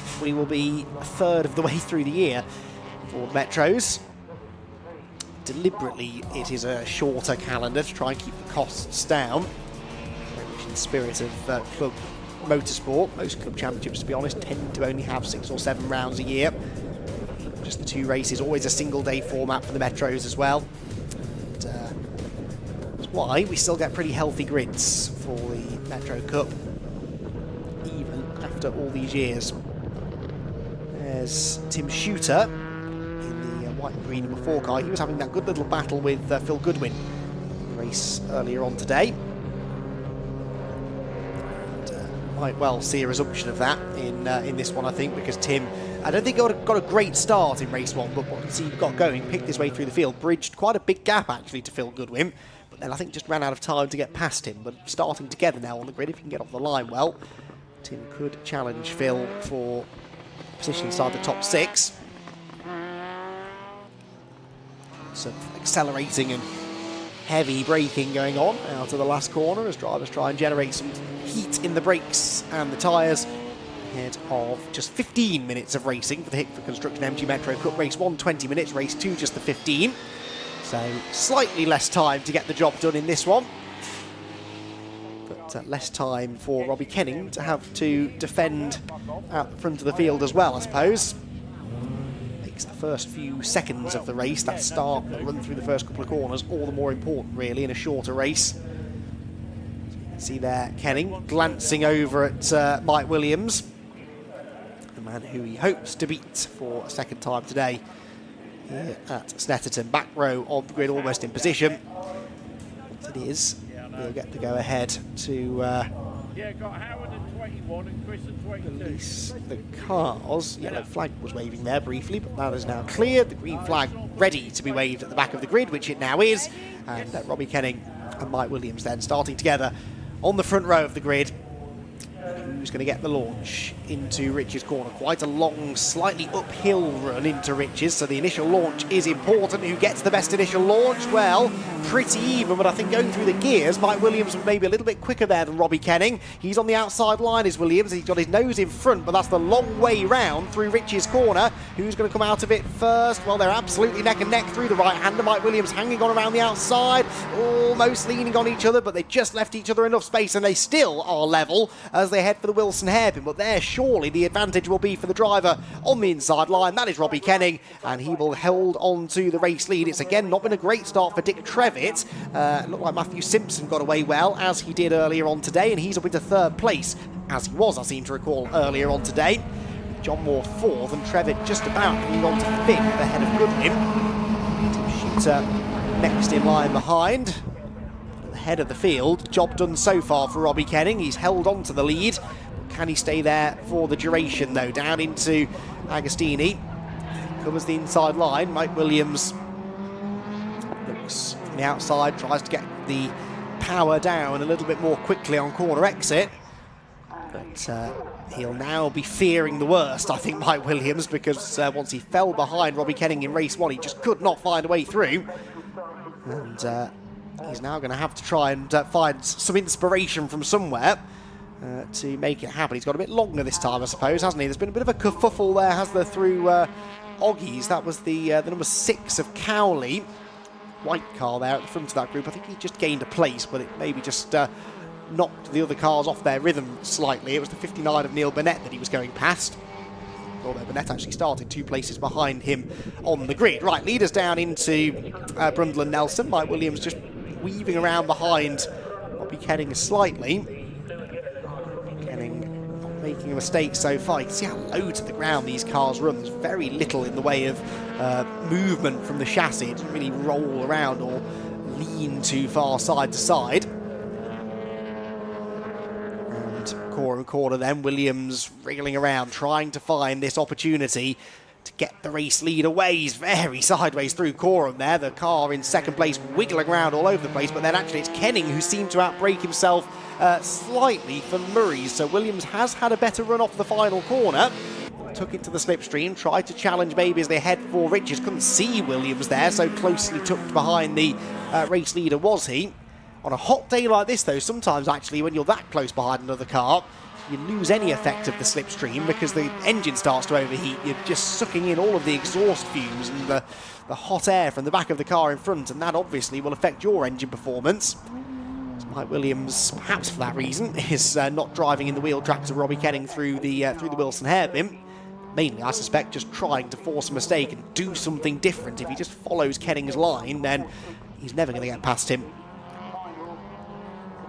Kenning is going to have a race-long defensive job to do here if he's going to win this one. Simpson, the big mover then, 2 places gained from 5th to 3rd. Richard Garrett as well in 7th position, gaining 2 spots. Quite a bit of movement actually further down the order, but Kenning and Williams retaining their grid positions, starting to pull away now from Matthew Simpson in 3rd. Dick Trevitt still stuck behind John Moore. To the inside of John as they head through Hamilton. Then onto the brakes for the tight right-hander at Oggies. Trevitt closes in on the way into the corner, but he's a bit too far back really to think about the move. Down through the right-hander they go, pitches the car in. And Dick Trevitt, now is he close enough this time maybe to have a go at John Moore? I suspect he will be. A bit of a slipstream maybe down the back part of the circuit towards Brundle and Nelson, where perhaps Mike Williams is thinking the same thing. Is he close enough to poke a nose up the inside? Not really. So Kenning stays in front. 3-way battle then for 3rd. And then a big gap back, isn't there, to Phil Goodwin and Richard Garrett behind. Richard Garrett then ahead of Tim Shooter. That's been a change as well. On the first lap that happened. So Tim Shooter, who had been looking to rekindle that battle that he had with Goodwin, just not quite able to stay with him in the early stages. But again, he was a driver that definitely got quicker in the first race as it went on, so we'll not count him out just yet. Leaders out of Murray's, across the timing line. Robbie Kenning leading still, but not getting away from Williams. Mike Williams quite as close maybe this time as he was at the end of the previous lap, and actually that's reflected in the lap times. Robbie Kenning does a 2:24.0. Fastest lap in the early race was a 23.4 set by Kenning as well, so there's more speed to be had from the race leader. Here he comes, he's under pressure, and Mike Williams this time I think he's going to commit to the inside line. Kenning couldn't turn in. Williams was just hovering around inside of him, but then as they come off the corner, we head towards a couple of left-handers, and that will favour the yellow and blue car of Robbie Kenning. He holds the advantage for now, but Mike Williams at least is doing something. He's not content just to follow Kenning home. Tried to get to the inside, did get to the inside, but he would have had to have been even later on the brakes than that if he was going to get past him. What about it? Agostini thinks about it, snatches the rear brakes slightly. No, Robbie Kenning just can't quite shake him off. The left-hander then towards the kink at Hamilton. It is a nearly 90-degree corner. Oh, and Kenning gets it all wrong over the curb. He's sideways, he's on the grass, and through goes Williams. I was about to make the point that that is a trickier corner than it looks, Hamilton. And Robbie Kenning proved the point for me. That's a big shame. He's clipped the tyres, hasn't he? That's what's happened. He's clipped the tyre stack on the inside corner. You can see the left front corner of the car really badly damaged. And that might mean that he has to come into the pit lane because that will be rubbing on the tyre. It might have even damaged the steering. And that's a shame for Robbie. A tiny misjudgment. A few drivers have done that this weekend. Spencer Stevenson did it, I seem to recall, in the Civic Cup qualifying session yesterday. It's a little tyre stack that's placed there to stop them cutting the corner, but it is easy sometimes to just take a bit too much of that inside curb. And unfortunately, that's what happened for Robbie Kenning. So Kenning did well to gather that together, in fairness, and actually isn't going slowly, is he? He's not been dropped massively by Mike Williams. So maybe he feels that he could still retaliate here. He'll just be feeling the car out. We're not quite halfway through the race yet. So he'll just be feeling the car for damage. If he feels like it's okay, he'll carry on pushing, I'm sure. Kenning with the mistake, having just set the fastest lap of the race as well, but he was feeling the heat from Mike Williams. That attack that came at the hairpin would definitely have caught Robbie's attention. Just led to him taking a bit more of a risk maybe than he should have done, but he's right back with the leader as they go through Rich's corner. There's Simpson still third, Moore fifth, Trevitt in fifth position. A big gap back to a good fight for sixth, where Tim Shooter has not only got back ahead of Richard Garrett, but he's got past Phil Goodwin as well. In fact, Garrett has slipped back to ninth place, so it's all changed behind them. Tim Shooter now back to sixth place that he was trying so hard to get in the closing stages of race one. Has now managed to do it. Unlike in the earlier race where he was sort of busy defending from Dick Trevitt, he's got Trevitt behind him again, but actually he's on the attack to try and recreate that third place finish that he had earlier on today. This time there's Matthew Simpson that he has to get past. He did get past Matthew Simpson in the early stages in race one. Simpson having had the better of the starts, but Simpson now is looking pretty handy in that third place, isn't he? There's the tyre stack that caught out Mike Williams, caught out Robbie Kenning, I should say. But could have been an awful lot worse. That he's definitely struggling now, though. That left front corner that you really lean on around corners like this at Williams and Rich's, Bombhole, Coram. So if he has damaged that left front corner, that will definitely be holding him back through those sections. And I would not be surprised to see him just sort of limping this one home now. Here come Simpson and Moore. Moore to the outside under the bridge, trying to claim this third place then, but Matthew Simpson having nothing of it. Holds the inside, picks up a bit of understeer again mid-corner, but enough to allow John Moore through. John had a better run out of the corner, but there's nowhere to go into the bomb hole. Peaked to the inside, but not ultimately able to get the pass done. Round the right-hander at Coram. There you can see Williams getting away now. 5.5 minutes to go, and he is looking pretty secure out in front. The real fight is the one behind, where actually now Dick Trevitt is back on terms with John Moore. So Moore, who had at the start of that been applying pressure to Matthew Simpson, now feeling the heat himself from Trevitt. Right, Williams sets a new fastest lap of the race as well. That's a 2:35.5, so we're getting down to within a couple of tenths now of the pace from race 1. Probably a little bit cooler now, maybe, than it was earlier on today, so still very sunny, obviously, but it's just cooled down a bit in the afternoon. Could allow them to go even faster, actually, as we go into the closing stages of the race. Ooh, that's not the fast line through Wilson, though, for Matthew Simpson. Runs out wide. John Moore looks to try and get the run into Palmer's, not to go round the outside necessarily, but to try and get the better exit, but he just didn't quite manage to carry the mid-corner speed there, did he? So Simpson now has a bit of a gap, and actually it's more under threat from Dick Trevitt. So Dick Trevitt looking inside, more just in the braking zone there, moves across to the left to cover.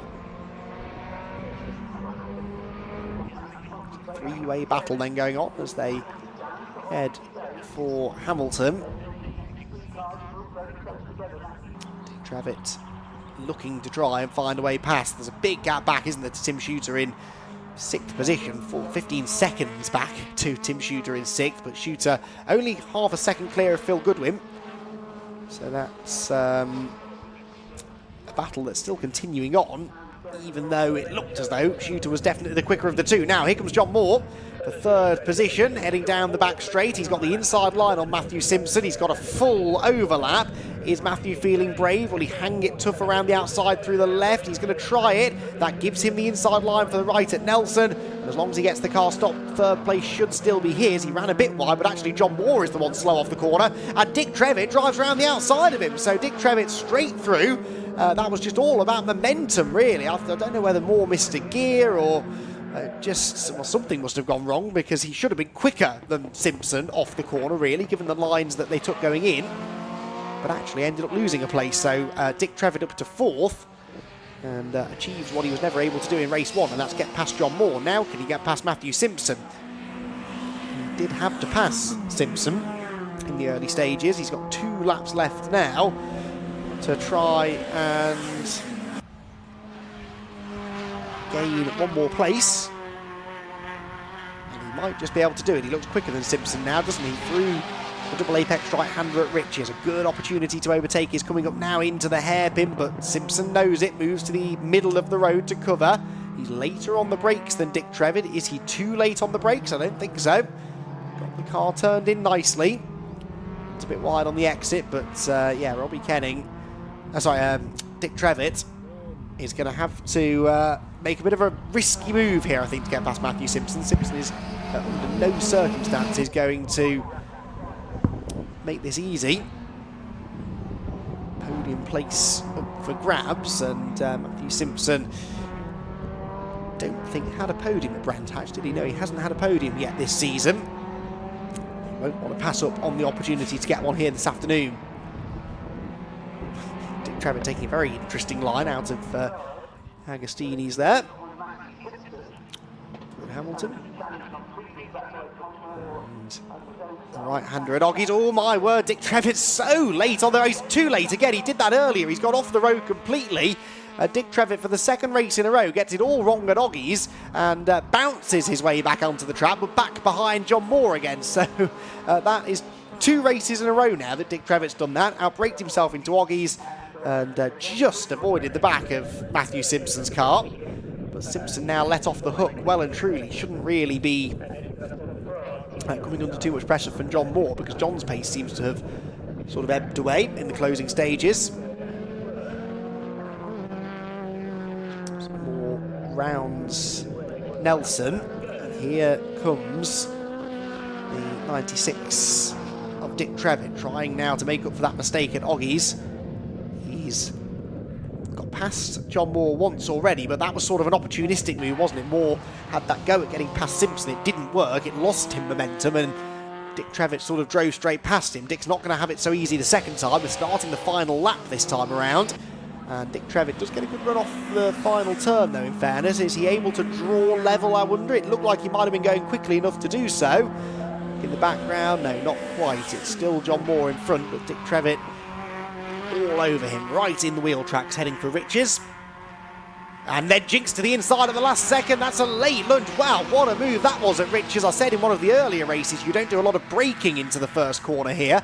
And that makes it very difficult to outbrake somebody. But Dick Trevitt just managed to do it perfectly. So he's confident under braking, despite that moment that he had at Oggie's half a lap ago. And moves back ahead of John Moore. But I doubt he's got time, really, now to catch Matthew Simpson, who's over a second and a half up the road. There is Simpson in the distance. Just not sure Dick Trevitt's going to be able to do this, but we'll see. Down into Agostini then. Dick Trevitt moves to the inside of the road there, just in case John Moore thinks about getting up the inside, which he was thinking because he turned in very early there, and it might have just been enough to distract Dick Trevitt there. You could see him understeering wide, the car bouncing around on the suspension, but he somehow still managed to carry some good speed off the turn. Heads past the tyre stack that claimed Robbie Kenning's chances of a race victory. And Trevitt's off again at Oggie's. Second lap in a row he's done that. And this time he's off properly. He avoided the wall, but that's now the third time we've seen him do that today. Twice on successive laps. Well, not successive laps, twice in the last 3 laps that he's done it. And now he really has done it. He's not going to get back on terms with John Moore now. So John Moore back through into 4th. And yeah, Dick Trevitt then with a brilliant bit of driving at Rich's, and then unfortunately I think a slightly long brake pedal going through Oggie's once again puts him off the road. But no such issues for this man. Mike Williams didn't win the first race, he just never could find a way back past Robbie Kenning, and who knows, maybe Robbie would have had an answer for him in this one too, but Kenning clipping that tyre stack, damaging the left front corner of the car, and that in the end made life rather easy for Mike Williams. Accelerates past the pit lane entrance towards the timing line, and it is Mike Williams who will claim the victory in race number 2 of the weekend here at Snetterton in Hickford Construction MG Metro Cup. It's Williams victorious, it's Kenning who comes home in 2nd, and 3rd place should be Matthew Simpson. Yes, it is. John Moore 4th, Dick Trevitt 5th. Look at the battle going on further back between Phil Goodwin and Tim Shooter. There it is, look, through the final turn. Goodwin defending into the corner, but Tim Shooter looking to try and get the run off the turn. This one could be quite close at the line, but I think for the 2nd race in a row, Phil Goodwin is just going to fend off Tim Shooter, who was ahead of him at one point in this race, but then fell back again. And in the end, Goodwin ends up in 6th position. Here comes Carl Wheaton, enjoying a good battle with Neil Burnett, and just ahead, Melanie Garrard. These three have been very evenly matched all day. Melanie didn't qualify this morning, but did then get involved in a pretty interesting battle with these two. This time around, she's going to come out on top in 11th position, so not quite inside the top 10, but getting the better of the two drivers with whom she's been battling all day. And Carl Wheaton and Neil Burnett. Not involved is Paul Deacon in this race. For whatever reason, he's dropped back from this group, but here they come. Garrard crosses the line in... hang on, where's Richard Garrard gone? Richard Garrard crossing the line... not crossing the line yet, so have we lost Richard Garrard on the last lap?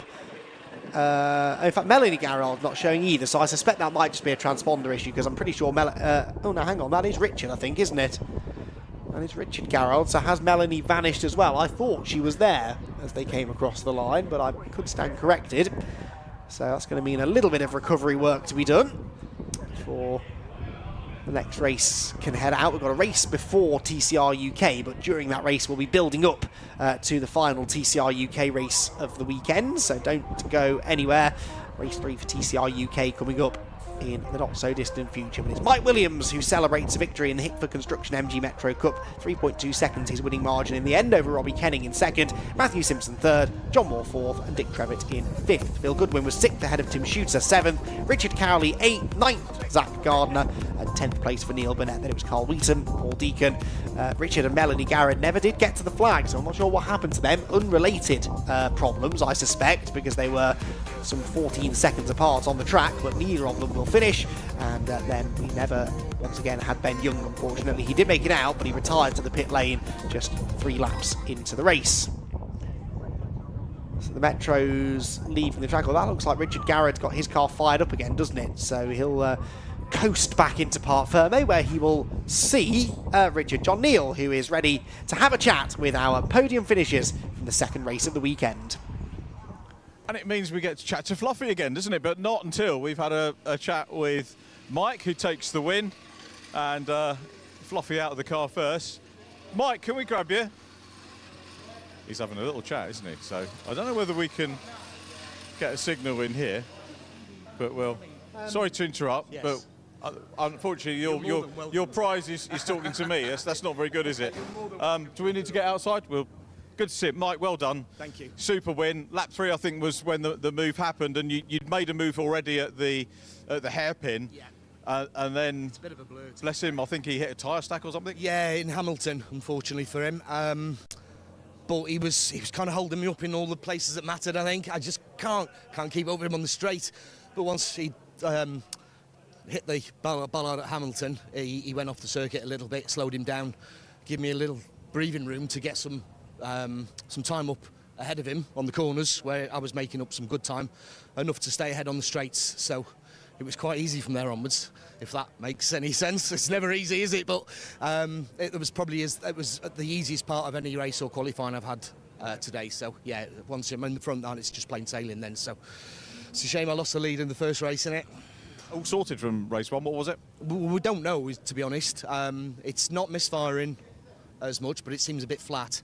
So there's not something not right. We've changed wiring, we've changed this, that and the other, looked at the fuel system. So it's one of those things, because it was intermittent in qualifying, we don't know actually what it is. So you don't know, it might come back next time we're racing. That's the worst thing. So it's just a case of change everything, I think. It's a new engine, so it shouldn't be the engine. So I'm probably thinking it's wiring or fuel system or something daft like that. I was going to talk about the new engine, because obviously we lost you at Brands and we didn't get the chance to talk to you. Which part failed? Describe what the breakage was on the engine at Brands. All of it. There was nothing salvageable from that engine. Wow. I think I might be able to salvage the sump. That's about it. And is it difficult to? We were talking about these cars. A few come up for sale every now and again, but is it difficult to get the parts? No, I mean, it probably is for some people, but I managed to buy a stock of the pistons, liners, rods, cranks from Rover when they went bust. I've still got about 4 sets left, so I just throw a new engine together, and they cost me, I think it was, I don't know, probably about $8,000 for the whole lot, you know what I mean? And it's like, you wouldn't pay that for, a couple of engines if you get a builder to do it, and I've had sets and sets and sets. They're not the best, because I went to build a new one just a couple of weeks ago, obviously. We found an imperfection in the crank, so we had to throw that away. But that's the great thing about having 5 or 6 sets left, isn't it? You can afford to throw a bit away. And then if we get pistons going, then at least I've got a spare set of 4 pistons and liners and stuff. So yeah, I mean, in that respect, for me, it's easy to build the engine. It's just the time. I just don't find the time to do anything, and I give the car to somebody else to fix all the bodywork, because it would save me time, and they hadn't finished it a week before the race. So I ended up going up there and helping them. And then the engine went, because I didn't have time to do anything else in the car. I didn't really check the engine. I thought it might last me a couple of races this season and get a new one in, but off it went. So yeah, that lasted a year and a half. So they don't last long, to be honest, if you're thrashing them. But hopefully that one will last me this season and a little bit beyond, maybe. Fingers crossed for you. And Donington Park GP next time, so that's a cracking circuit, isn't it? I love Donington, but I'm not a great fan of the GP edition. No, it's just a wiggle left, come back on yourself again. It kind of just, the international circuit, I love it. So I love Donington, don't get me wrong. I just find that bit a bit like I can't do Craney curves as often. That's all that extra bit is to me. Yeah. I get 2 times less around Craney curves instead. So, because just cut the corner. I've seen it done. Mike, well done. Great to see you back on top form. Thank you. And we'll see you later on in the season. Mike Williams, who takes the win. Let's get Robbie Kenning. Robbie, what happened? Was it pressure? No, it was a pesky tyre wall. That's not actually a tyre wall. It's full of concrete and it doesn't move. So the back end decided to overtake the front. I'd done it every other lap and it had just bit in a bit too hard, and well, you can see the front of the car, it's knackered. It just was cooking on the way round, so I figured, bag the points. We've got the championship lead at the moment, so let Mike go off for the last few laps and take it home. With the damage, is there ongoing further damage for you keeping out there? I don't think so. I mean, realistically, it probably needs a wing, a radiator, front bumper. It's a weekend's worth of work if that. It might need a flitch to be repaired, but it didn't feel quite right going around the last few laps. Points are good though. Points good. Championship lead now, I think, coming out of here. So happy boy. So hello to everyone at the family. Yoo-hoo. So I'm a happy boy. That's good. The car doesn't look too happy, but as I say, it's great that you managed to get it home, and you'll take that. Yeah, I'll take it home. Let's say at the end of the day, you know, baby due next month for Donington. So we've been put on standby for 17th to the 24th. So you can guarantee when I need to be at Donny, it's gonna turn up. But luckily, my mother-in-law's stepping up to be there for the wife, so I can go and hopefully win some races. I hope it all works out time-wise, and the best of health to you all, and good luck, and we'll catch you later on in the season. Robbie Kenny, thank you very much, Robbie. And third position goes to Matthew Simpson. So, have we got Matt anywhere? Matthew Simpson? Ah. How are you? Well done. Very good, thank you. Welcome back. First podium since last race of last year, which sounds like a long time, but it isn't, because we've only had one round so far. Well, it feels like a long time. Yeah, Browns was... It's not my best circuit for some reason, you know, in this car. The other car was all right, but I've just been put off by him. Yeah, in race one, my gear linkage came off, so I had third and fourth. So that was it for the whole race. So to get fifth in the first race was actually a pretty good result, I thought. But this race, I managed to get a good start, got up beside John. He thought about squeezing me against the wall, and then I just thought I'd keep my foot in, and yeah, then it's about keeping them behind me. Then those two are battling. They gave me a break for a minute, and then they'd catch back up with me, and it'd be my turn for a battle. But yeah, happy to come away with a podium. That's really good. How long have you been involved with the Formula? This is my third season with this Formula. We raced with them in the past when I raced with the MG Cup. I'd been with Tomcat, but yes, first it gets me up. Look at them. They want me to say plumbers on camera. You just did, I think. Well, there you go. Cheers. And yeah, so what would be your advice to anyone looking at a Formula to race, thinking classic-wise? Come here. Yeah, it is reasonably priced. It's a real family atmosphere. Everybody helps each other out, and there's just a wealth of knowledge. You've got Dick, who's 80 years old and still pedalling very hard, and putting us all to shame at times, to be fair. You know, as I say, everybody is just so friendly, and we can get hold of anything, and I've got all the advice that you need. So, yeah, get some more drivers out there. It'd be great. I was chatting to some of the lads at Brands Hatch in the paddock, and they were telling me that, yeah, you know, new drivers that are coming in, there's help, there's encouragement, and a little bit of camaraderie. Oh, absolutely. It's great camaraderie. We leave nothing on the circuit and have a good time in the paddock. So you could be, we're the best of mates, but we wouldn't take each other out. So it's a lot of respect in the championship, and it's been going a long time. So yeah, it's hopefully for a lot more years to come. Nice one, Matthew. Well done. Welcome back to the podium. Yeah. Excellent, good to meet you, and we'll see you later on in the season. That wraps things up from our support coverage here at Snetterton, but of course we still have the third and final race for the TCR UK Championship coming up. So from me in the support paddock, thanks for watching. Stay with us though, don't go anywhere, because we're looking forward to TCR coming up in just a few minutes' time here on the stream.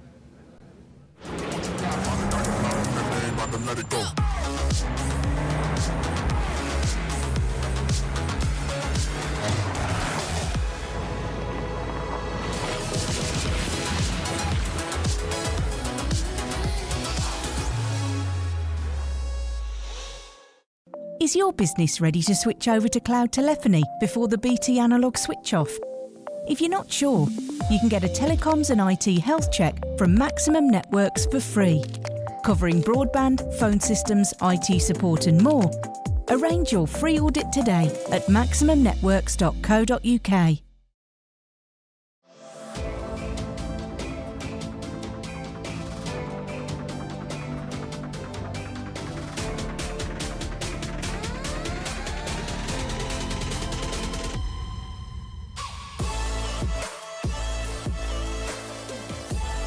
He's all the way around the outside. Miles for the lead. Side by side, who's going to be the bigger man?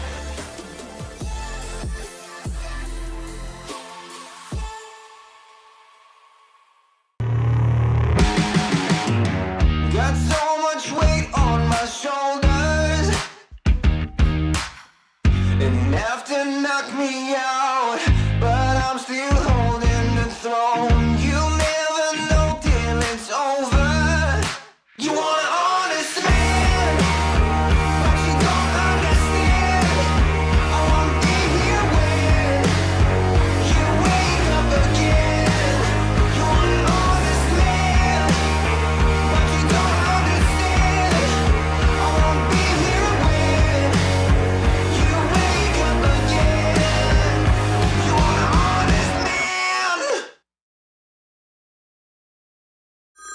Next year, BT switch off their old analogue network for good. Make sure your business is ready to switch over to cloud telephony. Get a telecoms and IT health check from Maximum Networks today, for free. Future-proof your business now. Arrange your free audit today at maximumnetworks.co.uk.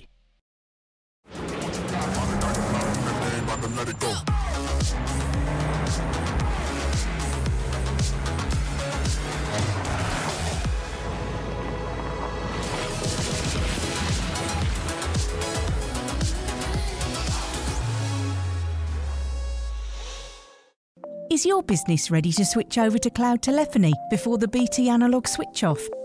If you're not sure, you can get a telecoms and IT health check from Maximum Networks for free, covering broadband, phone systems, IT support and more. Arrange your free audit today at maximumnetworks.co.uk. Got so much weight on my shoulders,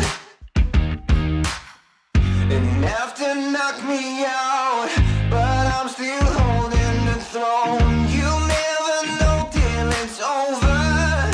You want an honest man, but you don't understand. I won't be here when you wake up again. You want an honest man, but you don't understand. I won't be here when you wake up again. You want an honest man. Next year, BT switch off their old analogue network for good. Make sure your business is ready to switch over to cloud telephony. Get a telecoms and IT health check from Maximum Networks today, for free. Future-proof your business now. Arrange your free audit today at maximumnetworks.co.uk.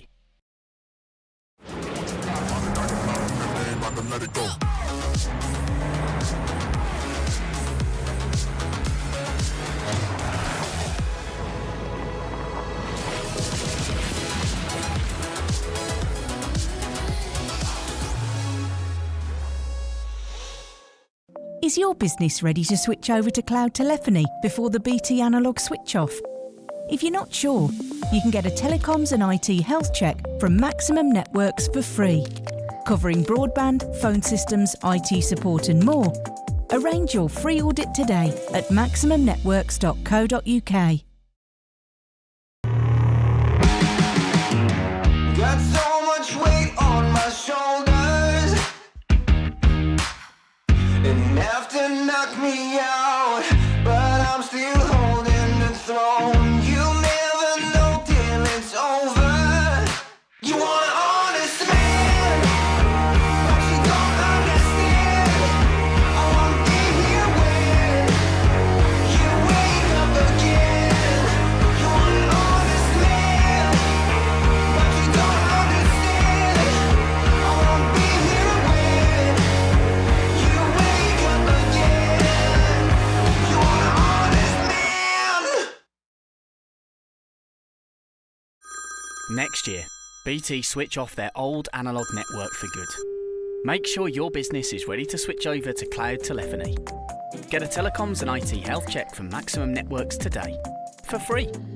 Future-proof your business now. Arrange your free audit today at maximumnetworks.co.uk.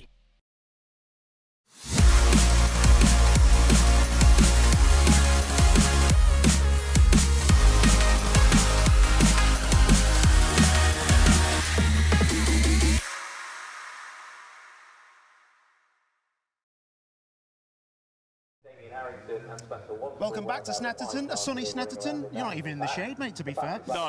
Paul I'm O'Neill. getting Snetterton, that's why. Oh, he's done me there. Nice one, Jack Oliphant. Fair play.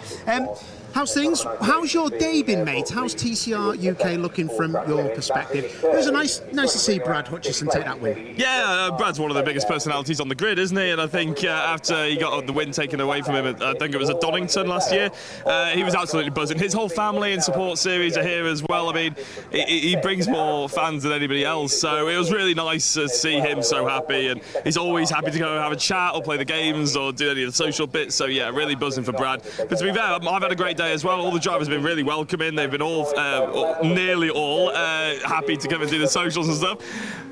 To be fair, normally they're all very happy. I caught one of them at the wrong time after a bit of an incident.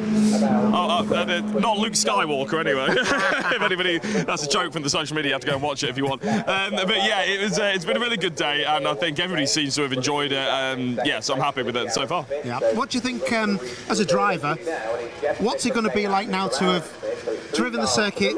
It's probably its hottest, but this will be a different heat now, where the tarmac has soaked up a lot of the heat. Yeah. So the changes that they're going to make in a front-wheel drive car are going to be probably minimal, but at the same time there'll be drivers out there who have made big changes, maybe. Yeah, well, I think obviously there's some drivers that have had to repair the car. Maybe they've decided to try a different strategy and setup. I know Darren Lewis has basically just been changing the car back to front all the way through the weekend and trying to find something that'll work. Obviously the heat has changed, but the biggest problem for me driving in these conditions is actually driving into the sun.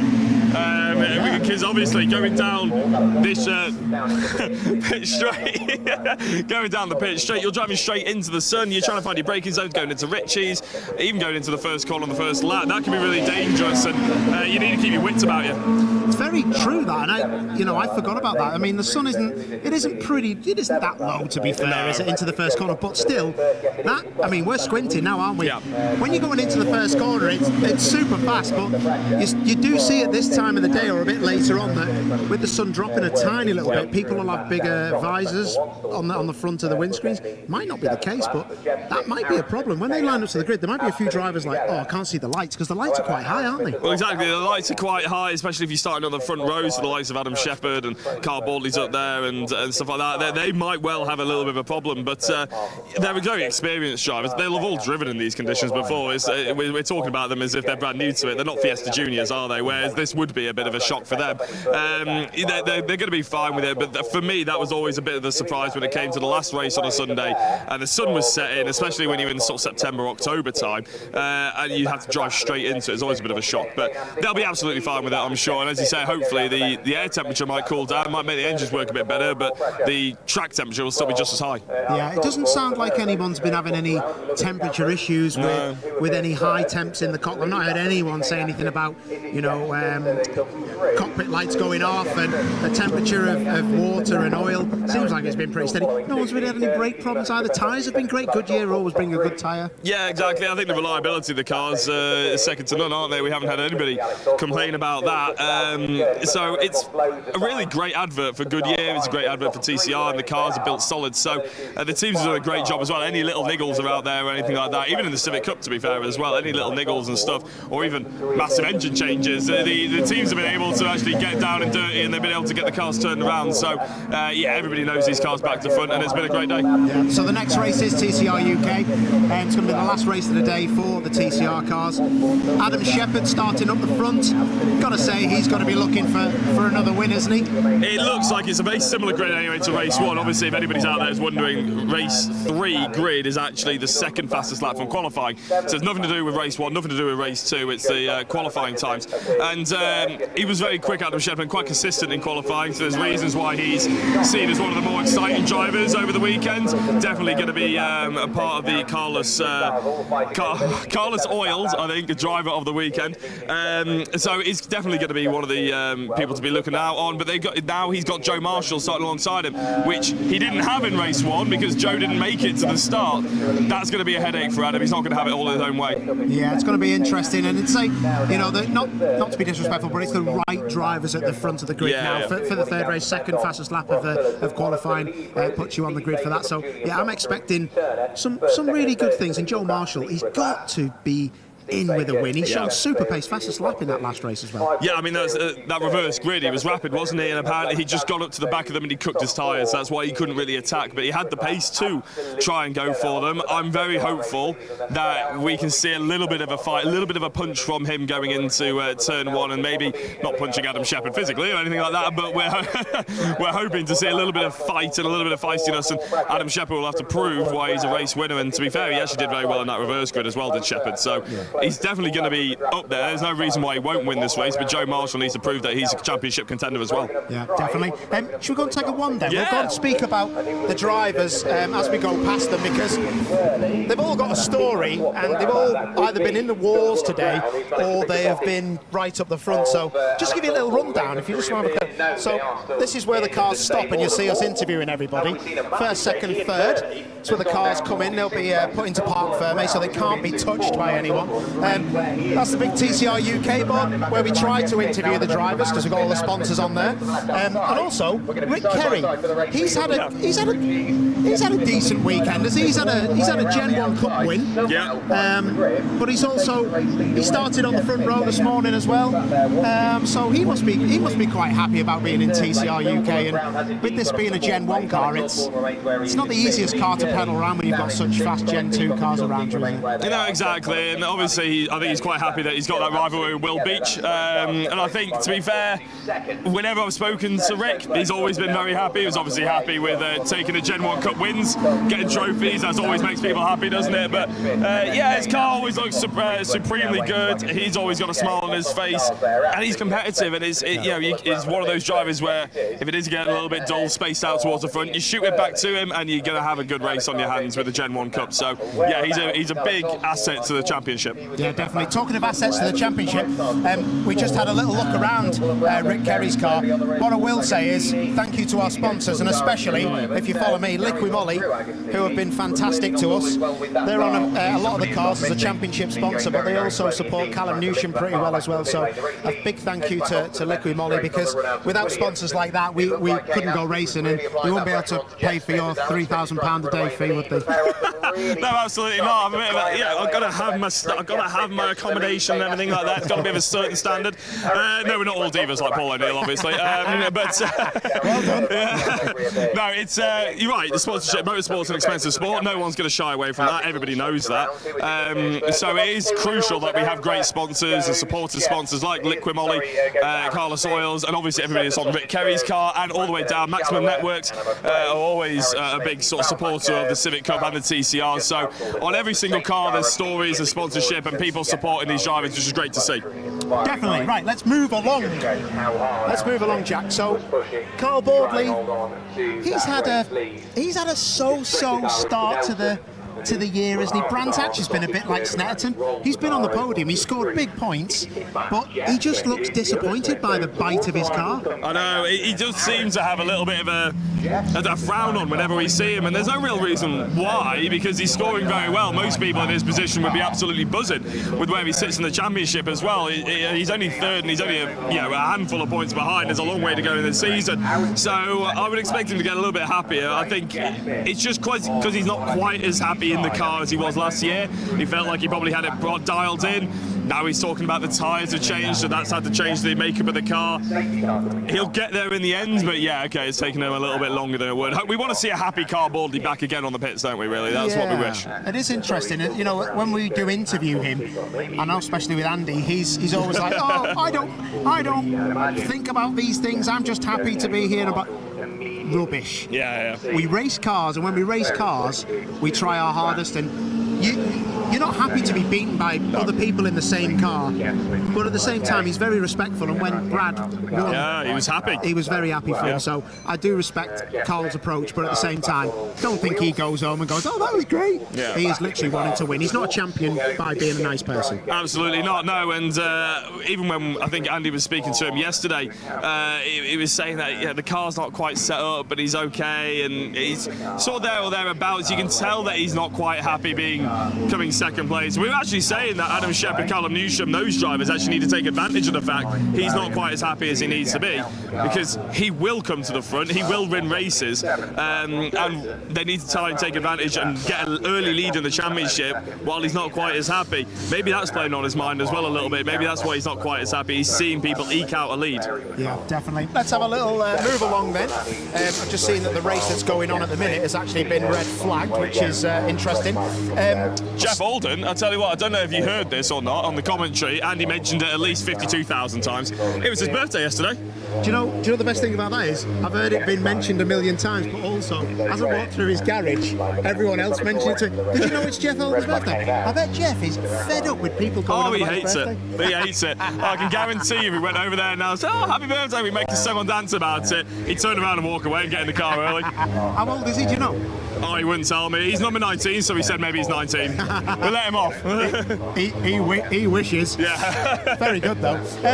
Let's just talk about Mark Smith. Yeah. Disappointing for him, wasn't it, starting so far up the front and then having that little bit of contact with Luke Sargent. And it's a shame because, you know, you're in a Gen 1 car, and when you're in a Gen 1 car, to me that says that you haven't got as much money as some of the people, you know, with the Gen 2 cars. So I'm just hoping that there wasn't too much damage on the side of the car, but I know they were fixing it pretty rapidly before the start of this race. Yeah, I think Ben Sharp Racing as well, who's obviously one of the front runners in the Civic Cups. I know they run their teams well and everything, but it's their only TCR car. I think they sort of pinned quite a few hopes on it to hope to get more cars on the grid under their name. But it is always a bit difficult because it's not only the race that gets ruined, it's potentially the bank account as well. So fingers crossed, Mark is back and he's able to get out Alton Park as well, properly fixed up. Yeah, talking about going out, I think we're going to start to get the ball rolling with TCR UK. Jeff Alden's car's coming out. A lot of these drivers are getting told to get in. This other race that's going on behind us has been red flagged, so we're going to wrap it up and we're going to head back to you guys and tell us what's going on next. Let it go.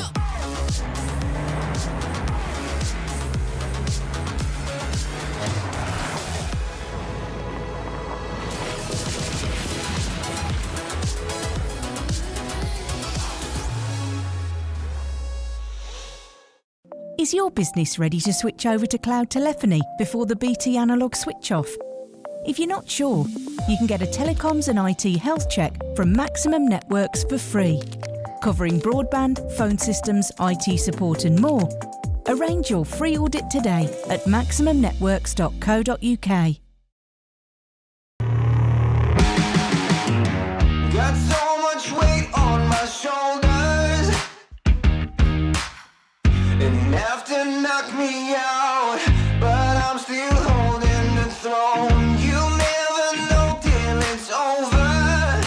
You want an honest man, but you don't understand. I won't be here when you wake up again. You want an honest man, but you don't understand. I won't be here when you wake up again.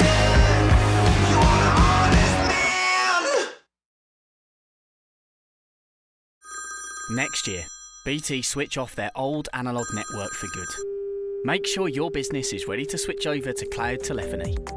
Get a telecoms and IT health check from Maximum Networks today, for free. Future-proof your business now. Arrange your free audit today at maximumnetworks.co.uk.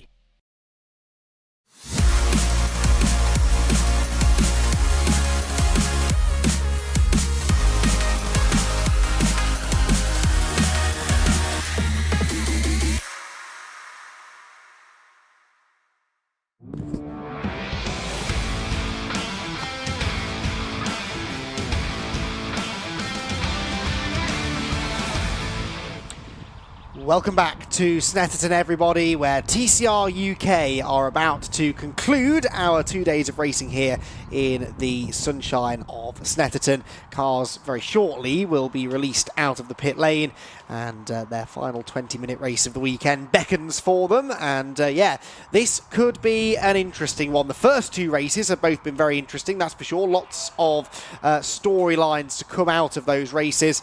But what is going to happen now in the third and final one, I wonder? We're back, as Jack made the point there, to having some of the more expected front runners at the front of the grid, but that doesn't mean it will be any less of a dramatic race, because as we've seen already, there is a group of 3 or 4 drivers at the front of this grid who are all almost identically paced, and so actual fact, that doesn't really make for boring racing. It makes for very close racing. Paul O'Neill has just given me a heart attack. Thank you, Paul. Paul is back in the commentary box, everybody, you might have guessed. I don't know whether I'm going deaf, but that's 2 people who have crept up on me today and nearly made me resign live on air. So thank you for that, Paul. That was the best thing I've done all day. I come round the back of you, you twisted round, you completely missed me. And I thought, I'm going to get a bombastic side-eye off you. You didn't, and you were like, "Roo!" You need to get a grip of your life, mate. I do enjoy working on these events. I need to keep telling myself that. Paul, what are your thoughts moving swiftly on ahead of this third race of the weekend? As I was trying to make the point, we've got the quick guys back at the front now. They're all very evenly matched, and I'm particularly relishing the idea now of Joe Marshall hopefully taking up his front row starting position that he wasn't able to do yesterday, because I think he's the only one with an answer for Adam. Me too. If Joe gets a good start, this will be a really, really good race. There is no way that Joe Marshall is going to let this opportunity go beyond him, because let's be perfectly honest, this is probably the Audi's best circuit. Right. And that's not being horrible to the car or the team or the driver. It just suits this circuit. Fastest lap last time out. Had to, got so far up into 4th place. He'll make a move, and I think Adam knows that. Yes, and does that mean Adam will race him differently? Because Adam is very much thinking championship. Joe Marshall may still, in his mind, quite rightly, think that he can win a championship. If he starts winning races, he's in the fight as much as anyone else. But do you think Adam might just sort of... Is he the kind of driver, do you think, that will think like that and sort of take a step back and look at the bigger picture and sort of realise that Joe's fight in this race is maybe not the fight that he needs to get involved in? I think that's a very good point, well made, because Adam will probably count his lucky stars that he's in a car that can compete every weekend. The last thing he needs now is a collision of some sort, a car breakage, and a load of points lost. I would like to say, as a driver, if you're looking to win the championship, you would always just give other people a wide berth if they're going to be that desperate to win. I think Joe will be not desperate, but he'll know this is a good chance. So I would say you're dead right. I think he will race him differently, but at the same time, he won't want to lose too many other places. And when you start driving defensively from the get-go, it's like rugby. If you go in half-hearted for a tackle, you can end up turning yourself around or getting a broken leg or whatever. So, yeah, that's my line. Yeah, no, that's a fair point, really, I think. And but then the flip side of that, from Adam Shepherd's perspective, is that you've got to score when you can. He's on form at the moment. The way that the BOP works, the way the compensation weight works, you might not be this quick every single round. Just because he's had a really good first 2 rounds doesn't mean we'll go to Alton Park and he'll be the dominant car. Look at Callum Newsham. He was the fastest man at Brands Hatch. He's been consistently the 4th or 5th fastest driver this weekend. Now, that's not Callum forgetting how to drive. That's just that the car doesn't suit this track, and that BOP and the compensation weight has hurt him. So, knowing Adam reasonably well, I've got a funny feeling he's not going to back down. I think he will want to score points when he can, because he, of all people, knows that being consistent over the full season ain't easy. Yeah, and I just hope he remembers about the time he come here when we started to cover the championship, and he had a chance of winning, and he went off in free practice, caused loads of damage to the car. And that might play in his mind where, like Carl Bordley, you just got to pick up the points when they come along. And you said it, earlier on in the day, sometimes you're not judged on your race wins and your maximum point scores. You're judged on when you make good points when things are against you. And that is what he probably needs to recognise. Listen, Adam doesn't need to listen to anything we're saying. The guy can pedal, he's fast. And what I love about him is he drives the car on the nose, and he gives us something to talk about. Always exciting to watch, isn't he? And that is what we like about Adam Shepherd. But yeah, you make a good point there about Carl Bordley. Still hasn't won a race yet, but he's had 3 second-place finishes, a third-place finish, and a fourth-place finish. He's never been worse than 4th, so Carl Bordley still sits 3rd in the points. The points provisionally after that race earlier on. Shepherd leading on 183. That is now 19 more than Callum Newsham, who's still there in 2nd place. Bordley is 3rd, but that's only after the drops, because we are now 5 races in, so we're calculating drop scores. So Bordley has more points than Newsham, but not after the drop scores. 2 points between them, so 164 for Newsham and 157 for Bordley, and then a big gap back to Hutchison, Marshall and Luke Sargent behind. But yeah, Bordley solidly going about his business, 3rd in the points still. There have been a few drivers over the years who have said if you can finish on 2nd or 3rd in every race, you'll probably still win the championship. And that's why I think Adam Shepherd wants to get these wins in when he can. Yeah, but if you asked every driver on the grid how they would like to win the championship, and you give them an option of you never win a race, but you'll win the championship, there'll be a lot that say, oh yeah, of course. I don't think Adam Shepherd would be that person. No. If you give him a 50-50 chance of winning a race and winning the championship instead of just winning the championship with no race wins, I think he would definitely go for the race win. I suspect so. That race win that he had yesterday was his 4th career win. That means he's now 5th on the all-time list of winners, and another win would put him joint 3rd with Jack Constable and Alex Lee. So he is really sort of making his presence felt on the TCR UK stats sheets. He is 3rd all-time for podiums. 15 times he's been on the podium. He has led 107 laps, one of only 5 drivers to have led over 100 laps in the championship. He is really becoming one of those drivers that years in the future will remember as the heavy hitters in TCR UK. Yeah, definitely, and that is something I like to see. What I was going to say to you, we need to make sure... Sorry, my mind was elsewhere then. I was looking at that heat haze. It looks amazing, doesn't it? That's hot, isn't it? What time are we on? This is 5:45 in the evening, and it's properly hot. And that crosswind is getting... Yeah. That's going to cause not massive problems, but into turn 1, that can upset cars. It doesn't matter what car it is. It'll upset a car with a bit of aero like these cars have. So that'll be interesting. So we've got to make sure we remember we've got a short list, hopefully, as the race goes on, for the Carless Fuels driver of the day. Look at that. Is that... Look at Nick Hart with them, what do you look like, Robo-Cops with the old guns. There's no order to this releasing from the pit lane, is there? Maybe that's something that could be looked at in future rounds. It's a bit of a free-for-all. Do you know what that's like? You know when you're like on the Wirral where you're from and you're like trying to get out of a like multi-story car park and there's loads of BMW drivers everywhere and they're all trying to flat out, I mean, driving BMW. Not that many BMWs on the Wirral. I hate to break it to you, Paul. It's not that kind of place these days. No. I thought the Wirral was an expensive place. Not my side of the Wirral, mate. Not my side. It's split down the middle, and I'm not earning enough yet to be on the proper side. Split down the Wirral. Oh, I see what you did there. The puns are coming out. Jack got you with a good one before. I enjoyed that. That was he's on form today. Wasn't really Jack. listening to him, to be honest. No, well, neither was I. I wasn't going to tell him that. Anyway, Jack has done a splendid job on all the social media. Do give us a like and a follow on the socials, by the way. We're on... What social media platforms? We're on all of them, I think, now, Paul? Everything. I think it's everything, We're on TikTok, which I don't have. We're on Facebook, which I have, and my mum's my only friend. We're on, obviously, YouTube. We are on Twitter, or X, formerly known as Twitter. Instagram. Yes. We're on everything. Yeah. So make sure you have a look at us, TCR UK. And Jack's done a great job this weekend, and also last weekend as well. He's a good addition. And one thing I like about him is he's a driver that isn't stupid. Yes. Because we're all silly. Yeah. No, I'll go with that. I'll go with that. He knows what he's talking about. We haven't yet gone to a track where I've commentated on him crashing at, though, and as soon as we do, I'll be reminding him of that. Donington's always good fun. We're not going there, sadly, this year. Perhaps that's the reason why. Maybe he had a word in Stuart Lyon's ear, and he knew what was coming.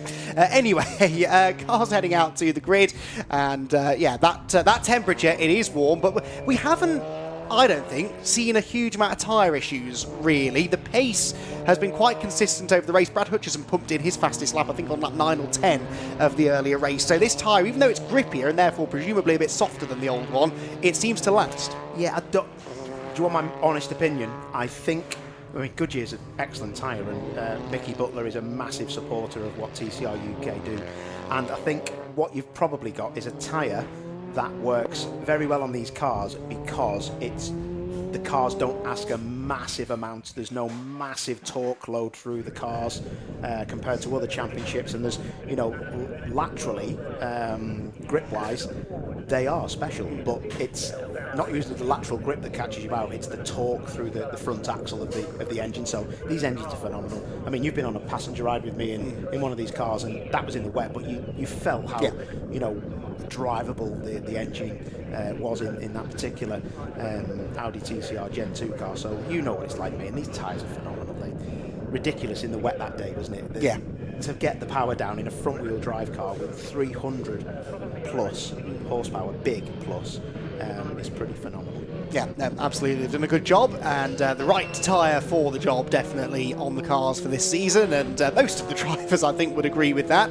Mr. Boardley perhaps aside, although he does just slowly seem to be getting on terms with it, getting the balance of the car feeling a bit better. He's at no point looked like the fastest driver on the grid this season, but he's getting quicker. Yeah, listen, Carl Boardley reminds me of a Man United team, if you're into your football, 15 years ago, where they'd be scoring big points, but playing in third gear. Right. When he gets it right, championship's on. Yeah. Telling you now. Absolutely. Not just Carl, his team. Yeah, Carl yeah, and yeah. the team. Yeah, absolutely. And it was, I seem to recall, Alton Park last year where he really ignited his championship challenge. He won at least one, if not two races there, I think. Maybe just one, but he was on it at Alton Park. And that started that brilliant run mid-season of race victories that Carl started to pick up. Yes, he won the second race at Alton. Then he won two races the next round at Knockhill. One race of the two at Silverstone at the round after that. He got all four of his victories within the space of about 6 races, and it all started at Alton Park. That was where he got his first race victory, and I would not be surprised if he does the same again. The cream really seems to rise to the top at a place like Alton Park. Sun cream. It is that kind of day, isn't it? The sunglasses are out. We've got proper grid girls this time, but nice to see the juniors getting involved on the grid earlier on, and I'm sure some of those are eyeing up TCR cars, some of the Fiesta junior drivers for perhaps a few years in the future. That was a lovely thing to do. Yeah, to have the Fiesta junior kids on the grid this morning. I thought that was really, really spot on. And you know, what you've got, I always laugh because when you see youngsters, sometimes you forget that you'll see them in 10 years' time and they'll be winning championships that maybe you're covering or you've competed in. And that's why I always try and spend as much time with them as I can, because it's not that they need people to look up to or whatever. It's just the fact that you just never know who you're talking to. Yeah. You know, I remember commentating on Lando Norris. I knew he was good, but I didn't ever think he'd get to F1. And yeah, I think it's fantastic that these youngsters get the chance to get in the media. Brad is just literally flat out all the time. That hand, I don't even think that's his hand. I think he's got a hand in the cockpit that he puts up. It's like a fake waving hand. Yeah, no one can be that cheery all the time. Absolutely it's not natural, not. is it? It's Especially not. in this business. For a human to be that happy, you've got to question them. I'd say his dad makes me laugh. Yes. He's a legend, you know. That is genius. That interview that he did that's impressive, that, you know, mate. I look at a lot of data and a lot of video, you know, for drivers, and it's difficult to make a setup change on what you see. If you can hear it as well, it's a little bit easier, which he will do, but that just that team and that guy, his dad, that's proper, really good. Well, it's nice to see them getting the rewards for all of their effort. I touched upon this, I think, earlier on in the day, but they have put an awful amount of effort into this, and they have to almost put more effort into it to take on the big teams, because it is just them. It's such a small unit. They don't get a lot of support from elsewhere. They don't have the biggest budget of any team on the grid, and yet here they are. You know, they've made the investment in the Gen 2 car. The Cupra obviously suits Brad, but it does seem that it's a bit more workable. They make changes, it seems to work, and maybe it is becoming more second nature for them now. They understand the car, and that will make it easier, won't it, to anticipate what you need to do to it. Yeah, they've picked it up quicker than, you know, maybe they picked up the Audi Gen 1. This car is probably more easier to set up, or it reacts to change more. Some cars are difficult. I've done a bit with the Gen 1 Audi, and it was difficult. It was quite flat compared to the Gen 2 cars, so it's good to see. But, you know, Martin Hutchison and his team, and they brought in some big sponsors as well. Yeah, you know, yeah. Fair play. That's how you go racing. Yeah. You don't want to dive into your own dollar account. You want to get ripping someone else off. I'm not saying that they rip sponsors off. That's what racing tracks usually. Yes, definitely not ripped them off today. They've delivered that race victory, which I'm sure all of the sponsors of that team are very, very happy about indeed. The grid slowly cleared of team personnel then, and the green flag lap will begin in earnest in a moment or two, and we'll see whether or not the third race will provide us with another different race winner. We've had already, across those first 5 races of the season, we have had 4 different race winners. Adam Shepherd, the only repeat winner so far. And yeah, this is going to be an intriguing race to conclude our activity here at the end of the weekend. And, well, we might be scared to make predictions, but other people, Paul, less so. And it's been a while since we had an Audi challenging for a race win. What do we reckon? Joe Marshall seems to be getting some love. Joe Marshall getting some love, yeah, on my Instagram. Jamie Tonks just sending us a message saying Marshall for the win. Honestly, I think I can't pick between them, but Marshall ain't, the way he got on the back of that second place battle tells me that he wants something from this weekend. He really does. I mean, he had a nightmare start, didn't he? But anyway, here's your grid. I'll let you crack on. Thank you very much. Well, there was the grid anyway, briefly. At the front of it, Adam Shepherd with another pole position, his second of the weekend. And he will have Joe Marshall for company alongside him. And for Adam Shepherd, that is his fourth career pole position in TCR, joint second of all time. Alongside him, the Audi of Joe Marshall, Carl Boardley and Callum Newsham should be there on row number 2. Remember, Newsham's car's had a bit of repair work done to it after the collision that he had with Adam Shepherd early doors in the race earlier on today. Down here, actually, at the Agostini hairpin.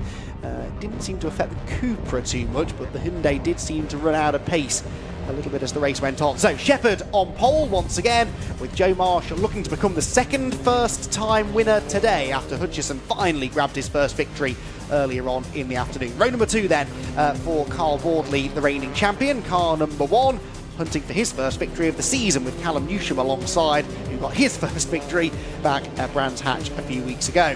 Brad Hutchison got his first victory earlier on today. Luke Sargent winless so far, but consistently inside the top half dozen this weekend. Needs to try and avoid some first corner drama this time, and he might be on for a better result. Darren Lewis is next in the Hyundai with Will Beach, who's been in the wars a bit this weekend. Be nice to see him round out the weekend with a Gen 1 Cup victory. Rick Kerry has been the thorn in his side this weekend, though arguably the quicker of the two this weekend. He's picked up 2 wins in the Gen 1 Cup, and he's got Steve Laidlaw, the debutant, completing his debut weekend from 10th place on the grid. Mark Smith and Jeff Oldham will be at the back of the field, and yes, we do have the Cupra and the Astra at the back. Jeff Oldham celebrating his birthday yesterday, and again, would love to complete those celebrations with a decent result here at Snetterton to round things out. So Adam Shepherd then weaving his way down the back straight here at Snetterton, generating the tyre temperature. The start so crucial here. We know Shepherd's starts recently certainly have been exceptional. Joe Marshall, we didn't get to see what he could do from the front row yesterday, but any difference in the start procedures between those two cars? Do you think there is an advantage between a Cupra or an Audi on the front row, or is it all down to driver reaction time? It'll be mostly down to driver reaction time. What I was not laughing at, but it was quite interesting, because there was quite a lot of Gen 1 cars at the front of the Race 2 grid.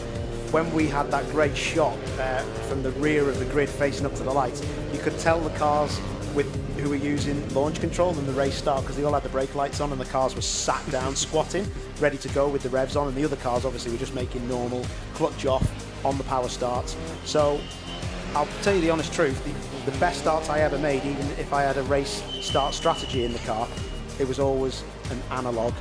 Really? Just use the rev limiter, and that'll stop the wheel spin. This pulling the handbrake and pushing this button and twisting your arm around the back of your head and then grabbing your wallet, then it just didn't work. It just didn't work. Anyway, you're the lead comms, you crack on. I'll try. Right then, cars lining up on the grid, and there is our most recent winner in TCR UK, Brad Hutchison. 5th place for him, and Steve Laidlaw's car bouncing around as it comes to the grid further back. Still bouncing around quite a bit, actually, as he's on and off the brakes and the clutch then coming to the line. So the Hyundai pulls into position alongside Rick Kerry, former BMW man, who, as he said earlier on, I sort of keep forgetting about this, still learning front-wheel drive. Remarkably little front-wheel drive experience for someone who's been in the business for so long, so he will inevitably get quicker as the year goes on. It is the final race of the weekend. It's round number 6 of TCR UK for 2024, and it's Adam Shepherd looking for a 3rd victory of the season. He's starting from pole, but will he lead into turn number 1? The lights are out, away they go. even start, I'd say, from the front row starters. Boardley's away well from third too, but can't quite get to the inside of Joe Marshall, who slammed the door in his face. But it's Adam Shepherd once again who gets the whole shot and leads them into the first corner. Hutchison round the outside of Callum Newsham for fourth. Hutchison, having got that win earlier on today, is up for another one and he's into fourth place, finds a gap in front of Newsham and makes fourth place his own. Shepherd leads then, Marshall second, Boardley third, Newsham trying to come back at Hutchison, but Hutchison, I think, is riding a bit of a wave of confidence now, isn't he? Yeah, he looks a bit fiery, doesn't he? He's sticking his nose where it isn't welcome, but he's getting involved, and I think he's just looking for that bit of respect. Did you see Shepherd go around Palmer's then? That right rear nearly give up, but he's gapping Joe Marshall behind. So confident on cold tyres, isn't he, Adam Shepherd? Always has been, and yeah, Joe Marshall can't live with him at the moment, but over 20 minutes, will that still be the case? Adam reckons he's been driving within himself to protect the tyres so far this weekend. He might just have to dig a bit deeper in this one now that Joe Marshall's in second place. Callum Newsham here then on the tail of Hutchison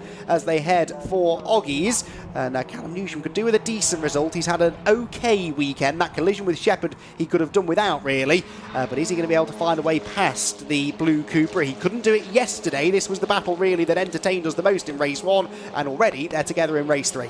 Yeah, look at them. They're already stretching out, aren't they? Shepherd's first lap is absolutely phenomenal. Even with that big slide at turn 3, the left-hander at Palmer's, he's still getting away, isn't he? And again, Boardley just looking like he's trying to look after those tyres and just make a move, really. Yep, Carl Boardley dropping back from the top 2. Hutchison not really able to ask any real questions of the reigning champion just yet, but in 4th position. Luke Sargent at the races as well, just behind them. Have you seen that? Oh, look at this! My word. Newsham into the back of Hutchison. I don't know if Hutchison's got a problem, you know, because he was a bit slow into Coram, but he's got a massive flame that keeps coming out the back of that car on upshift, which, or maybe it's just on overrun. It might be when he's coming out the throttle. We might see it again sometime, but it's the only car doing it, and that to me would say the car is maybe overfueling. I didn't see it happen in the races prior to this, but yeah, big orange flames out the back of Hutchison's car when you see it from the rear. It looks spectacular, certainly, but like you said, that might be a bit of a concern. Darren Lewis in the background trying to get past Steve Laidlaw, but Steve is late enough on the brakes into the Wilson hairpin to keep him at bay. But yeah, very close moment that between Newsham and Hutchison through Coram. Not a place that want to be making contact. Might have traded a bit of paint, nothing too serious, but yeah, that would certainly have caught Brad's attention. Will Beach is leading in the Gen 1 Cup, by the way, ahead of Rick Kerry by a couple of seconds, actually, nearly 3 seconds at the moment, as once again Darren Lewis fishing around on the inside. Laidlaw late on the brakes, but that time, Paul, a bit too late. Yeah, oh, look at that. That's great driving from Darren. He could have drilled him then, to be fair. Do you know, I thought, oh, Darren, get down the inside. Why haven't you braked later? And I didn't realise that Laidlaw had actually, like, out-braked himself, so... been impressed with him. I know he's done a lot of racing this weekend, but to jump in a TCR UK car, it's impressive, that.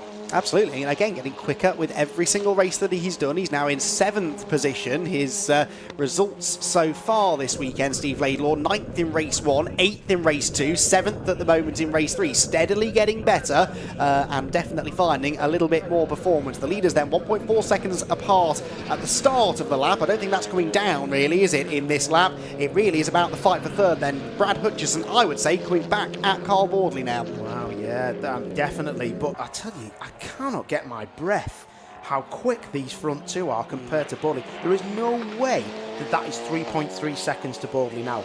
That has got to be 6 seconds at least. I mean, the two at the front are the class of the field. I just hope that Joe can push on and try and get a bit closer. Shepherd sets a fastest lap, a 1:56.290. Remember, his fastest lap yesterday, a 57.3, was a lap record. He's just on a 56.29, really. That's significantly quicker than he went in yesterday's race. I'll double check I've not misread that in a second, because at the moment distracted by Steve Laidlaw and Darren Lewis kicking up the dirt through Rich's corner.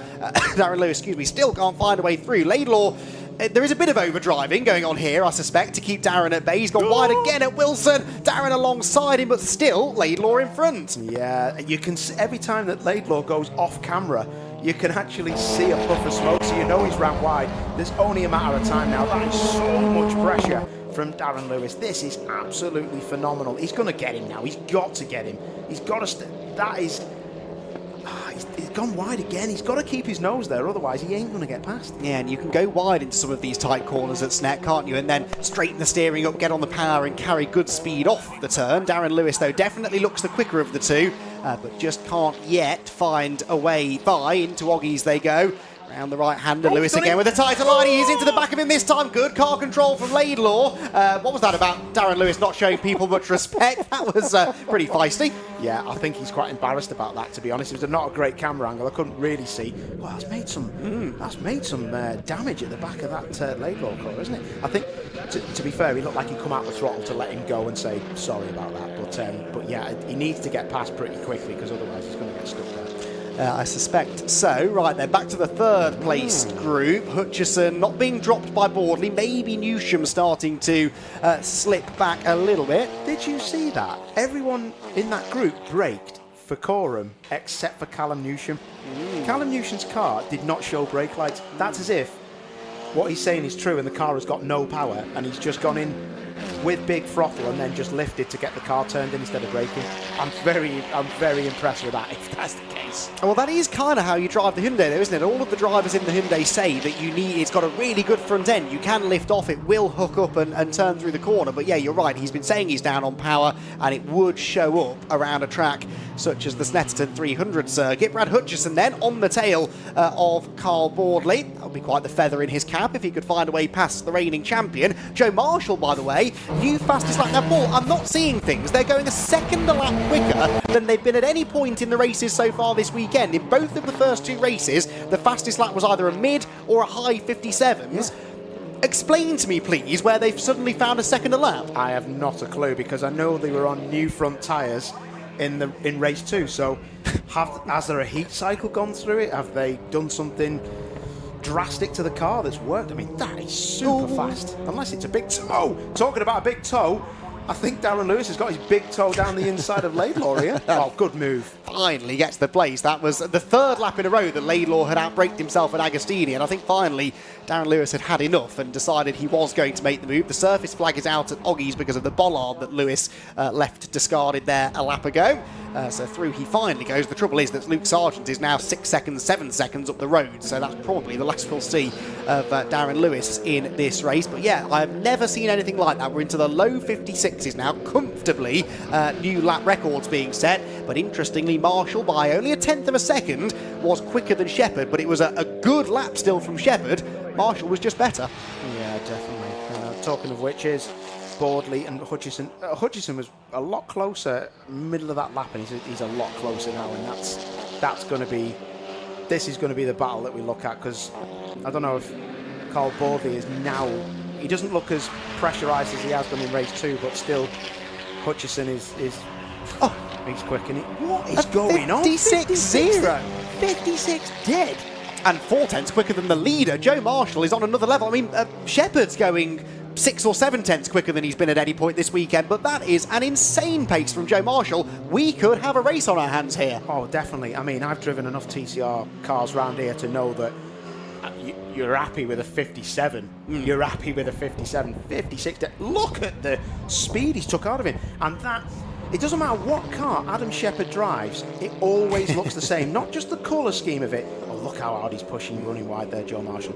But on entry of slow corners, he has the nose of the car in the floor, rears up, and there's no grip at the back, and it goes in like a Scandi flick. It's like WRC. It's crazy. The driving style of that lad is pretty special. I've done quite a lot of sim racing with Adam over the years, particularly through the COVID years, and I made the mistake of asking for his setup once, and that's exactly how he sets the car up on the sim. It's undrivable for a mere mortal like me. He loves a car that is very, very sideways under braking, and again, it works with the Cupra just as well, if not better, than it did with the Hyundai in previous years. But Joe Marshall, as impressive as Adam Shepherd is going even more quickly, and that gap surely is under a second now. So is this one. Boardley and Hutchison looking pretty evenly matched at the moment. Hutchison may be the quicker of the two, but where, if anywhere, can he make a move? Yeah, that's the question, isn't it? It's into the slower corners where you can get the move done, but if you're brave, you can hang it round the outside.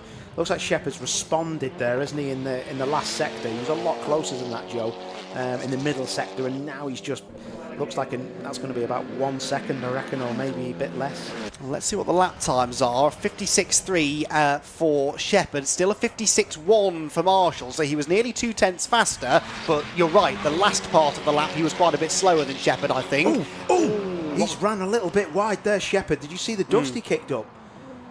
Well, look how much he's closed on it. That's how good the Audi is in the first corner, look at this now. The first corner is very quick, double apex, and carrying speed through there is the Audi's trait. This is game on here, mate. Absolutely. I mean, the balance just seems to have gone away on Shepherd's car all of a sudden. Understeer through the first corner. Again, the car looks a bit lazy through Wilson, and that's music to the ears of Joe Marshall, who is almost within striking range now. Looks up the inside into Agostini. Shepherd turns across his nose, misses the apex, had to carry more speed into the corner than he wanted, but look at the traction of the Audi on corner exit. Marshall looks to the inside into Hamilton. That's a difficult place to make a move, and Shepherd is having none of it.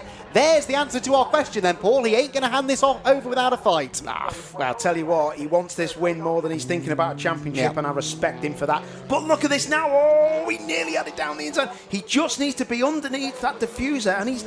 Joe, you've gone in too quick, mate. Come on, lad, you're better than that. And he quite clearly has the better car at the moment, doesn't he? He's got much more grip, much more front end. It's only a matter of time, I fear, here before the move is made. He's quick down the straight as well, looks to the inside into Brundle. This is where it all went wrong for him in the reverse grid race a year ago. This time, though, keeps it clean. He is one good overtake away, Joe Marshall, from his first ever TCR UK win, but where does he make the move? Right, Marshall needs to be look at the rear of that car. He needs to be as close as he can. He doesn't, look at that, he brakes in the middle of the corner. He needs a good exit, as good as he can through this last corner, because Shepherd is fantastic in this last sector.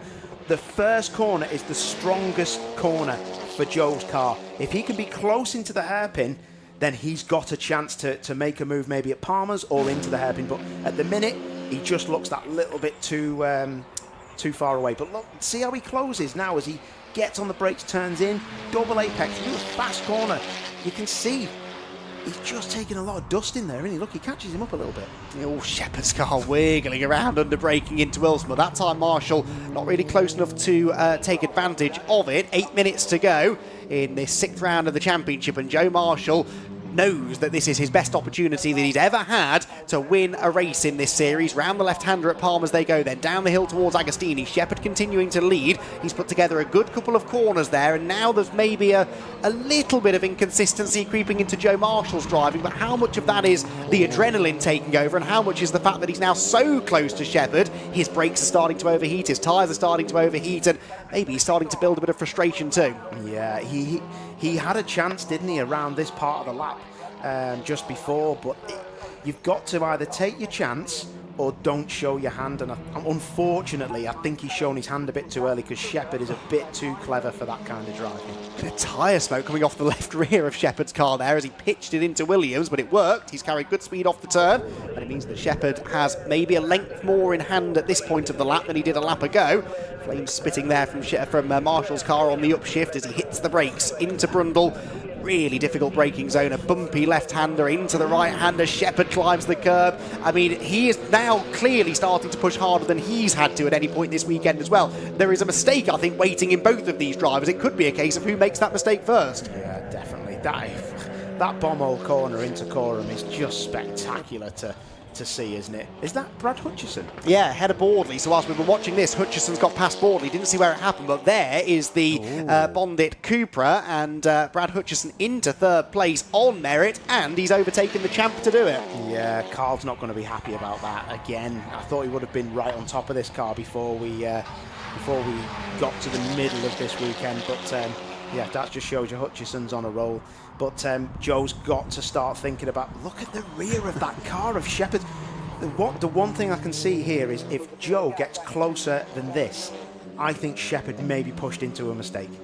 Yeah, because Shepherd is not able to brake seemingly quite as late as Joe Marshall, but even then, his car looks more on edge than Marshall's. Marshall's looks more stable in the braking zone. That just gives the driver the confidence sometimes to throw it up the inside. He's maybe a touch too far back here, shows his nose, tries to distract Shepherd, force the mistake maybe out of the race leader, but Shepherd spent enough time in front of these races now that he doesn't make many mistakes. Taps the brake, they both do there, going out of Agostini to make sure they've got the pedal underneath them into Hamilton and Oggies. They're both struggling, they're both having to think about a million things at once.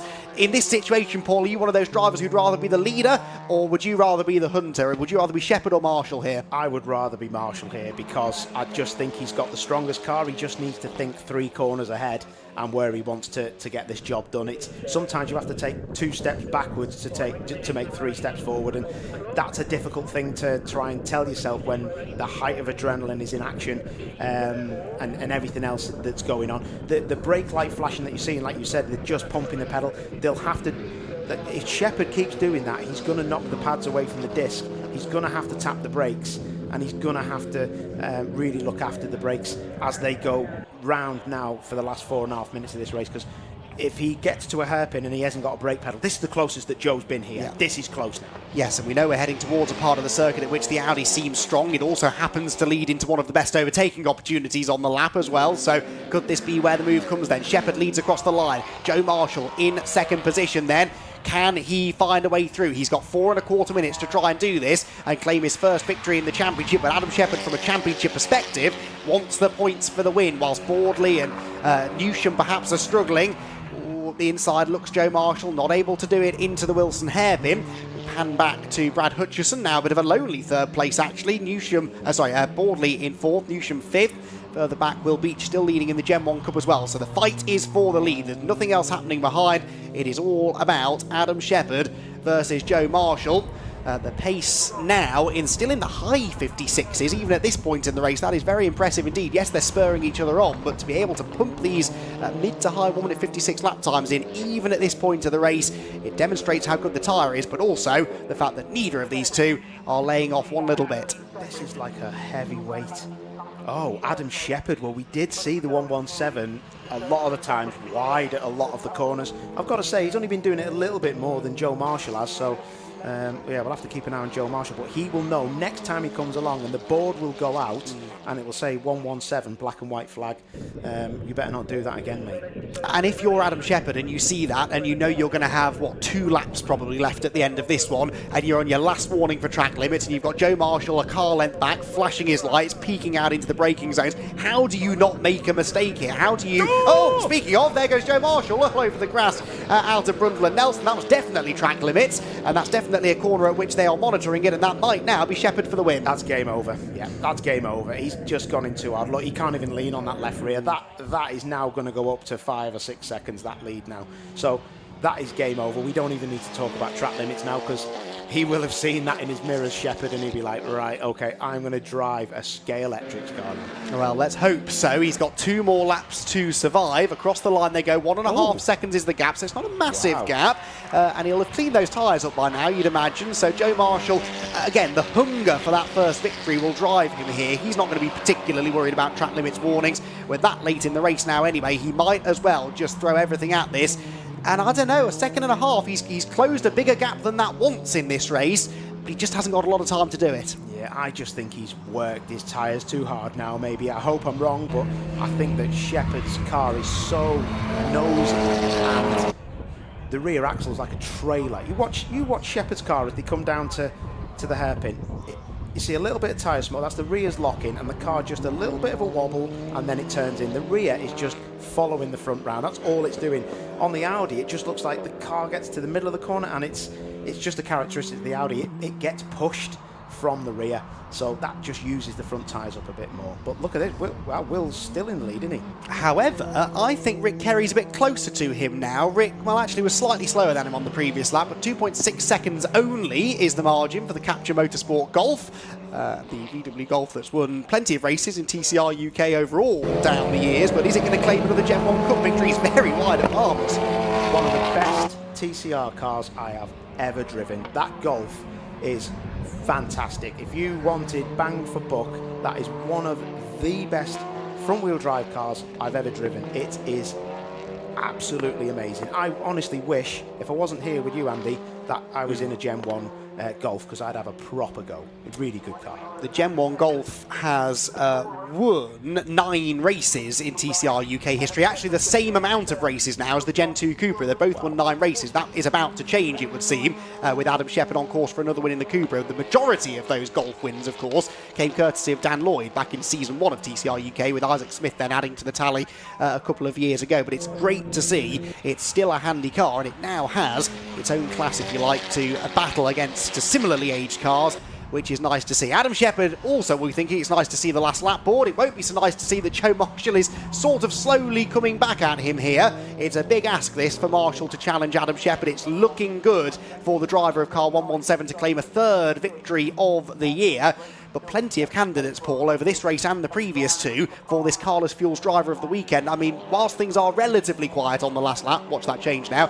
What are your thoughts on that? Who do you think deserves it? Oh, I'm going towards Brad Hutchison, because of the race win and because of the manner of the race win, and obviously just the overall pace he's shown all weekend. And yeah, I can't, if I'm honest, I can't really look at anybody else. I agree. First win in the championship and 3 podiums he's on course for. He's never done that before. 3 podiums across the weekend. And actually, I think he and Adam Shepherd are both going to achieve the same thing. 3 podiums, of course, Shepherd with 2 wins. But yeah, I think Brad, that's a great place for that award to go. He absolutely deserves it. And yeah, he is going to be winning more races, I suspect, before the end of the season. Joe Marshall, I mean, if that's not a sign of desperation, I don't know what is. But I can't really blame him throwing that last little bit of headlight flashing at Adam Shepherd.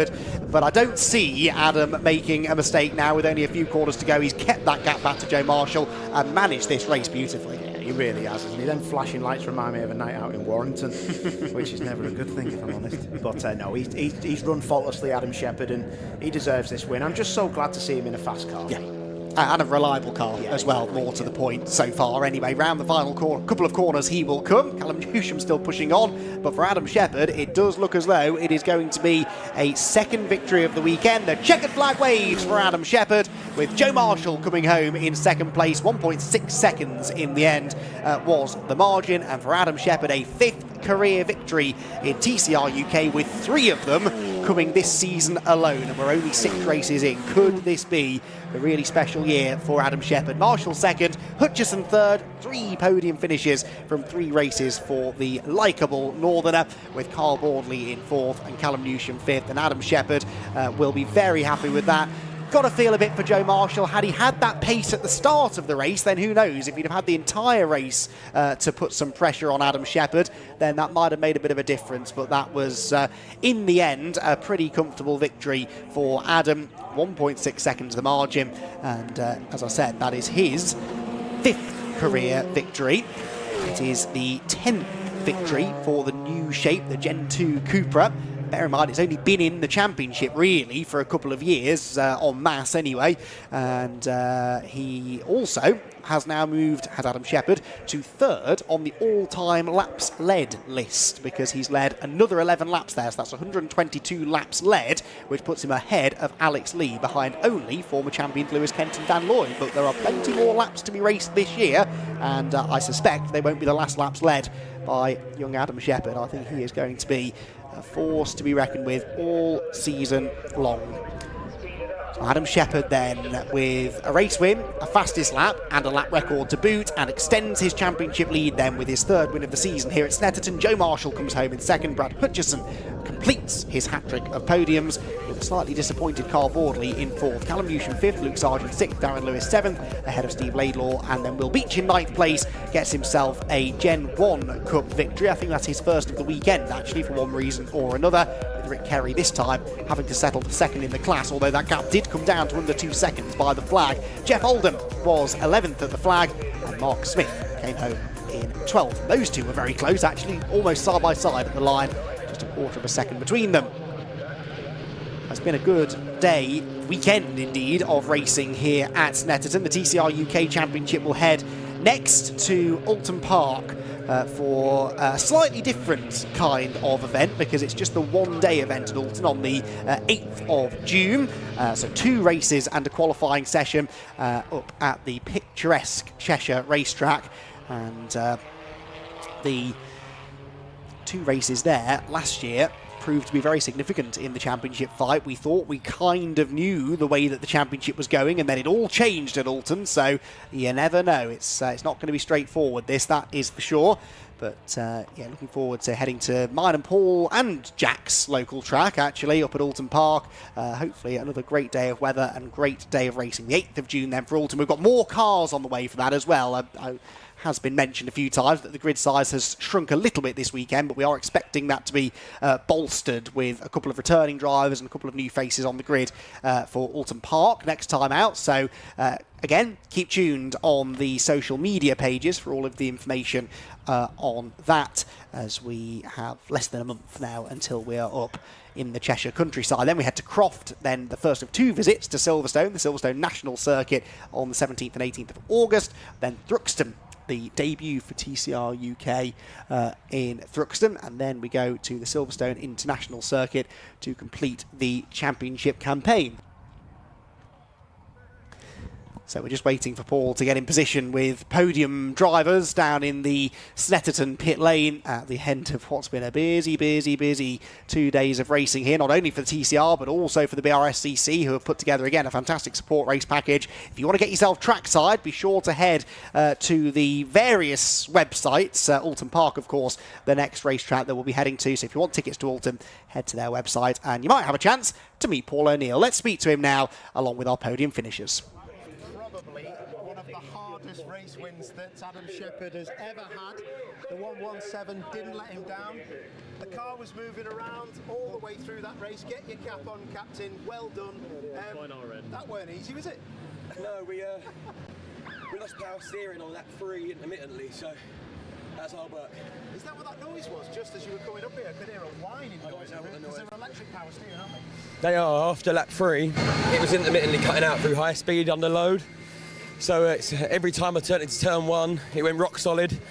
So I'm hard in the steering, and then it comes back, so it tries to throw you sideways. So that was hard work, but no, I enjoyed that. Wow, I wondered if you were using a different line sometimes, because you've been watching too much Carl Bodley. The first corner, Richie's, you were just on the dust on the exit all the time. I was like, mate, you don't need to be doing that, but you're out of breath. Yeah. You're out of breath. How hard is it to explain to people what that would be like in a road car? But what's it like? Is it when you switch the engine off, isn't it? Yeah, if you ever sit there in a road car with the engine off, trying to steer, you know how heavy that is. Probably times that by about 3 is how heavy the steering is. So the laps when you see me go deep is when it cuts out. So I lose steering and I put my body weight into it, and then when it comes back, it twitches. So it's it was doing it turn 1, under the bridge through the left-hander, so I'm losing power steering as I'm turning right, and then all through Coram it's on and off. So I was just wishing that to end. How have you won that race? I don't know. The pace, we changed the car. Race 2, the car wasn't that great, and spoke with the team, and yeah, the car then was miles better. If it wasn't for the power steering, I think there's a bit more time in it again. But yeah,